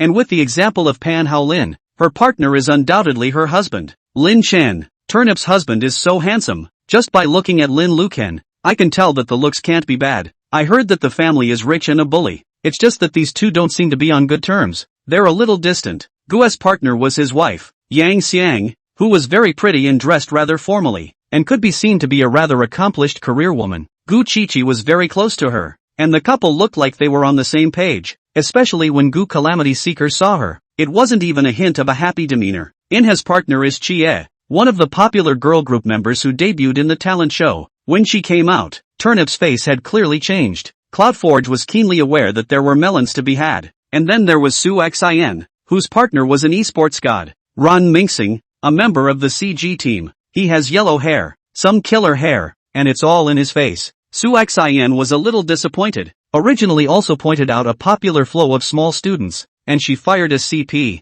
Bring her a hand. It was only at the end that Cloudforge's partner was announced. Wenli sold a little. Cloud Forager. Nervous? Yunforge could vaguely see a silhouette through the screen. This man, she was all too familiar with. Cloudforge snorted. Not nervous, not looking forward to it. Wenli, well at least give some face. Yunforge bristled. Just announce it directly. It's so pointless. Chapter 68. What brand of plastic bags? This attitude of Cloudforge made everyone really curious. Who was the person behind the screen that repulsed her like that? Wenli wiped the sweat from his forehead. Then next, let's give a round of applause to Mr. Qi Yanchuan, the current president of Xingchuan. The faces of everyone in the room, except for Yunforge, were all very shocked. Qianchuan. What kind of luck is this woman Cloudforge? Now, right now, let me go through the clouds. Cloudforge, Cloud Forager, kiss him 200 times right now. Have you guys had enough? Can't you see Yunforge isn't happy at all? As soon as Qi Yanchuan appeared, it was as if all the aura was taken away from him, and everyone could only see him alone in their eyes. Turnip had seen too much of Lin Chen and always felt that handsome men were just like that, visible Qianchuan, only to realize that there are people outside the people, except for Cloud Forager. Of course, she didn't even want to look at him more than once. Yunforge, don't you want to say hello to Mr. Qi? Wenli looked like he was watching the show. Yunforge tugged at the corner of his lips and didn't say anything. Su Xin covered her mouth and laughed softly. Where is the need to greet? Yunfori is afraid that she already knew it was Mr. Qi, right? After all, Mr. Qi is your former ex-boyfriend. Qianchuan picked it up coldly, glancing at her. Su Xin blanched and didn't dare to speak again. Yunforge snorted. You want to talk about the former gold master, right? Look at your wimpy and vegetable dead look. I'll help you to talk on. Happy? Su Xin looked embarrassed and lowered her head, muttering, this matter is known to everyone. It's not like I said it. Qianchuan slowly and methodically pulled up his shirt sleeves, revealing his sturdy arms. Plain, unassuming gestures, done by him with reserve. Yunforge and I are male and female friends in a normal relationship, not a packaged relationship. I hope Ms. Su will be careful with her words and not judge others by themselves. I'll get high on this pair of CPs first. Boyfriend, he actually came out to explain himself. He deserves to be Mr. Bully. Yunforaging is so calm. Now it will not be the Chief Chi's wife chasing crematorium, right? A boyfriend like that for me, where I'd give up his crematorium. Eyes red, Su Xin simply didn't look at them and turned her head to talk to her partner. Qi Yanchuan, this kind of person, good reason how will come to participate in the program. Must be for Yunforaging. Just thinking about it made her heart twist with jealousy. Yunforge lowered his head to play with his cell phone, looking at the new messages in the gossip group. She had known about Gu Calamity Search for a long time, and it was to be expected that the couple would seem to be separated from each other. There's not much melons for Mr. and Mrs. Pan Hao Lin, but there's a lot of melons for that girl group. She was the goddaughter of Lin Chen's family, or Lin Chen's godsister. From the time Lin Chen and Hu Qiqing met to the time they fell in love, this godsister was involved. When Turnip got depressed after giving birth and couldn't take the baby, Qi Hui asked Turnip's mother-in-law to carry the baby. Grandma Turnip also meant well and didn't mean to steal the child, but just wanted to help with the child. But not Chie. She's done a lot of things to separate people from their couples while Turnip was depressed. One of the most powerful things that happened was when Lin Chen got drunk and was seen by Turnip in a scene where she shared a bed with him, betraying his wife. Lin Chen was unable to defend himself. Since then, the couple has been estranged, separated. Yunforge turned off his cell phone and looked up to see Qian Hui walking up to Lin Chen. Sister-in-law, I'm so sorry. I didn't know my brother would be on the program. I should have known he would come. Yunforge picked up. And you're not coming? Xie glanced at her and bowed her head slightly. My sister-in-law doesn't like me very much, and I shouldn't have come if I'd known my brother was coming. Yunforge laughed. Your logic isn't right. Your sister-in-law doesn't like you. Then you shouldn't have come when you knew Turnip's sister was here. What brand of plastic bag? So loaded. Yunforge has gone too far, hasn't she? Did we, Qian Hui, invite her to mess with her? Just get used to it. There are very few people on the whole show that she doesn't dislike. So Lin Chen is Qi Hui's brother? I've watched the program before and she's mentioned many times that the siblings are very close. Does Turnip not like Chie? Sister-in-law conflict? Xia originally wanted to dislike her, and then glanced at the man beside Yunforge. Even Lin Chen had to give a few points of face. It wasn't something she could mess with. My sister-in-law doesn't like me. That's why I'm going on this show. To fix my relationship with her. Turnip brushed her hand away and said coldly, there doesn't seem to be any feelings between me and you that can be repaired.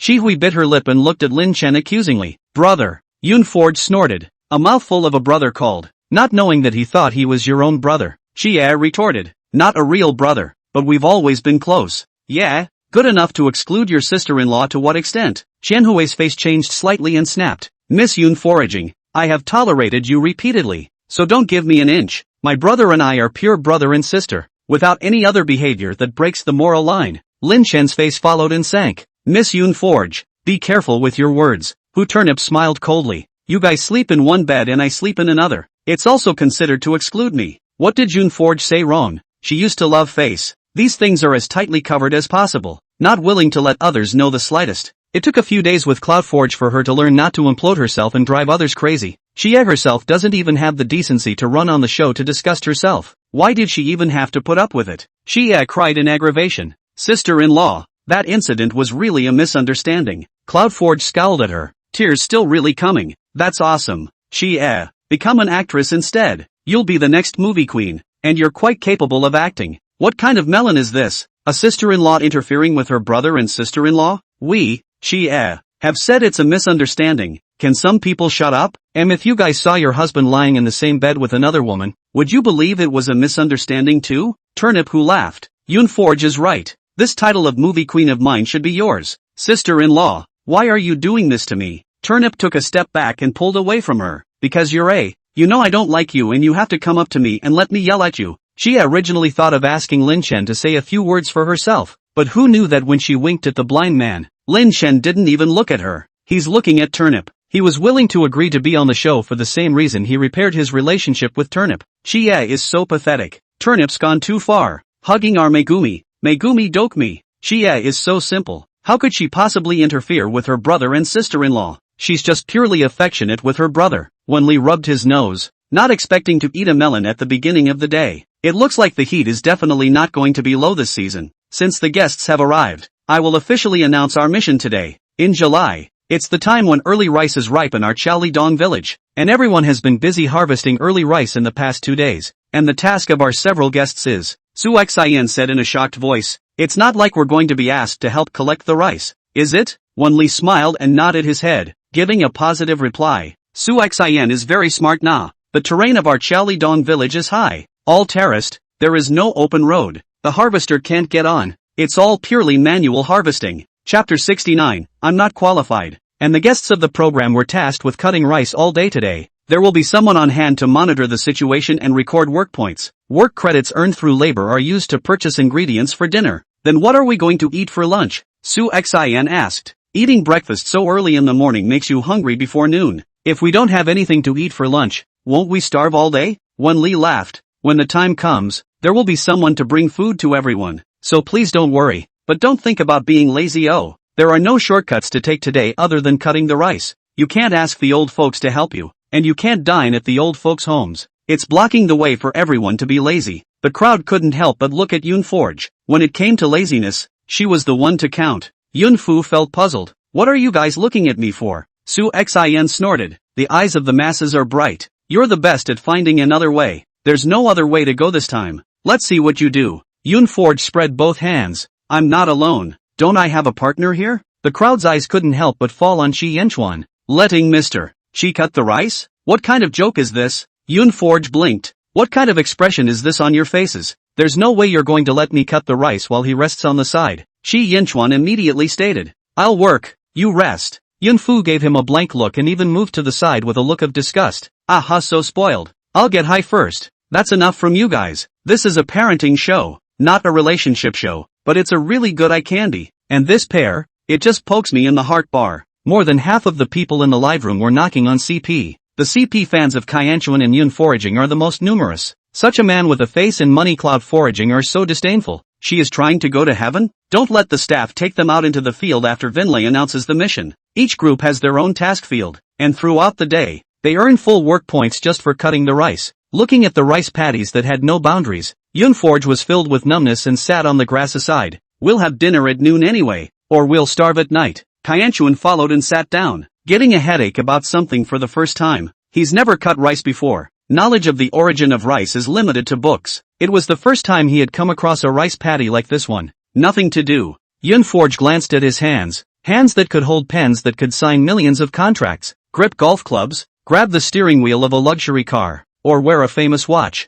Think it was the first time I held a scythe. Such a strong sense of contrast made Yunforge unable to hold back his laughter. Mr. Ki regrets it. Kyanchuan glanced at her. She smiled, and again he felt that what was in front of him was nothing. No regrets. He lowered his eyes and whispered, I'm here so you can stop doing that. Yunforge snorted. You don't even know how to use a scythe, do you? I can learn. His low stance like this called Yunforge's heart uncomfortable as hell. She didn't have to look. She knew what those on the air would say, but it was clearly Chi Yenchuan who hurt her first, and the two of them had already ended their relationship, so he didn't even need to pretend to be as affectionate as he was here. Kyanchuan, are you having fun like this? Kyanchuan hung his head slightly and didn't say anything. It's no fun, but every day he was separated from Cloudforge. It was as if he had lost his sustenance, and not a single day was spent living. Looking at her, even with how hurtful things came out of her mouth, he felt happy. Yunforge was furious. How he made it sound like he was a bully. A competent ex-boyfriend should.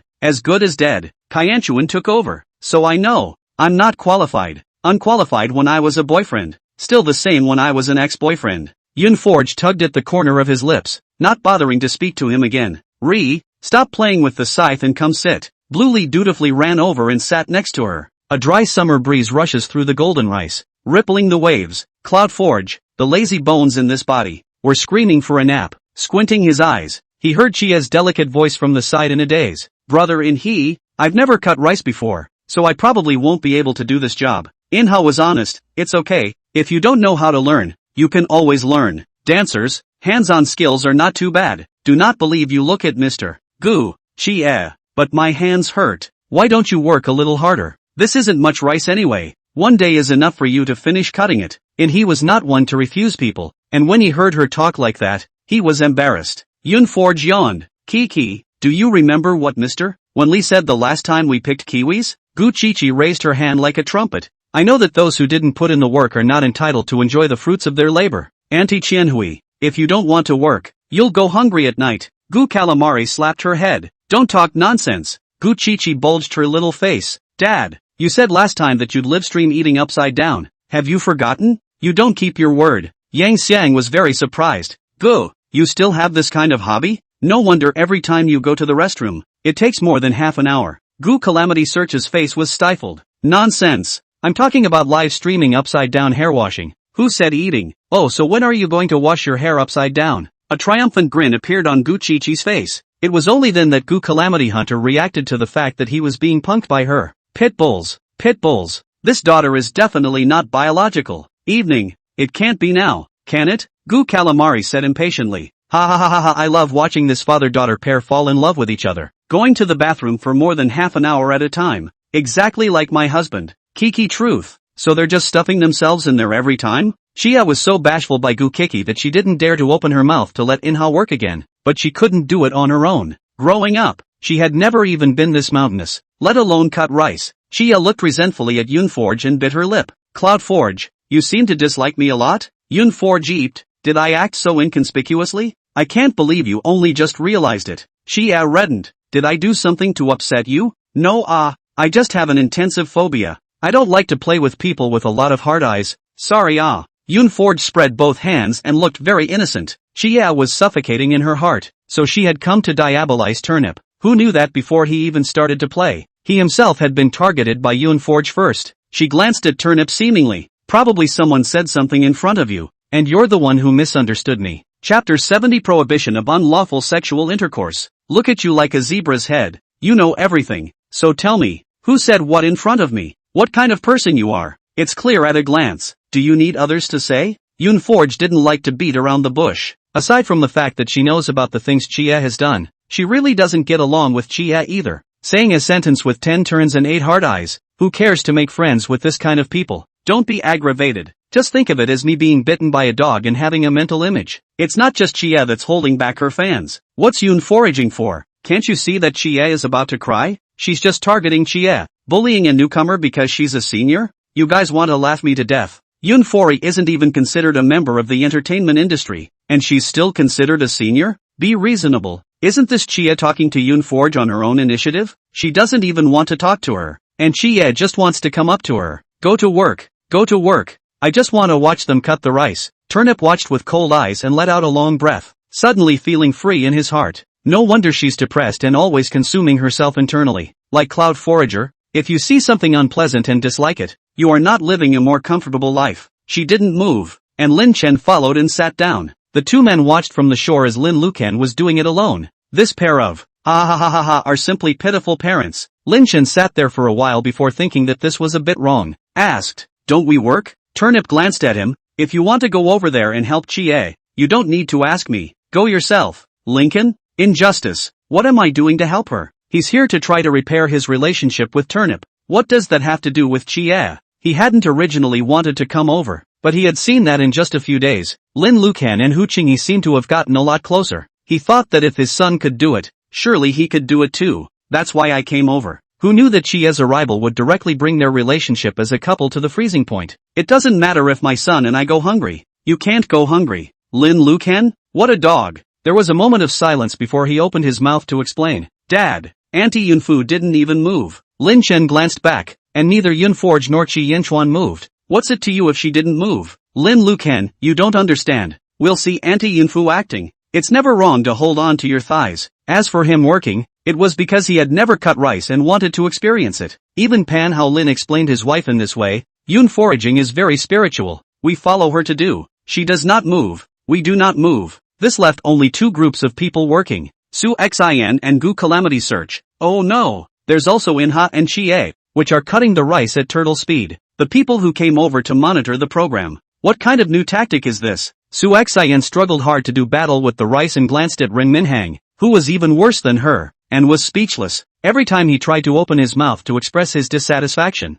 before he could speak, he was blocked by Ren Mingxing. Su Xin, you're so great. How can you be so good that you can even cut rice? I've never seen a girl who is more powerful, more beautiful, and more powerful than you. Zhou Jiejia, intern mom is awesome. Just awesome. Today is work hard. World's first beautiful intern mom. Oh. Su Xin was disgusted and very flattered at the same time. The words of praise from these two men simply poked her in the heart. So again, like a shot in the arm, I continued to fight. After sitting for a while, Pan Haolin finally couldn't sit still, took the initiative to run over and ask Cloudforge, Mr. Qi. Qianchuan looked up. What is it? Pan Haolin pointed at Yunforge. Nothing. I want to talk to Yunforge. Qianchuan, want me to recuse myself? No, just checking in with you. With such a big mountain standing here, Pan Haolin felt panicked. Cloudforge, what's your plan? He crouched down. Yunforge glanced at him. What plan? Pan Haolin pointed to the large swaths of rice. A mission. Yunforge spread out both hands.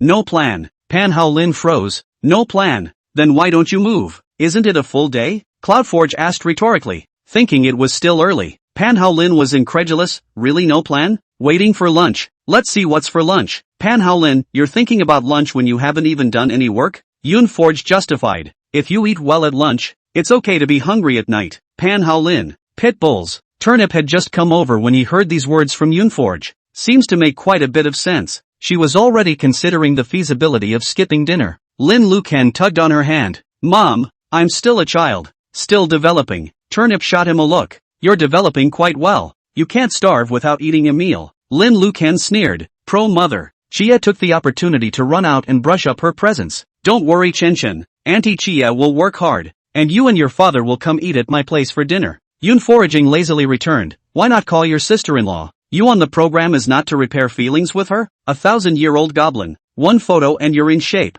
Ha! With a stifled look on her face, Chia had to add. Of course my sister-in-law is coming along. Yunforged sked. Then you should hurry up. With your movements, you won't be able to finish cutting in 2 more days. As soon as the words were out of his mouth, Gosen came over. Pan Haolin, who was just about to leave, squatted down again and waved with his wife and son. Turnip Hu and Lin Lucan had already taken up positions and were crouching next to him. Even in he ran over. Cloudforge, what are you guys doing? A few people said in unison. Eat melon. By the time Lin Chen came over, there was no room. He had to reluctantly take a seat next to Qianchuan. Mr. Qi, I've heard a lot about you. Chi Yinchuan nodded. Mr. Lin. The two men shook hands and were quite sympathetic. After all, they were both at the crematorium. Gaussian came straight over to Cloudforge with a twinkle in his eye. What a crowd! A line of people are watching her with bated breath. But they're not just waiting for your melon. Gosen squatted down and smoothly pulled a handful of melons out of his pocket. You guys want some? We want it. Turnip Hu and Lin Lucan simultaneously stretched out their large and small hands, which were slapped by Yun Forge. It is forbidden to have small or large wants anywhere. Gaussian gave them all a little bit, and everyone got high on melon before she spoke. Just now Zhang came to my dad and asked him to help them sell kiwis. Yun Forge was really interested in this Zhang. After all, there was a criminal organization hiding next door in Xiandong village. Weren't they going to sell it themselves? Why are they looking for you guys now? Yun Forge asked. Gosen gloated and laughed. He hired a webcam star to help him bring in the goods before, and the two ended up fighting on the air last night. The reason is that Zhang is really unethical. Even sent consumers rotten fruit. Received a lot of complaints. Bad Netflix's reputation. Last night that webcam couldn't take it anymore and revealed the story on the air. In a fit of rage, Zhang Ji fought with him, and it was all over the hot seat. Chapter 71, What a Big Wound. Cloudforge guessed. Your dad didn't promise him, did he? Gao Shan shook his head. Of course we didn't agree. We didn't even agree with the Anfu family, let alone their village. Anfu had initially listened to Zhang Xiuxiu and refused help from Gao Shan's side, choosing to lean on Zhang Ji.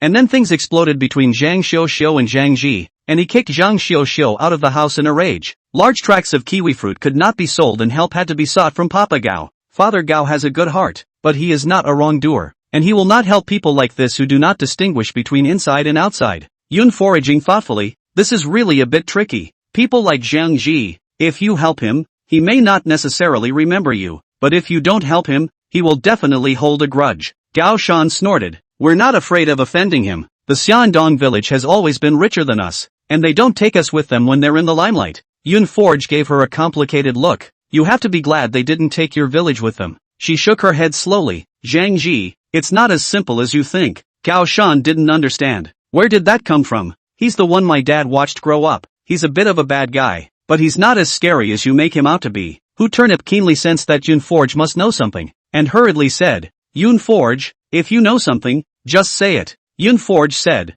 Gao Taishang had previously taken the blame for Zhang Ji. Do you know what the crime was? Gao Shan shook his head. I really don't know about that. My brother somehow got in. Well, he only sat there for half a year. Chi Yanchuan glanced at the camera, and the staff read his meaning and hurriedly backed away, standing at a distance and filming. What's going on with the camera? I can't even hear what they're saying. This melon is too hard to eat in the middle of the meal, scratching my heart and lungs. What's the crime? What's the offense? Don't do this to me. Yun Fei looked back, and then heard Chi Yinchuan hit the nail on the head. He has someone at the police station. Yun Forge froze, and in his heart, he couldn't help but sigh. Chi Yinchuan deserved to be someone who could hibernate in the Chi family for many years, and managed to rise to the top at a young age. That's pretty sharp. Yes, so I knew something, but was afraid to call the police, because once someone reported the news, Zhang Ji's escape was a small matter, and he was most afraid that he would turn around and take revenge. Gao Shan's heart clenched. He's so powerful? Gao Shan, you said the Xiandong village is rich, so do you know what they do to get rich?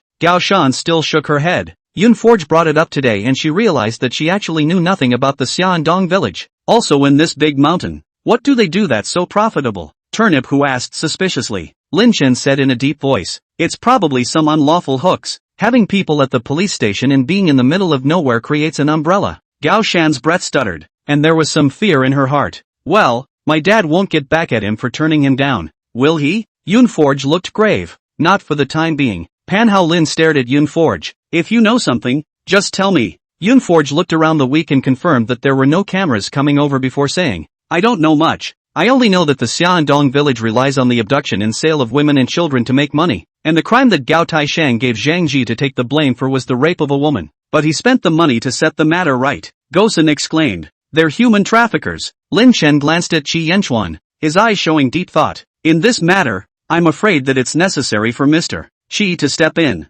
Chi Yanchuan looked grave, foraging. Who else have you mentioned this matter to? Cloudforge shook his head. No, I know I can't call the police, so today is the first time I've mentioned it. Kaianchuan's gaze softened and patted her head. Very smart. Yunforge slapped his hand away in disgust. Don't touch it. Again, a qualified ex-boyfriend. It should be as good as dead. I know. I'll go ahead and make a call. Kaianchuan got up and stepped aside. Gao Shan was in shock. Yoon Forge, are we going to be alright? Lin Chen said. With Mr. Shi around, nothing will happen. Managed to police station has no one. Shi Yanchuan shook people. The upper head will directly send people down. Crossing the local police station. The people a pot. Yoon Forge's heart was slightly relieved. Finally able to relax a bit after being entangled for so many days. Not long afterward, Wenli walked over. Honored guests. Is this a discussion on the grand plan to fight against the Qing dynasty and restore the Ming dynasty? This large area of rice. But it hasn't moved yet. If the staff hadn't told him, he wouldn't have known that the original guys weren't working at all.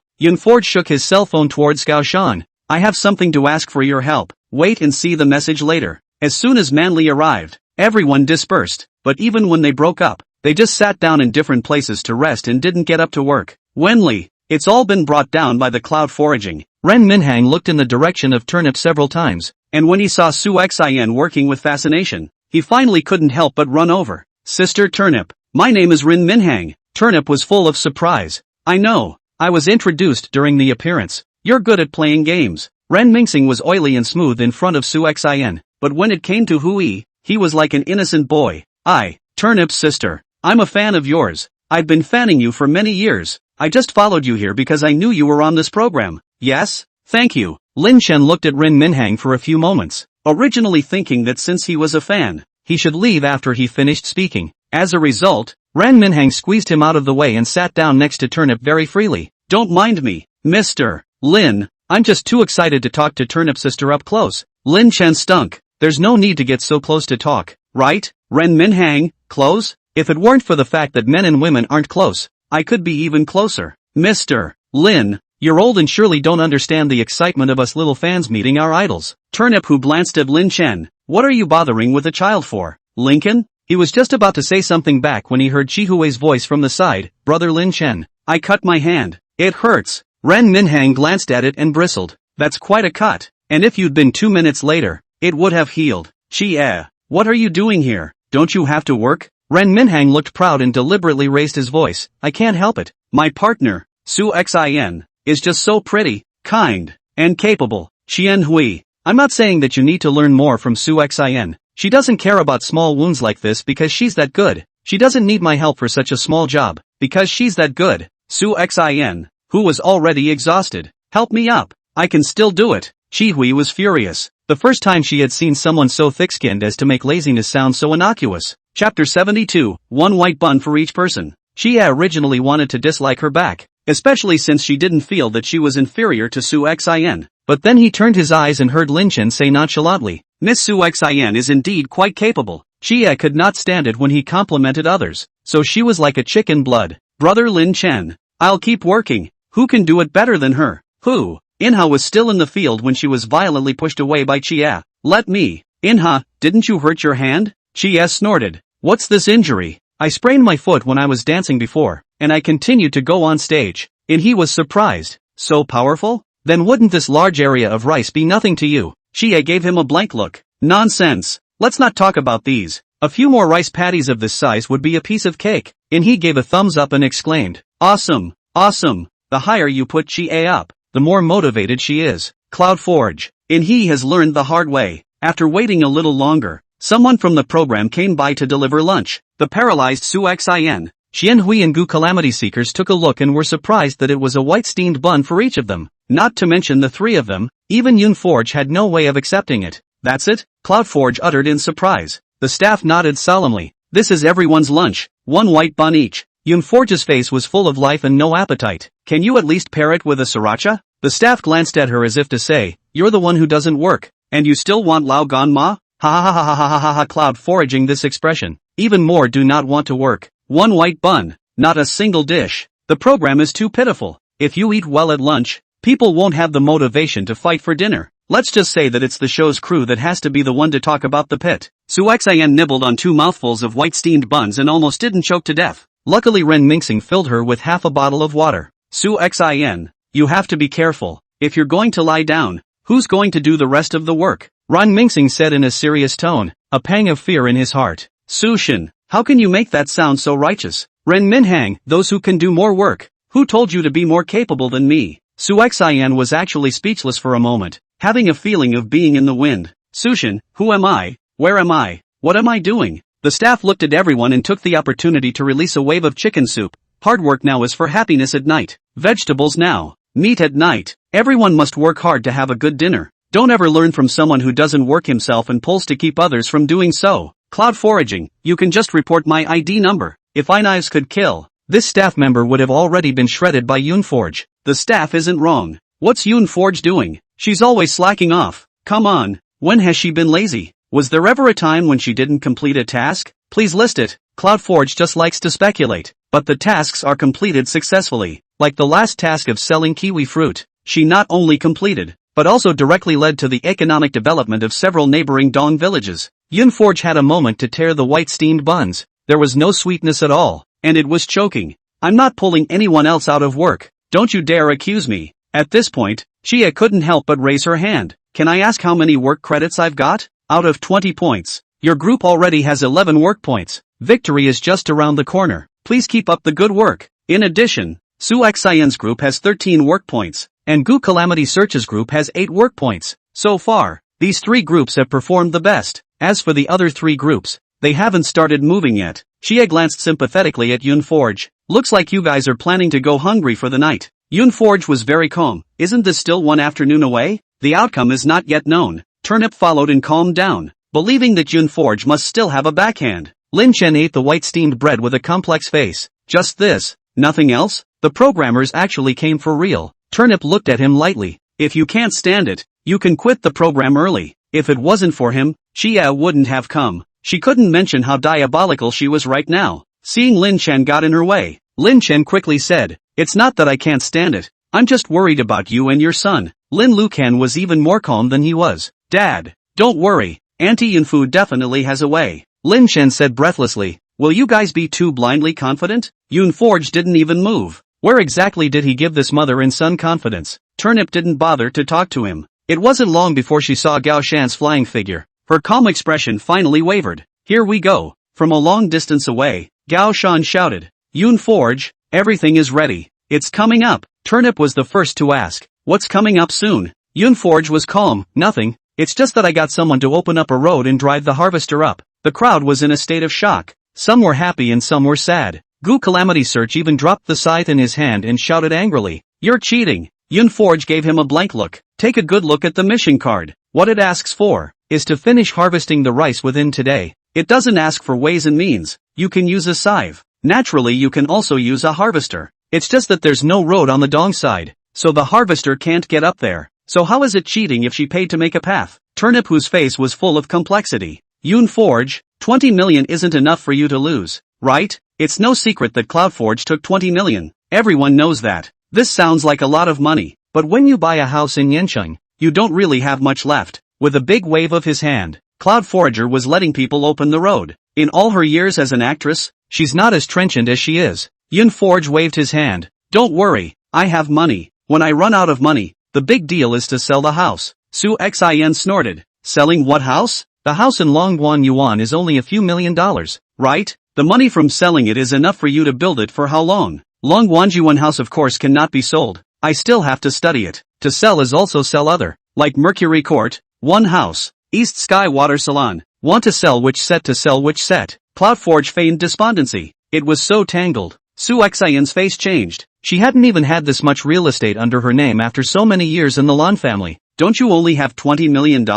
How can you afford to buy a house in one courtyard? I'm afraid you haven't climbed onto any gold master again, right?" Su Xian spoke out in mockery. Yoonforge let out a laugh. "You're really right, aren't you? Here, the breakup fee from the gold master's father." Su Xian coldly grunted. "Selling your body in exchange for money. What are you complacent about?" Yoonforge walked up to her, his eyes glowing with coldness. "There is no shame in selling one's soul and principles. The shame is in failing to sell them for a good price. If I don't remind you, I'm afraid you haven't forgotten what breed of toad you are. Which part of your body, from head to toe, was not exchanged by impersonating MS Su Guiyin's niece? Before mocking me, I advise you to strip yourself naked first." Chapter 73. He will. Su Xian was still over here on the program, and Su Guiyin was busy looking for her own niece over there, and didn't care about her for a while. So much so that Su Xian thought everyone had forgotten about it. Now that Yoonforge was rehashing the old story, that feeling of having one's cheeks peeled off hard resurfaced. Su Xian's face was on fire and she was dumbfounded by the blockage. Yun Forge rolled his eyes. You can't learn after scolding so many times. You deserve to have your car overturned. After waiting a while, the harvester arrived. Gu Calamari gritted her teeth and yelled in defiance. Even if you use a harvester, you have to maneuver it with your own hands before it counts. Cloudforge nodded. Of course. Gu Calamari sneered. Do you know how to use a reaper? Yunforge had a straight face. Of course I won't, but someone else will. Gu Calam Search didn't believe it. Who would? Yunforge pointed at Qi Yenchuan, not feeling the slightest bit like he was punking people. He will. Gu Calam Search was first shocked, and then suffocated. But with any other person, he could have questioned it twice. Favorably, this person was Qi Yenchuan, which he could only swallow his words. He wasn't the only one who was shocked. Hu Turnip exclaimed, Mister, she even knows how to drive a harvester. That's awesome. Lin Chen's tone was a bit sour. Mister, she really knows how to drive. What business tycoon? Still learning to drive a reaper. Qi Yenchuan nodded his head stiffly. I should be able to do it. Only when the harvester was in sight did he lower his voice and ask, when did I say I could drive a harvester? Yun Forge reasoned. You even know how to fly an airplane. What's a harvester? Kaianchuan was helpless. Is this the same thing? Cloudforge shrugged and simply swung for the fences. It's fine if you don't open it. Just starve yourself at night. I'm on a diet anyway. Ha ha ha ha ha, this broadcast is worth the price of admission. Waiting online. I want to see Mr. Chi driving the harvester. Yun Foraging is simply the most pitiful ex-girlfriend. Bar none. Do you think Mr. Keith will say yes? I'm sure it will. It's Cloud Seeker. People's big men came after them specifically to trip this crematorium. Kaianchuan laughed at her exasperation. With this look, he had a deeper aura than when he was cold. It was only Yun Forge who wasn't afraid and rolled his eyes. He was slow to speak. Just when everyone thought he would surely refuse, he spoke. I drive. Happy now? Live streamer. Love brain.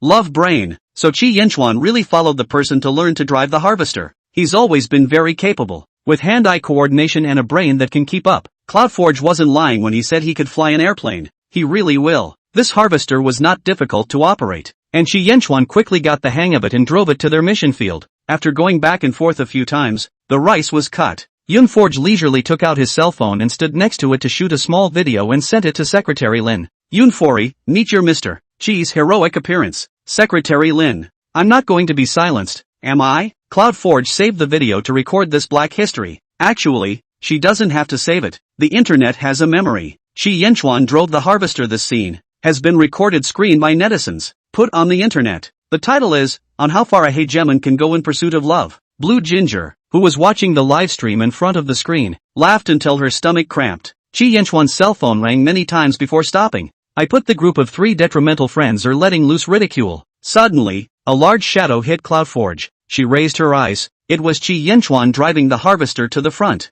The sun was reddening his skin, and he turned his back to the light, blocking most of it for Cloudforge. Go that way. This way to the sun. Yunforge didn't feel the slightest bit sorry for him, and walked to the side without a word. Qi Yenchuan's eyes darkened. It seemed that pretending to be pitiful was of no use. Oh, heartbreaking, my brain mail. Yun Foraging is so cruel. She doesn't even feel pain when she's like this. I don't think she's cruel. How do you know Qi Yenchuan hasn't hurt her? If he really was that good, Yunforge wouldn't have been scolded like that in the first place. As time passed, Kaianchuan became more and more skillful. In just an hour's time, several mission fields were harvested. The fields of the 3 groups of Gu Kalam Search, Su Xian and Xianhui were directly skipped by him. Just as he turned off the harvester, Gu Kalam Search came over. Cheekily asked, Mr. Chi, can you? Before the words left her mouth, Yang Xiang roared, Gu Calamity Search, why are you being lazy? You're almost done. Why are you still bothering people? These words called for both Su Xian and Xia to fall silent. Ran Mingxing followed,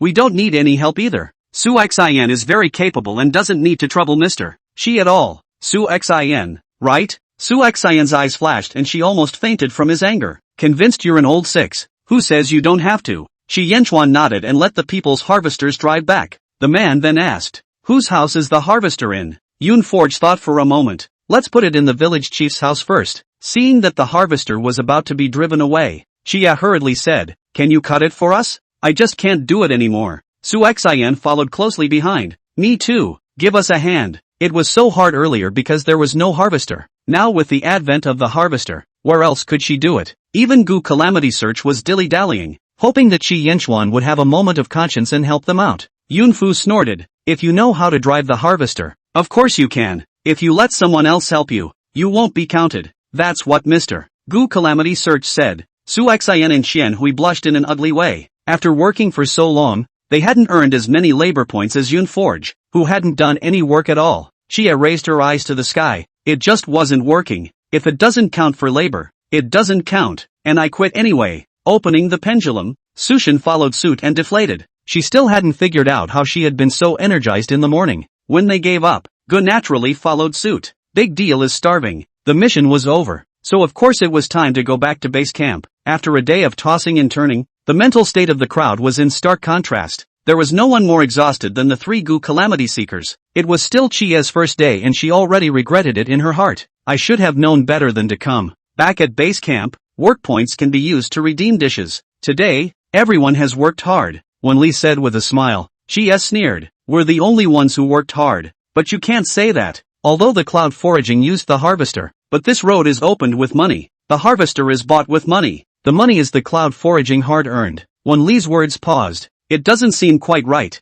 Su Xin snorted, and just as she was about to open her mouth to mock, she saw Yun Forge's warning look. She was instantly silenced. Or shut up. For the sake of everyone's hard work, you can choose to redeem any ingredients or dishes. The former requires independent cooking. The latter is a finished product. 2 labor points for the former, 5 for the latter. Cloud foraging of course chose to redeem the finished product. Rice was not needed to be redeemed. 20 work points could be exchanged for 4 dishes. Enough to eat. Pan Haolin took the initiative to walk over. Mr. Shi, mind if we take a ride? Shi Yenchuan looked at Yun Forge and saw that she didn't mind, so he nodded his head. Chapter 74. Pan Haolin and Yunfei partnered up, and originally Hui wanted to come over as well, but she didn't realize that before she could make a move, Xia ran over pitifully first. Brother Lin Chen, can I partner with you? She held out her hand, which had several blisters on it. Lin Chen hesitated for a moment, originally wanting to refuse. Instead, the cell phone rang at that moment. When he looked, it was a call from his mom at home. When he picked up the phone, he heard Lin's mother blasting furiously. Lin Chen, you're the older brother. How could you do this to your sister? Yu has a grudge against Qianhui. But what about you? What reason do you have to treat her like this? It was so loud that Turnip heard it. Turnip, whose face was unperturbed. Her relationship with her mother-in-law was fine when she first got married. By the time she gets postpartum depression and separates from Lin Chen because of Chi's provocations, her relationship with her mother-in-law becomes more and more strained. No matter how much Mother Lin liked her as her daughter-in-law, she couldn't compare to Qianhui, her goddaughter who had grown up beside her. Therefore, it was expected by Turnip that she would say these words. Once Lin mother spoke, Lin Chen didn't know what to do. Turnip who took the initiative to speak. It's just right that you guys are partnering up and we're splitting up. Chen, are you with your father, or with me? Chi Hui coaxed warmly. Of course Chen is with Auntie Chi Hui, isn't she? Auntie will make you delicious food. She had a good relationship with Lin Lucan in the past, at least better than Hu Turnip, so spoke with confidence, certain that Lin Lucan would choose himself. Who knew that he had inclined his head and taken Turnip's hand? I'm picking my mom. Of course. Turnip's eyebrows moved slightly. That's fine. Half of the labor. And we'll partner with Auntie Yunfu. She gritted her teeth. In that case, brother Lin Chen. It's just the two of us. Lin Chen took a step back and pulled away from her, his expression cold. I didn't think about splitting up or partnering with you. With that, he walked over to Turnip. A family is all about being together. I originally didn't believe that Chia would meddle in other people's families, but now I find out that she's been breaking up the Turnip family. Come on, isn't it Turnip who's ostracizing Chia? Chia looked at Lin Chen with tears in her eyes. Brother, do you not care about me anymore? Lin Chen said, you 2 big guys and 1 small guy. 12 labor points. Enough to eat. Anyway, it won't go hungry. But I didn't expect Inha to raise her hand. I'm splitting up with Chia. Chia was filled with shock. What did you say? Inhe said, half the labor points for each person. I'll take Yunxi and go, so you can eat by yourself. Chia almost spat out a mouthful of blood. Shame on you. I earn most of the labor points, and you want half of them? She gritted her teeth in death. I don't agree. You don't do as much work as I do, so why should you get half? Inhe looked justified. I do less work, but I bring up children. The live feeds were going crazy with laughter at the argument between these two. This is not a breakup. It's a divorce. Wenli nodded. You're a combination. There's no question of who pays how much, and once you split up, it's definitely 1/2. So, Inhe rightfully took half of the labor credits and joined CloudForge. Shi Yenchuan originally wanted to refuse, but as a result, Yun Fori had a quick mouth and directly answered. Su Xian glanced at Ren Minhang and said coldly, do you want to break up the gang as well? Ren Minhang is, okay, Su Xian, get lost. If you split up, don't come back. It's like the words of a broken down wife to her husband, get out of this door and don't you come back. As a result, Ren Mingxing really took the labor points and left, taking Zhou Jijia with him. Come on. When Ren Minhang came, even the baby stopped following her. Gu Calamari looked at Yang Xiang slyly. You don't want to break up with me, do you? Yang Xiang said awkwardly, what are you talking about? We're a family. We're all in the same boat when there's trouble. Gu Qiqi said, there's a saying that husband and wife are birds of the same feather. But what about flying separately in the face of great difficulties? Mom, are we really not going to fly? Yang Xiang, good boy. It's not that we don't want to fly. It's that we don't have many work credits, and if we split up, we can only rub up against other people's food when we go over to Auntie Yinfu's side again. How embarrassing that would be. It wasn't that he didn't want to kick Gu Calamity Search, it was that he didn't want to drag others down. So, Yunforge's side exchanged many dishes, and a large group of people sat together, similar to having a reunion dinner. Xie and Su Xian, on the other hand, were cold and ate by themselves. Netizens are about to go crazy with laughter. The camera pans over to Cloudforge's side of the room, and Good Day is playing on the air. Turn to Su Xian and Xianhui side. With the first day of the cloud foraging used beggar special effects, played 2 springs reflecting the moon. Look is very tragic. After eating and drinking, it got dark. The staff helped clean up the mess and the tired guests didn't just disperse after a long day. Most of these people are very busy and rarely have the time to slow down and have a cup of tea after a meal. Turnip suddenly said, Inha-sensei has dubbed my movie, right? Suddenly by the movie. Inhe smiled coyly. Yes, the one with the new girl in charge. A yellow plum opera movie. The old version is a classic, but Turnip stars in a new version that performs its own character and is very colorful. The Inhe matches theater accent is not of course the part of Turnip, but the other roles. How about a verse? In the movie, I've heard that part of your opera cadence many times. Inha's face exploded red and she nervously tugged up the hem of her coat. Where? The ones I've dubbed are small roles. The part of Mr. Turnip is the classic. The person who dubbed Turnip was a professional theater teacher, and Inhe dared not compare himself to him. Turnip who sighed. MS. Huang Hai retired a long time ago, so I'm afraid it's hard to hear her open her voice again. Quite a few people have covered that part, and I remember there's one in your dubbing world called Honey. At the mention of this Honey, Inha looked agitated. Yes, she's an amateur, but that part of New Female Son-in-Law is a classic, and of all the covers, I think she stands out the most. Unfortunately, she hasn't appeared in a long time. Turnip nodded. I've heard that too. The crowd was silent for a moment before Chia voiced out. I can sing a little bit of an opera accent as well. Inhe, why don't we pair up a verse? Inhe froze and subconsciously looked at Turnip. Turnip laughed. Yeah, let's hear it for everyone. Inha had to agree stiffly. However, he knew that Hu Qi must be diabolical, so he took the initiative to mention, why don't we pair up with husband and wife returning home? Chia forced a smile. Isn't it the lady's son-in-law? Inhe said, if female son-in-law is the case, you can sing it alone. Chia wanted to say that it was okay to sing by herself, but Hu Turnip ordered Inhe first, and he would look a little lovey-dovey if he left him out. Okay then, it's husband and wife. The staff cooperated by dropping the soundtrack, so Inha and Chia partnered up and sang one line at a time. Laymen who listen, even amateurs, feel like listening to fairy music ears temporarily bright. Chihui has some skills, her voice is clear and clean, and she has a measured, staccato manner of speaking. Chapter 75, Why mention the past? In recent years, the national style has been prevalent, and many operas that were once not watched by young people are now being turned out one by one. This song, not only did the netizens listen to it with great interest, even Yunforge couldn't help but marvel at it. After the song, everyone couldn't help but applaud. Inha, however, was a bit lost in thought. Chia's voice made him drift off as if he heard honey reappear in the jungle. He wasn't sure, it just felt like it. The human voice is inherently different when heard in person and when recorded on an electronic device, but he'd been looking for honey for too long, and even if it was just a possibility, he wanted to ask, Chia, are you? Chia cocked her head. What? Have you ever mixed in the dubbing world? Chia froze, and instead of answering immediately, she deliberated for a moment, pondering why Inha would ask that. I just thought you sounded a little like Honey. Are you Honey? Chia doesn't mix with the dub scene, but watches national manga. In recent years, national comics have risen to prominence and come out with a number of excellent works. Honey, on the other hand, is very much out of the loop with her dub in the national manga and has attracted a lot of fans. She has more than 2 million followers on the Rattling Pleasures short video platform and has posted so few videos that she's on the verge of being dished out pulp. And then, Honey suddenly disappeared and became the white moonlight in many people's hearts. Chia smiled slightly. Why bring up the past? Her answer was ambiguous, not saying yes or no, but in everyone's eyes, it became the default. What? Chia is a honey god? Which honey? Why haven't I heard of it? It's normal that outsiders haven't heard of them, the gods of the dubbing world. She has an account at Ringing Joy. It's been a long time since she's updated. Inha couldn't decide in her mind and asked,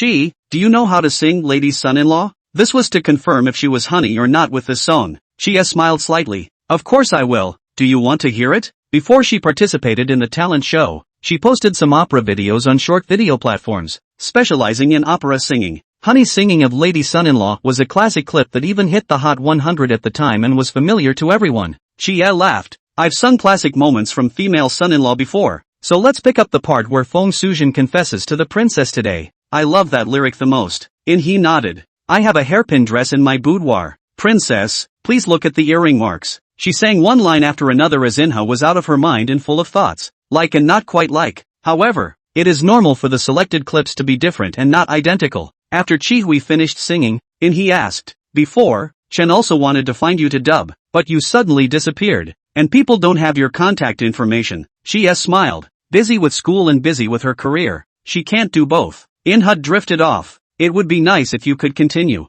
I'd like to partner with you again. Let's talk about it when we get the chance. How could Chia dare to agree to that? If she did go for a dub, it was only a matter of time before she flopped. She's just trying to rub it in. It's not like she really wants to change careers. Inha wanted to say something else, but Chia didn't want to continue. We'll talk some other time. There are so many people here. We can't just listen to the two of us. Inha nodded with some regret, but nodded anyway. After listening to 2 songs in a row, Yunforge yawned and couldn't help but reach out to cover it up. She moved in a way that stood out in the crowd. Chia was upset. Is Yunforge finding it hard to listen to? Why don't you come up with a song? She took the opportunity to draw fire to Cloudforge in case people continue to focus on her. Cloudforge opened his mouth and yawned again. Sorry, I'm just a little sleepy after a long day of work. Crowd. Only Su Xin dared to tell the truth. When did you work? Aren't we the ones who do it? Yunforge shrugged. Contacting to buy a harvester is also tiring. Okay, you think spending money isn't tiring? Sushin,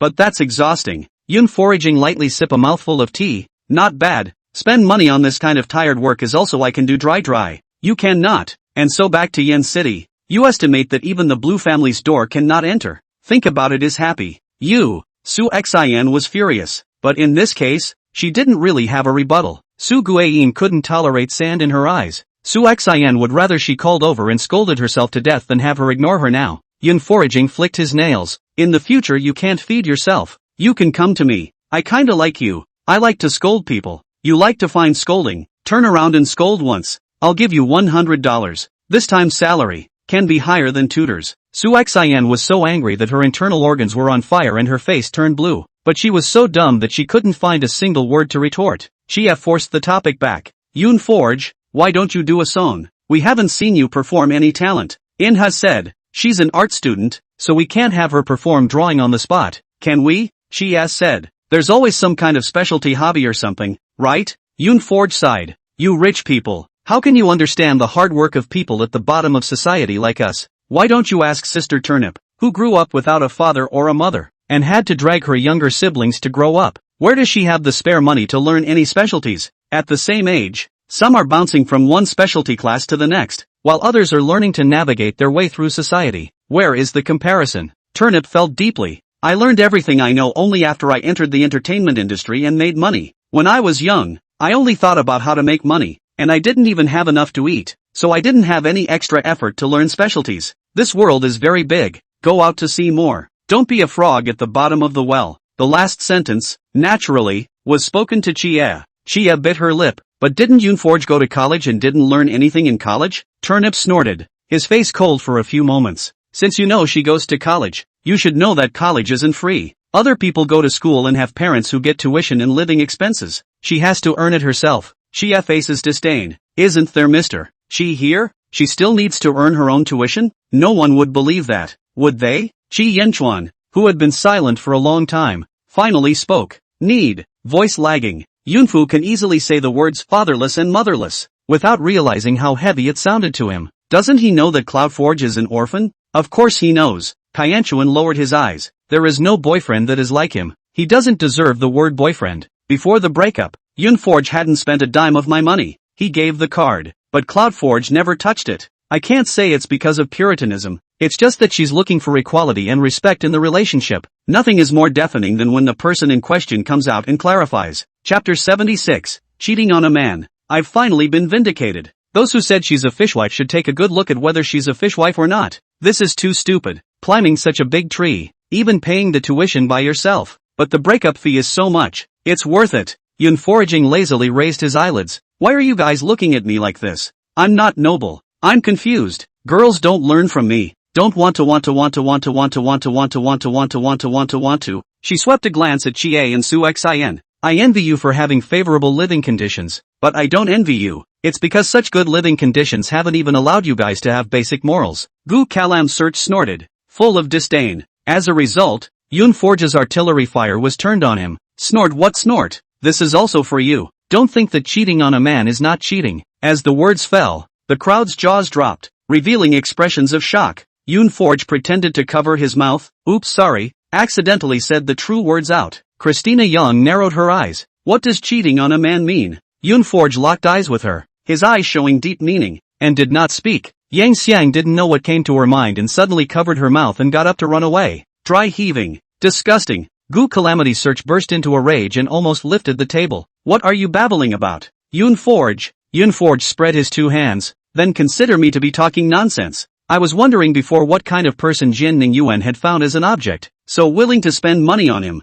Only later did I realize. She swept Gu Calamity Search up and down, her gaze landing on his crotch. I don't know who's up and who's down, him or Jin Ning Yuan. Not only her, but a number of people in the audience looked at the spot. As Yoonforge was thinking, his eyes suddenly went dark, and he was covered by Chi Yinchuan. Don't look away. She pushed Chi Yinchuan's hand away. Don't you touch it. Gu's biggest secret was shaken out. His face couldn't hang on. He couldn't even care about his wife and daughter. He turned around and ran away. Wanli held his forehead and sighed helplessly. This, what happened? Is it what I think it is? Gu Jingxuan is a Tong? Is he really the same? Yunwu wouldn't be bull ting me. Would he? When has what Yoonforge said ever been nonsense? What's wrong with homosexuality? You still discriminate against people's sexual orientation? The earth laughed when NCF opened his mouth. It doesn't matter if he's a homo or not. If he's a homo, why does he need a wife? If he's a homo, why did he marry a wife? He's cheating on his wife. Do you have any common sense? Yang Xiang was full of numbness, not caring if she was still recording the program. Already got out his cell phone to contact his lawyer and prepare to sue for divorce. Gu Chichi didn't understand what was happening yet. She only knew that her mom looked so ugly. Mom, what's wrong? It's okay, we're ready to leave. Gu Kiki asked. Not recording the program? Yang Xiang smiled. I'll take you to the kids to play later. Let's not record the program today. Gu Chichi beamed. Okay ba, next time I'm going to play at Sister Shioli's house. Blue Lee pulled out her cell phone and typed. Welcome. She's now one of those people who have friends who can come over to the house. Yang Xiang forced herself to stay calm and greeted everyone before leaving with Gu Chichi. Before she left, she looked over at Cloudforge. Cloudforge, all these things, they're all true, right? Yoonforge rested his chin. I'm not sure which ones he's had in the past, but you can check on my classmate, Jian Ning Yuan. He's quite brainless, so he can definitely find out a lot of clues. Christina Yang smiled hard. Thank you. Yunwei waved his hand.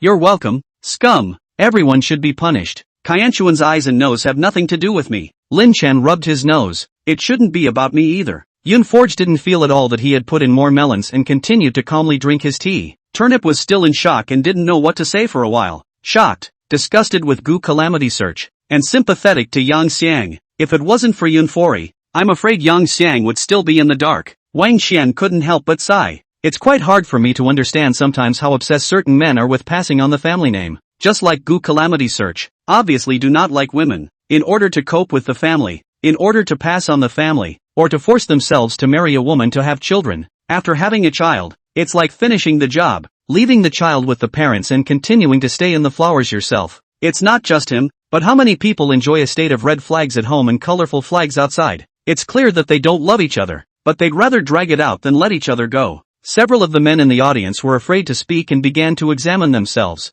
Cloudforge doesn't see the point in talking about this. Long live the singles. With that said, I'll put on a talent show then. Inha immediately said. Perform what? Yoonforge said. Didn't you guys just want to hear the classic clip of female emperor's son-in-law? Just that clip. She snorted contemptuously. You would? Don't roll over. Flip the car or not. Just try it. The sound of the swan arose. The 1,000-year-old Pipa and 10,000-year-old Zhang. A classic song to the ears. The crowd only felt the blood in their bodies boiling. Cloudforge took a sip of tea, swallowed it, and opened his voice. In order to save Li Lang away from home, who expects the royal list in the first prize? In the first prize, wearing a red robe, cap inserted palace flowers good wow good fresh nah. When the positively round accent came out, it called to Turnip as if he were back in the movie. In order to save her husband and son, Feng Suzhen refers to the name of Li Xiaoting and wins the examination. In this paragraph, Feng Suzhen is wearing a red robe, a springtime posture. It brings out the playfulness of a daughter's home and the joy of having achieved her purpose. When Cloudforge opens his voice,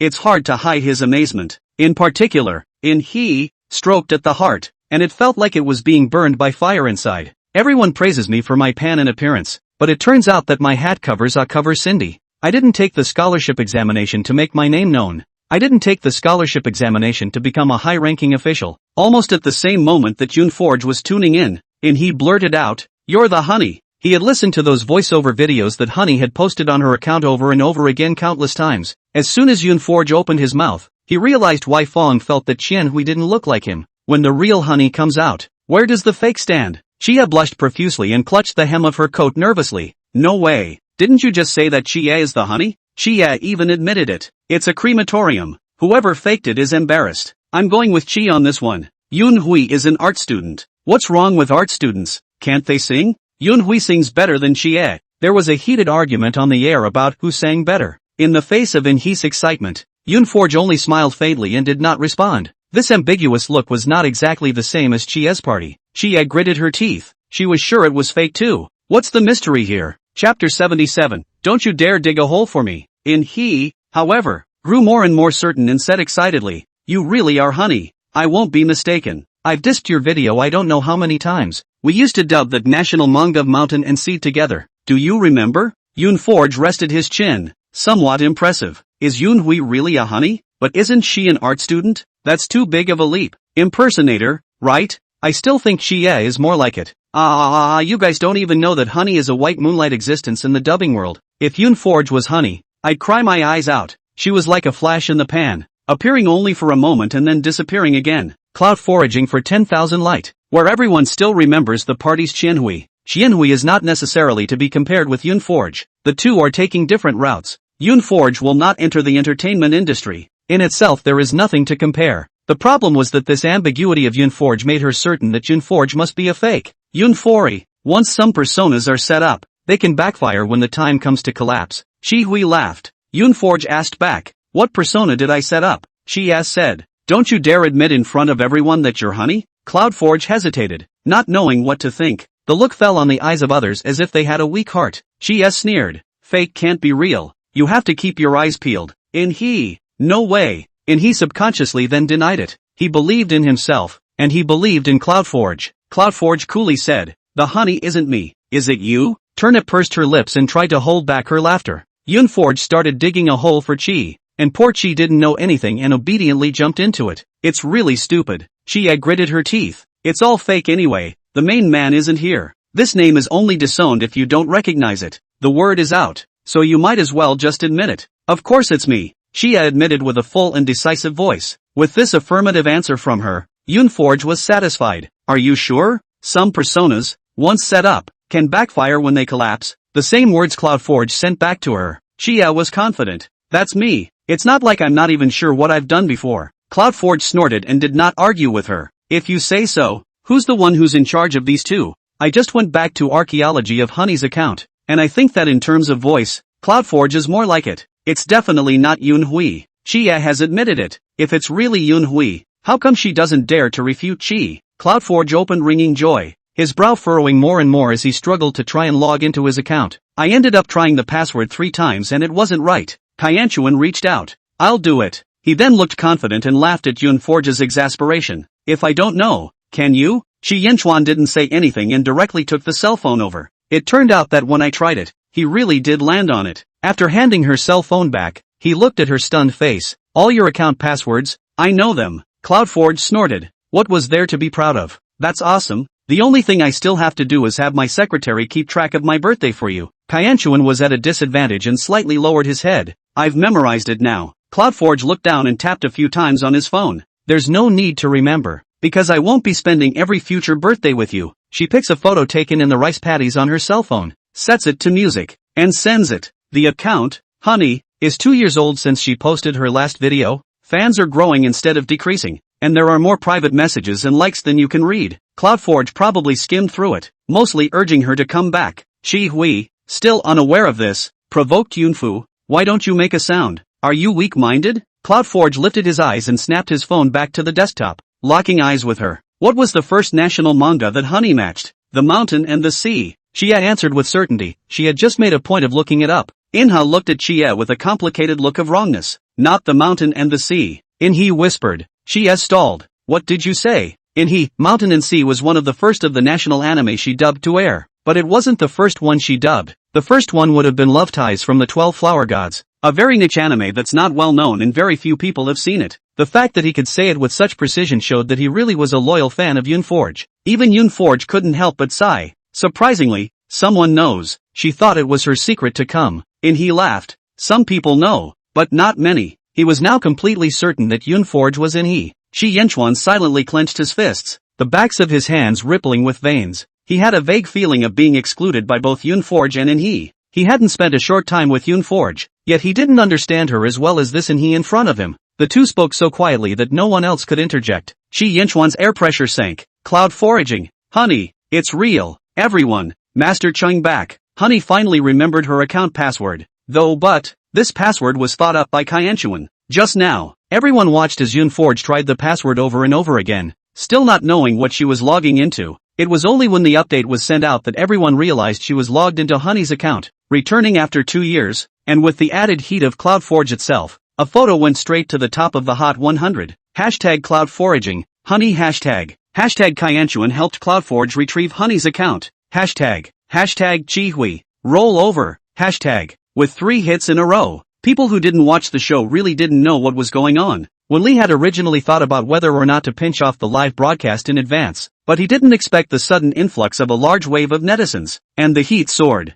The director quickly shouted, "Keep dialing. Don't break. This crematorium drama is everyone's favorite." He was now incredibly glad that he had invited Yunforge to be on the show. Look at the heat. But how many times it's been on the hot seat in a week? The man simply carries his own hot body. And over here, Xie doesn't know what's happening online. Just listening to the chat between Inhe and Yunforge, the more he heard, the more wrong he became. She picked up her phone just in time to see a message from her agent. Look at the hot search. You've been scolded badly. I told you to be careful with your words before you went on the show, but you didn't listen to a word. Live broadcasts were the easiest to flip, and she had never advocated for artists to be on such programs. Now it's good. It flopped on the first day. Xia was so shocked that she hurriedly opened her Twitter feed to take a look. Hashtag Chanaway. The car. Hashtag hangs red in the top 5 hot searches. She flipped it over quickly, her face a ghastly white. After Xie read it, her sharp gaze pointed straight at Yunforge. Don't you dare dig a hole for me. Yunforge was a real honey, and her hesitant appearance just now was all pretense. To dig a hole for her and mislead her. Xianhui grabbed the tea on the tabletop and tried to splash it on Yunforge's face, but Lin Chen held it down. His face was grim as he coldly said, "Who dug the hole for you? You said yourself that a persona flopping is subject to backlash. Did Yunforge ask you to impersonate him? If you weren't greedy and didn't lie, you wouldn't have gotten into this now." Chapter 78, We're all paid. Xie gasped. She purposely pretended to be hesitant to confuse me, so that you'll think I'm not honey and you can continue to impersonate me. Yes? CloudForge took her words coldly. She snorted. No image of a pig, but a pig's brain. Xia was so angry that tears came out of her eyes, especially when she thought that she was now being scolded all over the internet. You and Turnip are in cahoots. You've been giving me a hard time since the show. Inha was furious. That's so unreasonable. You're assuming your own identity. It's not like Yunforge forced you to do it. What does it have to do with her? Xie, you're at least an EGO. Don't you know that you can change when you know you're wrong? Xie was so full of anger that she didn't listen to his lecture and ran away, covering her face and crying. A little propped up on Melon today. Turnip yawned. It's too late. We'll continue tomorrow. There better be melons tomorrow. Wenli and a line of staff. If we get a few more, there won't be many guests left on the show. The day was finally over and everyone rushed back to get some rest. The crowd dispersed and Wenli called Yunforge aside. My ancestor A. Can you say hello before you break the news? Cloudforge froze. I didn't break any news, did I? When Lee was exasperated and laughed. Gu calamus this. Is it still not material? If he flips, where are we going to find a replacement? Yun foraging innocently said. This matter I thought you all know. Who knows you do not know? If I had known that only I know. I will not say. When Lee's head was dizzy. What kind of tongue twisting are you doing here? Next time you have any melons, let me know in advance. My heart can't take it. Cloudforge looked back and waved his hand. Don't worry, the rest of these have no melons. That's not true either. There's Chia. As for whether or not she said anything, it depended on whether or not Chia was cognizant of the situation. Cloudforge yawned lazily. You guys arranged accommodations for him, right? Here, of course, we are talking about Kyanchuan. Wan Lee smiled and nodded. I've communicated with the village chief, and Mr. She is staying with you for the time being. Yunforge smiled coldly. He's not used to living in our place. You guys arrange a hotel for him. Yeah, I'll ask then. As a result, Wan Lee really ran to ask Chi Yinchuan, Mr. Chi, for you to arrange in the same home with Yun foraging. Are you still satisfied? Kyanchuan, satisfied. Cloudforge protested. I'm not satisfied. I don't want to live with him. Wan Lee smiled slightly. The guest has no right to resist. This is the arrangement of the program. Meh, go be a dog. Don't be a man. Yunforge huffed and flipped off the people from the program and went straight back with Lan Li. Chi Yinchuan did not slow down to follow. Never far from them. The tall figure of the man in the darkness of the night was suffused with a strong sense of loneliness.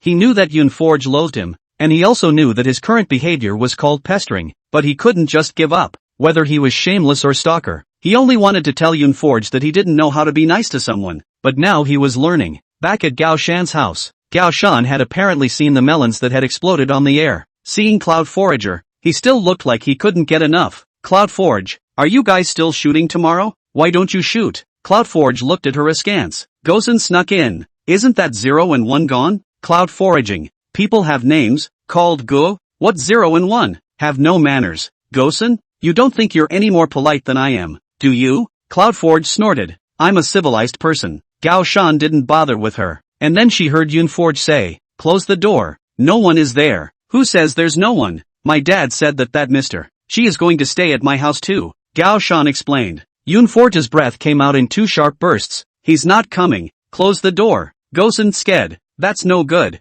We're all charged. As soon as the words left her mouth, she hastily covered it. Accidentally exposed. Who knew that? Cloudforge asked. How much do you charge a night? Gosen held out 3 fingers. Yunforge frowned. 3,000? Gao Shan's jaw dropped. You think I'm a crooked businessman? I'm not a 5-star. 300. This price is already high. Yunforge smiled coldly. Where is 300 enough? People are rich. He won't be happy if you charge less. Gao Shan neighed. Rich people still have this kind of fetish? Waiting for Chi Yinchuan to come in. The cloud foraging born revenge psychology. Sit on the ground price. Chi total. If you want to live here today, a night of 3,000. Does not include food and housing. Love to live not. Gao Shan's head was dizzy. 3,000. But it was too much to think about. What little cutie would be willing to be such a sucker? I didn't expect this little cutie. It's right in front of us. Chi Yinchuan nodded lightly. Good. He responded so readily that it seemed like Yunforge was being unreasonable. Yunforge grunted coldly,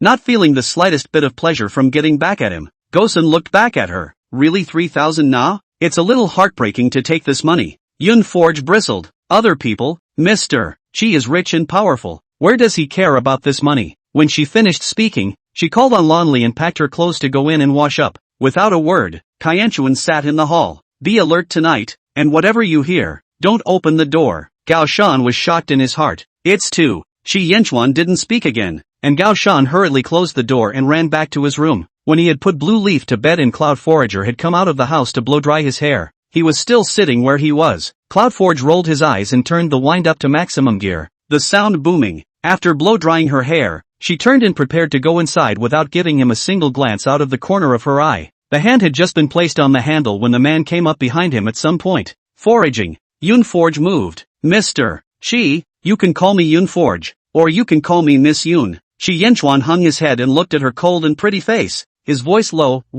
Can we talk properly? Yunforaging laughed lightly. You're really forgetful. What should be talked about we've already talked about before. Isn't it broken up? What is Mr. Chi doing? Kyanchuan hung his eyes, looking like a big dog abandoned by its master. I beg your pardon. Cloudforge turned back to him and came face to face with him. If I forgive you, Will you stop pestering? Kyanchuan's throat was bitter. Couldn't do it. Yun Forging snorted. Look, what difference does it make whether I forgive or not? We've already broken up, so let's just let bygones be bygones. Let's all move on, can't we? Shi Yenchuan always felt that the outside world's comments were not quite right. They always say that Shi Yenchuan is so ruthless that he can even send his own eldest uncle to prison. But he felt that he was not as ruthless as Yun Forge. How dryly she turned and walked away, when really there was no lingering at all. I can't do it, Cloud Forge. Yun Forge took a deep breath. Then you stay where you are alone and don't drag me along. Kyanchuan clutched her wrist, his eyes reddening. Do I really not get a second chance? Yun Forge said in a cold voice. I've given you many chances. More than 2. Chapter 79 takes you to the best mental hospitals. Jane Ningyuan returned to school that day and suddenly realized that everyone wasn't looking at her quite right. Contains something indefinable. He didn't know what to make of it, but then it was his housemate who showed him the tweet. Where were you fooling around last night? Didn't even look at the hot search. The roommate smiled ambiguously and glanced towards Jane Ningyuan's ass. Jane Ningyuan was filled with puzzlement, took out his cell phone and searched, and suddenly saw Gu Calamity Search's hot search. Gu fans can have tens of millions. This matter is still in the hot search list. The heat through the night has not yet gone down. Gu is cheating. No matter if the cheating object is a man or a woman, that is the third party that is scorned. Jen Ningyuan's face changed drastically. His face flushed green and red for a while. No wonder he had just walked from the school to his dormitory and everyone had looked at him so wrong. Ningyuan, are you really having an affair with Gu Calamity Search? As if she had been stepped on a sore spot, Jen Ningyuan pointedly denied. Of course not. With a scowl on his face, he turned around and hid in the restroom to call Gu Calamity Search. It turned out that his phone number had been blacked out by him. Jane Ningyuan was incomparably angry and grabbed the cell phone and threw it hard against the wall. After a while, the cell phone with the split screen surprisingly rang. He stepped forward and picked up. Mr. Jane, I'm a mess. Yang Xian's attorney. My humble name is Xiao. May I ask when you're free? Let's make an appointment to talk? Jian Ningyuan gasped. I don't know Gu Calamity Search. I have nothing to do with him. Whether it's relevant or not, you don't get to say. MS. Christina Yang said that if you are willing to come out and testify, as a victim she will make compensation. Jian Ningyuan froze. Compensate me? He thought that Yang Xian should have hated him by now. MS. Yang Xiang knows that this isn't the first time Mr. Gu has cheated on his wife, and you aren't the only one. Instead of targeting you, we should go to the root cause. Gu Calam Search is the source. So what if we swat Jane Ningyuan to death? There are still plenty of flies. Jian Ningyuan gritted his teeth. Can I really get compensation? It's natural. Okay, I'm willing to cooperate with you. When Cloud Forager woke up in the morning, he heard several explosive news. First, the Xiandong village was raided last night and many people were taken. A number of children who had not yet been sold were also recovered from the cellar, including Wang Suetsue's daughter. Wang Suetsue in-laws and Zhang Ji inside and outside. No wonder she searched every corner. Cannot find her daughter. I heard that Wang Suetsue divorced with her daughter and went back to her mother's house. Cloudforge raised an eyebrow. That's it? Of course it's more than that. She called the police and said that her in-laws' behavior was no different than that of a trafficker, and her man was arrested along with her in-laws. She has put down her word that she will not accept a settlement and will make sure that this family goes to jail. While Yun Forge washed up, behind her, Gao Shan was like a little tail, her mouth blathering about the gossip she had just learned, and then took out his cell phone and said, yesterday that Gu So-and-so got out hammered, and your classmate was pretty ruthless and bit him back. Jane Ningyuan puts himself in the position of a victim and accuses Gu Calamity of bullying him. Yun Forge snorted, a nest of snakes and rats. For the sake of 3,000 a night, Gao Shan prepared a hearty breakfast for them, and doggedly invited Qi Yanchuan to sit down and eat breakfast. Despite last night's unpleasant conversation, the two are acting like nothing happened today. Before breakfast was finished, Zhang Xiuxiu came over. She was a pregnant woman crying and howling. No one dared to stop her at all for fear of being touched by her. She then ran all the way to Gao Shan's house and just knelt in front of the door like that, shouting for Yun Forge to show mercy and save Zhang Ji. Gao Shan was just about to go out when Yun Forge stopped him. Better to stay away from her and let her be. Anyway, the door was closed and she couldn't get in. Zhang Xiuxiu knelt outside the door holding her stomach, her voice mournful. Yun Forge, save my big brother. I beg you. Everyone said that, without incident. It would be hard for Zhang Ji to get out again in his life. Anything more serious and you won't even be alive. Yun Forge finished her breakfast calmly, and Gao Shan said darkly from the sidelines, I heard that her sister-in-law ran away with her 2 children, leaving Zhang Xiuxiu and her mom at home. She's quite affectionate and is truly in love with Zhang Ji. Both men were taken. True love? Cloudforge laughed. If it were true love, Zhang Ji would still let Zhang Xiuxiu carry his child and marry? It's just Zhang Xiao showing off her deep feelings. And then, Zhang Xiao's voice outside the door suddenly stopped. Immediately afterward, Xia's voice was heard. Yun Forge, you open the door for me. It's okay for you to bully me. What's the point of bullying a pregnant woman? Gao Shan was full of anger. She doesn't know anything. What's the point of pussyfooting around here? Yun Forge had a calm face. If I guessed correctly, it should have already started broadcasting live. Yesterday Xia was on the hot seat for the scandal and apologized overnight, admitting her mistake in a very quick manner. Today, she definitely came over to apologize. How can an apology be considered an apology without letting the internet see it? Gao Shan's brain turned quickly. She's trying to morally kidnap you. You guys who are stars have a lot of heart. Yun Forge didn't take the blame. I'm not a star. After sitting for a while, Gozan asked, we're just not going out? Xia had been knocking on the door for a while. Cloud Forge waited for Lan Li to finish eating leisurely before getting up and preparing to leave for the base camp. It's not going out now. Opening the door and meeting Xia's angry face, Yun Forged sked. It's early in the morning. Calling for souls. Xia justly said. You also know it's early in the morning. Is it decent to make people kneel at the door?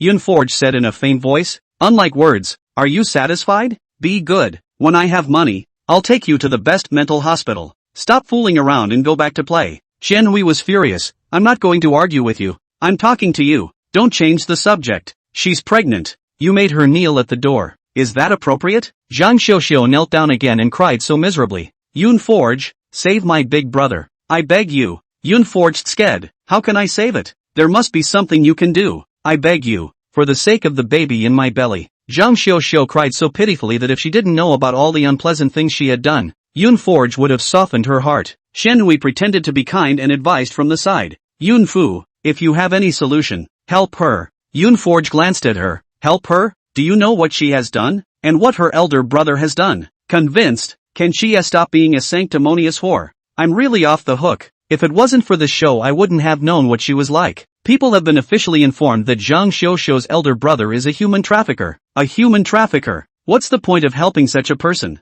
Xia's performance in this program is so disappointing. Chapter 80, I accept. Kneel in peace. Xia pursed her lips, pondering Yun Forge's words, and suddenly panicked. She's not helping the wrong person, is she? But Zhang Xiao looked at it, and it did look very pitiful. She bit her lip. No matter what, a pregnant woman shouldn't be allowed to kneel in front of you. Yun Forge let out a laugh and looked out of the corner of his eye at Zhang Xiao. Let, which one of your eyes saw that I made her kneel? But she does need to kneel, but not to me, but to the women and children who have been trafficked by her family. Abduction. Xia was shocked and snapped her head back to look at Zhang Xiao. Gao Shan took a step forward and stared at her with an icy expression. When you're acting like a good guy here, I'm afraid you haven't thought about how many lives are under her family's hands. The police just arrested them last night and rescued a lot of children from their cellar. Do you still think Yun Forge should help her now? Xia's scalp tingled as she backed away, desperate to clear her name with Zhang Xiao. I don't know. Don't you know that the brain isn't fully developed either? Don't always challenge other people's bottom line with your own ignorance. Not everyone is as tolerant of pigs as I am. Yun Forge mocked. Xian Hui made a fool of herself again, finally realizing what Su Xin meant when she reminded her not to mess with Yun Wei before leaving the house today. She closed her eyes. If she were to do it all over again, she would definitely not go against Yun Forge. It was just that the words were only in his mind, and it didn't take long for him to put them behind him. Yun Foraging, I came to apologize to you. Yesterday, is really sorry. She fought back the shame and spoke the words. From the beginning of her career, she was a fish out of water and was held in high regard. Bowing her head and admitting she was wrong was already a very rare thing for her. Yun Forge suddenly realized. Are you talking about the matter of impersonating honey last night? Or are you talking about the matter of trying to splash my tea last night? Or maybe, yes, that's all. I apologize. Xia interrupted Yun Forge through gritted teeth, afraid that more things would come out of her mouth. Cloud Forge nodded. I accept. Kneel in peace. Xia duly followed her words with a curtsy and lowered her eyebrows. Yes. When she reacted, she was filled with shame and anger. What was this for?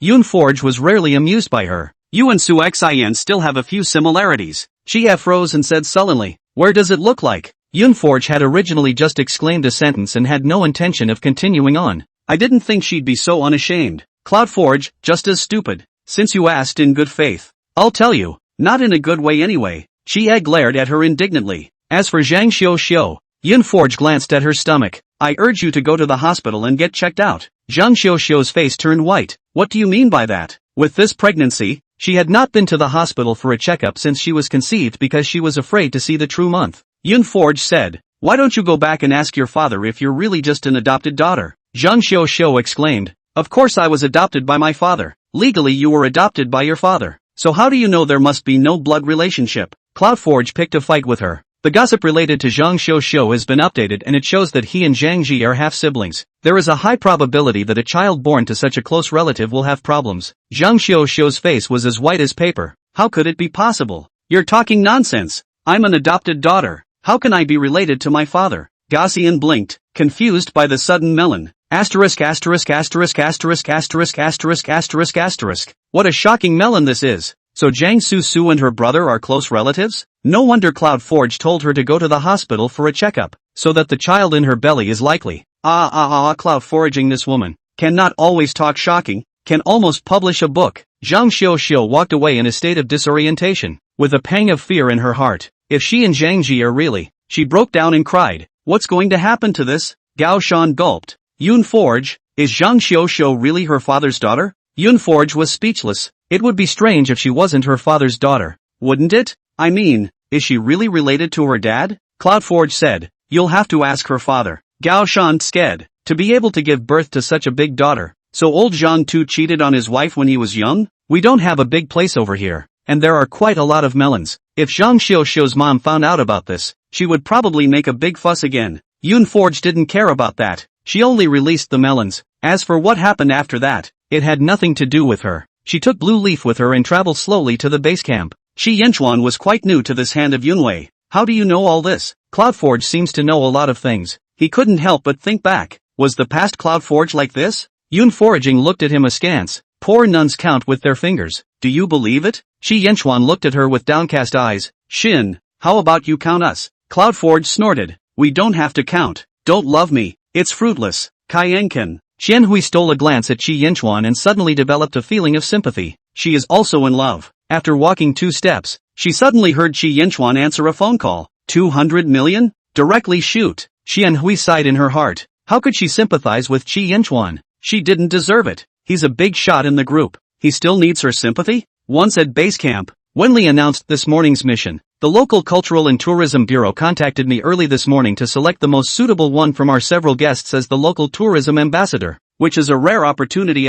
They had originally favored Yoon Forge, but by only letting Yoon Forge go alone, Wenli was afraid that other people would be dissatisfied. Offer to let everyone walk through the process and go together. Who knew that Xianhui had another problem? Yunfu, you're not in the entertainment industry, so don't argue about this. I'm not going either, so let my sister-in-law have this opportunity. She faded out of the entertainment industry before and wants to make a comeback recently, so an opportunity like this is rare. Turnip. Thank you. Yoon Forge was happy, so fond of being generous at the expense of others. The Lesson Buddha is for you to sit on. It's true that I didn't intend to go, but it's not for the sake of letting. Sister Turnip has face value and strength. Unlike you who has a name in vain, she doesn't need me to let it all. Chia's eyes reddened again. Why couldn't she keep her mouth shut? I should have known not to talk. I didn't mean it that way. She glanced at Lin Chen accusingly, who turned pale and said, Shi Hui, I know you want to go very much. Don't use me as a raft. I'm not going. Let's give this opportunity to you guys. As soon as she spoke, the others took a stand.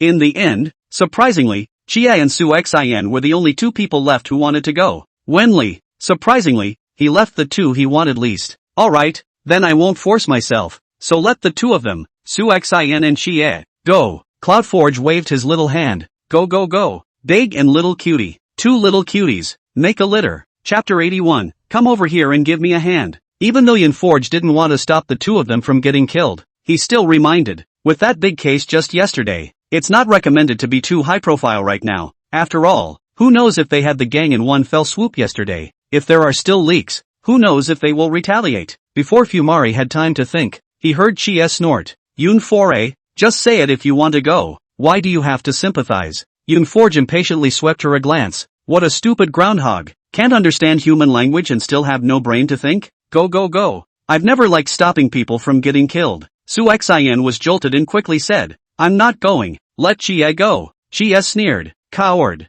Wenli nodded. Alright then, let Chia go. After hearing what Yoon Forge said, he was also afraid that something would happen. Once Chia left, the rest of the group was free to go. Yunforge decided to take Lonli to touch the fish in the rice paddies. Su Xian had the intention of pulling in Lonli, so she said, "What's so fun about touching fish? Shaoli, cousin will take you up the mountain to pick wild fruits." Yunforge heckled, "Did you install GPS? And are you clear about your positioning? Cousin long, cousin short, who are you cousin ah?" Su Xian's face suffocated into a pig's liver color. "It's up to you." Lonli of course followed Yunforge without hesitation. She wanted to catch fish more than picking wild fruits. When we came to yesterday's rice field, people over here would release rice flower fish, but by the time the harvest was done, the fish were pretty much caught. It's just that Cloud Forager found some yesterday, and it's very fattening. Wherever she went, Qianchuan followed in her footsteps. The kids were also interested and wanted to tag along to catch the fish. They clamored to come, and naturally the adults followed. Cloud Forge went back to get the bucket specifically, ready to make a big show of catching a bunch of fish back. When I came here,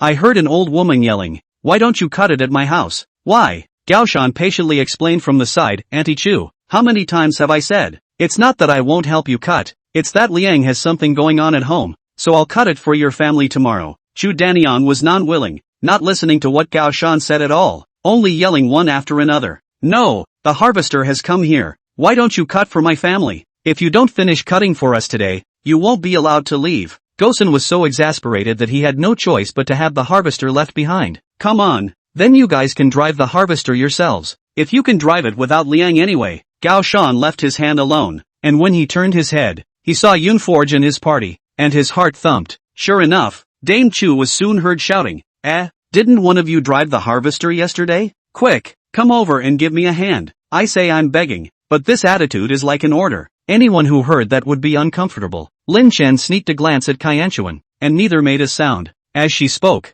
Dame Chu had already arrived. "Which one of you was driving the harvester yesterday? Get over here and help me." Gao Shan didn't have the heart to say, "People are here to film the program. Who has time to help you? Auntie, can you stop fooling around? Liang will cut it for your family when he comes back tomorrow." Dame Chu grunted, "If you don't help me cut, you don't allow me to find someone else to cut? You go away. I'm not looking for you." And then, his gaze swept over the faces of Yunforge and the others one by one. "You guys talk. Who was driving the harvester yesterday? Get over here and help." Yunforge snorted, "Why should we help you?" These words called out to Qi Yanchuan, who couldn't help but look over. Yunforge really wasn't defending him, he was purely looking at Dame Chu with displeasure. Dame Chu hemmed and hawed. Helping people is a virtue, and honoring the elderly is also a virtue. You young people, it's only right to help us old people. According to you, my grandmother died at the age of 60, so how are you still alive? Yunforge asked coolly in return. Dame Chu was so angry that she leaned back.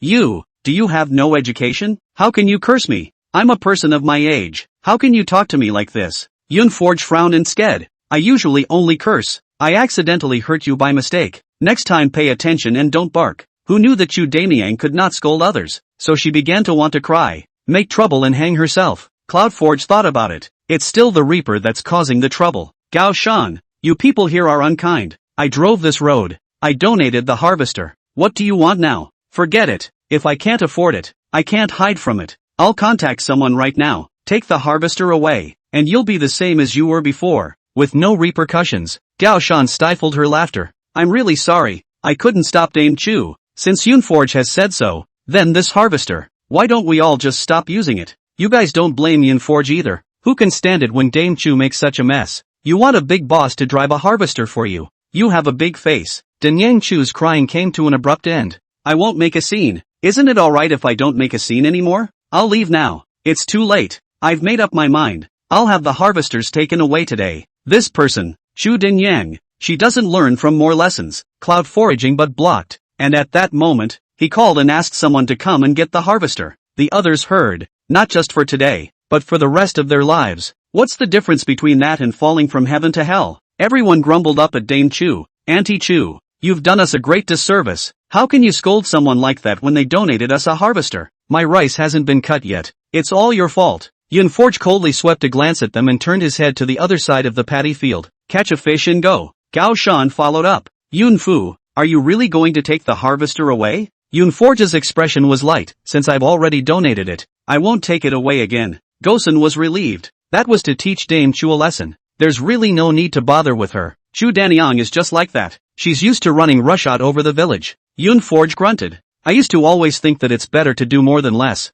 But then I realized that this makes me very unhappy. Who am I to not take it personally? So I can tell her to know that I'm more domineering than she is. Give her a taste of kicking the can down the road. 2. The more you step back and think about it, the more angry you get. And instead of draining yourself internally, you're going to drive someone else crazy. This comment called Chi Yinchuan to silence. Cloudforge had probably endured him long enough, and if he didn't perish in silence, he would explode in silence. She falls into the latter category. Chi Yinchuan, on the contrary, was a little pleased. Such a cloud foraging is quite good, at least not depressed. Turnip nodded thoughtfully. It made sense. Cloudforge really meant that for her, and smiled back with a bright smile. Sister Turnip, there's nothing in this world that can't be exchanged. Houses can be exchanged. Men can be exchanged. Even sons can be exchanged. Gosen was not ashamed to ask, how does a son change? Yunforge grunted. As long as I pay for it, there are plenty of people willing to call me mom. Crowd. Crooked reasoning. Lin Luken. What's with the sudden sense of crisis? Chapter 82.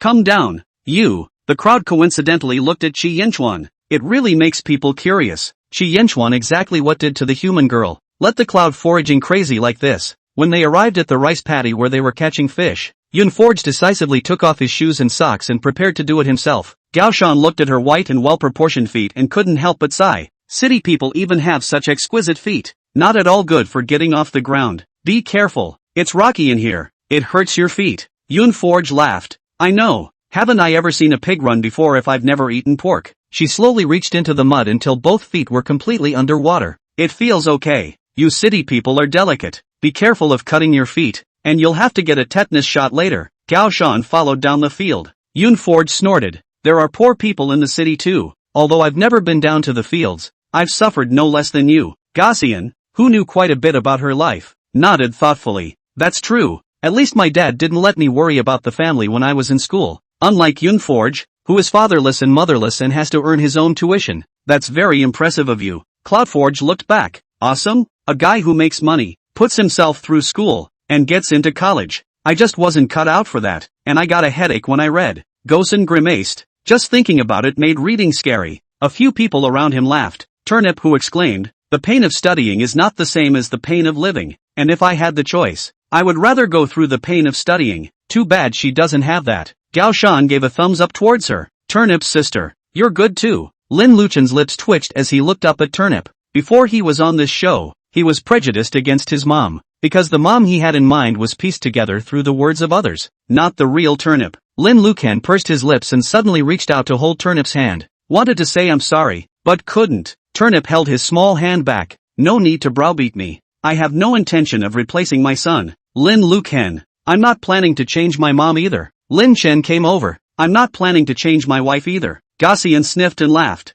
You men have wives to steal. You don't even know how many bachelors there are in our side of the village. Having a wife and still picking and choosing. Beautiful you. Originally, a couple of adults were going to watch the kids play from the shore. As a result, when he saw that Chi Yinchuan had gone down, Lin Chen couldn't sit still. Mr. Qi, then one? Let's see who catches more. Qianchuan raised his eyebrows. Good. He rolled up his sleeves slowly and methodically. The rice paddies were shallow enough to see with or without fish at a glance. It's just that these fish are so slippery that when he reaches out and presses them down, he touches them and then they slide away. The first one to catch a fish was, surprisingly, Yunforge. Ha ha ha, I got it. Unfortunately, before she could be happy for 3 seconds, the fish's tail slapped her across the face and flew out of her hand and back into the water. Cloudforge froze with wide eyes. This fish has become a spirit, and dare to hit her. She smiled coldly. I'll make you into a braised fish today. Turnip couldn't stop laughing. Then you'd better hurry up or it'll get away. Suexian watched them catch fish from the shore, skimmed her mouth, and muttered,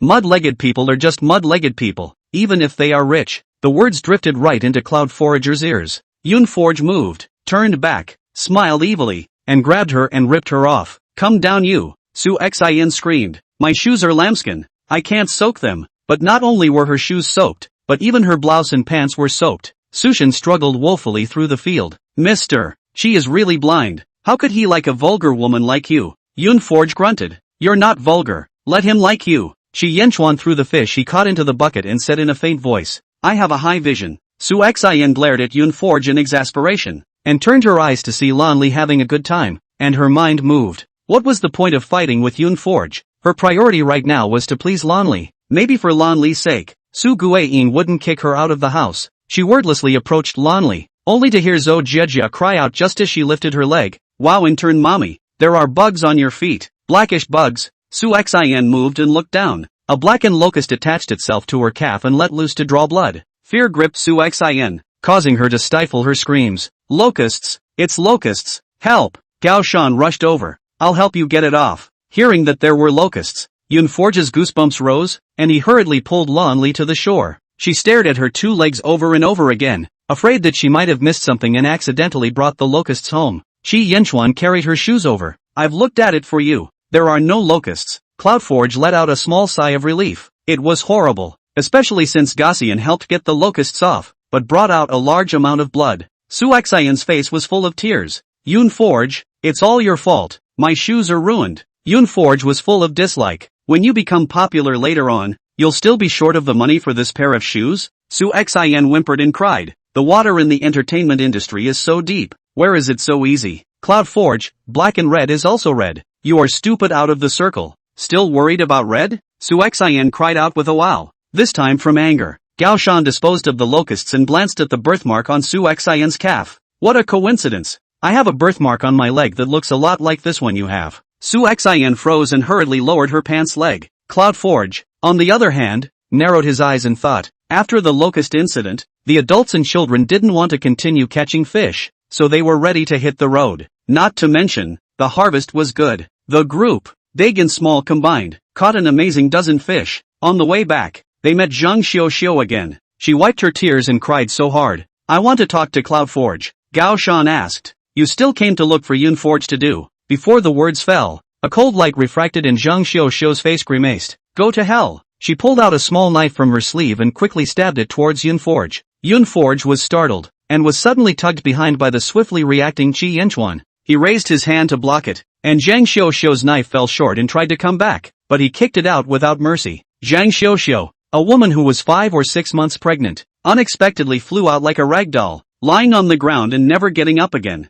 Gao Shan exclaimed, "Mr. Qi, you're hurt." Qi Yanchuan's face was still hostile, and after helping Yun Forge block a knife, his shirt was cut and oozed bright red blood. Cloudforge was distracted by her cry and his pupils contracted. Feeling around him, "Where's your paddle?" Qianchuan has the habit of carrying a square handkerchief with him. He pursed his lips. "Not today." Cloudseeker had to rip off his hairband, his hair falling loose, and nimbly wrapped it around his wound. "Gosen, help me with this here. Call the police." Chapter 83, I didn't ask him to take the knife from me. The closest hospital is the local health center. Fortunately, the wound wasn't too deep. Just a few stitches. Don't touch the water. Watch your diet. Don't eat anything hairy, and don't let the wound get inflamed. Shi Yanchuan's expression was light, as if he couldn't feel the pain in his hands. The doctor leered. "You, of all people, have no sense of pain?" The anesthetic wore off long ago, and he had no expression other than a whiter face. Shi Yanchuan did not say anything. No one is heartbroken even if it hurts. Why show it to make people laugh? Grabbing the medication prescribed by the doctor, the two walked out of the hospital. The rest of the group greeted them. Turnip was the first to speak. "Is everything okay?" Cloudforge shook his head. "Stitches," Lin Chen said. "Why don't we arrange for a car and send Mr. Qi back to Yanqing first? He's probably not going to be able to continue with the show in his current condition." Qi Yanchuan, however, stubbornly said, "I'm not going back." Cloudforge snorted. "Don't expect me to take care of you if you don't go back." Qianchuan, "I can take care of myself." Yun Forge grunted and turned his face away, not wanting to talk to him. Turnip glanced disapprovingly at Yun Forge. "She was injured for you, and this is your attitude? At least care about people." Lin Chen rubbed his nose and suddenly felt that he was much better than Qi Yanchuan. At least Yu was not as ruthless as Yun Forge. The same crematorium, but a different class. Back in the village, Winli learned that Yun Foraging attack. Qi Yanchuan blocked the knife this incident. He ran over to understand the situation with fear and trembling. Qi Yanchuan is the big boss of the behind-the-scenes investment. Scratching a little skin, he had to get out of a cold sweat. Just then, Secretary Lin came over. "Mr. Qi." This mournful cry almost made everyone think that Qi Yanchuan was not going to make it. Qi Yanchuan gave him a cold look. "How did you get here?" Secretary Lin surveyed him with concern. Everything was intact except for the cut on his arm. "It was Ms. Yunfu who told me." "Mr. Qi, let's go back." Qi Yanchuan's safety can directly affect Xinchuan's stock price, but whenever the news of his accident got out, the bunch of directors of the company would have to sit down and come over to invite him in person. Qi Yanchuan said in a faint voice, "Go back by yourself." Secretary Lin's face was bitter. Why are you so bitter? The knife was taken, but I didn't see Ms. Yoon Forge feeling sorry for you. Yoon Forge, who was sitting not far away, smiled coldly. Secretary Lin, I heard you. Secretary Lin, it's okay. It's just for your information. He walks over to Yoon Forge's side. There are still a few days left in the program, right? If Mr. She doesn't go back, I'll trouble Ms. Yoon Forge to take care of it during this time. Cloud Forge rolled his eyes. I don't know how to take care of people. Secretary Lin spoke righteously. Ms. Yoon Foraging, you can't be heartless. Our Mr. She blocked the knife for you. Yoon Forge was not straight and strong. It's not like I asked him to block the knife for me. Even Secretary Lin, a bitter laborer who often berated Chi Yenchuan for being an evil capitalist, couldn't help but sympathize with him at this moment. Listen, is this human language? Cloudforge is simply a little white wolf. For the sake of giving you a few sweets, you have to give a few faces, right? I didn't realize that the woman who didn't have a soft heart when it came to the matter of blocking the knife was actually moved for a few sweets. Reality, simply too realistic. Yoon Forge lifted his eyelids to look at him. I'm a clear-cut price. It's not like she's an abusive heroine who was abused by her male lead and forgave him by letting him block a knife. Of course Yoon Forge was touched. She would be touched by any person who helped her block the knife. But this person was Chi Yenchuan, and she felt that the mental damage she had suffered was not something that could be counteracted by this cut. Touched, just touched.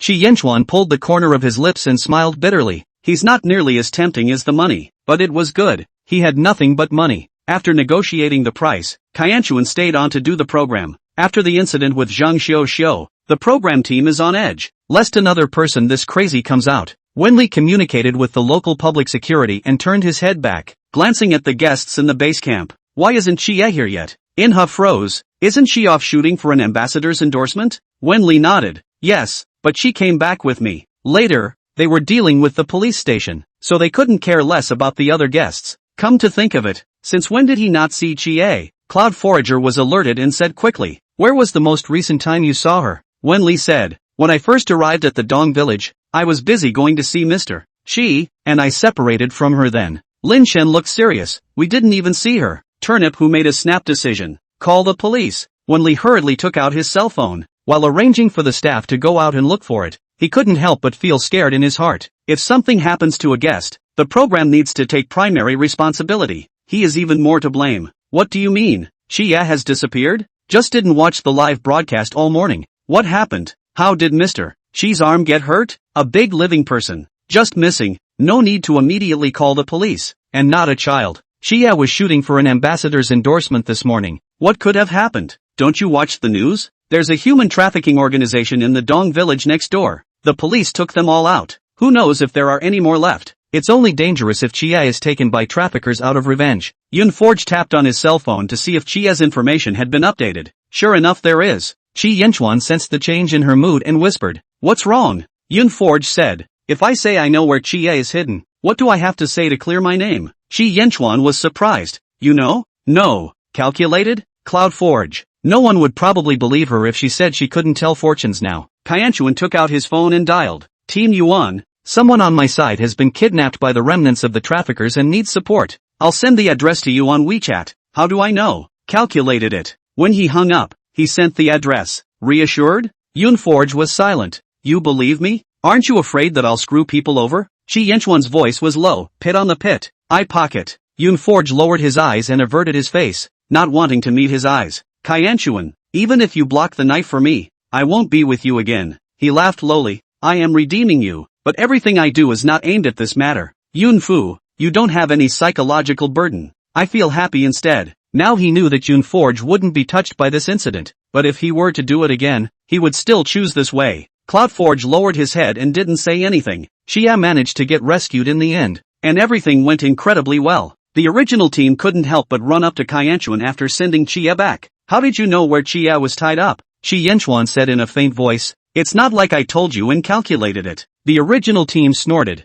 You knew about this human traffickers thing in the Xiandong village, and it counts? It's obvious that you don't believe it. Then you figure out for me when I can get married. Yoon Forge was puzzled. Aren't you already married? The original team's smile faltered. Who are you? How do you know? Do we know each other? Yoon Forge pretended to pinch his fingers. I don't know. It doesn't count out? Chapter 84, I'll do it if I have money. *******. The original team was an atheist. but he was certain that he and Cloudforge had never met. Cloudforge, however, was able to speak with precision and accuracy about what was relevant to him. He and his date had just gotten a license, and in the blink of an eye he was here catching human traffickers, and hadn't even had a chance to tell anyone. You really know how to tell fortunes? Cloudforge shrugged. Why don't you help me think of a proper reason why I would know? The original team's face froze, and what had been a few moments of skepticism in their hearts was now 5 moments of belief. Plus, with Chi Yinchuan as his guarantor, there was no way for him to suspect Yunfori. The original team squarely said, I still have a few unsolved cases on my hands. Can I ask the master to take a hand? Cloudforge didn't immediately agree. How cheap she'd look if she stepped in to help if someone else asked. Cloudforge said, Is there any money? The original team froze. You can apply. Cloudforge considered for a moment. I'll do it if I have the money. He quickly took out his cell phone. Master, do you guys play this WeChat thing? Let's add a WeChat. Yunforge,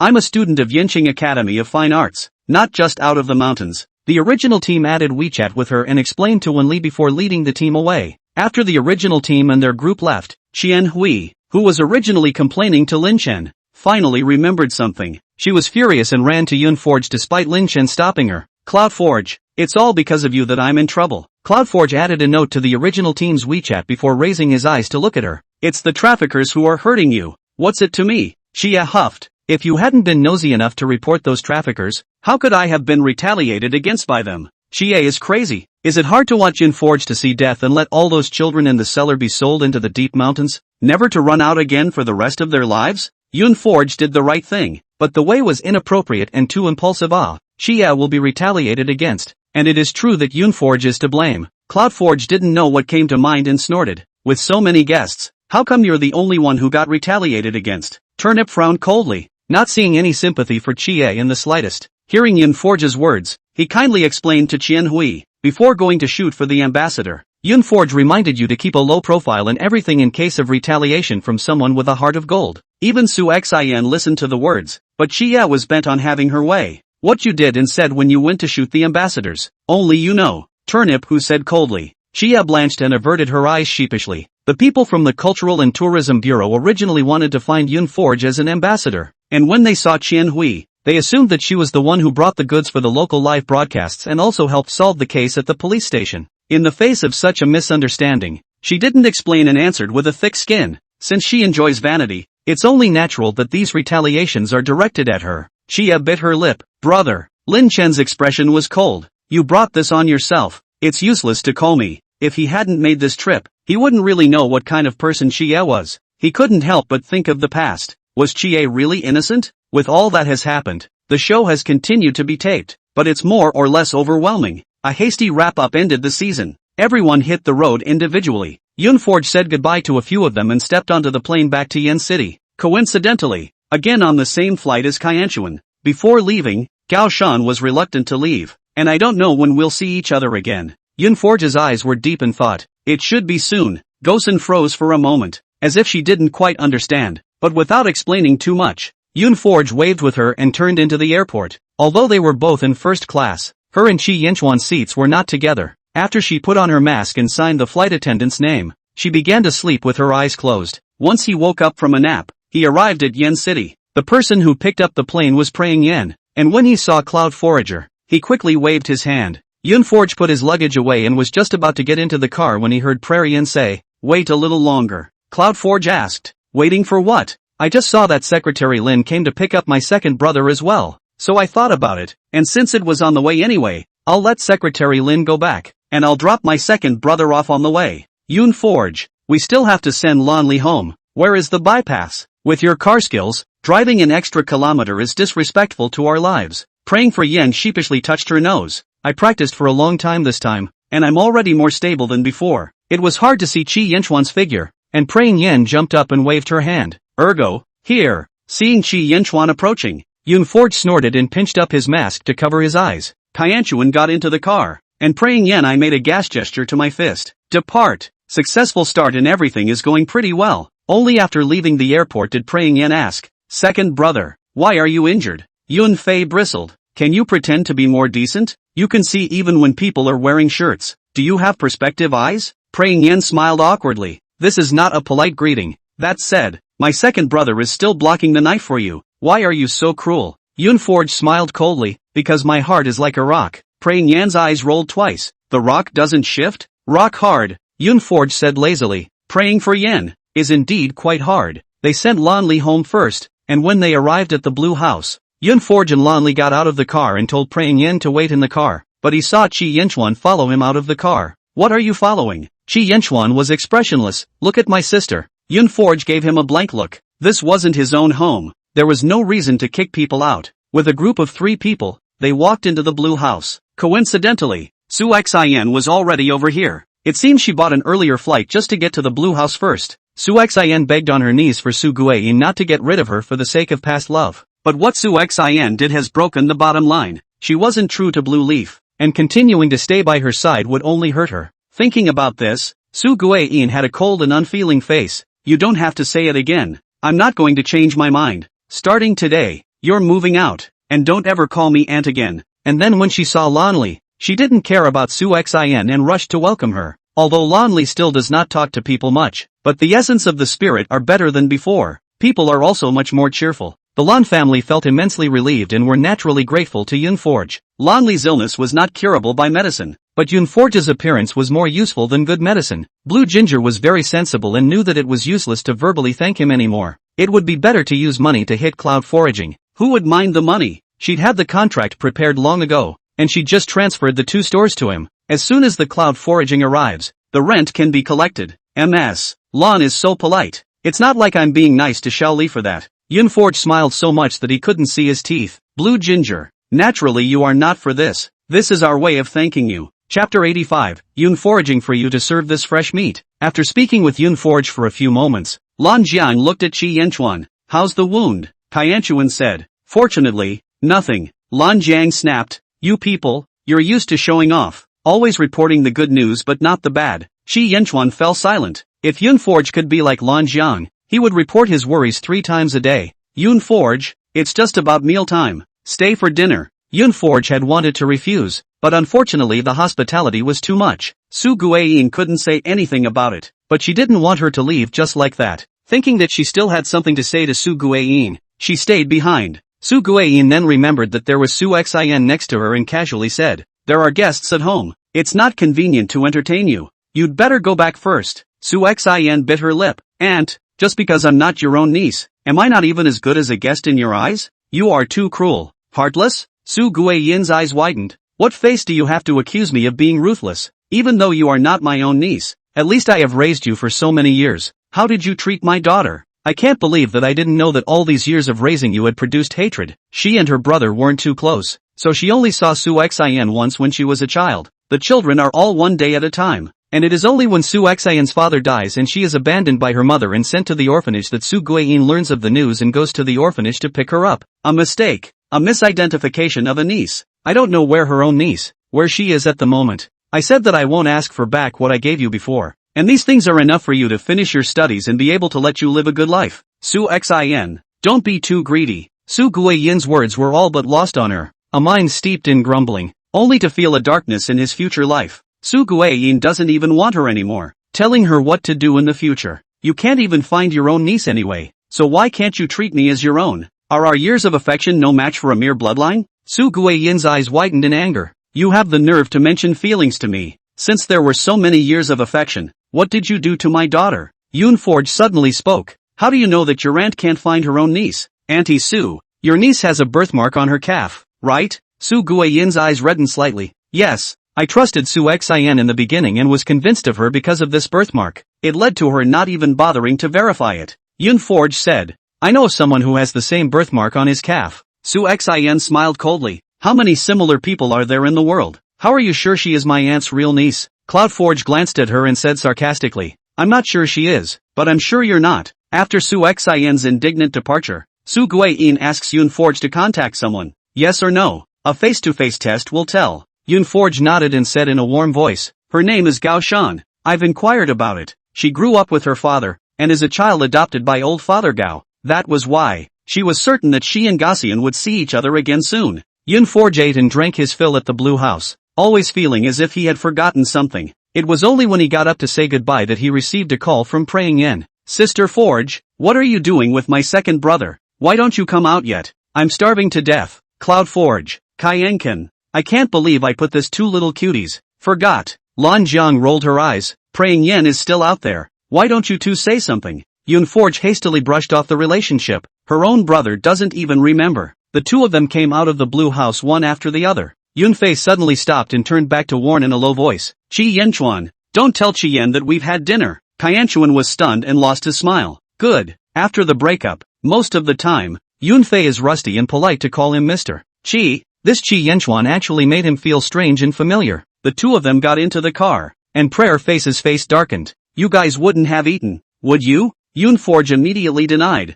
Of course not. Praying Yen heckled. Sister Blue Ginger told me all about it. You pitiful bastard. You two didn't even call me for dinner. I must have picked it up. Cloud Foraging. You this body, might as well be picked up. Praying Yen. After yelling for a while, in the end, it was Cloud Forge who promised to treat her to a big meal before the matter passed. Praying for Yen to send Shi Yanchuan back home first. She looked at his back and scared twice. My second brother has a bit of a dog's personality, but with that face and body, it's a no-brainer. Cloud Forge wouldn't comment because there was no denying it. Starting too high can be a pain in the ass. There have been Shi Yanchuan such conditions of the man. Later to see who are like chicken ribs, tasteless, discarded but not a pity. Sister Forge, you're going to spend money on bagging fresh meat anyway. Why don't you bag my second brother? Praying Yen spoke out of turn. Cloud Forge gave her a blank look and propped one hand against the car window. How much do you think you can bag your second brother? Praying Yen. That's really hard to say. Definitely not cheap. Yun Fai smiled coldly. Do you think I can afford to wrap it up for a few years? She did have quite a few followers on her Weibo now, but she had no intention of entering the entertainment industry,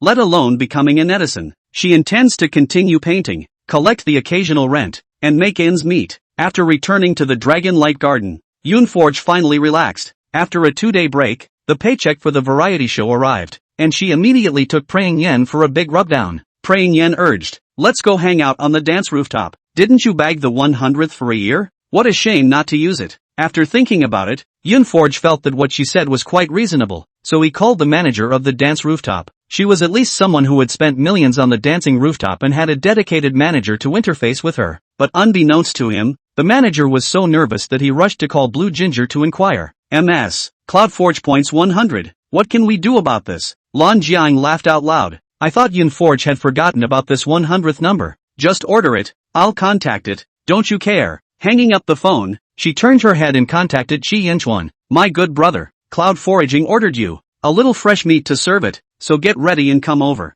The cell phone is in the hands of Secretary Lin. Qi Yanchuan is not convenient to answer, so he opened the amplified voice. Who knew that Blue Ginger didn't even say hello and came up with this? Secretary Lin's hand shook and he almost threw his cell phone out. Even the few group executives in the office had lowered their heads and did not dare to speak. Hate to pull out my ears to make sure I hadn't misheard. Fresh meat? Serving? Which one of you is so dignified to be served by Kaianchuan? Secretary Lin hurriedly turned off the amplification and whispered back. MS. Lun, Mr. She is in a meeting. Blue Ginger laughed. Then I'll tell Cloudforge that 100 is in a meeting so she can order the others? Secretary Lin. That's not good. Kaianchuan would not be able to tear down the dance rooftop. Not long after, Qi Yanchuan said in a deep voice. I'll be there later. Chapter 86, satisfied today. Keep up the good work next time. Yun Forge and Praying Yen arrived at the Dancing Sky Terrace, and just as they reached the door, Praying Yen said she had something to do and couldn't go. Are you pitted? Yun Forge didn't have the good sense to say.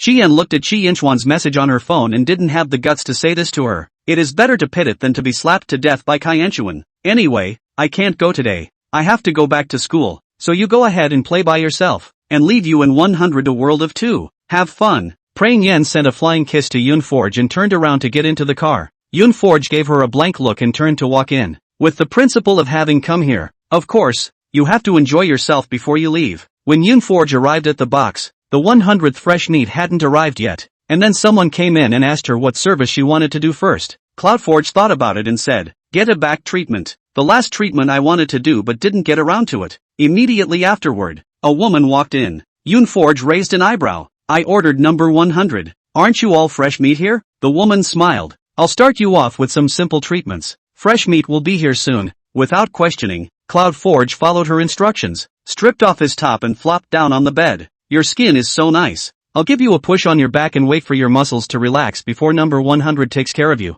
Cloudforge didn't have a problem with it and allowed her to massage herself. The woman was very professional in her approach, and after a few moments of pressing she felt drowsy. I don't know how long it took, but the back maneuver changed. Yoon foraging was woken up by the pain. This 100 small fresh meat last time also felt quite gentle and considerate. How this time a lot of roughness. Gently, she ordered with her eyes closed. At $2 million a year, that's money not spent for nothing. The man who had been ordered to do so moved his hands decidedly lighter. It was just too light again. And rather than a massage, this was more of a caress on his part. Yoon foraging face with impatience. Back to the head. Are you a professional? The words lulled her whole body into consciousness and she nearly bounced off the bed. Chi Yenchuan. Yoon Forge was furious. A pair of eyes tinted with fury and brightened alarmingly. What are you doing here? Kai Yenchuan rationalized. You ordered the 100th fresh meat. Cloud Forge. She figured out the trick and what not to understand. He must have been the one who coerced Blue Ginger and stuffed himself into the dancing rooftop. Yoon Fai smiled coldly. There are no fresh meat over the age of 25 on the dance roof.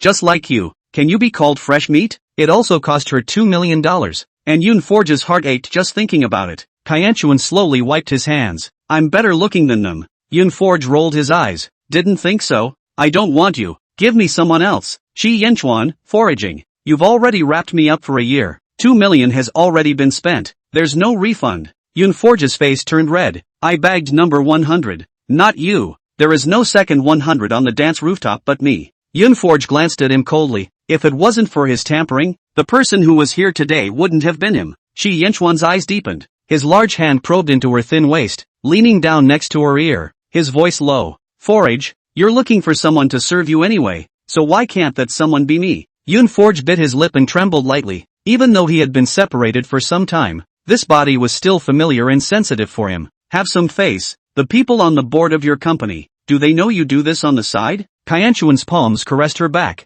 not lightly massaging, mixed with essential oils gently kneaded and slowly twisted. Yoon Forge was covered in snowy skin, so white that it glowed without a single blemish. How many times late at night, he would patiently kiss every inch of her skin, bringing her the deepest pleasure. Forage, can those men out there be better looking than me? Cloud Forge thought in a daze. Of course not. Shi Yenchuan was her first man, and her starting point was so high that she easily couldn't see anyone else. Are they in better shape than me? Kianawa followed the advice. They don't make you happier than I do either. With what was left of his willpower, Cloud Forge hooped his hand, gasping lowly, Kyanchuan, I have no intention of continuing with you. Greedy for his body and giving him his heart are two different things. Shi Yenchuan lips rubbed in her cheeks. I know, I don't want the name points, can't I? Just the same as now. You chartered me. Yoon Forge froze and said in shame. Do you know what you're saying? I know. You underwrite me. He repeated. Flesh trade. Just money. No love. Okay? Yoon Forge bit her lip. You're crazy. She had been shaken in her mind.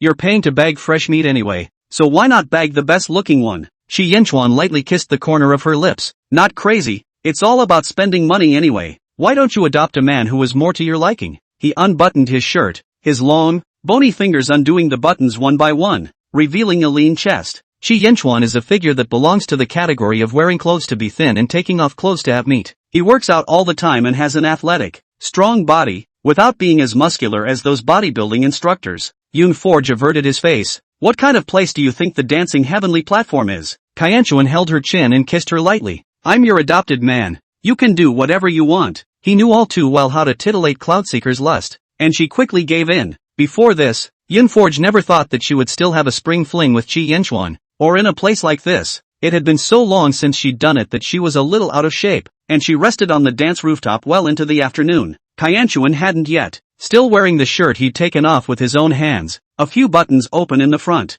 Yoon Forge averted her face. Since it was a package, she paid for it and didn't need to be embarrassed. I'll go first. Shi Yenchuan looked up from in front of his computer. Not having dinner together? Yoon Forge pursed his lips, somewhat less accustomed to it. He now looks like a big dog abandoned by his master. But whenever she said no, he hung his head in dismay. No more food. I'll call you next time I need you. Brings out the ruthlessness of a gold digger. Kyanchuan closed the computer. I'll walk you. Cloud Forge this did not refuse, and left in his car. Let's just keep it at $2 million a year. I can't afford to pay more than that. I thought he would get angry, but I didn't expect Kyanchuan to just laugh. When's the next one? Cloud Forge thought about it and yawned. The man was incredibly physical and needy. Men's colors are confusing, and lust hurts the body. Say, I'll call you if I need you. Kyanchuan's expression darkened. How do we get in touch? Micro. Yoon forged a tone. suddenly remembered that he had long ago pulled him black. She took out her cell phone and told him to pull it from his blacklist.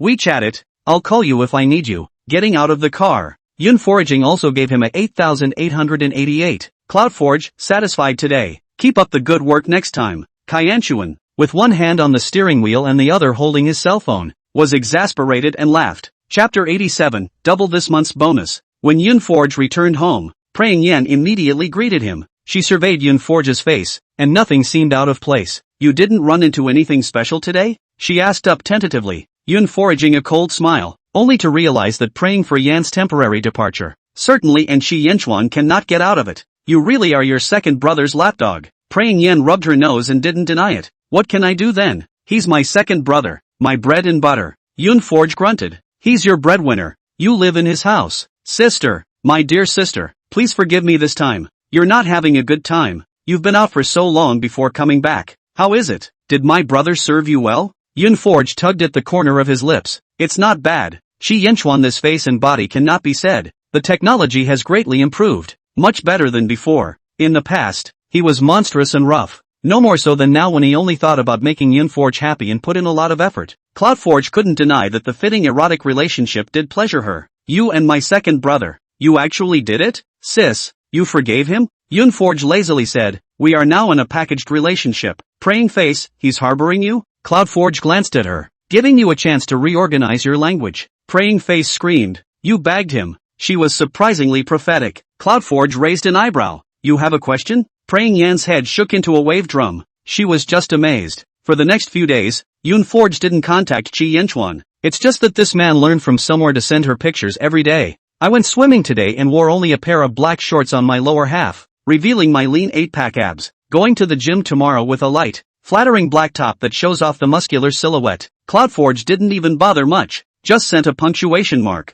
Kyanchuan pursed his lips in frustration. He looked to Secretary Lin. Secretary Lin, your opinion is not very useful. Secretary Lin giggled inwardly. Not for a short time. This stuff all has to build up over time. Think about it. When Ms. Yunfu swims, will she think of you? When she goes to the gym, will she also think of you? Mr. Shi, perseverance is victory. Shi Yenchuan looked indifferent, and after thinking for a while, he said, set an afternoon tea for Yoon Forge. Yes, I'm going to make arrangements now. Unexpectedly, CloudForge received afternoon tea and actually took pictures of him. It's delicious. See you tonight? Shi Yenchuan's complexion moved slightly, replying, good. Where is the appointment? Yoon Fu thought for a moment. Is there anyone else living in the one house? Qiyyanchuan, no. I did ask someone to clean it. Whenever he returned to the one house, he would see things and lose sleep all night long. After a long time, he stopped going and just told people to go over and clean it every day. The one house that was given to CloudForge was a different set.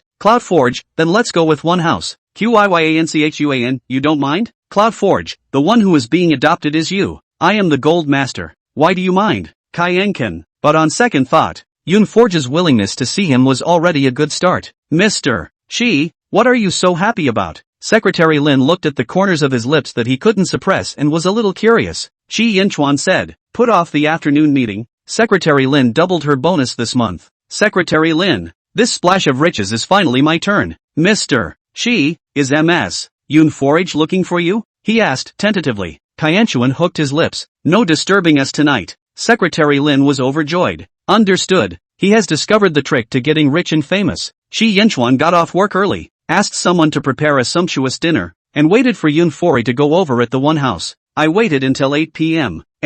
But CloudForge didn't show up. The food was already cold. Sir, why don't I heat it up? The new babysitter said. Shi Yenchuan's face was cold, and his temperament was heavy. No need. He sent a message over to Yoon Forage. Why haven't you come yet? The food is already cold. I'll have someone remake it for you? CloudForge didn't reply. Kyanchuan put down his cell phone and sat upright at the dining table. It was obviously July and August. Why did he feel so cold? 9 p.m., 10 p.m., 11 p.m., waiting until 0 hour. The babysitter drifted off to sleep. Sir, is there any chance of warming up this meal? Shi Yenchuan has been sitting all night. Yoon Wei did not return the message. He did not move a bite. No, you're off duty. His voice was hoarse. CloudForge won't be coming. In a trance, he thought of his birthday last year. At that time she came over here early and made a table with her own hands to wait for him. He was in a hurry to attend to business abroad, forgot about his appointment with her, and got straight on the plane. It was only when he got off the plane that he saw that Cloud Forager had sent him a dozen messages. He replied back, "No need to wait for me." After Yun Foraging left,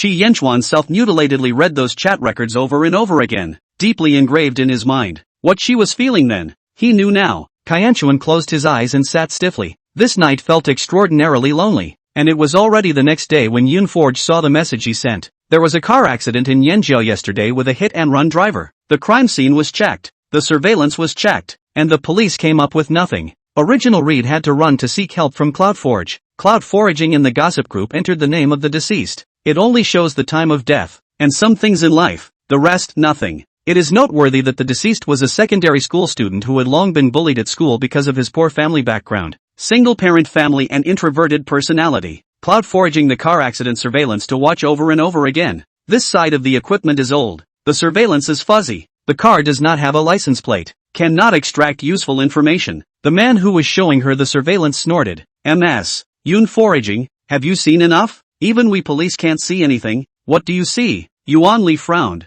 "Yuan, watch your attitude." Yuan grabbed the mouse and slammed it on the table. Very grumpy, "After working all night, we found nothing. We didn't sleep a ing wink. We just watched the surveillance with her." Team Yuan, what are you trying to do? Finding a woman to help us solve the case. Has the case been solved? She can't tell just by looking at this surveillance. Original Reed gritted his teeth and invited Yunforge over. Actually, under a lot of pressure. He wasn't sure if CloudForge had a way. "MS. Yunforge, what do you think?" He looked to Yunforge. Yuan kicked the chair out hard and sneered. "I think you're crazy." His grumpiness had no effect on CloudForge. She said in a faint voice, "Team Yuan, let's start with Lin Xinqing's school. He was bullied at school, so he might be able to get some useful information." Yuan's face changed drastically. "Impossible. We went to find out the situation. Lin Xinqing is very introverted and gets along well with his classmates. He is a helpful classmate in the mouths of others, a good student in the eyes of teachers and a good child in the eyes of parents." Yunforge said in a faint voice,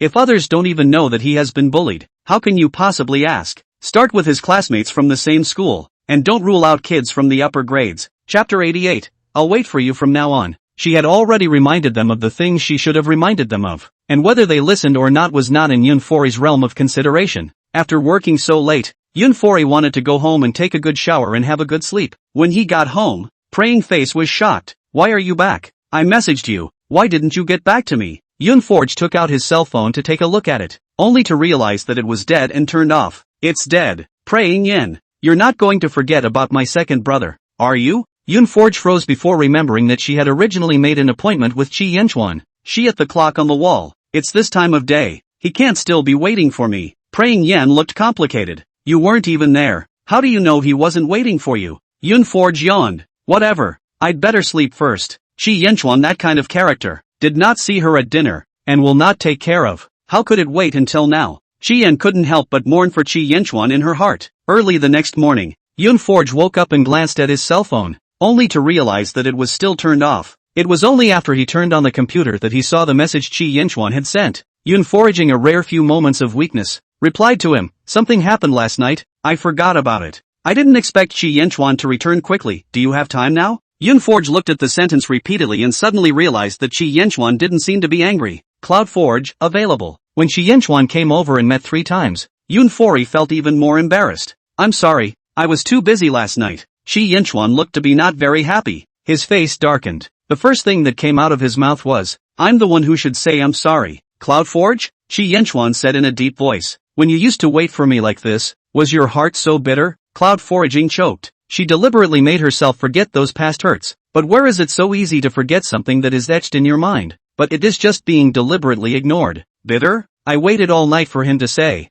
"I'm not available." Waited all night, only to find out about his trip from his secretary's mouth. She realized that the Chi Yenchuan of that time did not have her in his life plan. Chi Yenchuan looked at her and said astringently, "Foraging, it will be my turn to wait for you in the future." Yunforge had mixed feelings in his heart and somewhat unnaturally averted his face. "I didn't mean to stand you up or punish you. Something really came up last night." Kaienchuan nodded. "I understand. Sometimes, he would rather Yunforge was punishing him on purpose. That would at least mean she cared in her heart." In mid-August, when the weather was hot, the Blue family retrieved their own niece. Su Guiying picks up Gao Shan and comes over to do an appraisal, confirming that she is her own niece. In order to thank Papa Gao, Lan Dinghuai throws $5 million to add bricks and mortar for the construction of the Dong village. Gao Shan, on the other hand, was received in Yen City. Su Guiyin meant that at her age, she should continue to study. Even if your grades aren't much better, you should still be in school for a few more years. Papa Gao naturally raised his hands and feet in favor of the idea, itching to immediately pack his bags and throw Gao Shan over. When kids get older, they always leave home. He had long been prepared for Gaussian to leave. As long as she's doing well,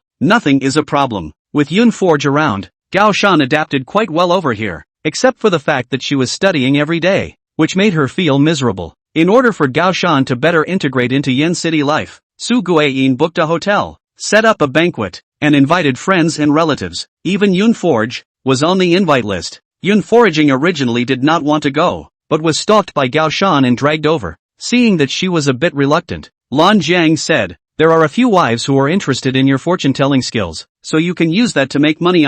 Cloud Forge? She hadn't really thought about it. They are all very generous. That is, they can solve some difficult problems for them. Basically $1 million to start. Blue Ginger to follow the bait. Cloud Forge can resist anything, except temptation. Who's too rich for that? Don't worry, Miss Blue Ginger. I will know everything and say everything. When the banquet arrived, Lan Zhang first brought Yun Forge to meet a few of Yin City's noble wives. This is Mrs. Zhang from Tianli Entertainment. Cloud Forge drifted off. Tianli Cinema, it's famous. Mrs. Lian of Rongqi Capital. Mrs. Kim of Gonzo Group. Yun Forge bounced around among these people and added WeChat before returning to Gao Shan. Gao Shan wasn't alone either. There was a raw-faced woman standing beside her. Or at least Yun Forge didn't recognize her. I thought it was so great. Now that I've looked at it, it's just a bumpkin who grew up in the countryside. Thanks to your aunt hating to make it known to the world. Are you guys going to plow the fields now? Your skin is so dark. No amount of medical beauty should be able to whiten it back. The hands are also rough. Don't you know that hands are a woman's second face? With you like this,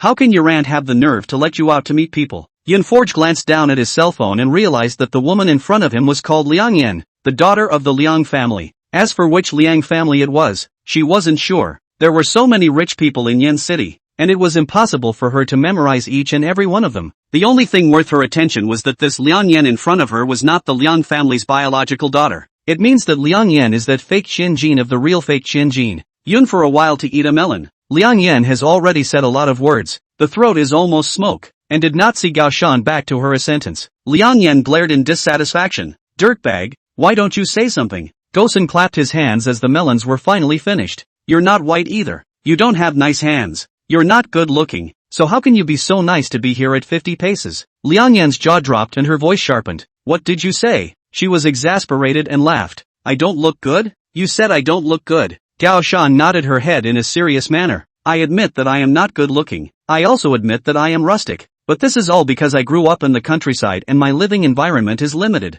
But what's wrong with you? You have such favorable living conditions, but you still look ugly. Look at how brown your hands are, similar to my feet plowing the fields. You also speak with no connotation, like the foot-picking second master at the entrance of our village who was only full of feces. This attack power was recognized by Cloud Forager. She had thought she needed to come out and rescue herself, but now it seemed superfluous. Liang Yan's face twisted in anger. I think you have not seen anything at all. How many people have you seen who are better looking than me? There's one right behind you, 100 times better looking than you. Gao Shan pointed at Yun Forge. As soon as Liang Yan turned around and locked eyes with Yun Forge, she bit her lip unwillingly. This face, indeed, she could not match. Gao Shan continued her pua. Yun Forge is better looking than you with such living conditions. Shouldn't you reflect on yourself? Wasting so much of your parents' money for nothing. Liang Yan, obviously very unreasonable, but cannot refute what is going on? Chapter 89, Who asked me to be the good guy? Failing to attack her looks,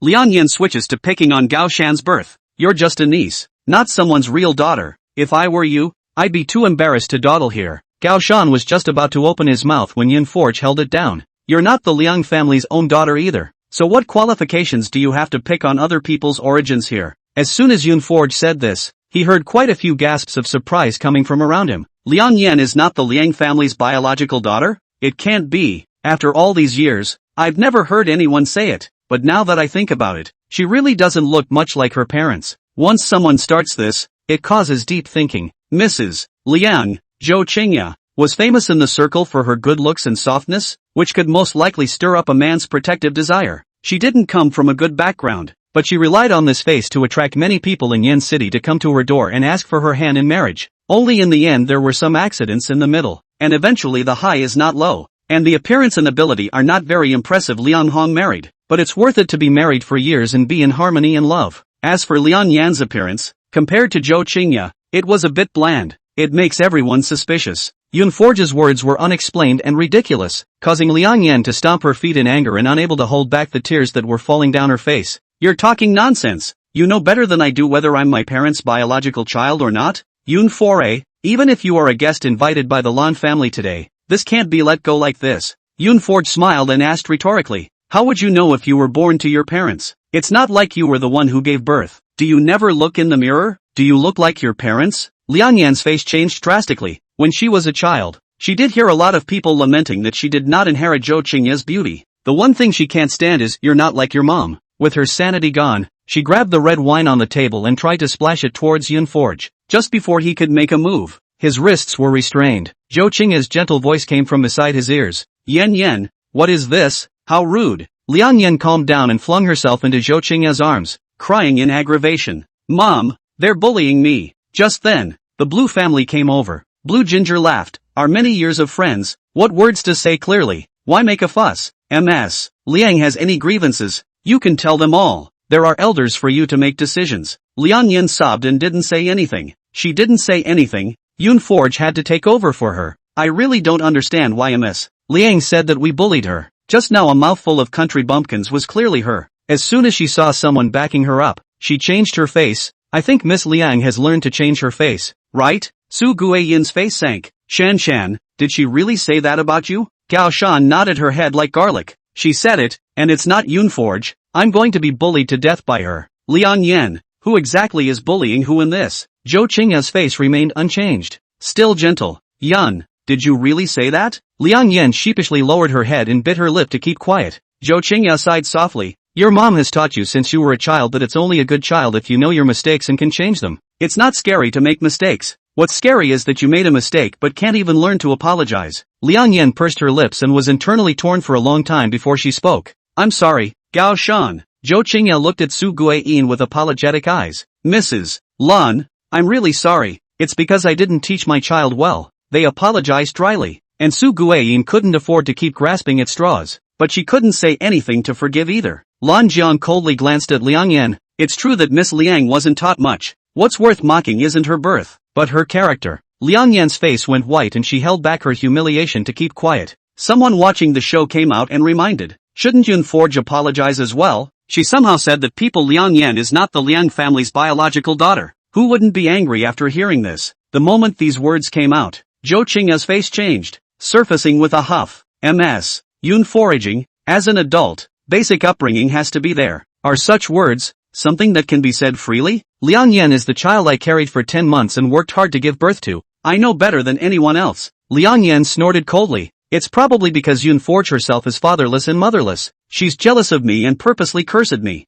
Zhou Qingya snapped. Miss Yun Forge, please apologize. Yun Forge shrugged. Mrs. Liang, these words, I did not just casually export them. Liang Yan is not your biological daughter. This matter, I conclude. The faces of the Liang family members changed in unison, especially Liang Hong, who came over with large strides and angrily rebuked. What kind of a thing are you blabbering here? What proof do you have for what you're saying? Blue Ginger coldly said. Mr. Liang, want evidence is not simple. Directly go to do a paternity test is not enough? Liang Hong snorted coldly. Who am I to get a paternity test just because she said so? This is an insult to my daughter. Absolutely impossible. Zhou Qingya, however, hesitated and repeatedly scrutinized Liang Yan's face. It's true that Liang Yan doesn't look like her. She was shaken in her heart, and Liang Yan couldn't be clearer about her mother's thoughts. Liang Yan gritted her teeth. Mom, since she said so, let's do it. But Yun Forge, remember this, if I'm my parents' real daughter, you'll have to kneel down and apologize to me. Yun Forge snorted. Then what if you're not your parents' real daughter? What are you going to do? Kneel down and apologize to me too? Liang Yan bit her lip. Kneeling was impossible. I can apologize to you. Lan Jiang looked at her contemptuously. You don't even want to kneel. So who are you to ask people to kneel for you? Who is nobler than who? Yun Forge ruffled his hair and said with a casual attitude. Tell you what, I don't need to make you apologize. You live eat a can of herring, even if it's an expression of your sincerity. Blue Ginger's face was in a state of disbelief. She had heard of this thing. It was said to be strangely stinky. There was no way to eat it. Liang Yin froze. Canned herring? Can you fix it with a meal? Is Cloudforge that kind? Cloudforge smiled faintly. There's nothing I can do about it. Who called me a good guy? Just finish the cans live. Liang Yin smiled coldly. Don't get complacent too early. This time you'll be kneeling for sure. Cloudforge shrugged. I look forward to your good news. I'll prepare the canned goods for you, so you'll remember to eat them when the time comes. After that, the Liang family left the scene in a hurry. Gao Shan was filled with curiosity. Yun Forge, is Liang Yan really not the Liang family's daughter? Then where is their real daughter? Cloudforge, no,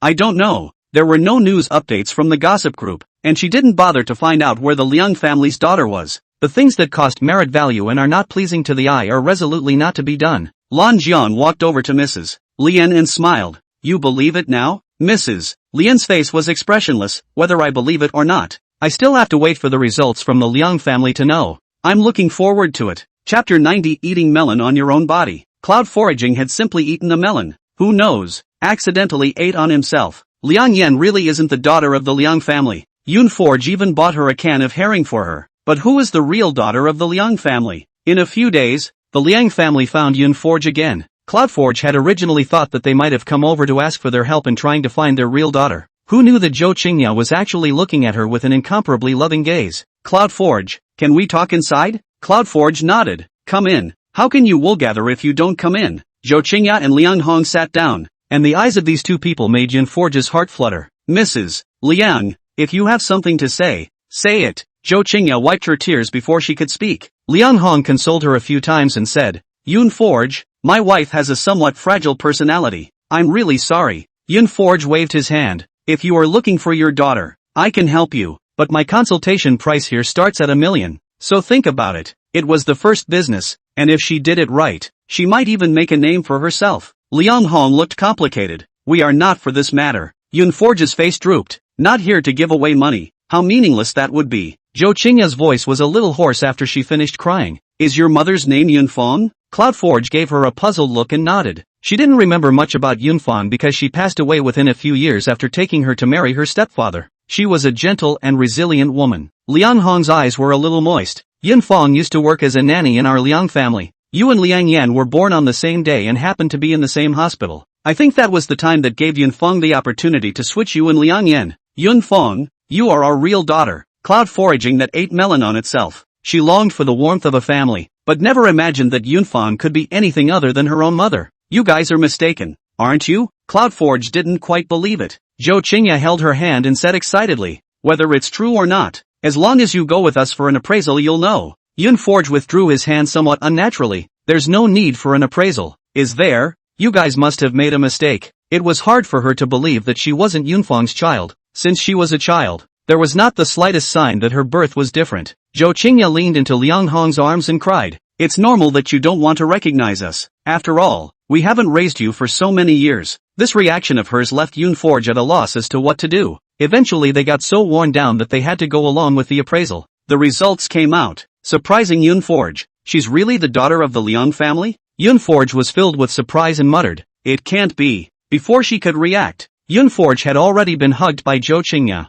I'm sorry for making you suffer for so many years. It's all because Mom didn't keep an eye on you. Cloudforge stiffened, letting her hug her and cry. She hadn't taken this in for a while and found it hard to believe. Liang Hong had a loving face and said, Foraging, come home. Your mom and I truly welcome you and want you to come back home. Zhou Qingya's eyes were filled with tears as she grabbed her hand. 2 days ago it was Mom's fault. I shouldn't have talked to you like that. But I thought at that time that Liang Yan was really my real daughter. You are the child I gave birth to in October and loved to the bone. And when I think of how much you have suffered, my heart simply cuts like a knife. Zhou Qingya was a person made of water, and tears came when she said they would. Cloudforge is very bad at handling this kind of situation. She even felt terrified in the face of Zhou Qingya's and Liang Hong's overtures. There's nothing to do. No way to take it in. I'm sorry, I may not be able to go back with you guys right away. I'll have to think about it. Seeing that her attitude softened a few points, Zhou Qingya immediately said, okay, we won't force you. Just tomorrow can you come to the house for a meal? You have a younger brother. We'll introduce you to him. Cloudforge hesitated for a moment and nodded. Good. Only after watching Zhou Qingya and Liang Hong leave did Yunforge turn around and go upstairs. She couldn't say what she felt. Her mind was a mix of emotions. Shocked, incredulous, and feeling ridiculous. There was also a hint of delight that she had deliberately ignored. She wandered like a floater for many years. Now that she suddenly has a family, does that mean she doesn't need to keep drifting? What about the Liang family was another story. This was family that was connected to her blood. Sister Forge, is the Liang family really your real parents? Praying Yen was shocked. Yun Forge flung out the paternity test report. See for yourself. Praying Yen stared straight ahead. This is too dramatic. So, you're now the daughter of the Liang family? Isn't this true-false $1,000 thing only written in novels? Do you recognize them? Cloudforge leaned back against the couch and looked up at the ceiling. I don't know. Head is a mess and needs to be sorted out properly. Praying Yen muttered. If you don't know, then don't recognize them first. Test them, and if they're good to you,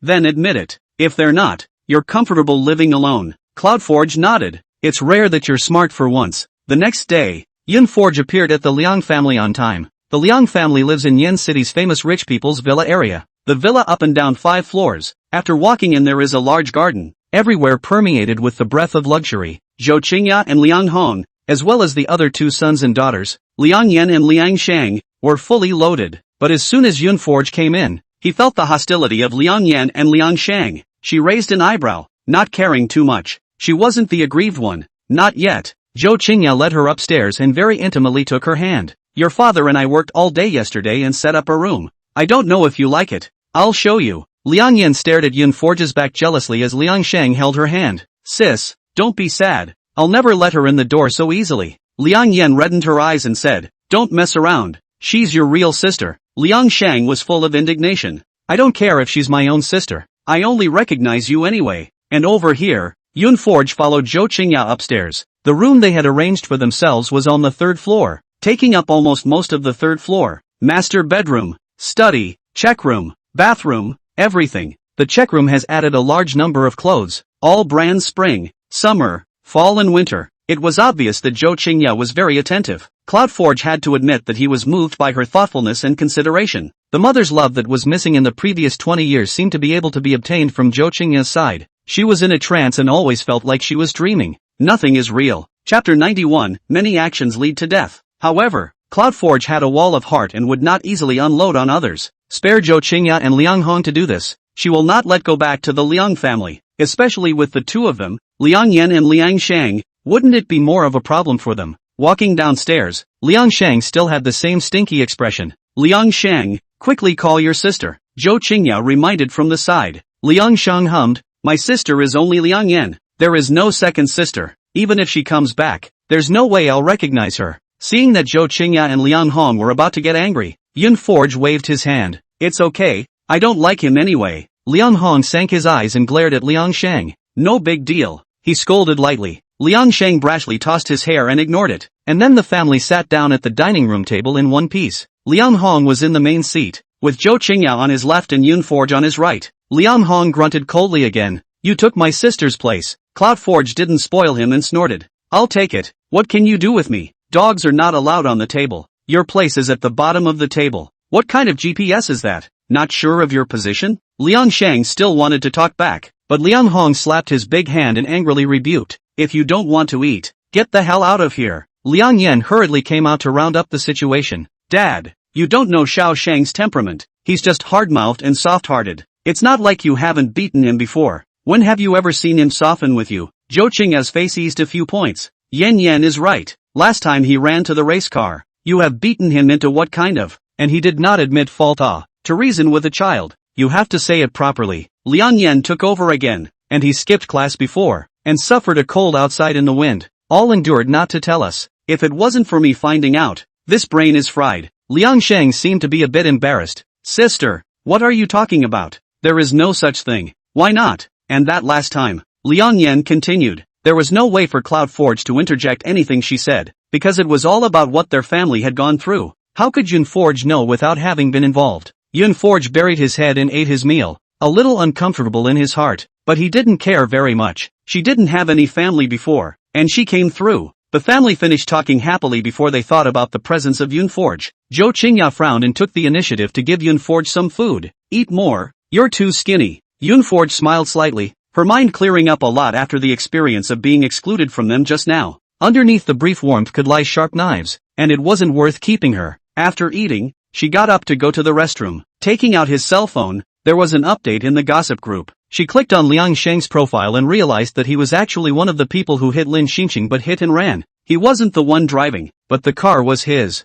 Yun Forge's eyes were cold, and she couldn't help but wonder how good a family that could teach Liang Yan Liang Sheng's siblings could be. How loving Zhou Qingya and Liang Hong were in front of her was just a disguise. Yun Forge exhaled slowly, and it would be a lie to say that he wasn't disappointed. She thought she might actually have a family. Cloud Forge closed his eyes, adjusted his emotions, put his cell phone away, and walked out. Zhou Qingya and Liang Yan mother and daughter hugged together, one coaxing the other to cry. Looking at the mother-daughter bond, seeing Yun Forge come out, Zhou Qingya subconsciously pushed Liang Yan away. Foraging. Yun Forge calmly averted his gaze. I'll leave first. Zhou Qingya hurriedly got up. Why are you leaving? Why don't you stay at home tonight? Yun Forge shook his head. I thought about it. I'm still more used to one. I'm living well in Longguang Yuan, so I won't move here. Whether Zhou Qingya and Liang Hong were her real parents or not, it didn't matter that much. Zhou Qingya's face turned pale. She was always used to being soft and weak, and when she cried with pearly blossoms, which called for a great deal of heartache.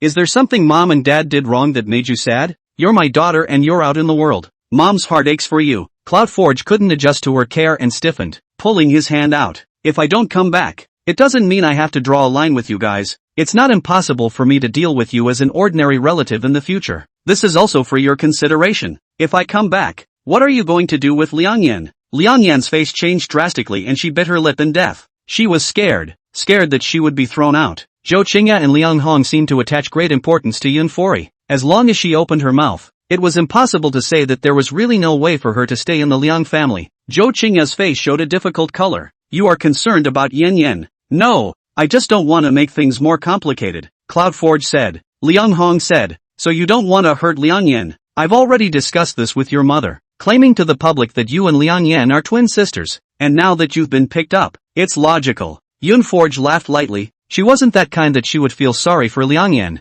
She was purely too lazy to deal with this. There's no need. Since the matter hasn't been announced to the public, there's no need to announce it. Liang Yan is still your child. I just said, if you guys are willing, you can treat them as ordinary relatives. Liang Yan was ecstatic in her heart. Liang Sheng, on the other hand, said impatiently, Mom, what else is there to persuade? People simply don't want to come back. Yun Forge took 2 steps, stopped in his tracks and looked back at Liang Sheng. Have you ever heard the saying? Liang Sheng was filled with puzzlement. What words? Many actions will lead to death. What you've done will come to light one day. Yun Forge looked at him coldly. Liang Sheng's face changed drastically, and a hint of panic swept across his eyes. Does Cloud Forge know something? What are you talking about? Yun Forge, I know that Xiao Sheng was much offended by you just now, but you shouldn't have cursed him either. Liang Yan rebuked disapprovingly. Liang Sheng is his own son who was brought up by his own hands. Zhou Qingya naturally can't allow others to denigrate him, even if that person is Yun Forge. She looked at Yun Forge with the same disapproval and said in a warm voice, do you have some misunderstanding about your brother? Although Xiao Sheng is a bit rebellious, he is still a kind person. Liang Hong, Yun Foraging, don't talk nonsense. This family is being united as one, and Cloud Forge looks like the villain instead. She let out a light laugh. That's why I don't want to go back to the Liang family. Your family culture and tutelage. Call me unable to agree with it. Zhou Qingya huffed. What do you mean by this? Is it because your father and I did something wrong? Can't you just say it and we'll change it? Yun Forge shook his head. There's no need to change. The paths are different. She turned and walked away. Without the mask of loving kindness, Liang Hong revealed his true face and roared. We are willing to let you come back. That is your good fortune. How many people who want to enter our house don't even have this qualification? And you're still giving me the chiao? I'm telling you, if you leave today, don't come back from now on. Chapter 92. Yes, there's a dog. Liang Hong's words came out of his mouth, which could be considered as a complete tearing down of his face. Zhou Qingya didn't have the time to stop, and watched as Yun Forge's face turned colder bit by bit. I was able to coax it out again, but now it seems to be a disconnect. Cloud Forge, your father was just so angry. He had a mouth on him. Cloud Forge snorted. I didn't recognize you guys. That title isn't quite appropriate. Zhou Qingya's face stiffened. Do you have to be like this? Yun Forge, what good does it do you to have such a frosty relationship with us? What exactly did Xiao Sheng do to make you so upset? Liang Sheng immediately yelled. She framed me. I didn't do anything. Yun Forge glanced at him. People are doing it. You wait. With that, she turned away, striding out the door. Zhou Qingya still wanted to stop, but Liang Yan grabbed her hand. Mom, can't you see this attitude of hers? She doesn't want anything to do with us at all. People don't see us. Zhou Qingya brushed her hand away and ran outside in a hurry. Unfortunately, Yunforge had already gotten into the car and sped away. Liang Hong followed out and advised, if she doesn't want to come back, just forget it. Zhou Qingya's face was gloomy. How can we forget about it? Her relationship with Mr. Qi can bring us a great help. If our Liang family and the Qi family are joined in marriage, then who would dare to look down on us in our circle? Liang Hong sighed, but she now has this attitude. Zhou Qingya adjusted herself and suppressed her anger.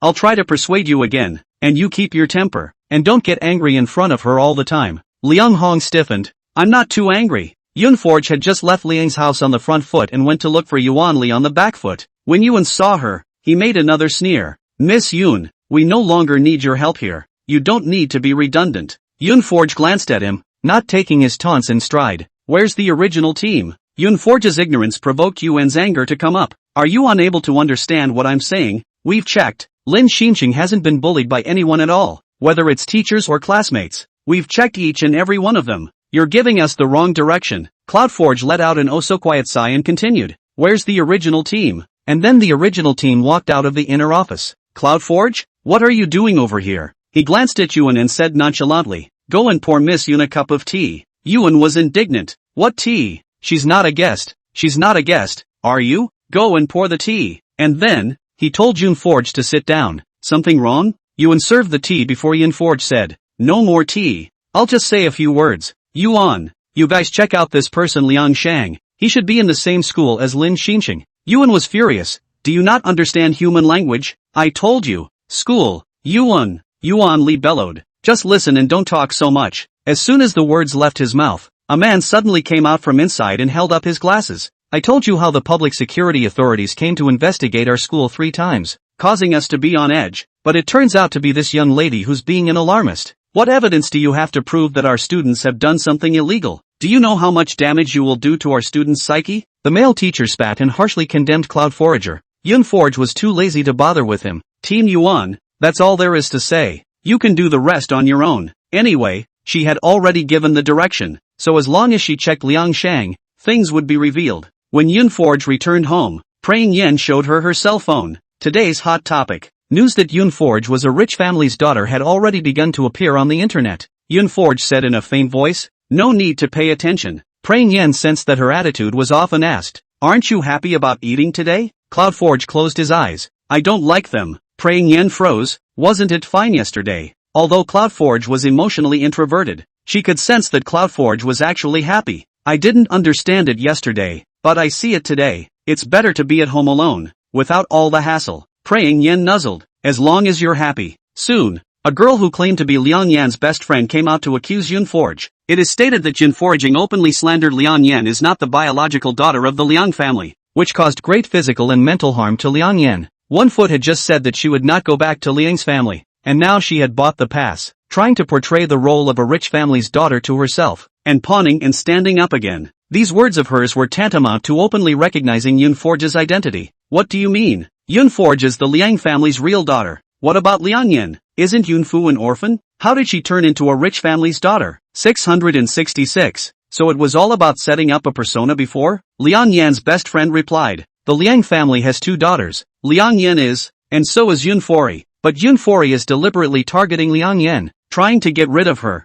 The story has soared in popularity, and many are surprised by the dramatic 1-2 punch that has sparked discussion. Some people condemned Yunforge for being aggressive. Some lamented the creation of the world, and some doubted the veracity of the matter. Liang Yan and Yunforge, no matter how you look at them, they don't look like sisters. No matter how much the internet festered, Cloudforge did not respond. Beamer, it wasn't worth it for her to come out and explain. Shi Yanchuan naturally knew about these things, and while asking Secretary Lin to look into it, he sent a message to Yunfori. Qiyanchuan, do you need help? Cloudforge, no. I have no intention of recognizing my relatives. Qianchuan looked at her words in silence. Secretary Lin, if you had been alone for years and suddenly a pair of rich parents ran out to recognize you, what would you do? Secretary Lin froze. If I were Miss Yunforge, I would definitely be happy to recognize my family. Shi Yanchuan nodded his head slightly, but Yunforge did not. She didn't even look too happy about it. Secretary Lin guesses, maybe the Liang family did something to upset her. Mr. Shi, should we invite Liang Dong over for tea? No need. You call attention to it. He'd have to learn to keep a sense of proportion. Cloudforge wouldn't want to see him meddling in her affairs. Kiran, tonight? Yunfu raised his eyes and replied. Chi General. Indulgence hurts the body. Last time, because of letting him off the hook, Yunfori was determined to make amends and indulged with him in his room for 2 days, feeling like his body was going to be emptied out. Only this man is as needy as a wolf. I got up the next day and was looking radiant again. Isn't it said that there are only tired oxen and no plowed fields? How is it that this phrase does not fit at all on Kaienchuan? Chi Yinchuan, it's been 3 days since we met, aggrieved. Yunforge looked at that expression that didn't match his image and laughed out loud. Praying Yen was surprised. Who are you talking to? Smiling so Tai. Yunforge gave her a blank look. Who swings? Who? You don't have a dog out there behind my second brother's back, do you? Cloudforge laughed softly. Yes, there is a dog. Cloudforge, changing places. Going to the hotel. Kaienchuan replied quickly. I'll have someone book a hotel. Chapter 93, send out the photos. After a ridiculous night in the hotel, Yunfori secretly decided in her heart that next time, she would never be confused by male sex again. Every time I think that way, every time I can't resist the temptation. Kaienchuan didn't know where to learn the tricks, and didn't know where to find the toys, and became more and more flirty every day. Cloudforge flopped down on the pillow and watched him dress as if no one else was there. Broad shoulders, narrow waist, great ass, and 8-pack abs. Did you sneak off to work out? Shi Yinchuan put on his shirt. Exercise is a daily necessity. No need to sneak. Rather, it's you foraging. You need to exercise. Physical strength is so bad that I do pass out every night. Yunforge grunted. A canary that's been adopted has no qualifications to ask the Golden Master to do anything. Kaienchuan let out a low chuckle and tied his tie slowly and methodically. And then he walked over to Cloudforge and leaned down to capture her barbed red lips. Compared to a shallow taste, Shi Yinchuan loves to go deeper and more entangled, making the ambiguous watery sound of lips and teeth intertwining. Cloudforge pushed him away and gasped. Are you becoming a pervert? I haven't brushed my teeth yet. Kaienchuan raised his eyebrows. I don't mind. Yunforge gave him a blank look. I dislike it. He kissed her lightly on the cheek. Where else on your body have I not kissed? Chi Yinchuan. Yunfu's face turned red with shame as she glared at him in annoyance. When you do it, you get carried away, and you can be as loose as you want to be. But Yunforge didn't like to hang on to these things. It was too shameful. Okay, no more talking. I'll get you dressed. Cloudforge swept the room. Where are my clothes? Kaienchuan, I asked someone to take it to the wash last night. Yunforge jawed. And you called someone in. Kaienchuan innocently said. How can you tell someone to change the sheets if you don't tell them to come in and collect them? Yunforge's cheeks blushed and she raised her foot to kick him. Will you stop talking with your mouth full? In front of and behind the scenes, it's like a different person. Kaienchuan grabbed her feet with the precision and accuracy of jade. Can't sleep without changing. Not that you don't know that. If you say another word, there won't be a next time. Yunforge glared at him warningly, successfully shutting up Kaienchuan. You'll wash up and take you to dinner later. Cloudforge grunted and hurried into the washroom. With the night's exercise and the fact that it was nearing noon, her stomach was already singing an empty song. The two of them dined at the hotel's restaurant, and Yunfei was bored and swiped her phone before realizing that she was actually photographed with Chi Yinchuan last night. Cloudforge huffed and put his cell phone on the table. See for yourself. The title of the news is, Yunforging and a Strange Man on the Hotel Kiss. Passionate night. She wasn't one for high profile, and naturally she didn't want to expose her private affairs to the public. Praying for Yen, asterisk asterisk asterisk asterisk. This is too tawdry for my second brother. It's such an intense kiss while still in the elevator room. Praying Yen also posted a lewd emoticon. Cloud Cuculander, smiles. Online comments, when deliberately guided by people with an axe to grind, are already speculating whether she's been adopted by any gold master again. Shi Yinchuan swept a glance. All untrue information. Nothing to see. Yunforge smiled coldly. Don't see each other for the next few days. Kaienchuan's face fell. Foraging. Yunforge rolled his eyes, not looking at him, pretending to be pitiful. Public opinion on the internet intensified, and some even condemned Yunforge for bringing up a bad trend. In the future, girls won't have to work hard. They'll all go to the gold masters for adoption. Aren't we advocating independent women? Is relying on a man considered independent? Yunforging this kind of person cannot be blocked. Simply corrupted the social atmosphere. This kind of girl should be blocked, and she's still allowed to pop out. This time, Cloud Forager came out to respond. Cloud Foraging v. Rich, capricious, to adopt a face and body but also live a good man. Not a crime. Right, smile. Her fans started jumping up and down wildly. Hahaha XSWL. From now on, boys don't need to work hard. They all go to find gold masters to adopt. Aren't we advocating independent men? How can relying on a woman be considered independent? I can't believe it. I can't believe it. We're so cool. Sister Forage said before. She has many sweets. Even if she does nothing, she can still live a good life. Breaking news, Cloud Forge is keeping the 100th fresh meat on the roof of the dance hall. Boing boing, when will it be my turn for this heavenly riches? After Yun Forge posted his tweets, he stopped reading the online comments. Most of it is just talk that begs for adoption anyway. Kaianchuan suddenly had a sense of crisis and looked at her slyly. You won't give me a name? Cloud Forge. What kind of name do you want? The name of being adopted? Crazy. Kaianchuan, they're all begging you to adopt them. You have to do right by me. Yun Forge chose to be silent. Qi Yanchuan is sick in the head. If she really told everyone that this person was Qi Yanchuan, no one would probably believe her. You stop that. I'm going to go back and catch up on my sleep. It's not suitable to go out shopping on a hot day, so Yun Forge basically stays at home. After a night of dashing, Yun Forge patted his ass and walked away, which was cold and ruthless. Kaianchuan, on the other hand, was still wondering how he was going to make a name for himself. It didn't take long to see the message from Secretary Lin. Secretary Lin, Mr. Shi, you're being filmed. He posted a dozen pictures in a row, all of them of him and Cloud Forager. This picture is much clearer than the one from last night, and you can see his face clearly. Kaianchuan expressed his satisfaction. As a result, in the next second, I saw Secretary Lin say, I've already taken care of it, and I definitely won't let the photos leak out. Kaianchuan, QIYANCHUAN, have someone send out the photos. The more the better. Secretary Lin? QIYANCHUAN, as soon as possible. Secretary Lin really does not understand, so that everyone does not know that the person that Yun foraging for adoption is. Secretary Lin had a flash of insight. Qi Yanchuan wouldn't just want others to know, right? Alas, the love brain is to be preferred. Qi Yanchuan gave the word. He didn't have the guts not to follow it, so he had to let the photos be sent out. The whole internet was in an uproar when these photos came out. Praying for Yen, asterisk.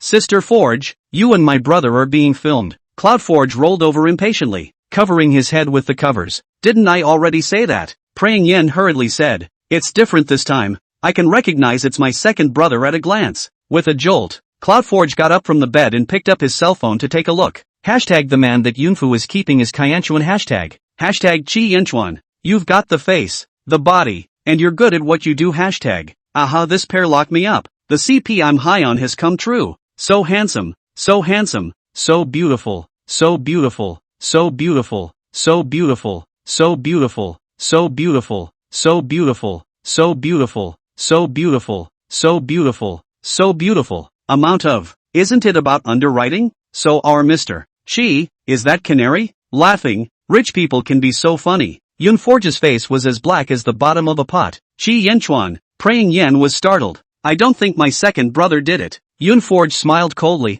Who else but him? Chapter 94, This woman is too realistic. The next day, the online discourse was once again over cloud foraging. It started when a school teacher came out to accuse Yun Fori, stating that she had spoken nonsense and wronged the students of the school, telling them to suffer great physical and mental harm. It was only after people looked into the matter that the case of Lin Xinqing was discovered. I heard that the public security of Yancheng sought help from Yun Forge, who pretended not to understand and gave a lot of wrong information, misleading people's public security. School teachers are now speaking out, and public security has come to our school several times before and after, causing panic. There are so many kids at school. They listen to what they hear. They have no judgment, and it's easy to cause verbal violence to others. Laughing to death. Yun Forge doesn't really think he's a godly man, does he? As if that wasn't enough, Liang Yan also got in on the act and added fuel to the fire. Adding fuel to the fire and telling the story of Yun Forge's accusation against Liang Sheng at Liang's house. He was close to labeling Liang Sheng as weak, pathetic and helpless. Cloud Forge slept until high noon when he got up and saw what was being said on the internet. In addition to this teacher, a number of parents of students followed the condemnation.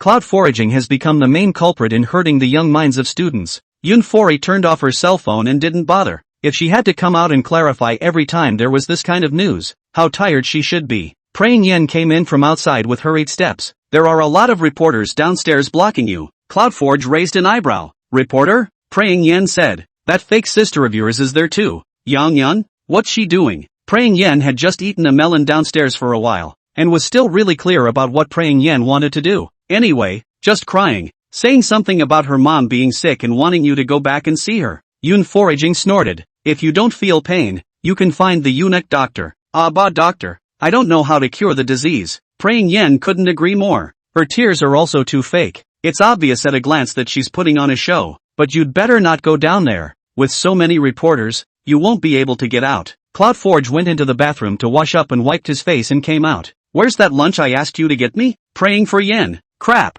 I just got so caught up in what I was watching that I put it downstairs. As she went downstairs to get her lunch, Cloudforge received a call from Original Read. Original team. Yuan Li's voice was apologetic. I'm sorry Yunfori, 2 of my colleagues are talking nonsense on the internet. I'll apologize to you on their behalf. Yunforge closed his eyes. I told you to check on Liang Shang. You guys didn't find out anything? Yuan Li immediately said. I called you just for this matter. I've already found out some clues. You wait a little longer. The truth will definitely come out in the next 2 days. When the time comes, Yunforge will be cleared of any wrongdoing. Yunforge hummed. Then you guys take your time to investigate. She also heard Yuan's voice from over there, arguing with Original Read. Affecting her mood, she simply hung up the phone. Praying Yen brought up the rice. She's still downstairs. Says she won't leave until you go down. Yunforge took the rice. If you don't go, just don't go. I'm not the one who's tired anyway. It's not a problem for her to draw a manuscript at home, even if she doesn't leave the house for 3 days and nights. She wanted to see if Liang Yen could stay downstairs for 3 days and 3 nights. The next day,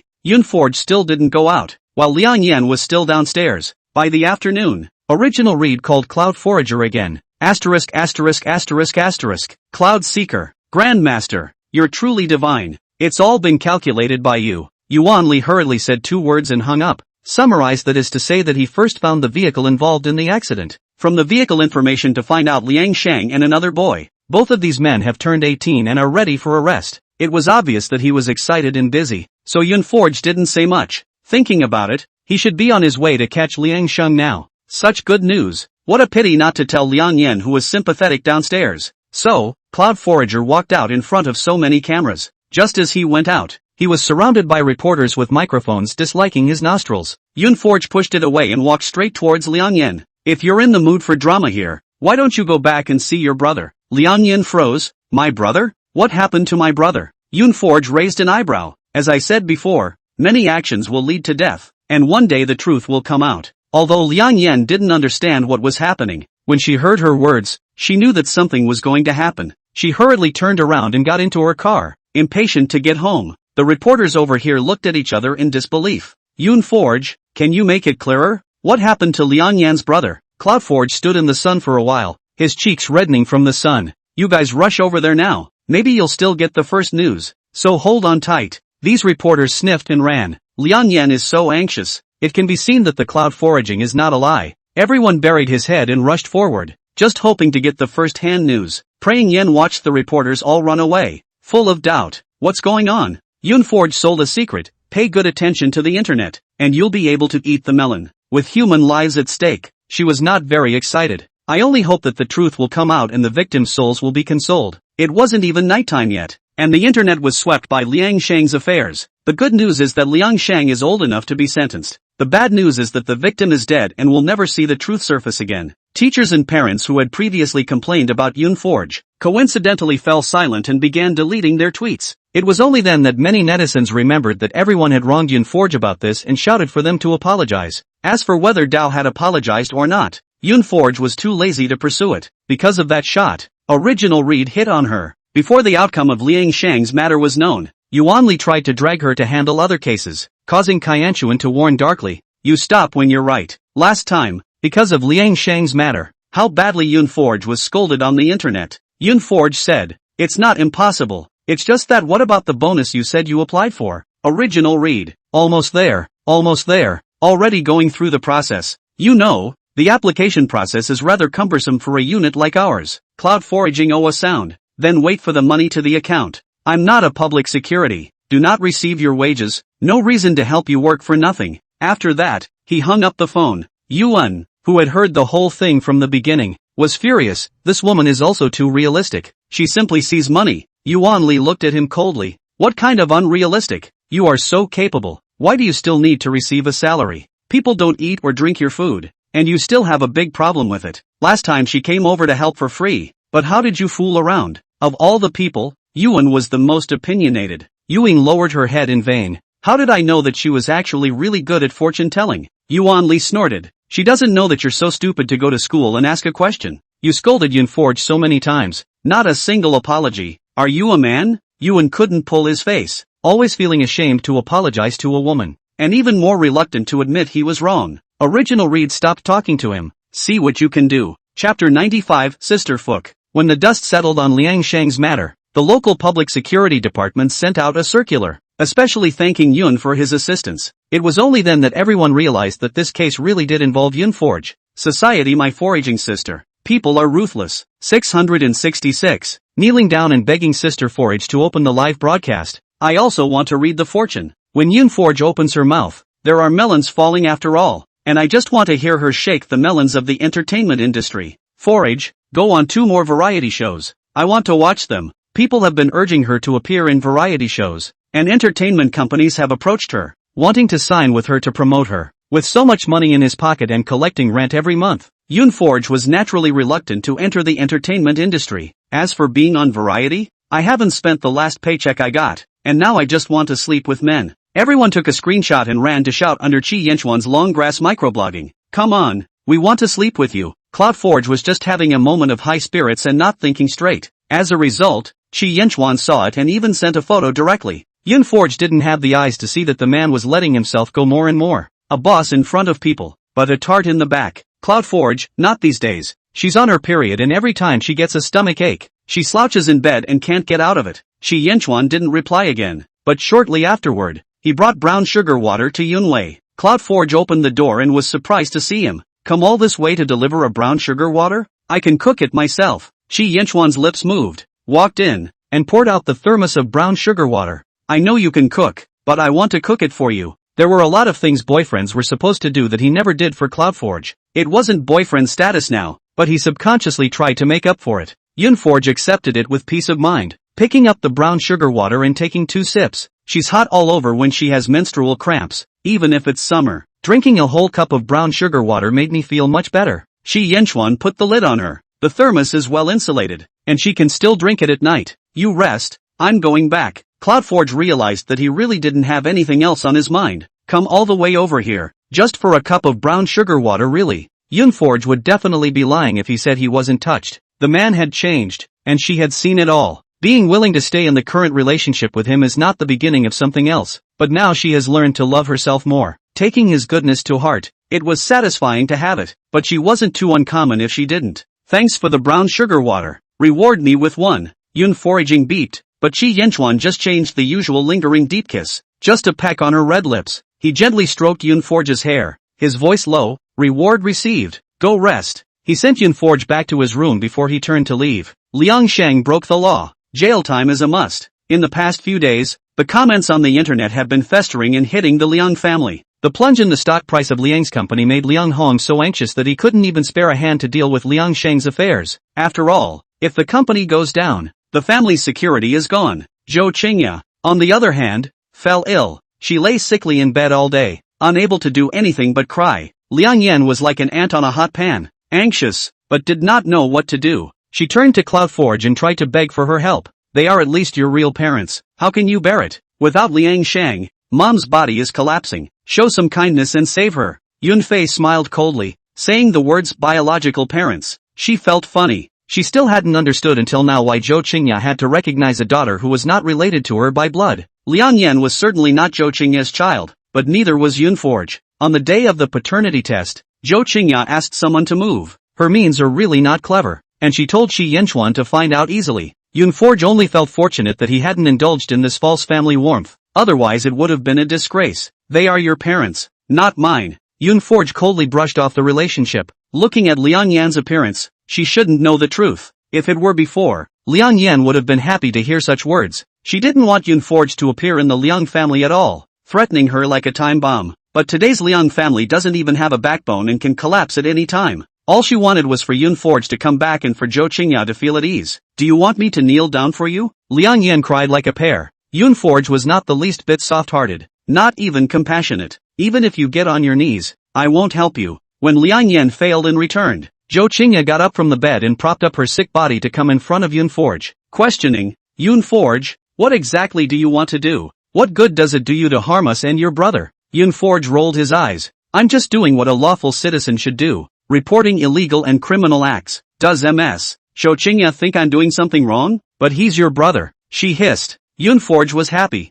This woman's mental quality was really good. She was bored and swiping through the gossip group when she suddenly saw the latest news that popped up, and it was surprisingly related to Zhou Qingya. MS. Zhou Qingya, you won't be acting and fooling yourself, right? Although I have a little bit of money, this is not as rich as your Liang family's family background. I really can't figure out where you got this problem of casually recognizing your daughter from. Yunforge clicked on Zhou Qingya's gossip red packet and happily ate the melon. I didn't expect Zhou Qingya's melon to be small. It shows that she had a first love when she was young, but unfortunately the door was not right. Zhou Qingya's parents wanted her to marry into a wealthy family, and she had to give up her first love and choose Liang Hong to marry. But after the marriage, it lasted for many years while being coupled up with his first love and coaxing Liang Hong at home. Zhou Qingya's face worsened when she hit a nail in the coffin with Yunforge. Turning back to his home, he complained of Liang Hong's embrace and listened to his comforting words, but he heard Liang Hong say, I decided to transfer some assets to your name and send you and Liang Yan abroad first. Zhou Qingya's face changed drastically. How could this happen? Is our company that unbearable? Liang Hong said in a warm voice, don't be too anxious, I'm just trying to prepare in advance. It won't necessarily come to that, but in case it does get to that point, it will be too late to act then. Liang Yan finally cried out after holding back her tears for so many days. Zhou Qingya cried, and she cried too, hearing Liang Hong's brain hurt. Suddenly it seems that only they will go abroad. Not very reliable, not even a backbone. There is no one to protect you if you are bullied in a foreign country. So Liang Hong thought of his own stray biological daughter. The paternity test was Zhou Qingya's move. Liang Hong naturally did not know that it was fake, full of thought that Jun Foraging is his own daughter. No matter how unrelated, there is always a layer of blood relationship. He thought that it would be the best choice to have Yunforge follow him abroad to take care of Zhou Qingya. Chapter 96, Recovering Your Own Daughter. And then, Liang Hong found Yunforge, trying to persuade her to go abroad with Zhou Qingya. Yunforge had a few laughs as he looked at his sincere demeanor, wearing a cuckold without realizing it. Surprisingly, Yunforge was called to sympathize with him.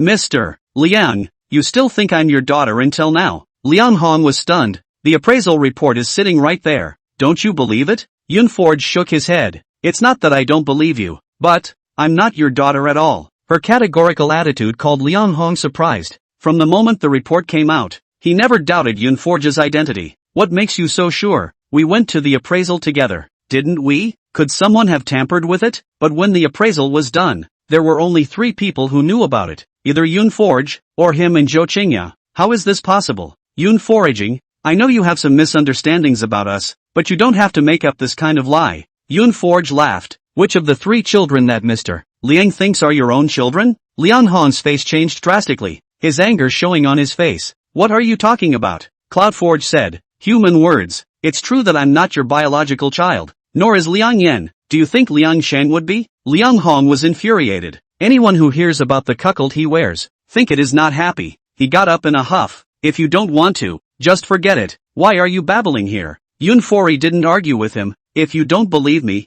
just do a paternity test with Liang Sheng. You want to pave the way for her and send her abroad, but you don't know that people don't necessarily appreciate it. Liang Hong coldly grunted. Since you are unwilling, then I won't force you, but you have to be clear. After today, you won't be able to get involved with our Liang family again. Yunforge laughed. Mr. Liang, is there anything worthwhile for anyone else to want in the Liang family now? Liang Hong's face rose to the color of pig's liver, and what Yunforge said was simply solid. He left angrily and returned home. Looking at the crying Zhou Qingya again, he had another headache. I can't help but think of Yunforge's words. Is Liang Sheng your own? He shook his head back and forth. How could he doubt his kind and tender wife? Zhou Qingya saw him coming home and rushed to welcome him. How are things? Liang Hong said in a warm voice. If Yunforge doesn't agree to go abroad to take care of you, I'll think of another way. Zhou Qingya hummed. Otherwise, let's transfer the property first. Liang Hong was stunned. After I thought about it, I don't necessarily need to go abroad. The company's condition isn't that bad.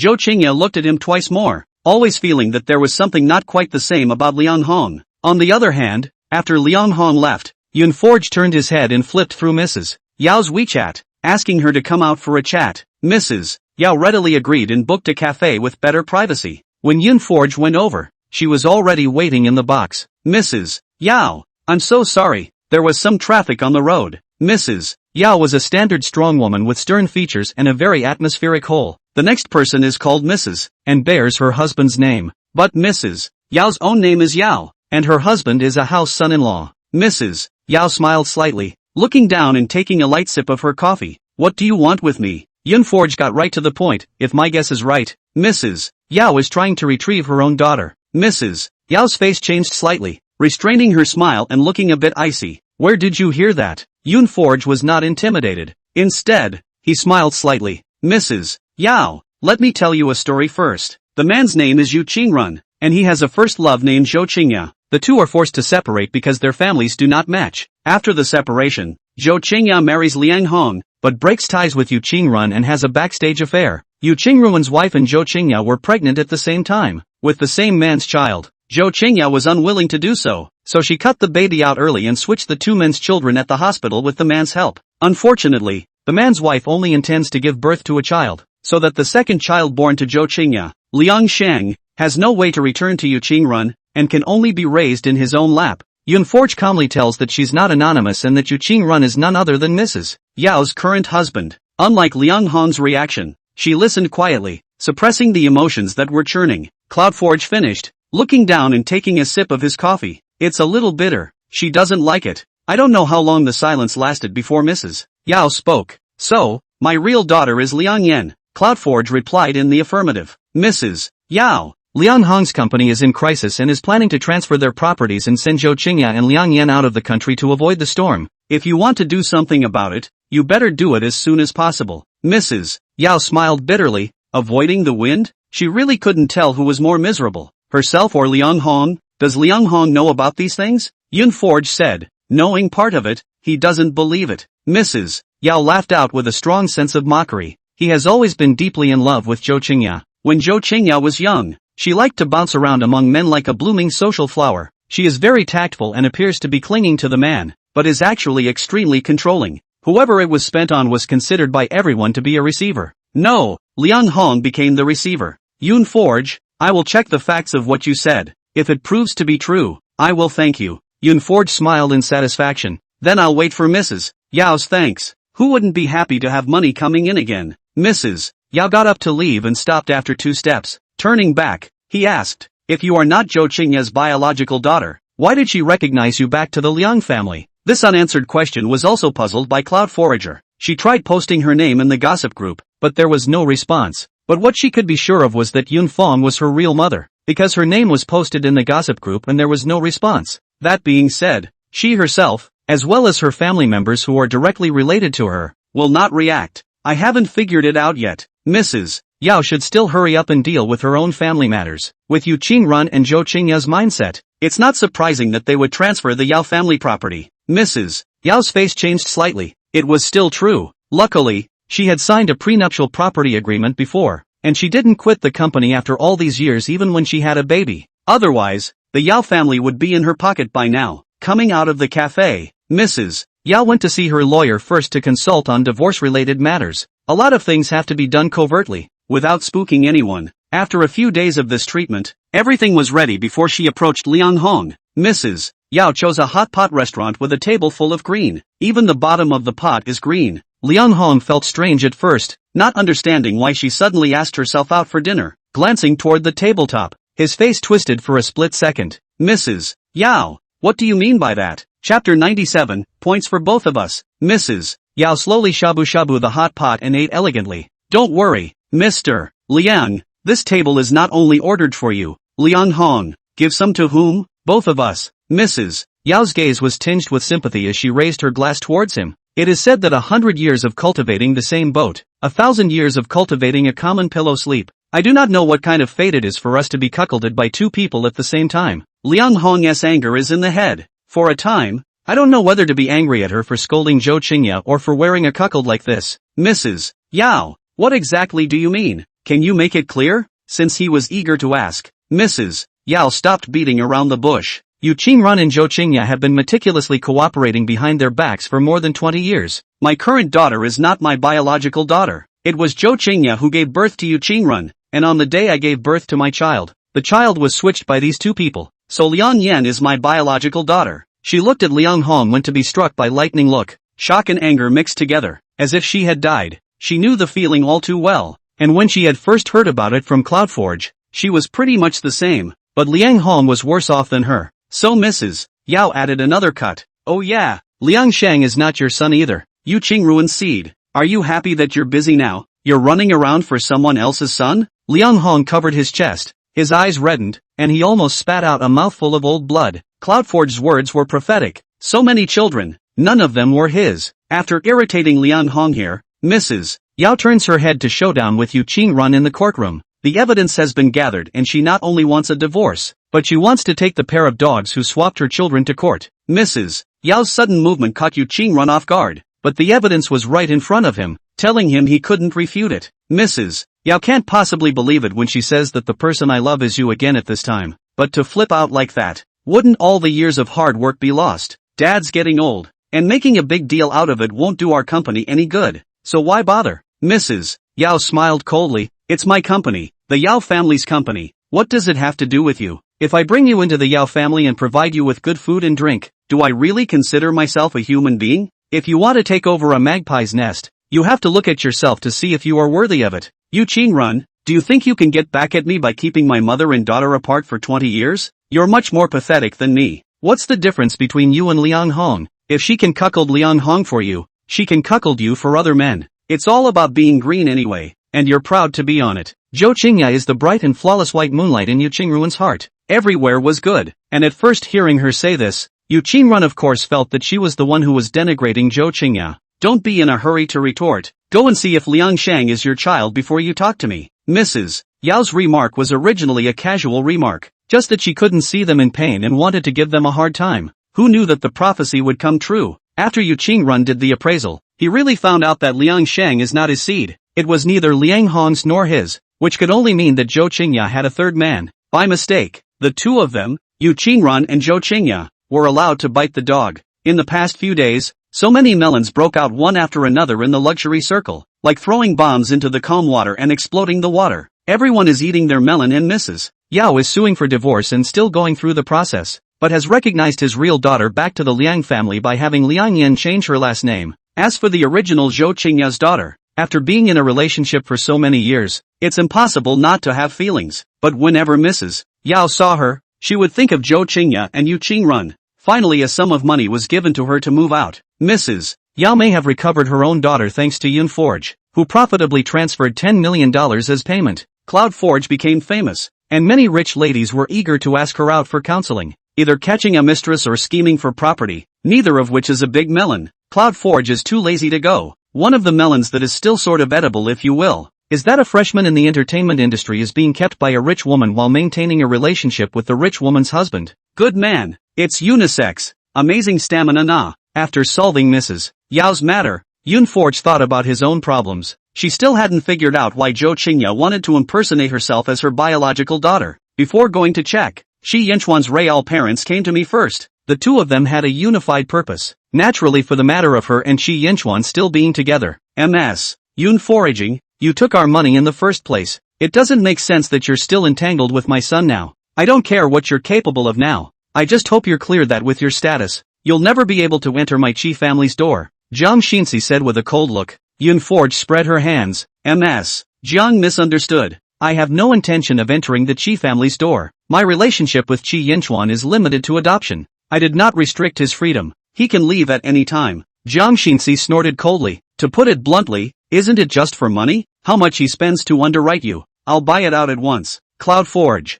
2:000,000 a year. Jiang Xinxi smiled coldly. It's quite cheap. Cloud Forge nodded. That's what you said. Your son is kinda cheap. Jiang Xinxi's face changed, and then he heard Yun Forge say, I forgot to tell you, 2 million, I'll give it to him, I've adopted him. You fart. Jiang Xinxi was so angry that she couldn't speak. How could her son be adopted? Cloud Forge didn't bother arguing with her on this issue, just wanting to end the conversation quickly. MS. Jiang, I've made my words clear. Is there anything else you want to ask? Instead of wasting time with me, why don't you go find Qi Yanchuan? As long as you guys can persuade him, I naturally won't hold back. Shi Jia Yao, who hadn't uttered a word the entire time, had a face as black as the bottom of a pot. Let's go. There is no longer any need to talk about it. Before the two of them got up, they saw Qi Yanchuan's figure. He stood just a short distance away, his face sullen. Qi Yanchuan glanced at Yun Forge before speaking with his parents. I hope you'll keep your boundaries in mind and not cross them.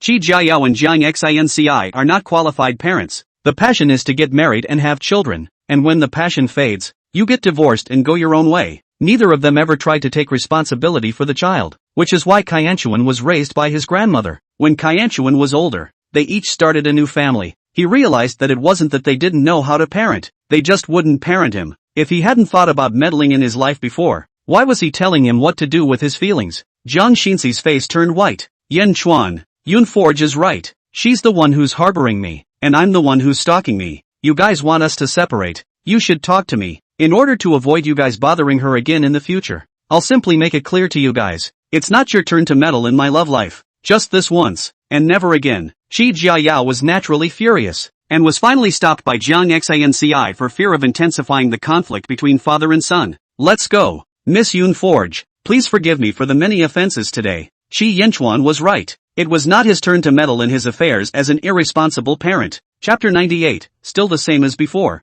After Qi Jiayao and Jiang Xinci left, Yun Yu and Qi Yanchuan were speechless relative to each other. Yun Forge could sense that he was not in the right mood, probably having heard what he said. She had nothing to be ashamed of, and the words she said to Jiang Xinci, although ruthless, were all sincere. She indulges in physical relationships and doesn't deny that she still likes Kyanchuan, but she loves herself more. Now, or down the road, she would only put herself first, and anyone else would have to take a back seat. Yun Forge looked at the dishes that were brought up which were already cold and had no appetite. Are you still eating? No, eat, go. Kyanchuan did not respond. His face was ugly. Yun Foraging took the lead to get up and leave. Qi Yanchuan was silent for a moment, openly got up and chased out. Cloud Seeker. Cloud Forge stumbled back in his footsteps. Anything else? Qi Yanchuan's eyes glowed red, and a handsome face was shockingly cold. They tell you to give up. You give up. What am I in your eyes? What do you count? What kind of relationship did we have in the beginning? Don't you know best? The one I bagged in the first place was number 100,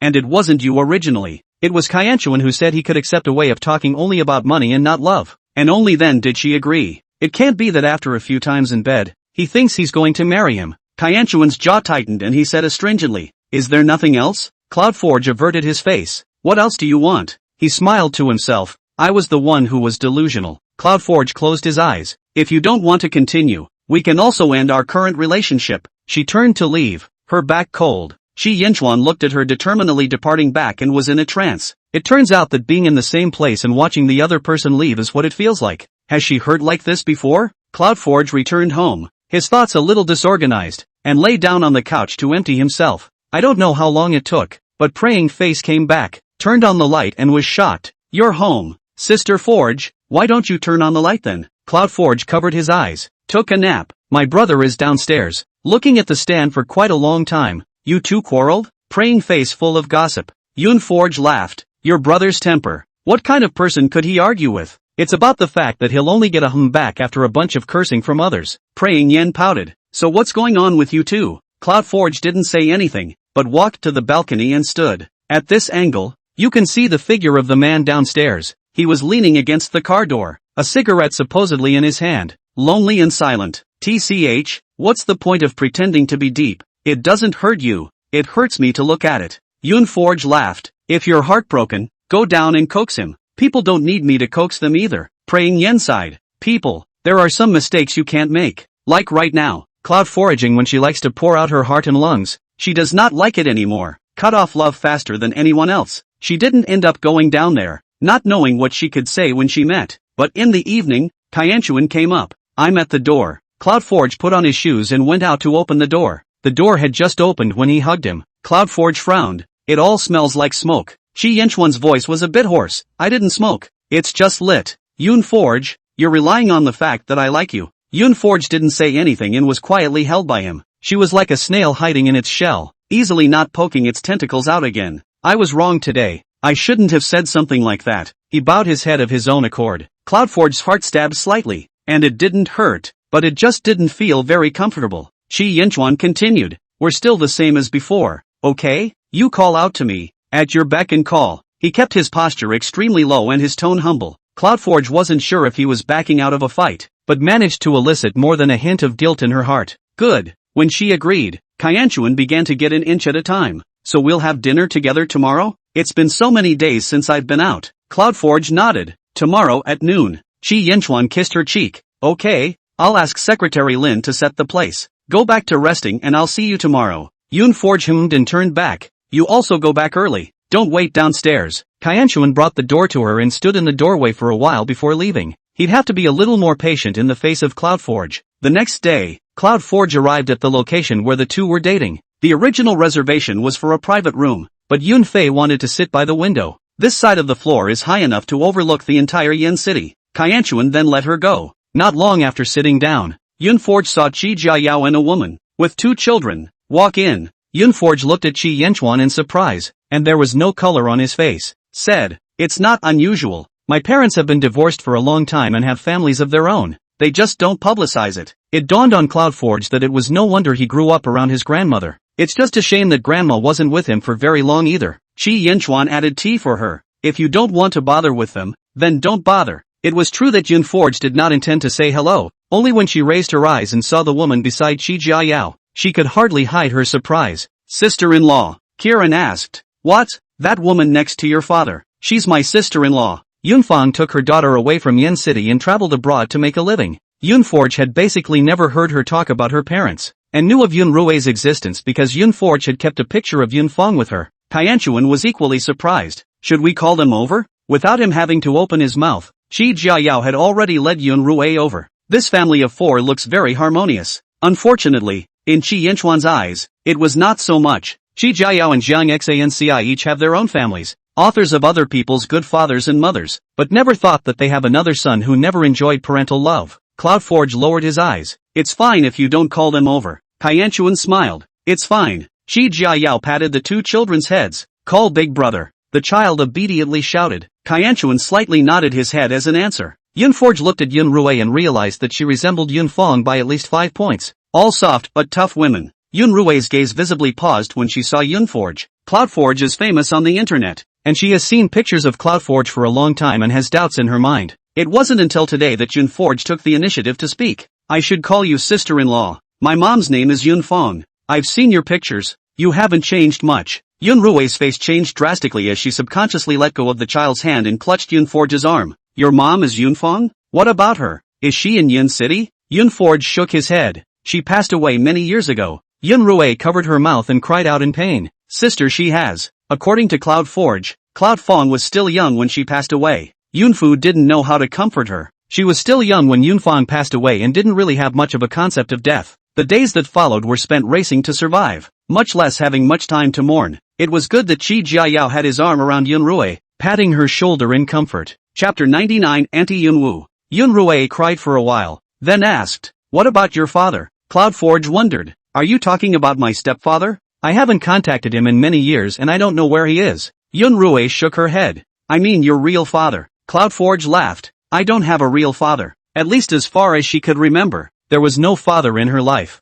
Yunrui cried again, rebuking bitterly. "I told you you couldn't find an older one. Abandoning your wife and daughter. What kind of a good thing can he be?" The one she cursed in her mouth was naturally Yunforge's own father. Yunforge had never met him before, so of course he didn't have much of a feeling. She couldn't help but glance at Qi Jiayao, tempted to say, "The man you're looking for isn't much younger. I'm past the age of needing a father, and having one or not having one makes little difference to me." Qi Jiayao couldn't help but glance at Qi Yanchuan, who had a cold look on his face. It always felt like Yunforge was talking about him and Qi Yanchuan with these words. It was so hard to meet them once, so Yunforge naturally wanted to speak to Yunrui again. Yunrui knew that the father and son in front of him did not get along, so he did not force them to sit together. "Why don't you take the 2 kids to the box and I'll be there later?" Xiaoyao was relieved and led the 2 children away. It was then that Cloudforge asked about her grandparents. She remembered Yunfang saying that besides Yunrui, she had a younger brother. These relatives, all of them, were recited by Yunfang. Even if Yunforge didn't have much of a relationship, he still wanted to visit once, to sort of fulfill Yunfang's regrets. But at the mention of these people, Yunrui's face didn't look too good. "Yunfu, Auntie knows that you're a good kid, but not everyone deserves to be treated with sincerity. Not your grandmother's side of your mother's family. What Auntie means is that it's best to have no dealings with them." Cloudforge was unsure, but listened to her anyway. "I don't hang out with them. I just go and meet them." Seeing that she was so insistent, Yunrui left her an address. As the 2 of them were talking, Yunforge saw the figures of Mrs. Yao and Liang Yan again. Since the last time the matter between Yu Qingrun and Zhou Qingya blew up, Yunforge hadn't seen Mrs. Yao again. After all, the deal was over. But in this meeting, because Liang Yan still relied on Yunfori to get back, Mrs. Yao thought that she should come over to personally thank her. Lian Yan looked at Yun Rue and couldn't help but ask, Yun Forge, is this your mom? Cloud Forge laughed, my sister-in-law. Lian Yan didn't ask any more questions, she just felt that this woman looked a little familiar. When she followed Mrs. Yao inside, she saw Qi Jia Yao come out of the box to greet Yun Rue personally. The two are holding hands and are very close. Lian Yan then realized why she thought Yun Rue looked familiar. She had seen this pair before. Yun, what are you looking at? Come in, Mrs. Yao shouted. Lian Yan's eyes showed contempt as she followed and walked in. Mom, did you see that? Mrs. Yao asked. See anything? Yun Foraging's sister-in-law. How dare she be a mistress for a man, interfering in the family of Mr. She, simply not knowing shame. Mrs. Yao's face went cold. Who allowed you to talk about people behind their backs like that? Yen, no matter what, that's Mr. Chi's family matter. It's not your turn to talk about people behind their backs. Liang Yan's face collapsed as she chided her and flattened her mouth to keep quiet. She had originally felt dissatisfied with Mrs. Yao for leading herself and Yun Forge to say thank you just now. Although she recognized Mrs. Yao as her mother, she didn't have much affection after all. In her eyes, Liang Hong and Zhou Qingya were her parents, but because of the cloud foraging, make her good family just like this broken. She was angry, and Mrs. Yao ordered for herself. With no intention of coaxing her, Liang Yan had grown up around Zhou Qingya, and her temperament had been raised crooked. At this age, it's not easy to break it back. Mrs. Yao could only wheedle her, and even if she said more, she wouldn't listen. But the more Liang Yan thought about it in her heart, the more she hated it. All he could think about was how to get back at Yun Forge. The next day, photos of Yun Rue appeared all over the internet. It was either hers personally, or hers and Qi Jiayao's family of 4, and it was released without even mosaicing the child's face. Qi Jiayao's presence in the Qi family was not strong. He only cared about having fun and did not like to participate in those formal business occasions. Together with Qi Yanchuan being too outstanding, everyone else's light was overshadowed. After the introduction of the marketing number, we realized that this is Qi Yanchuan's father. Yun Rue, naturally, was considered by everyone to be the one who interfered with Qi Yanchuan's family. Are all the mistresses nowadays so rampant? Not only have you become a mistress,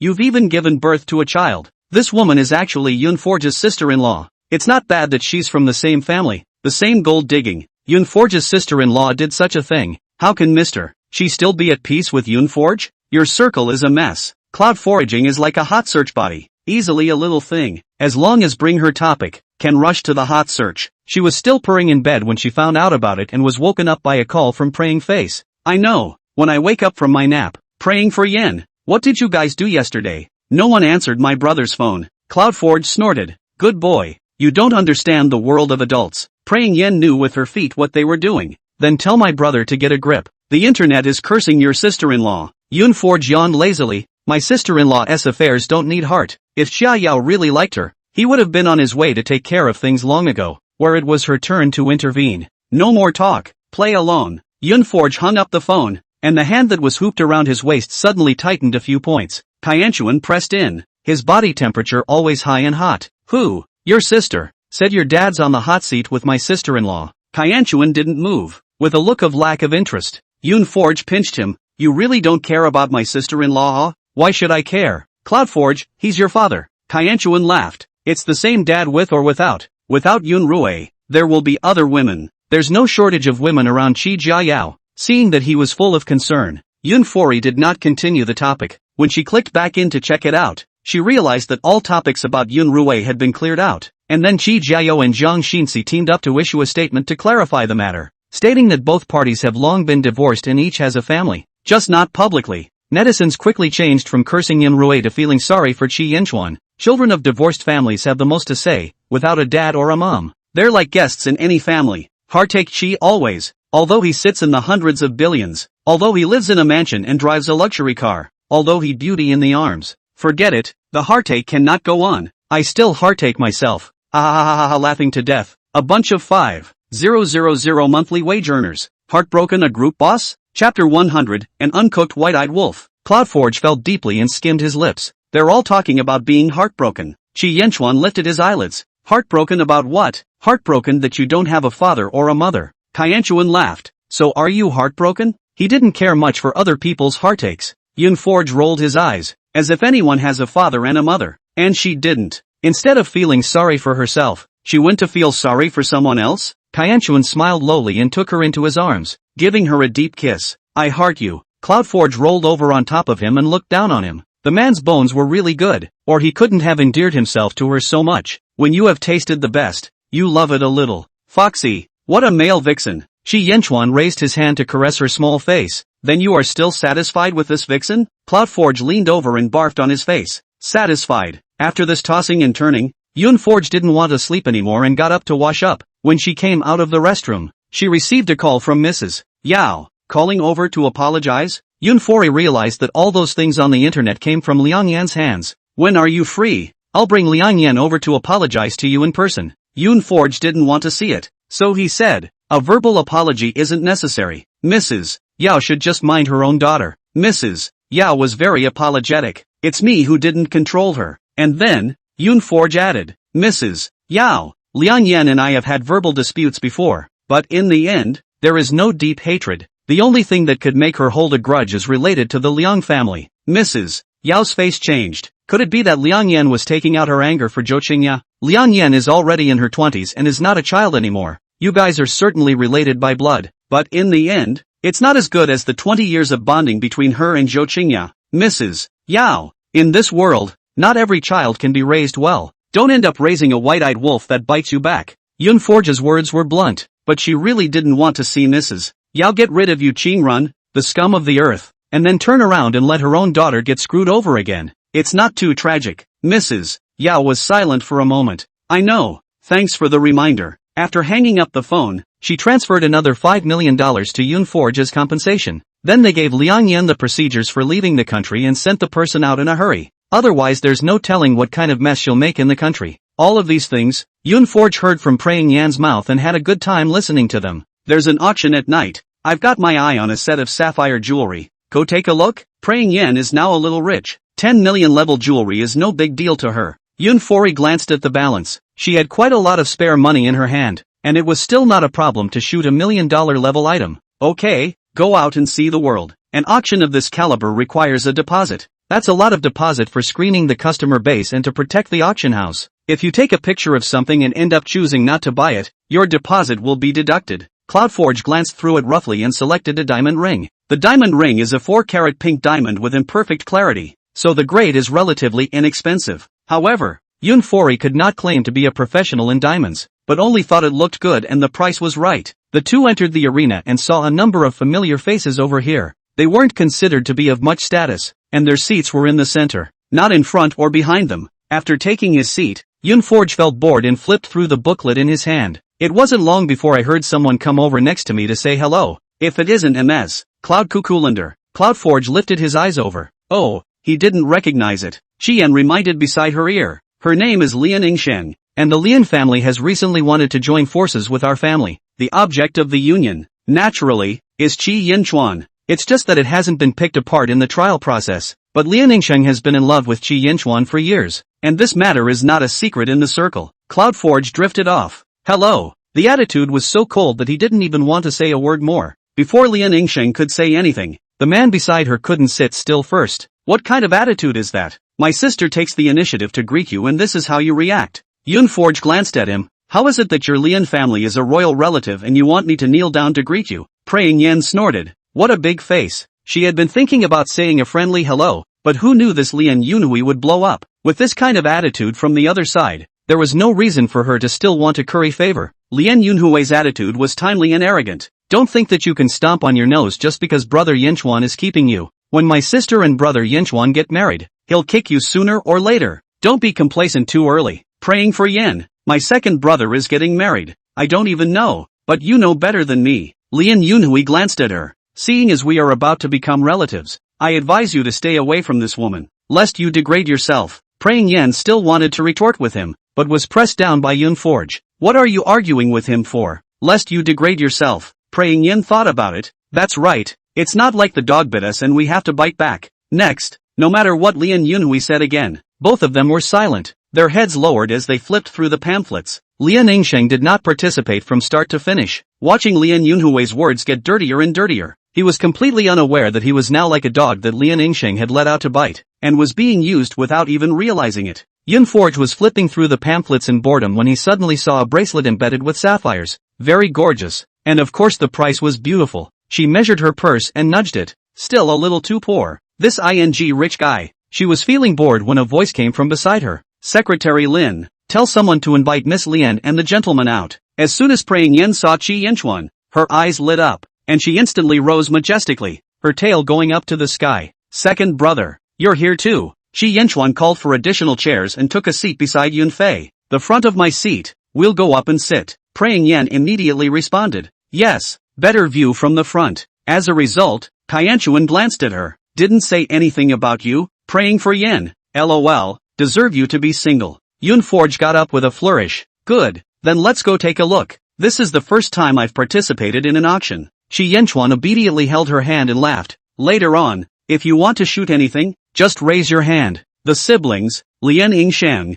were still tangling with Secretary Lin. Who are you to let us go? Do you know who my sister is? Our Lian family is. Chi Yinchuan swept a glance. His voice slightly cold. Let Lian Dong come and deal with it. Secretary Lin answered yes and took out his cell phone to start contacting people. Lian Yingsheng finally couldn't calm down. There's no need to call my dad. We're leaving now. Sister. Lian Yingsheng glared back at him. Shut up. Chapter 101, The Real Father. Yun Forge followed Chi Yinchuan to the front, where the view was indeed better. When she appeared beside Chi Yinchuan in such a bright manner, and the two of them were still quite intimate in their words and behavior, she let everyone know where he stood. I'm afraid that the Lian family's marriage is a lost cause. Not to mention the Lian family, no one else had to think about it. If Chi Yinchuan was truly interested in a marriage, he wouldn't have brought the outside woman out to hit Lian Yingsheng in the face. Yun Forge looked at the lots, one after the other, and raised his card quite a few times. 5 pieces were taken in total. He was willing to pay for it, so why should he be polite? Only after coming out of the auction did Yun Forge realize that Prairie Yen was no longer there. Tianchuan held her hand. Hungry? Yun Forge glanced at the time. It's not yet mealtime. Let's have dessert. Something that Secretary Lin will take. Tianchuan nodded. Go eat your usual favorite cheesecake. Yun Fu gave him a strange look. How did you know I like to eat this? Is that weird? He asked rhetorically. Yun Forge nodded. Strange. You used to be a day-to-day person. Your brain never memorized these extra things, right? Tianchuan smiled bitterly, mentioning the past. He was speechless and had no way to defend himself. You've changed a lot, Tianchuan said shyly. I just did what a lover should do. The more he changes now, the more it proves how substandard he was before. Yun Forge pursed her lips and smiled, holding hands with him as she moved forward. All she wanted once upon a time was to be able to take a walk with him holding hands. After a few days, Yun Forge went to meet Zhou Qingyao once, to pursue the matter of her impersonating herself. Zhou Qingyao threw her head back and laughed. You have harmed me like this, how could I possibly tell you? Yun Forge, you can't possibly know the truth in this lifetime. Yun Forge looked at her with a cold expression. You having this end is retribution for you and you Qingrun. It doesn't make sense that you can only harm others, but others can't fight back, right? It doesn't matter if you don't tell me. I've come this way before anyway. It doesn't matter if I know or not. But Zhou Qingyao, don't forget that you still have 2 children. The eldest daughter didn't grow up around her, and Zhou Qingyao probably didn't have much affection for her. What about Liang Sheng? The child she'd grown up loving and pampering, could she care less about that? 2. Zhou Qingyao smiled coldly. Liang Sheng is in jail. You can't move him. If I can't move, Chi Yinchuan can't move either? He's in jail now. He'll come out one day. By then, I still can't move him? Zhou Qingyao really panicked. She had nothing left to lose, except the son. I've already gotten my comeuppance. Why are you still being aggressive? She hissed hysterically, itching to eat Yun Forge alive. Yun Forge smiled faintly. I gave you a choice. After a long stalemate, it was naturally Zhou Qingyao who lost the battle. Her lifeblood was pinched in Yun Forge's hands, where there was room for bargaining.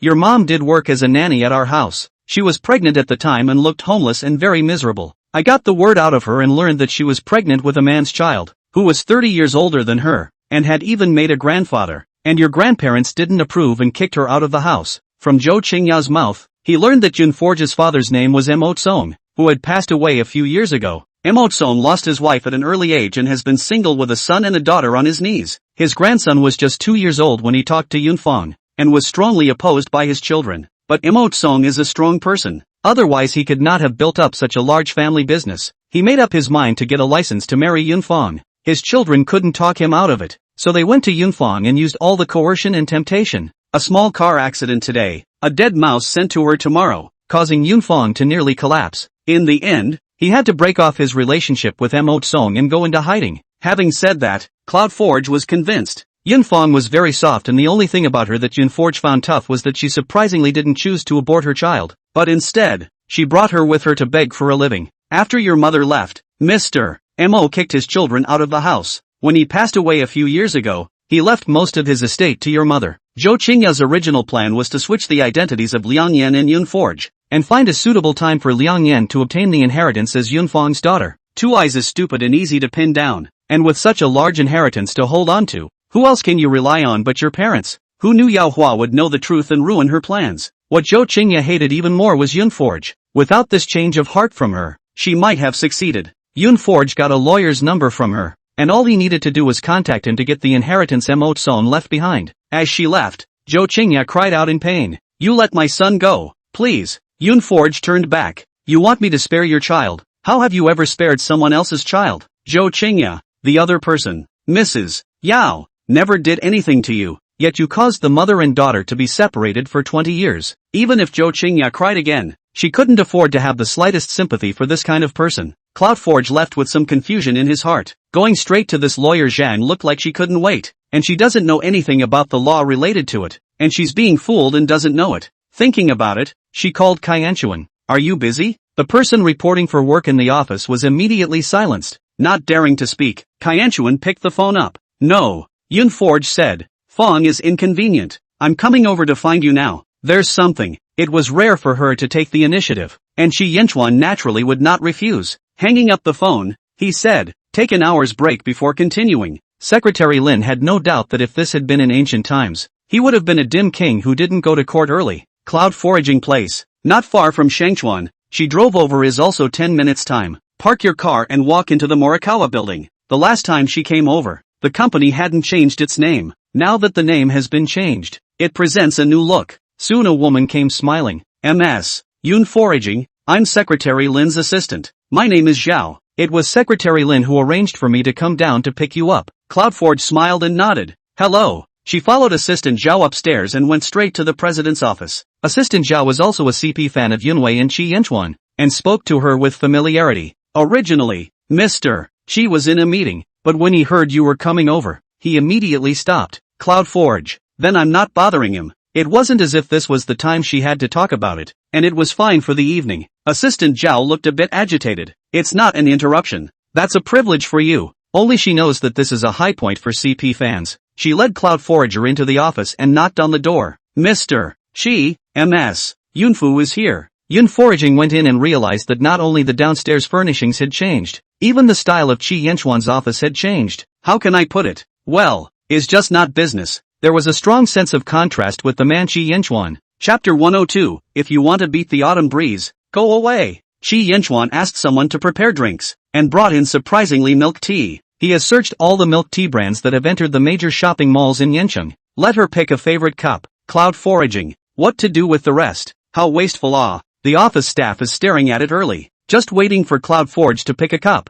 and the rest he could dabble with himself. Yun Forge chose a cup that wasn't as sweet and asked Assistant Zhao to help split the rest. Assistant Zhao revealed an ant smile, and Yun Forge always felt that the girl was not in good spirits. "Isn't your office work too stressful? Look at the girl squeezing." "Kaienken, you've got it wrong. She's our CP fan." It dawned on Cloudforge that this was the case. It didn't matter though. She talked to Kaianchuan about the fact that she had found her real father. "Zhou Qingya told you?" Cloudforge nodded. "But don't rule out her lying to me." Qi Yinchuan shook his head. "It's probably true. I've heard a bit about old Mr. Mo. After all these years, he was indeed looking for a woman. And I heard that this woman was pregnant when she left him. Unfortunately, the world is so big, and with his 2 children interfering, he never found his beloved until he died. You don't need to contact Attorney Zhang for now. I'll have someone come out and handle it for you." This inheritance was not a secret. There were quite a few people in Yen City who knew about it. Not to mention the fact that there are Mo Tsang's children watching. Yun Forge pursed her lips. If I were his original child, I would probably be uncomfortable in my heart as well. Suddenly a mother and daughter run out to fight them for the property. Qi Yinchuan snorted coldly. "What's so uncomfortable about it? In terms of blood, you're old Mr. Mo's only flesh and blood." Cloud Foraging raised his eyebrows in surprise. "There are melons in here?" Qi Yinchuan touched her head and said, "The old gentleman's original wife, the widow of his comrade in arms. When this pair of children were brought here, they were already in their teens and not close to him. Not to mention the fact that when Mo Tsang was terminally ill, his children, who had relied on him to enjoy many years of glory and prosperity, were not around. They rightfully feel that Song should pay for them. And even more so, they see his property as their own. To put it bluntly, greed. But if they had treated Yunfong well in the first place, they wouldn't have come to nothing in the end. It's a shame he didn't get to meet you. There were also a few moments of frustration in Yunfori's heart. If only she had known a few years earlier. It's me and him who aren't meant to be. Finally, with the help of Qi Yinchuan, Yun contacted lawyer Zhang, and the matter of getting back the inheritance has been on the process. Emotsan's adopted sons and daughters, who had been eyeing the inheritance, immediately took action and found Yunforge. They also knew how to be courteous before they spoke to Yunforge first. This inheritance is reserved for Yunfong, but your mother and my father are not relatives and have not been licensed to marry, so why should she get this money? If you are sensible, you should voluntarily release this inheritance. This $5 million, consider it as our compensation to you. Cloudforge swept a glance and let out a light laugh. I'll give the same words to you guys. You and my dad are the real non-family. If it weren't for you guys, my mom and dad would already be married and I wouldn't have had to be out in the world for so many years. Cloud foraging do not want to watch them here horizontal. Finished the last mouthful of tea, only to get up and said, deal with my mom that's set to deal with me. Useless. Lack of your own father is still a martyr. Gave birth to you this kind of shameless stuff. I'm telling you, you'd better not act rashly. If you take the initiative to send the handle to the door, I don't mind personally sending you to jail. With that, he got up and walked away, just 2 steps away, and then he paused. Go and inquire about who I, Yunforge, am, and then inquire properly about who the man behind me is, and come as you please if you're not afraid to die. The siblings looked at each other in disbelief after Cloudforge left. Big brother, what can we do? What else can be done? The person behind her is the old boss of Xingchuan. Can you afford to mess with him? Cloudforge let the harsh words out and walked out before hanging up the cell phone in his pocket. Get in the car. Qi Yinchuan grabbed her hand and brought it towards his arms. His tone was laced with laughter. Who is the man behind you? Yunforge glared at him. Who do you think it is? Qianchuan held her hand and kissed it lightly. Can it be me? Cloudforge didn't say anything. Qianchuan pressed on step by step, only wanting her to give a positive answer and respond positively to his feelings. But Yunforge was a bit confused in his heart and wasn't ready for the moment. When she didn't make a sound, Qianchuan didn't pursue it and just quietly held her. With the help of Qi Yinchuan, Yun successfully got the inheritance left by Emotsong. Among the ranks of rich women, the industry that Motsong had worked on for most of his life was out of Yunfori's expectation, so much so that she was surprised. In terms of real estate alone, there are countless houses all over the country, and you can't live in one set a day for a year. After getting the inheritance, Yunforge visited Yunfong's mother at the first door. She had inquired ahead of time, and Yunfong's father had passed away, leaving a half-paralyzed mother at home. There is only one brother, who lives with his mother. They live in a big compound in the Hudong, which is not very nice, and there are many families living in one compound. Cloudforge wasn't bad now, and was already thinking about the possibility of relieving them. She followed the door number to the place and before she could get to the door, a pot of water splashed out. Luckily she stopped in time, or she would have been a drop dead. She looked at the woman who had splashed water and asked, Auntie, may I ask if Mr. Yunnan lives over here? The woman was somewhat chubby, but her face was not full, her cheekbones high and convex, and she looked at her with drooping triangular eyes. Yes, what do you want with my man? As soon as she opened her mouth, Yunforge knew who she was. This is her aunt, Li Chioyen. My name is Yunforge, my mother is Yunfong, and I came over here to pay a visit to my grandmother. In terms of seniority, I should call you. Li Chioyen's face quickly turned cold when she heard the word Yunfong. I don't have a niece like you, so if you want to beat the bush, go away. Li Chioyen so many years of death to guard the 2 houses of the compound, in order to simmer the old lady, so that the house to get their hands on. Now there's a Cloud Forager. What if she fights for the house? Cloud Forge. She spoke patiently to Li Chioyen. Auntie, I didn't want to come over to beat the autumn wind. Li Chioyen didn't want to listen to her and waved her hand back and forth. Get out of my way. I'm not your aunt. Your mom has long severed ties with our family. Yunforge's face was slightly colder. My mom has passed away. The dead are great. Auntie might as well accumulate a little bit of virtue. I just want to see my grandmother. I'll leave when I see her. Her insistence on seeing the old lady made Li Chioyen more and more certain that she was trying to rob the house. At that moment, he sneered and said, Your mom died? This kind of unfilial daughter. I still have to applaud when she dies. Quickly leave for me. If you don't, I'll let you taste my power. With that, he went back inside with the wash basin to fill it with water. Seeing that she was so unbelievable, Yunforge had no choice but to leave. In that case, there's no point in thinking about compensating them. Chapter 103 The Ending. Lee Chioyen was just pretending, and when she saw that Yoon Forge had left, she threw away the basin in triumph. And then her daughter, Yoon Lai, came out of it. Mom, who did you fight with again? Lee Chioyen clapped her hands and grunted. It's not your short-lived sister-in-law. Who even gave birth to a daughter? Who came to the door? Yoon Lai looked curiously out the door. Where? What's the name? Lee Chioyen said. Gone and said it's called Yoon Forge? It's this name, isn't it? Yoon Lai exclaimed. What?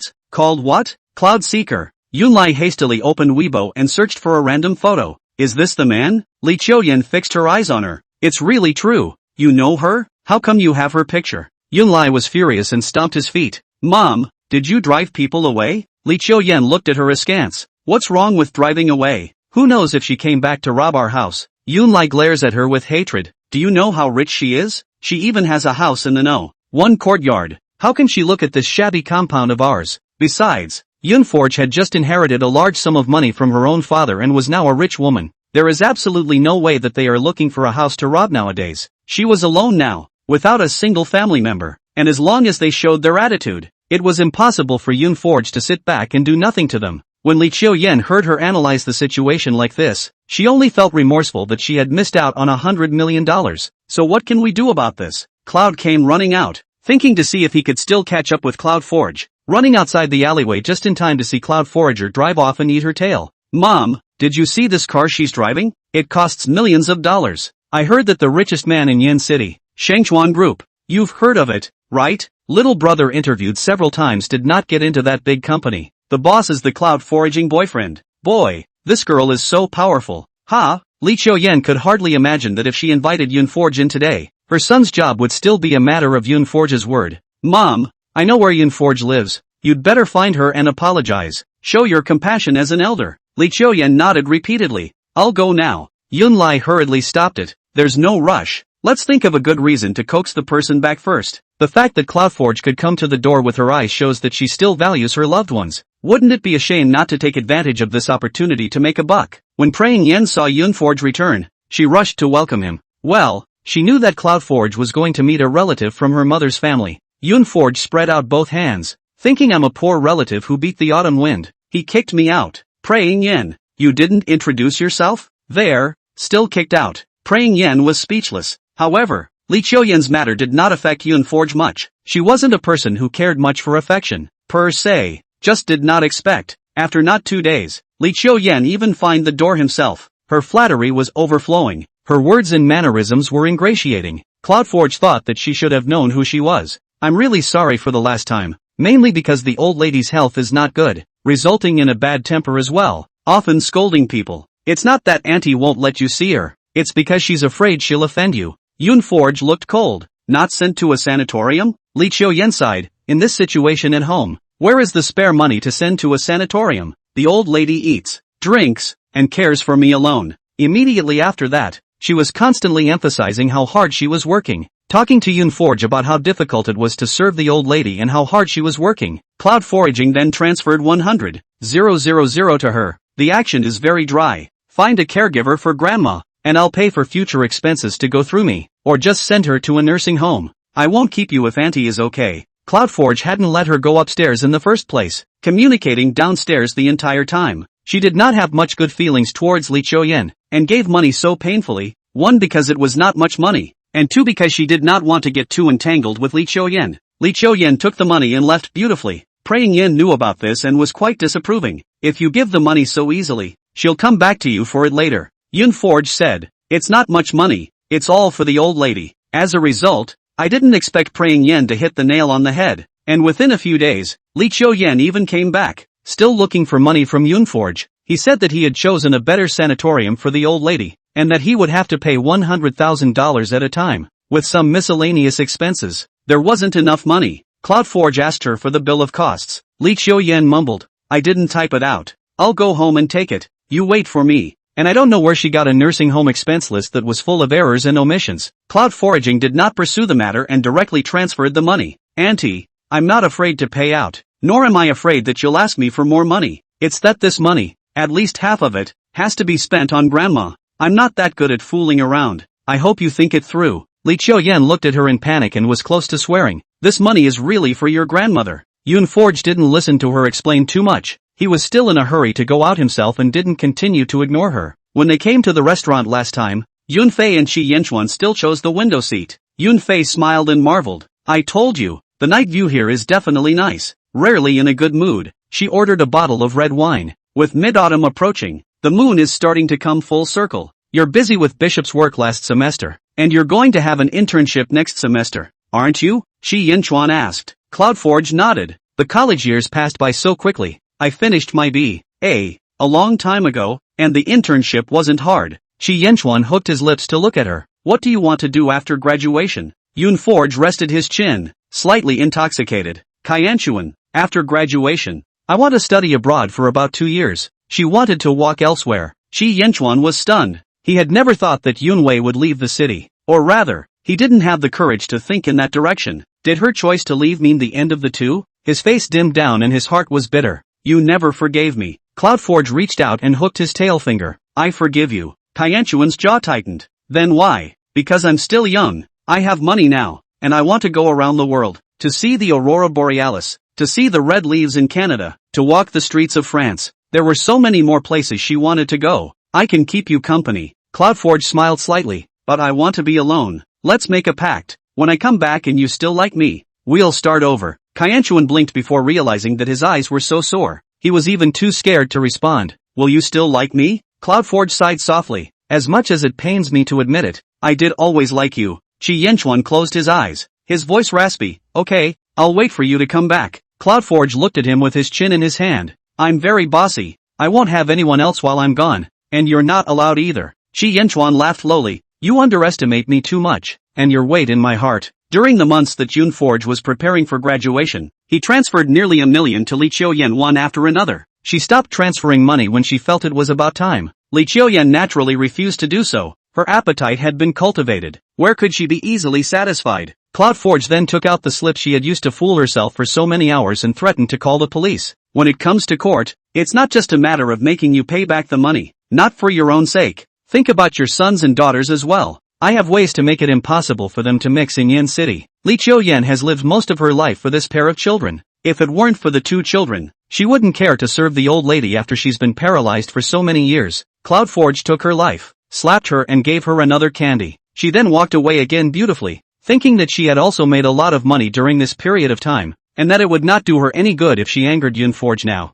After the new year, Cloudforge is about to enter the graduation season. I've been busy defending my graduation, taking graduation photos in my bachelor's uniform, and preparing for my study abroad. She was idle until she was about to leave the country. During this time, she basically didn't see Chi Yenchuan much. I thought it would be good to lighten up first, so that I wouldn't be sad to leave. By the night before he left the country, Yoon Forge stayed up all night. The next day, Praying Yen drove her off to the airport. In September, the city of Yen already had the initial feeling of fall. My brother's really not coming to see you off? Yoon Forge pursed his lips. He said not to come. That's fine too. If it were me, I'd do whatever it takes to keep you. Cloudforge closed his eyes and went silent all the way to the airport. She stalled until the last minute before saying goodbye to Praying Yen and dragging her bags through security. Going first, I was a little disappointed, but consoled myself with the fact that it was for the best. She was afraid she wasn't firm enough. Chi Yenchuan, on the other hand, was in the central control center of the airport. Hundreds of screens surrounded him, and his eyes chased after the figure of Cloudforger alone. He was also afraid that he wouldn't be firm enough to show up in front of her. He didn't get up until Yoon Forge had boarded the plane and she was no longer visible in the surveillance center.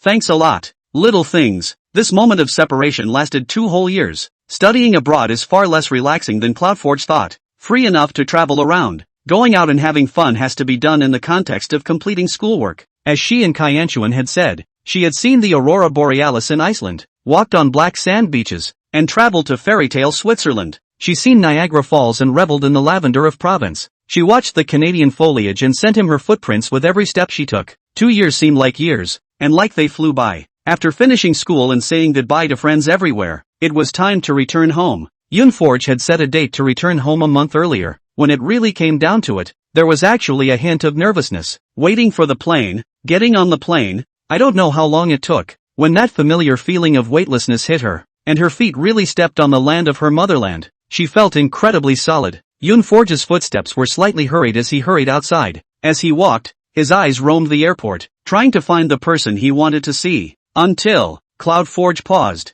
his eyes landing on a certain spot, throwing down his luggage and running forward, patting the man's broad shoulders. Single, sir? Tianchuan turned back to her, and the only thing in his eyes was the one he thought about day and night. The two men looked at each other and smiled. Single, but with a deep love. Cloud Seeker.